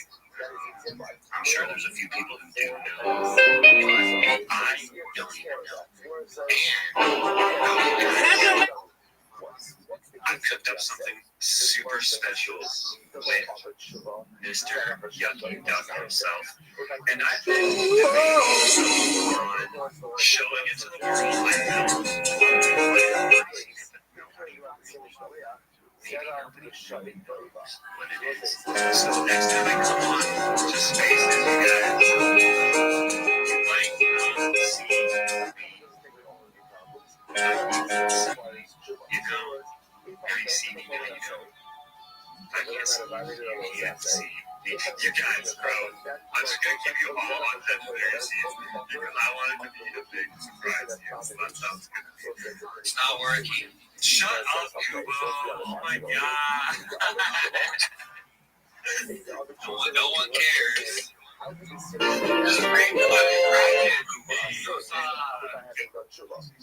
Who say that? Yeah, that's right.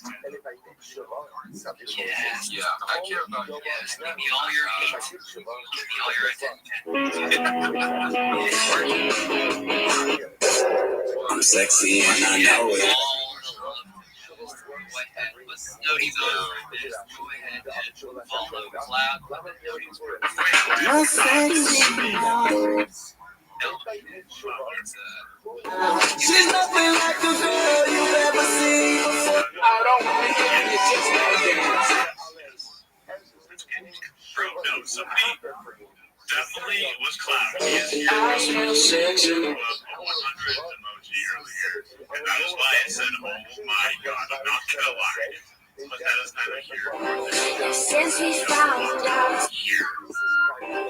Since we found out. Since we found out that anything could happen. You don't find me to. You should chill a bit, bro. You should chill a bit on the blunt. Never fear. Like, so you hold the bottle of cold water. You know what? You know what? Our lovely counterparts. We can light it. You're the light.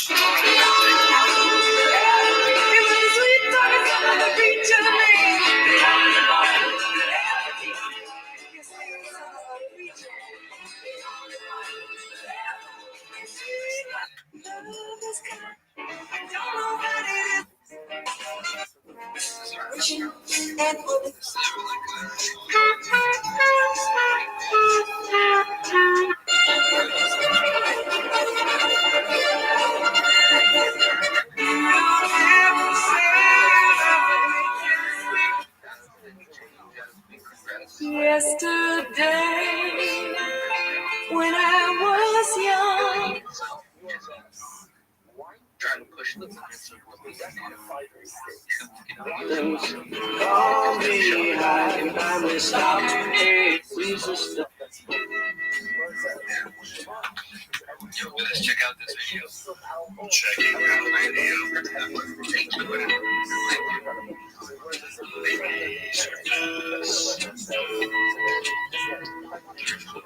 There's something happening here.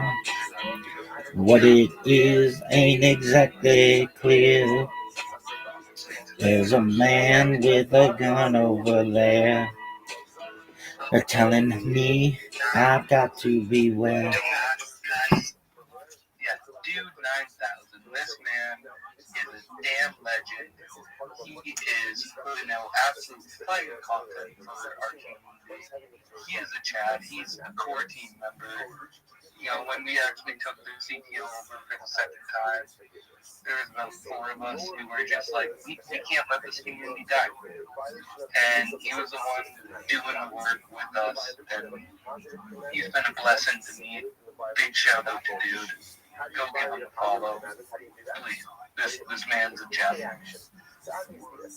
Yo, big shout out to Dude for all the amazing work that he's done in support of the Whitefish.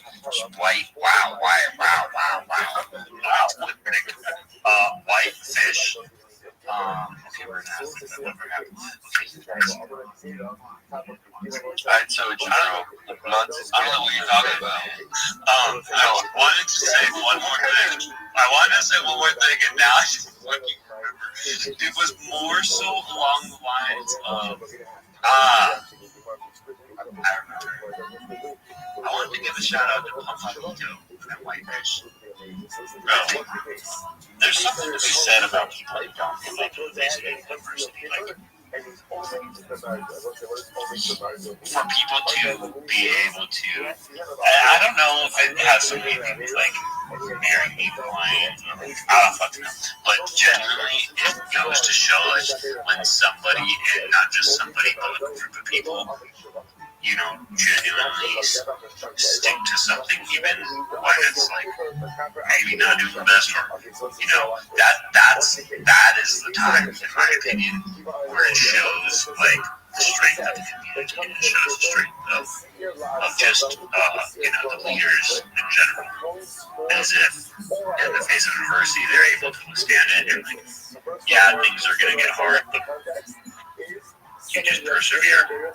I think that speaks volume to the character and the person that you or anybody else is. But with that being said, bro, you guys, make sure you go and check out Whitefish and everything they got cooking, because they're actually not fucking giving up, which is amazing. Thank you so much. I mean, you're so humble, and it just means a lot bringing us up here and giving us this time. But it's something to just kind of comment on what you said is that's what attracted me to bring this team together and CTO this project, because we captured such an essence of community and cult that it's what reminded me of what I've been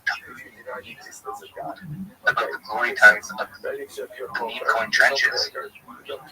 I mean, I got brought into trenches at the worst time, literally. My brother brought me in, and it was literally the downturn. And I've been struggling in the trenches for the last year, and something about this project broke me, my brother, and a few of the community members, and we were like, you know what, we've had enough. We need this good CTO lead. If these guys will keep doing this to us, we need to be the change that kind of stops us. And we made a promise to the community that we're taking the CTO and we're not giving up on that, because we are in this with them. And I mean, 9 days into the CTO, 22 days in as a holder, we're not leaving. That's some of our content. We're not leaving. We said enough with bag working, we're door knocking. And we did a whole door knocking. We're door knocking. Oh my god, do you come from your sales too, bro? I did that, bro. We have a video, we have a whole door knocking theme that, like, knocking on your door, bitch ass nigga. Hey, fool. About white bitch ass nigga, you're a bum ass nigga. I'm bro ready. This is the type of energy that I need, my nigga. No, that's what you said, man. Right, you missed how fat are you on a scale of 1 to 10%? Bro, I weigh like 1,000 pounds. Get off of me, dog. Go away.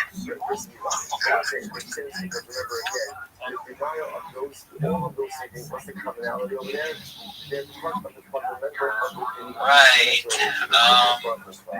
Where do we segue from here? You guys. You call white bitch. That's what you do. You're my white bitch right now. As I spread this white shit all in one leg because it's fucking killing me. Bro, you guys, shout out to Whitefish. Shout out to everybody. Don't even, we're segueing away from it. Bro, you guys, shout out to each and every one of you guys who have showed up to the space today. I say it again now, these spaces wouldn't be possible without you guys showing up each and every single day. Or not even every single day, what the fuck, I'm not mentioning Mr. Digit. Bro, it wouldn't be possible without you guys showing up to these spaces. Low-key, because it would just be like me and Cloud, you know, sitting up here talking shit to each other. Or we were just like, bro, you guys have all showed up and support not only me, but yourselves and each other. So, with that being said, what I would like each and every one of you guys to do right now is just go follow the person, you know, scroll all the way down to the bottom of the space and start following those people on the very bottom, because those are going to be the people that you don't interact with. To be completely honest, the way X Spaces works is, bro, they literally filter out everybody that you don't already follow in the space or interact with down at the very bottom. So, if you want to grow your account, if you want to connect with new people, if you want to just make new friends, that's going to be the way to do it in this space. And I promise you, those people, they're going to give you a follow back if they're not already following you. And if you think I'm kidding, well then, we'll just like make a bet on it. Whoever doesn't get a follow back, just kidding, because you guys like to lie. There are lies out here in the space. Ha ha ha ha ha. Okay, anyways, moving on. Yo, we got sexy. How are you doing, sexy? Hi, GM everyone, GM Miss, GM Cooper, the troublemaker, GM White, GM all the speakers, and to all the listeners. So my name is Susie Pinoki. So we are showing ourselves right here, right?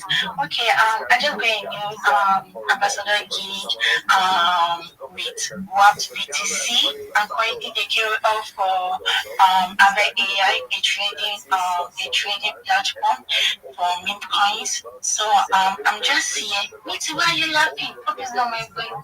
So I'm just here to connect, to make friends and all that. So nothing much. GM everyone. Bye. Here she has a sexy girl. Check out what she has going on her profile. Troublemaker. I'm already labeled in the space. What the heck? He called you a troublemaker. He has a crush on you. Kubo?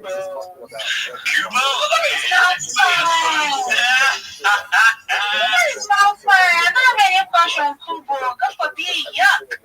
God forbid! Oh, imagine saying that word. I love that section. Everyone go ahead, show some love to Sexy Crypto Queen. Thank you for coming here.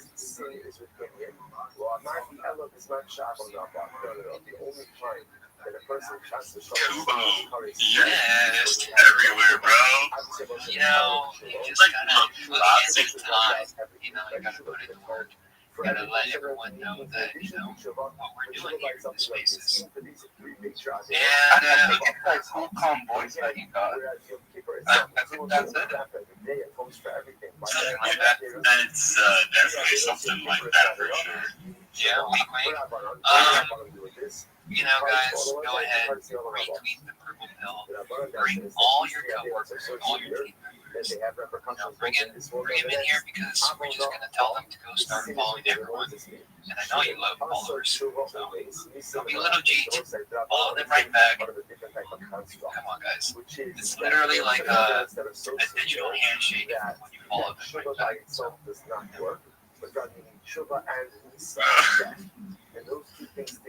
I need to bring this person up here just for the sole fact that their name. I don't give a fuck about anything else. Their name is absolutely hilarious. And it resonates with me so much sometimes. Hey,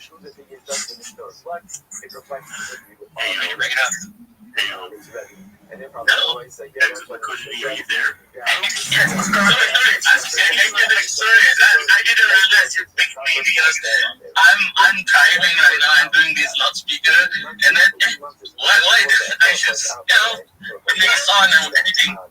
So actually, I just want to feel myself. I'm new. It's not really new, but my account is new, so I'm looking to network with more people, real people. Actually, I launched my coin yesterday, but it fizzled. But never mind, the story is not that good yet. Maybe after I see it for 3 months straight, now the story become better. So I'm looking forward to the first trade by chance. Is your account called Exit Liquidity by chance? Yeah, last year. I got run a few times. So, and then my wallet was drained. Oh. Yeah, my wallet got drained and I was frustrated and then I used that name. But then I made a few friends and they told me they say I want to change the name, but then they remember Exit Liquidity. So No, it sticks. That is your name. I don't care. It is too good to not be your name. Yeah, so this thing. So I think it's like, I don't know, it is a bit awkward if I just join this first time and then share my coin. I don't think it's fair to others. So I just want to network with everybody. And maybe there's no Phantom DM me. Sorry, Phantom, if you're here. If you're listening, I'm going to reply you after this because I'm driving, that's it. So, like, the earlier post, who was it? Let's follow each other. I want to grow. Yes. That's it. Yes. That is what we must do. Yo, Exit Liquidity. you so much. Thank you for the chance for thank you for letting me talk. You're so very welcome, absolutely. You drive safe, keep your eyes focused on the road. And stop barking at me, dog. Just be safe, bro. Yeah. It's a pleasure to have you today. Bro, my dog is being a fucking shithead. Okay, bro, you guys, I was gonna say something. I don't know what to say. Oh! Make sure you guys are following everybody in space, I forgot to say something. Yeah, what's good? Yeah, everyone go ahead. Make sure to follow everyone in this space. Oh my god. Yes, it is. Yeah, what is that? Like this? Don't make sure you follow everyone in space. Look left and right. Don't follow that person. Up and down. Follow that person. All the way to the bottom. Look that person up and down all the way to the bottom. Well, they are in this space because these are your peers. And you should love your peers. Go follow them. Love the microscope and make sure. You guys, we have so many people up here raising their hands, so patiently waiting, and I, overturned the stone one too many times. The first person to have their hand raised, I think, was Normie, bro. How are you doing? Yeah, bro. I was just thinking to ask something to Kuba, bro. You said about the Ethos Network, right? So I'm on the page, on your page actually. Should I review something? What should I review about you? That my brother is handsome and he's everywhere? Or should I review something else, bro?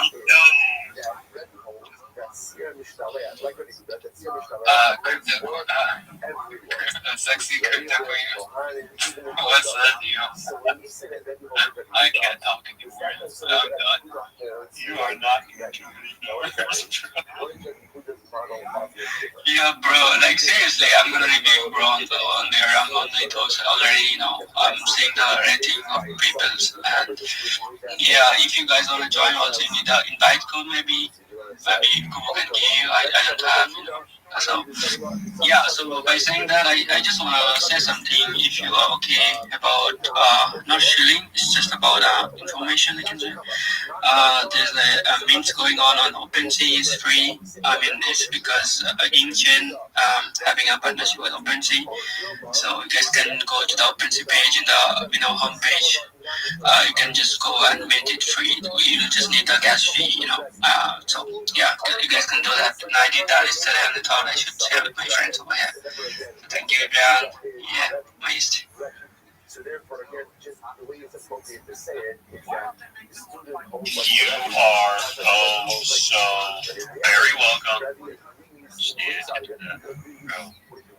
Make sure you just go do those little things that Normie has to end. Yeah.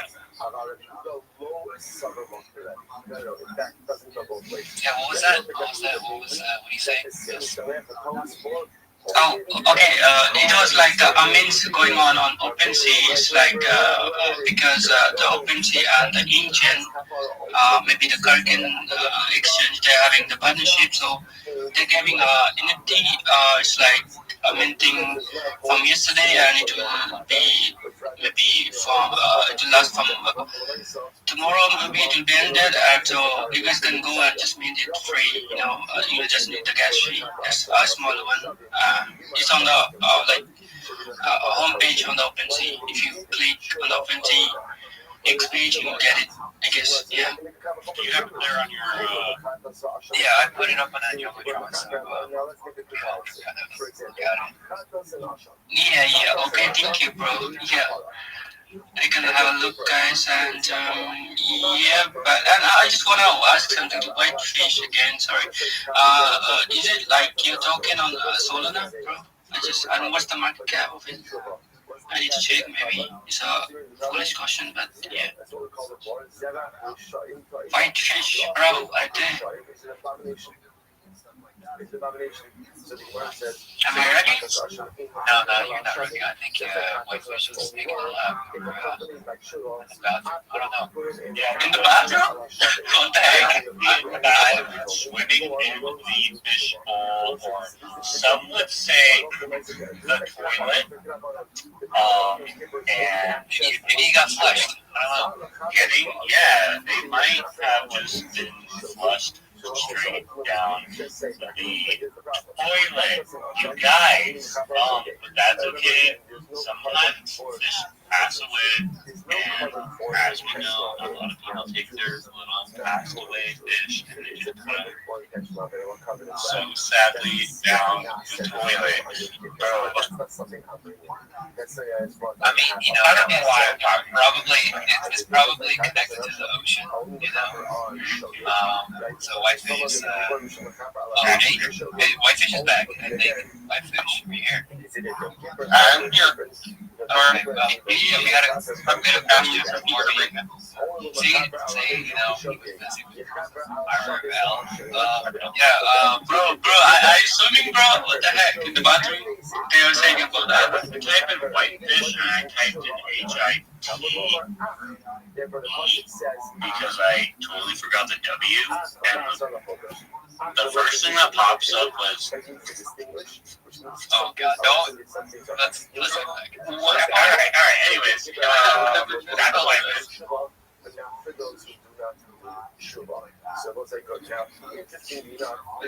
Yes, I'm back. I was eating this pizza, went downstairs for a little smoke. I delegated my brother, but apparently he was nowhere to be found. Even though he was trained. Okay, that was awesome. But yes, Whitefish is back. Back in the house. How we all doing? Back in Yep, bro. We're happy you're back, bro. I was asking you something, you know. What's the market cap of the token now? And is it on Solana, bro? I need to check, but I thought I just asked you over here, you know, it's better.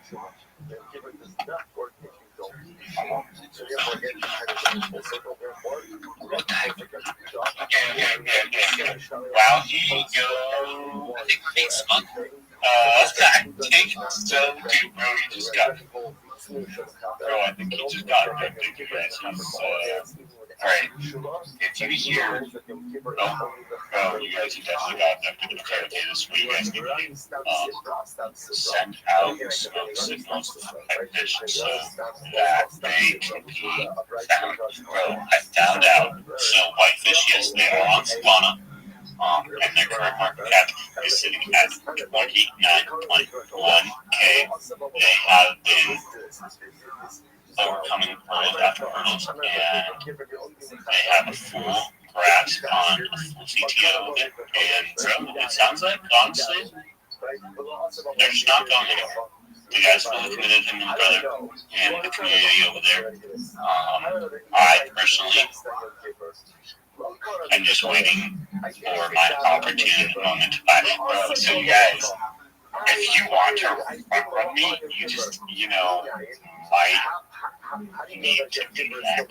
But neither here nor there. This is not financial advice. I always advocate for Dior because it's so classy. You always keep classy. With that being said, you know, there are two other people who have been patiently waiting with their hands up, and after those two other people, I am going to be calling on somebody, so very near and dear. Yo, you guys, okay. Wow, I call him this next person. I wasn't going down to the purple pill. And tag, who do you think I'm going to be calling on and shouting out, you know, in let's just say the next 10 minutes after these two speakers? Well, with that being said, I want to hear from Rabbi Rothschild. It's been so long since I've talked to you. You are always in the Discord channel. If you guys don't know, we've dedicated his own personal voice channel to Rabbi Rothschild. And honestly, I think everybody needs to just check out what he has going on because he is the king. So without further ado, I bid you, Rabbi Rothschild.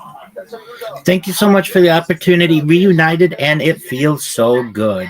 If you haven't had the chance, you need to join the Big Steppers Discord. It's discord.gg /BIGSTEPPAS /Big Steppers. That's where you will find ground zero, the epicenter of this cryptocurrency discussion. That's where you will see the after party. Additionally, if you haven't had the chance, join the Waddle Discord. It's discord.gg /the Waddle. That is the official home of the Yucky Ducks. If you haven't sent me a follow, please do. I follow everyone back, and if you want a free follow back, I'm the easiest follow back in the game.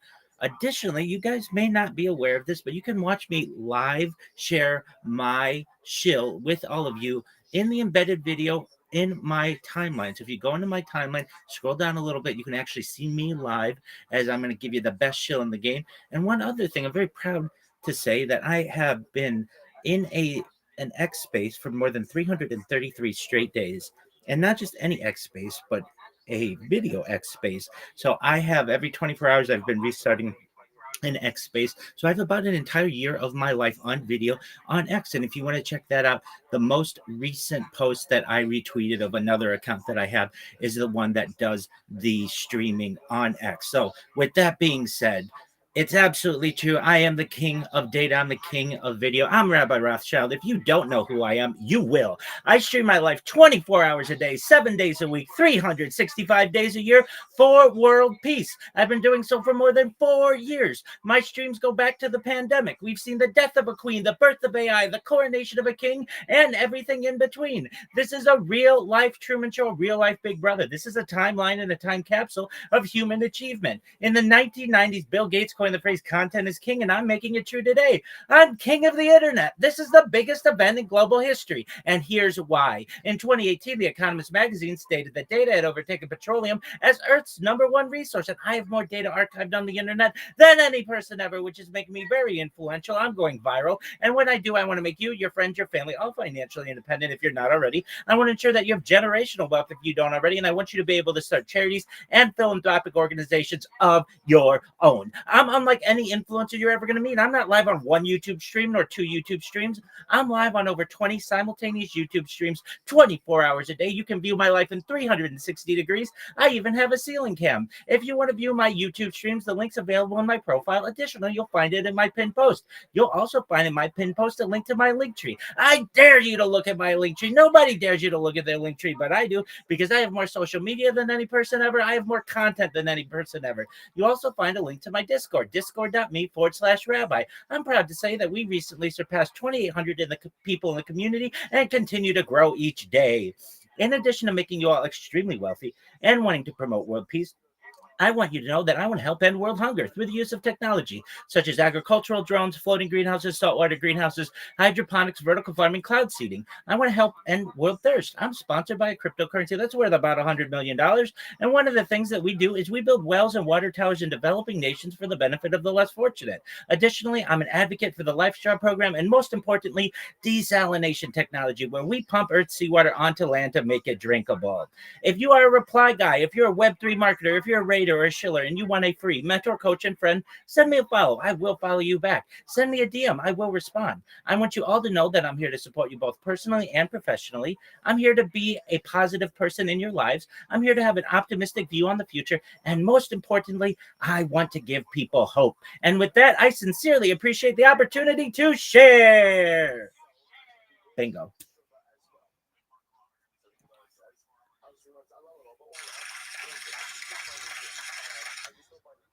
Thank you so much, Rabbi Rothschild, you guys. Rabbi Rothschild is a legend. I know. I genuinely believe he's going to be one of the biggest in the space, bro. He doesn't give up. He doesn't stop. He never gives in. Yo, you guys. Actually, Rabbi Rothschild, I wanted to ask you a question. Hit me with it, big dog. So, how many places are you streaming in at one time? At any one given time? Phenomenal question. So I'm live right now on over 20 simultaneous YouTube streams, which are separate channels. So if you want to check out those channels and watch me in 360 degrees, you can see those in my pinned post, also in my profile. You'll also find it in my link tree. You'll also find me on Rumble. You will find me on Twitch. You will find me on YouNow. You will find me on DLive and Trovo and about another 30 different platforms. You'll also find me in quite a few different Discords, including the Big Steppers Discord, including the Socialized Discord, including the Soul on Chain Discord, and many others. Of course, you'll find me live in my own Discord. You'll also find me live in an X live video, which you can see embedded in my profile, and live in my own X space that I mentioned earlier that has been going 24/7 for now more than 333 days. On February 14th, we'll be celebrating our 1 year and 1 year of my life archived on X. And there are other places to name, but we don't have enough time to do so. But you should know, basically, if you can stream there, I am doing it. That's phenomenal. Well, Rabbi Rothschild is streaming everywhere.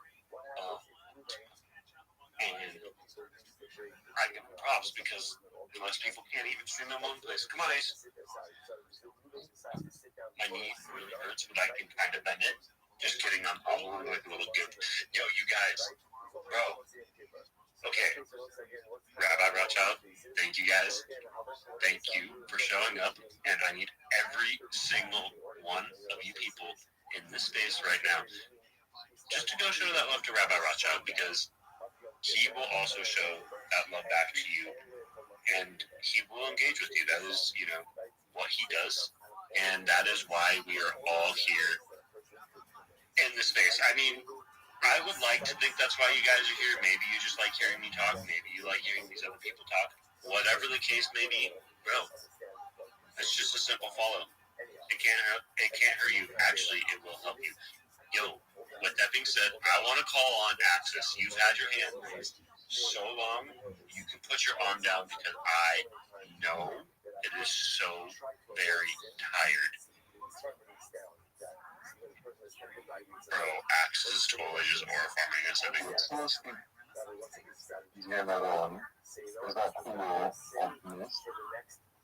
That was I. Missed. I'm not sitting for the next 60 seconds. So it's like 9 out of 10 times. I will overcome the desire. And everything phenomenal. That's all I see, all I want is that thing. But if I'm able to catch my breath a little bit, I'm able to make a little bit of Phenomenal. That's good. That's good.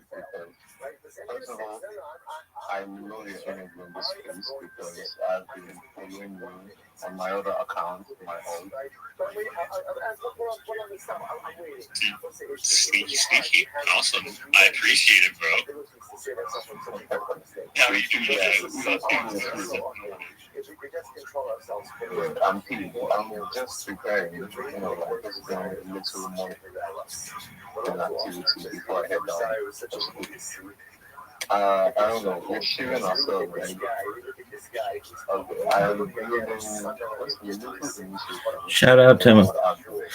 Thanks for letting me share and being so nice.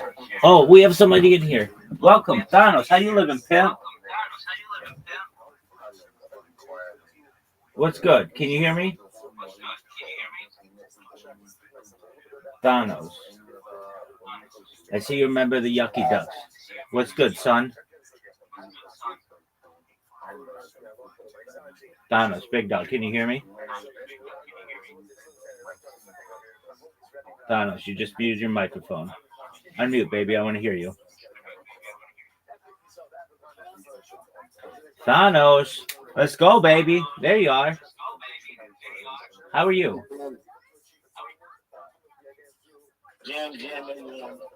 GM, how are you? Good. How you doing? Every day's a holiday, every meal's a feast. How are things in your neck of the woods?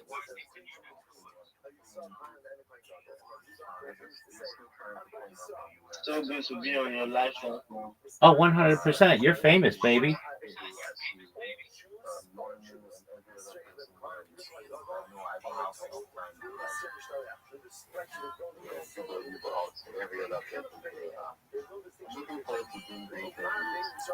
Are we following each other on X?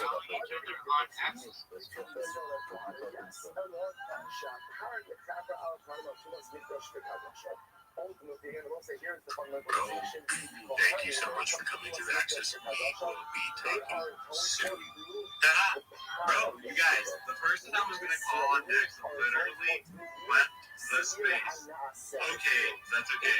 Yo, Thanos, are you following me on X? I'll follow you back. They literally just left. Shout out to Iron Kid Labs. Bro is probably having major team issues. I already gave you a follow. Okay, what's your name? I gave you a follow on X. Okay, what's your name on X? I followed you. Thanos. Okay, you're Thanos on X. Just a moment. You know, rest off my leg. Just looking to your leg, man. You hurt yourself. Bro, I think I might have Thanos, what's your username? slightly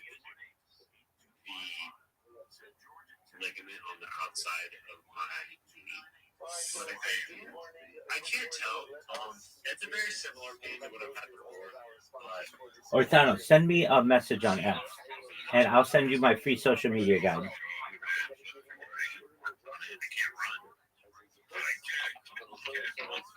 can't run, but I can walk. It's not a very good walk, but I can run. We're fighting bears for you, mate. All right, unfortunately, not like that. Well, swift recovery for you, brother. Yeah, man. So you guys might recognize my voice, but if not, so Akashi Labs is our new parent company for the exclusive brand. You guys have heard me talk about it before. Let me know when you sent the message. So we decided to do a bit of a shift in the structure that we had. So Akashi is, like I said, now our parent digital studio company, and Exclusive is a division of that company. We have applied for all of our registrations here in Australia to make all of this legitimate, and which has a lot of potential benefits, all sorts of benefits for our current holders. We've turned our current NFT holder model and revenue share model into a full, ownership and shares model inside the private company. So pretty cool opportunity for people that were already, owning or holding our NFT from our founders' session drop, which minted out about a week and a half ago. So, Yo, Thanos, did you send me a message yet? Launching Akashi and the final stages, the 2.0 stages of the Exclusive platform. We put so much engineering into this platform of all different types. You can check out our stack on the Akashi.studio website. It's linked to my profile here. And to learn more about that technical side, we wanted a channel and a way to demonstrate all of our technical workflows. Thanos, I'm talking to you. Did you send me a message on X? Essentially on our final productions and everything. We want to show people how we got there, and the process to do it, because it's been extremely technical and in-depth process to build out a multi-tenant system like Exclusive with all of the functionalities that it has. So we're on the 3rd of February, we're releasing our third department of brand called the Project Hub.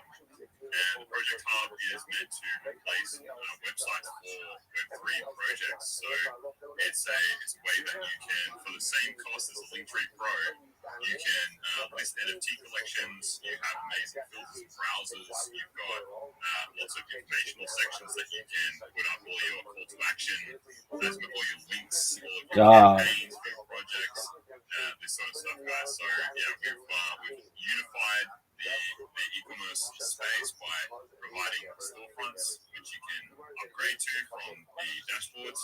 If you so choose to sell physical products, digital products at scale, you can also launch on our NFT Launchpad, which now supports F as a secondary chain to Solana. And all of this is now fully live and functioning. You can access this as a full public release now already, but we will be pretty quiet about that until the third, where all of our tech actually fully rolls out to the public with the dashboard. So we've affiliated with the Soul Guns, we're official affiliate. If you want to check out this episode 1, you'll be able to see our badge there, and they'll be the first to use our dashboard tech. We're really, really psyched about that because they are dropping their V2 on the 6th, and that's a whole passive revenue system launched and managed by CreatorX, who's a successful fund manager and has done these sort of things IRL before success. So yeah, we're really proud to be representing with them,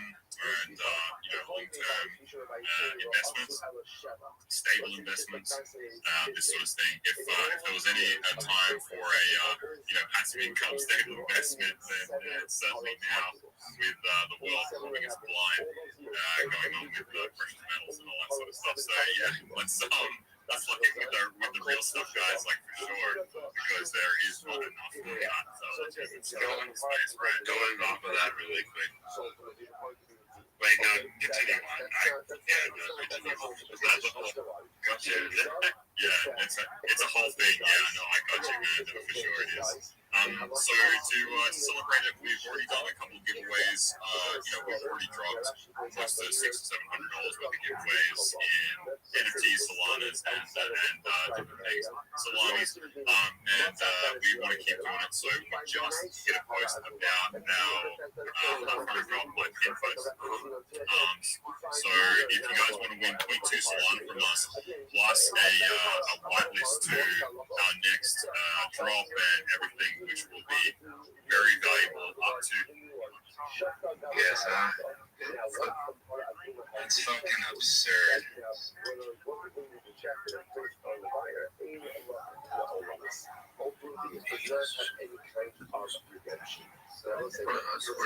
Weird as shit. You're not wrong. Like this shit, you think that's definitely.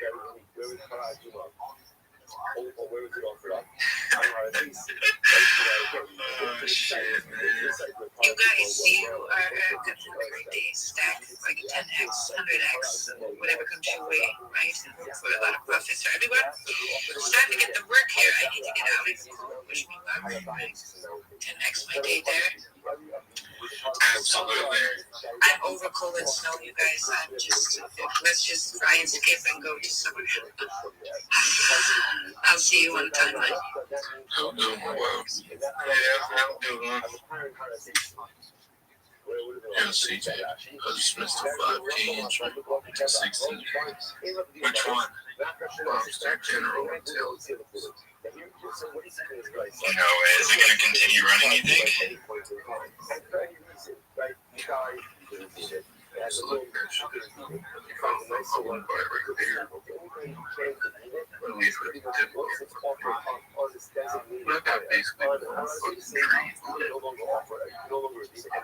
shit, that might have been crazy.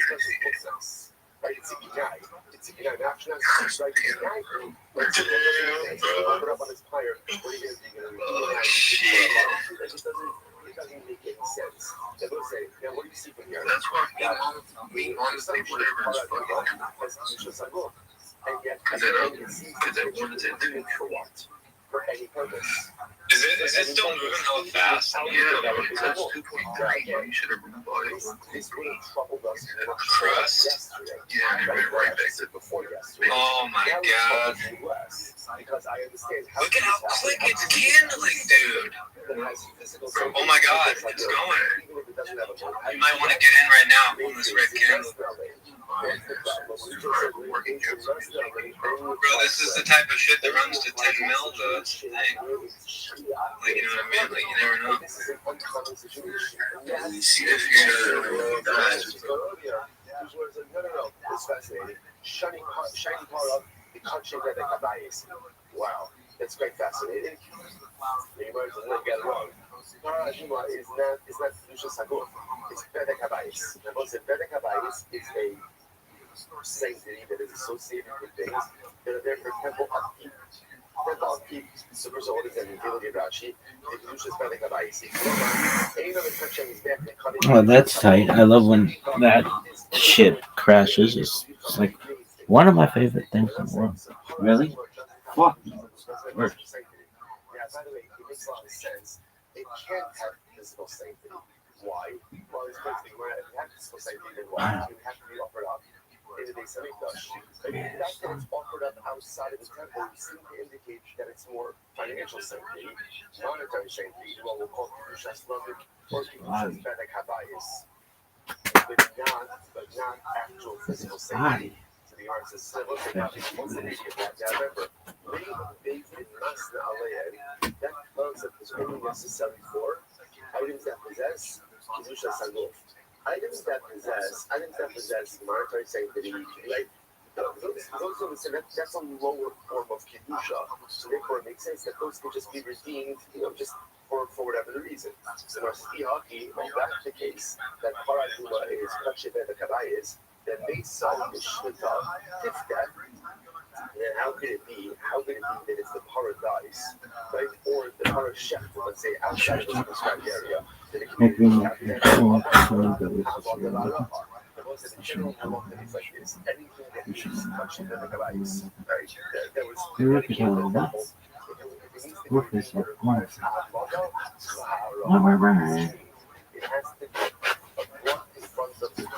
Look at this move. Athleticism. If that's the case, then if the paradigm is dead, you can no longer bring it before the coin. If that's the case, then Allah has to be able to stand in front of the coin. If that's the case, then how can we redeem it? Usually, whereas it's not a problem for money, Rabbi Shimon, the Amar Karchin, Isbeya, Hayu B'Klal Ha'amad Devayah. Karchin and the Kabayis, no Hayu B'Klal Ha'amad Devayah. Okay, so what's this? Apparently, this is subject to Machlokas as well. And Rabbi Shimon is of your opinion that Karchin and the Kabayis do not require Ha'amad Devayah, and therefore Halacha L'Maisa could be redeemed. Okay, so you're fine. So therefore, so I just want to point out how are these Gemaras are also like the information that we pick up along the way over here. So I don't know, this is quite striking that Para Aduma doesn't have Kedusha Sagor. Because I don't know, who would have ever thought that? Right? Rather, Para Aduma, which is also, if you think about it, one of the most powerful forces we have in Yiddishkeit, the ability to go out and literally take away too much space, and the only way to take away too much space is Kedusha's Bedek. It has monetary sanctity, especially that physical sanctity. So I just want to point out a tremendous special hospital this. Why doesn't Para Aduma have Kedusha Sagor? Why not? Why not? Because it's not offered up in the Beis Hamikdash. What do you see from here? That to really attain the highest level of sanctity, you must embed yourself in holy circumstances, right? In holy surroundings. It is not enough in life just to do the right things. You have to put yourself in the right atmosphere. You have to put yourself in the right atmosphere. A lot of us engage in a lot of I don't want to say self-deceptive practices, but we like to think that as long as I'm doing the right thing, it doesn't matter who I surround myself with. Right? It doesn't matter who my friends are. It doesn't matter who I hang out with. It doesn't really matter what activities I engage in. Because, again, I'm strong enough to withstand any of those influences because I'm doing the right thing. And I may really be doing the right thing, right? I'm davening, I'm learning, I'm doing stuff, I'm doing chesed. So it doesn't matter. Okay, I know these guys are not the right influence. This activity is actually the idea behind the show, but I can withstand those influences. And it's incredible. The Gemara says it's not the way it works. It's not the way it works. Kiddusha's Haguf only comes when you embed yourself in a framework of Kiddusha. It's only if you live in the Mikdash, if you operate in the Mikdash, that you have real sanctity. Otherwise, again, you can have Kiddusha stomach, absolutely. You can have physical sanctity, you can have monetary sanctity, right? But at the end of the day, you cannot achieve Kiddusha Haguf. Tremendous was your skill. The Gemara says as follows. We'll say it's also, if you take this concept much further, also, this is also the power of Eretz Yisrael. Like, what is the power of Eretz Yisrael over Chutzlaretz? What is it? Like, we have Shulz of Chutzlaretz, we have a fucking Eretz of Chutzlaretz, we have Torah. The difference is that Eretz Yisrael, one is embedding themselves in an absolute atmosphere of Kedusha. You cannot replicate that outside of Eretz Yisrael. You just cannot. In Eretz Yisrael, so outside of Eretz Yisrael, you can find a lot of incredible pockets of holiness, but you cannot create the totality of a holy atmosphere. Incredible. Even Rabbi Shimon was okay. Rabbi Shimon, Ema Seba, Shafta Agabi Ma'arachta, Ema Pediya Olamis. Okay, so now let's go back. So what did the writer say? But there's one point of no return. What's the point of no return? Once you shaft it on top of its pile, on top of its ma'arafa, it cannot be redeemed. I thought I know Shimon Omer. Torah Mekane to myself, Torah B'Haisla Shasa Kosher. Rabbi Shimon himself said, and this is fascinating, that Torah Adima has the ability, essentially, is treated like food when it comes to Torah. When it comes to Torah, ultimately, why? Because since at a certain point it had a time when it was permissible. If you look at Rashi, this is in the wide lines of Rashi, about 5 lines in the coming to myself. What does this mean? So Rashi says, okay, in Naga Sheretz B'Psara, the cause of the Naga B'Psara, excuse me. That literally, Paraduma could convey Tumah just like food, right? If a Sheretz touches the Paraduma touches another food item, could convey Tumah. Mamre Shlagish, Omer Hayden Shimon, Haranim Kisanari Narachta. And yet Rish Lakish says that Shimon says that a para, because of this, a para can be redeemed even after it's been put on the fire. But the conscience of the Rice said, Emma, shiny para, hoil, Vidana, curry. Right? The Gemara says, right, para Duma in general, ultimately, again, has a little bit of a different set of circumstances. Why? Because Halakha L'Maisa, it is incredibly expensive. Rashi says over here, Ela Lo Tokma Rabbi Shimon. Don't set up the rice like Rabbi Shimon. We're saying, or Ela, because for I can tell you, Matzah not emenetiv, then Shum, the late days in Masna Allah. So it's actually reversing course. We're saying reality. Why can you redeem Paraduma? The most is very important. Why are you allowed to redeem Paraduma? Now, the argument will stand that Halakha L'Maisa is like the Raisa, which means if the Paraduma dies, you can redeem it. If you find the next more, you could redeem it. You find the next one, you could redeem it. You shaft it outside of the prescribed area. The only time you can redeem Paraduma is when once it's shafted on the fire on Why? There's something happening here. What it is ain't exactly clear. There's a man with a gun over there, telling me I've got to beware. I think it's time to stop. Children, what's that sound? Everybody look what's going down.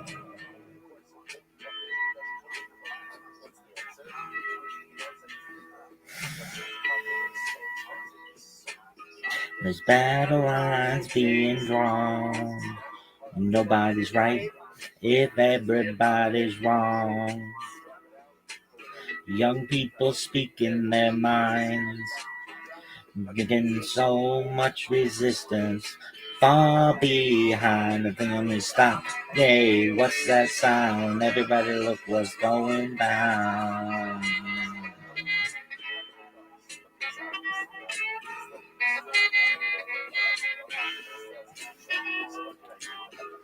What a field day for the heat.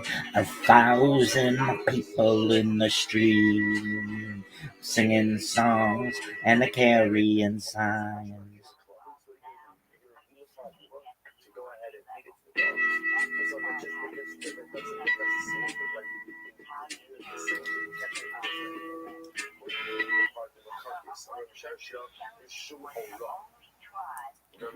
Oh, George.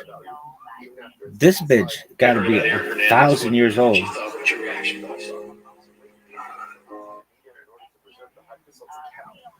How much of a high, right? How much of a, again, it's a small couch, it's hard to listen. How much high you actually going to get? Really? This lady is to be a billion years old. This one was around the founding of the solar system. Really? Maybe.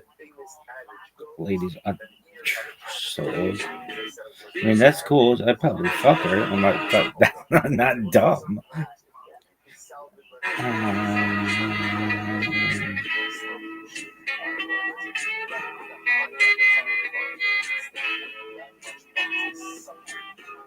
What a field day for the heat. 1,000 people in the street singing songs and carrying signs. Mostly say hooray for our side. Anytime we stop, hey, what's that sound? Everybody look what's going on.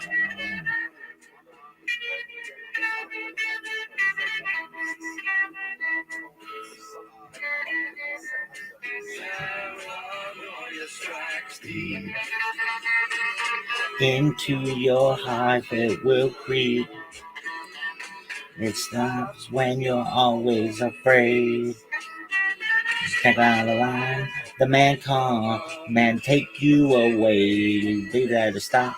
Hey, what's that sound? Everybody look what's going on. Hey, what's that sound? Everybody look what's going. You gotta stop. Yeah, what's that sound? Everybody look what's going on. Stop. Yeah, what's that sound? Everybody. Yes,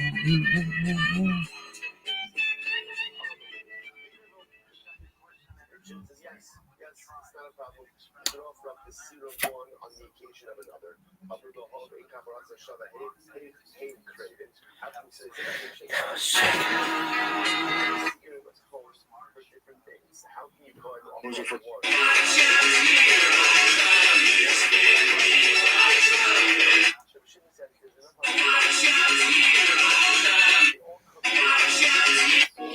Let me show you how to break.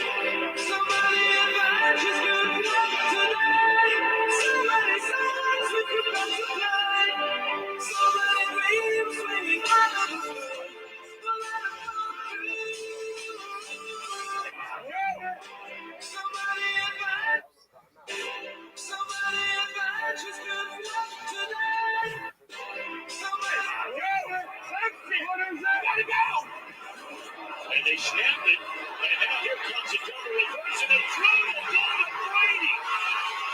Across midfield, will step out of bounds. How about that?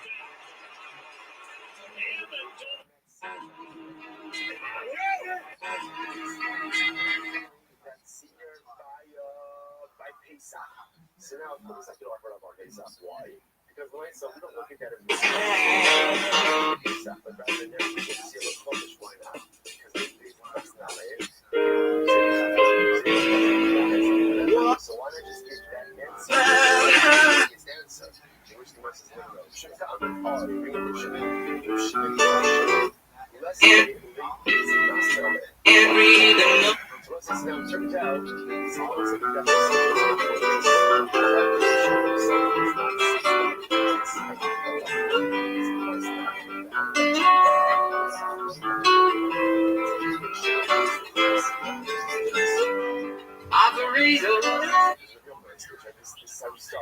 Face dancer. This motherfucker's a face dancer. Why? Why the fuck not? Who's Grace? 7 Lions. This bitch. This bitch. She's hot as fuck. Please be. Yeah, she's in fucking college. That's tight. Baby girl. We're making you an all-star. No way.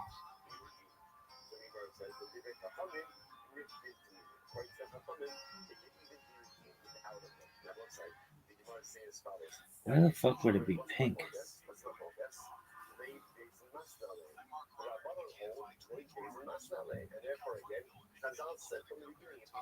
This girl is smoking.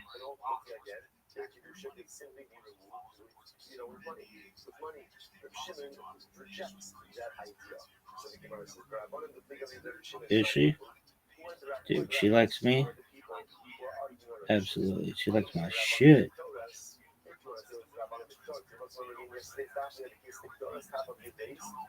Can she get it? Oh, for sure, dog. No doubt. No doubt. Why? She like my shit.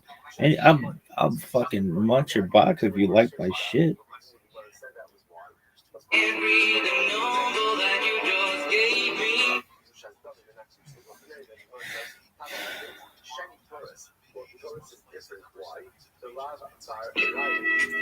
Bitch is smart.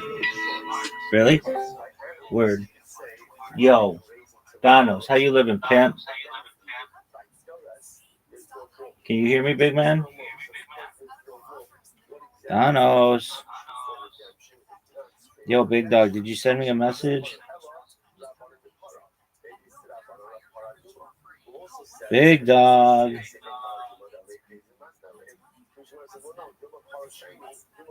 Shout out to Thanos.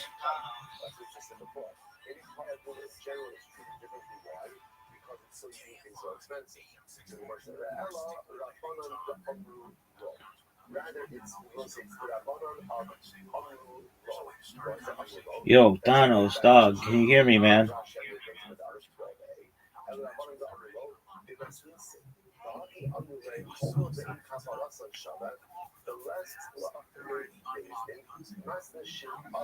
Thanos.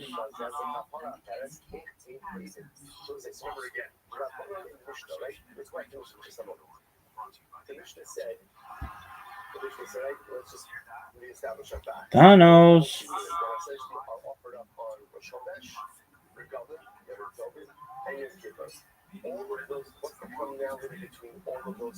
Alright, you can just chill.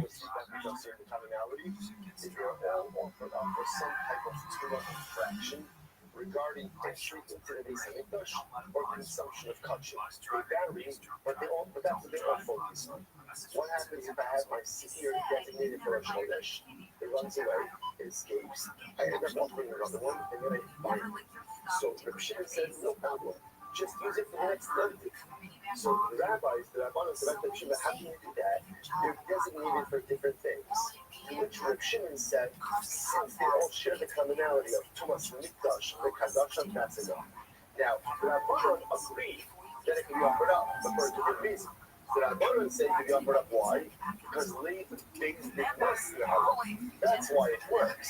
Because it turns out that when the Seir Rosh Chodesh was never offered up for Rosh Chodesh, it never attained that Rosh Chodesh sanctity. Therefore, once it's found, it can be used for the next year. But you, Reb Shimon, you don't hold a breakthrough in Matzah. And why do you allow for it? Reb Shimon says, because Hoil, the Kapparas on Shabbat. Reb Shimon says they all have commonality of purpose. So because I do that, that's the Rabban's argument of Shimon. So there's a new that goes in each. So there's a honey road that Gemara says, but I'll be covered by Ishtabah down the list and Masnale and Amatullah. So again, what conversation exactly is it that's happening over there? Take a look at Rashi. Rashi says over there, you might have the other way, you just lay down the Inkapara of Shevakat Shivit, and Shumay based in Masnale Kamosiva. So again, I will say, how do you look at Rabbi Shimon, who again, this speaks of Rabbi Shimon, this speaks of Rabbi Shimon, but ultimately all the 3 days of Masnale, what's the conversation that's happening over there? Rosh Hashanah, it means to say, according to me, it works out well, that being the late days of Masnale, and because I hold that late days of Masnale, and therefore what? This is why the Seir of Rosh Chodesh is lost, for example, to be offered up at the Regalim. Ellen will be done, but according to you, the Amir will not subscribe to late days in Masnale, how can you take this Seir that is lost, let's say, by Rosh Chodesh, and use it for Regalim? So the Gemara says, maybe this conversation is over there, but it means to say, according to me, this makes sense because I hold that all of the Seir have commonality or purpose. In other words, they're all used, Havas and Shabbat means they're all case to atone for some type of Kadosha. He should not be privileged. That's why his ear is lost on one occasion. It can be used for different occasions. I might be privileged, but according to you, why should it be washed in the upper up?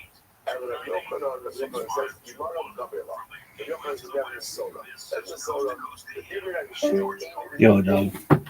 That was a really great. That was really fucking great, dog. Shimon says it cannot be redeemed, but something they hold it can be. And I will say the assumption over here is that the point of contention is raised in Masnale. Yo, Donos, how you living, pimp? Just see all this thing. What the take over here? The take over here is. Which way are you going? If I could say every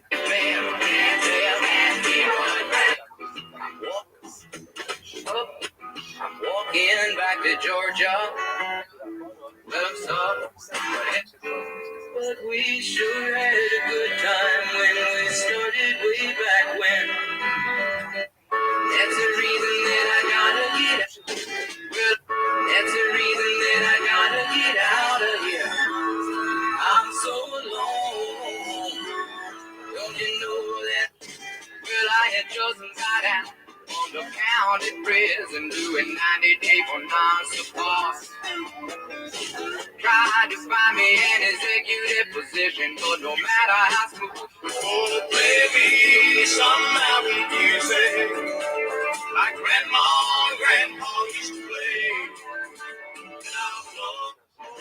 Give me 3 steps, give me 3 steps, give me 3 steps towards the door. But I was just getting ready to get my hat.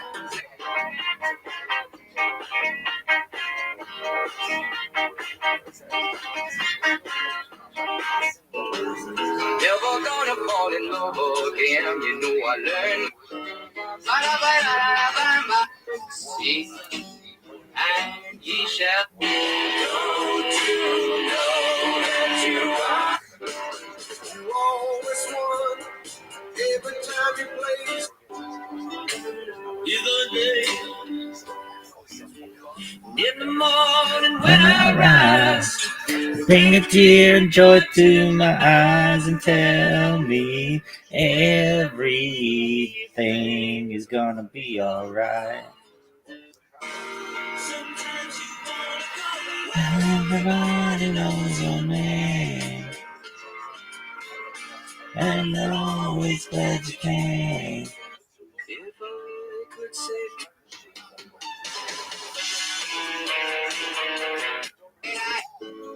Lord, my hand. Well, I'm sitting down looking for my back door. Take a white one, go to sleep. Take a red one, stay up. Amarillo, San Antonio, any old. I've seen you smiling in the summer sun. I've seen your long hair flying with you. I've made my mind up that it's meant to be. I walked out this morning and oh, she was hotter than a $2 pistol. She was the fastest thing around the railroads. You may talk of gin and beer when you're stationed way out here, and you're sent to penny fights and altar shotting. But when it comes to slaughter, you'll do your work for water, and you'll lick the bloomin' boots of him that's got it. Now I never ever saw the northern lights. I never really heard a cluster flies. Never. I'm a rolling stone. Tell me it's not. Never seems Been in my pocket. You fill up my senses. Come fill me again. Come let me love you. I'm a bitch, I'm a lover, I'm a child, I'm a mother, I'm a sinner.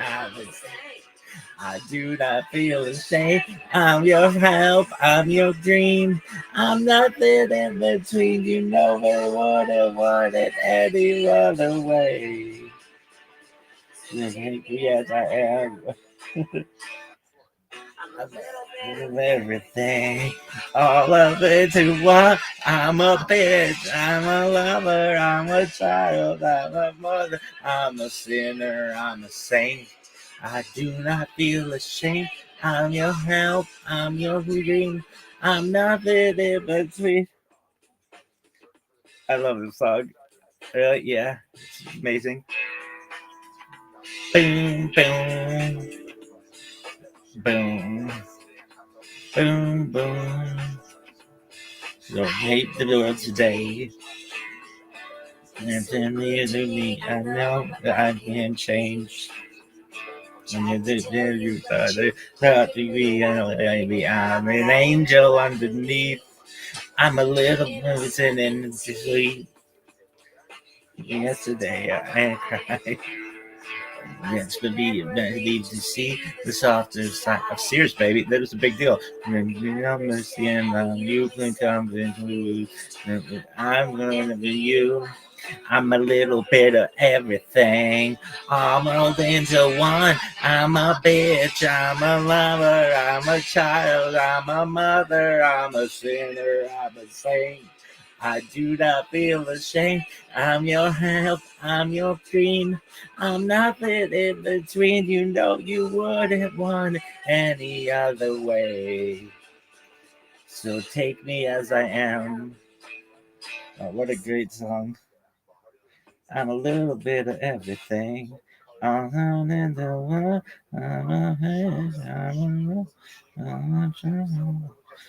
Oh, this is a big song. Praying.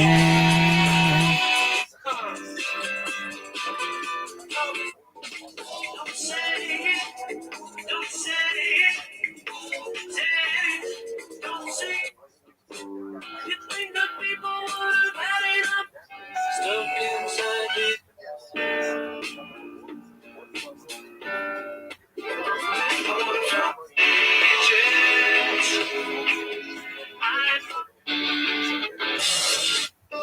All the wings of love and above the clouds.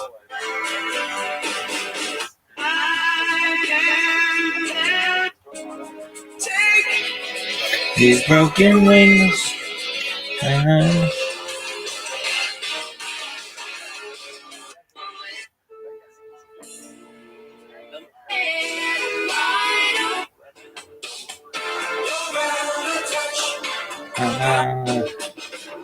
I'm walking. at the office where the papers grow. She takes a break, drinks another. Live and let die. Live and let die.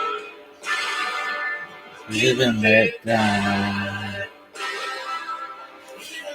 Die.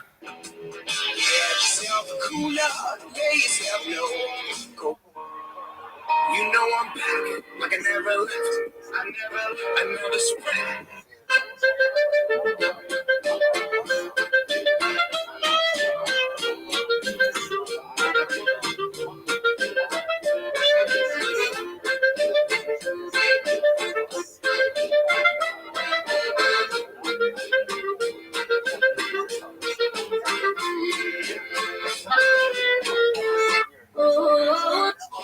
Time will break.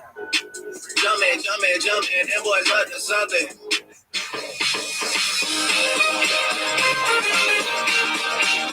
Did you ever know? Okay, well, I'ma be here for a while.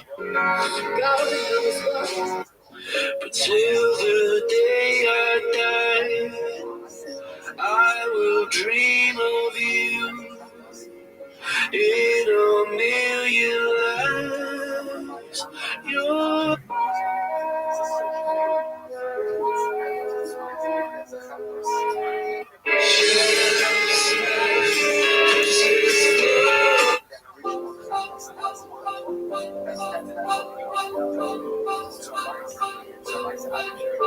I don't care how many toss the blame. Every time they keeping someone tame. I don't care who lives to fit the frame. They won't fall if they never feel the flame.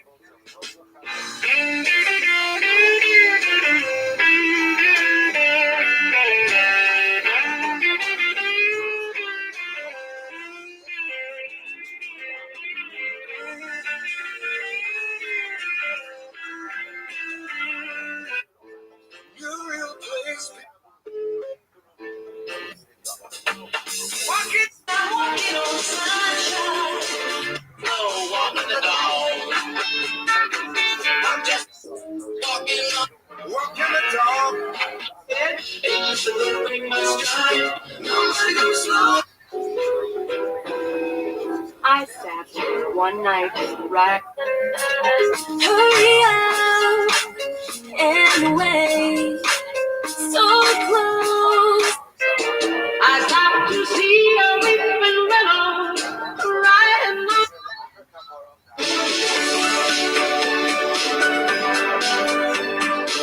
Here in the fire, I will be a fan.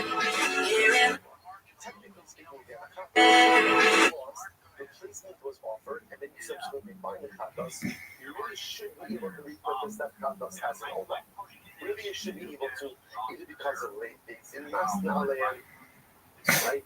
Or just because purpose has been served.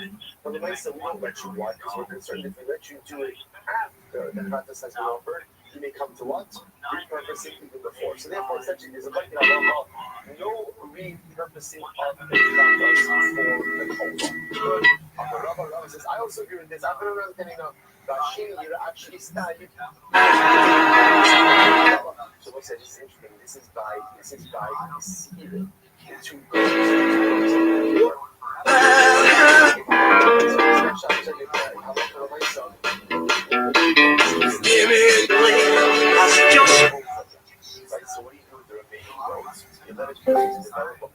Yo, Thanos, how you living, pimp?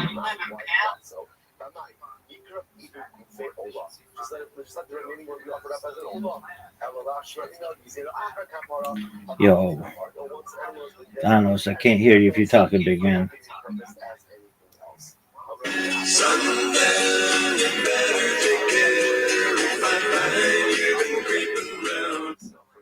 Now I can hear you. What's up, pimp? Yo, dog, I heard you breathing. Yo, can you hear me, son? Yo, dog. Do you speak? Big dog, Thanos, can you hear me, my man? I'm talking to you. Oh, there you are. Did you send me a message on Discord? All right. Oh, cool. Did you send me a message on Discord? Let me send you a message. Thank you, sir. I'm gonna say I to you. That's all you need to do.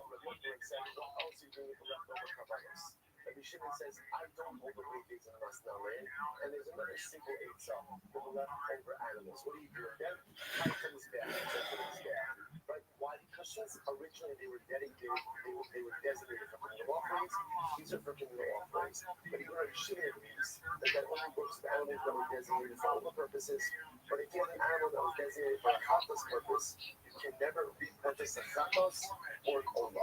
The only way to go ahead and get out of its chatos state is how that it rains, develop a mold, review it, and then you can use the money ultimately again for an ola. Hang on, documents that support this. Mine of the amendment of Saras. So say, what would you do? This went back to what we spoke about before. You have leftover animals in the Lishkas HaTzloim at the end of the fiscal year. What do they do with them? So you want to say, I'm a day.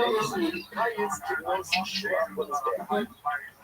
They bring it on the altar. They offer on the altar like dessert, like white things that people eat before dessert. Rashi says, after shaking the days of the days. Yo, baby.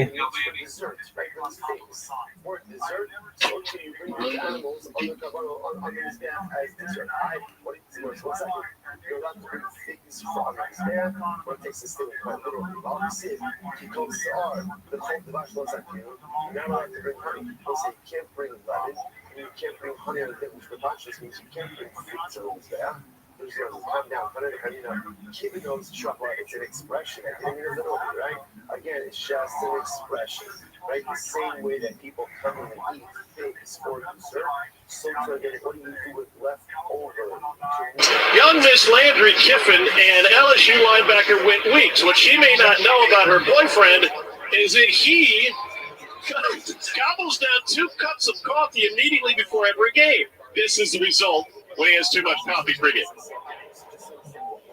Young Miss Landry Kiffin and LSU linebacker Whit Weeks.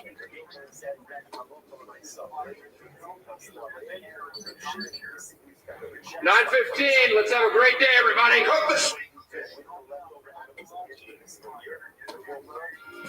Look at these carrots, Jack. They still have the dirt from the farm on them. That's how you know they're honest. Honest carrots, huh? I suppose they vote for you then. Well, they'd at least hear me out. These tomatoes smell like summer on Cape Cod. Florida's got some competition. Florida has the sunshine, Jack. Makes everything a little sweeter. Look at these carrots. The guy's here to fix the leak on your solid gold faucet. Send them in.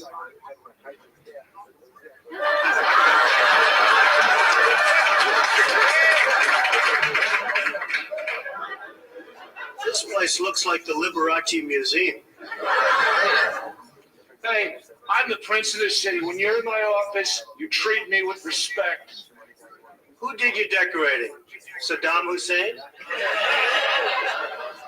I'll have you know this is all very classy stuff.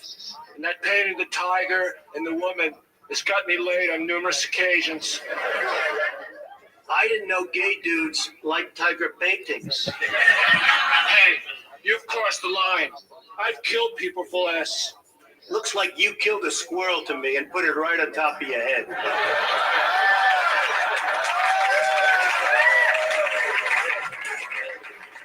You're one to talk. Your hair looks exactly like mine. Yeah, except my hair's supposed to look like this. I'm a janitor.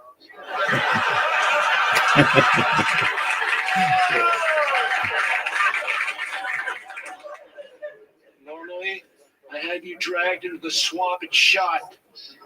But you've got guts. You're the first man I've ever met who isn't afraid of me. What's your secret?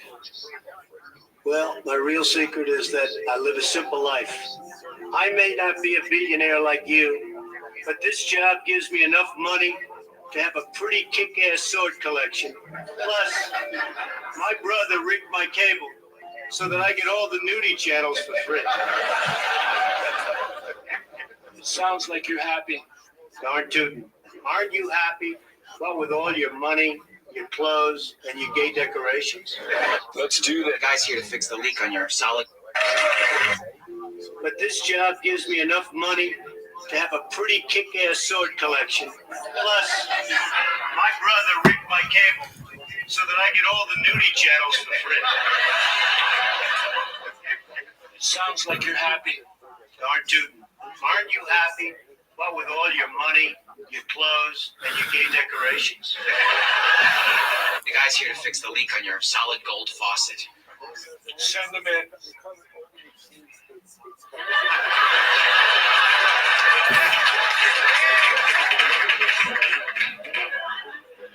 This place looks like the Liberace Museum. Hey, I'm the prince of this city. When you're in my office, you treat me with respect.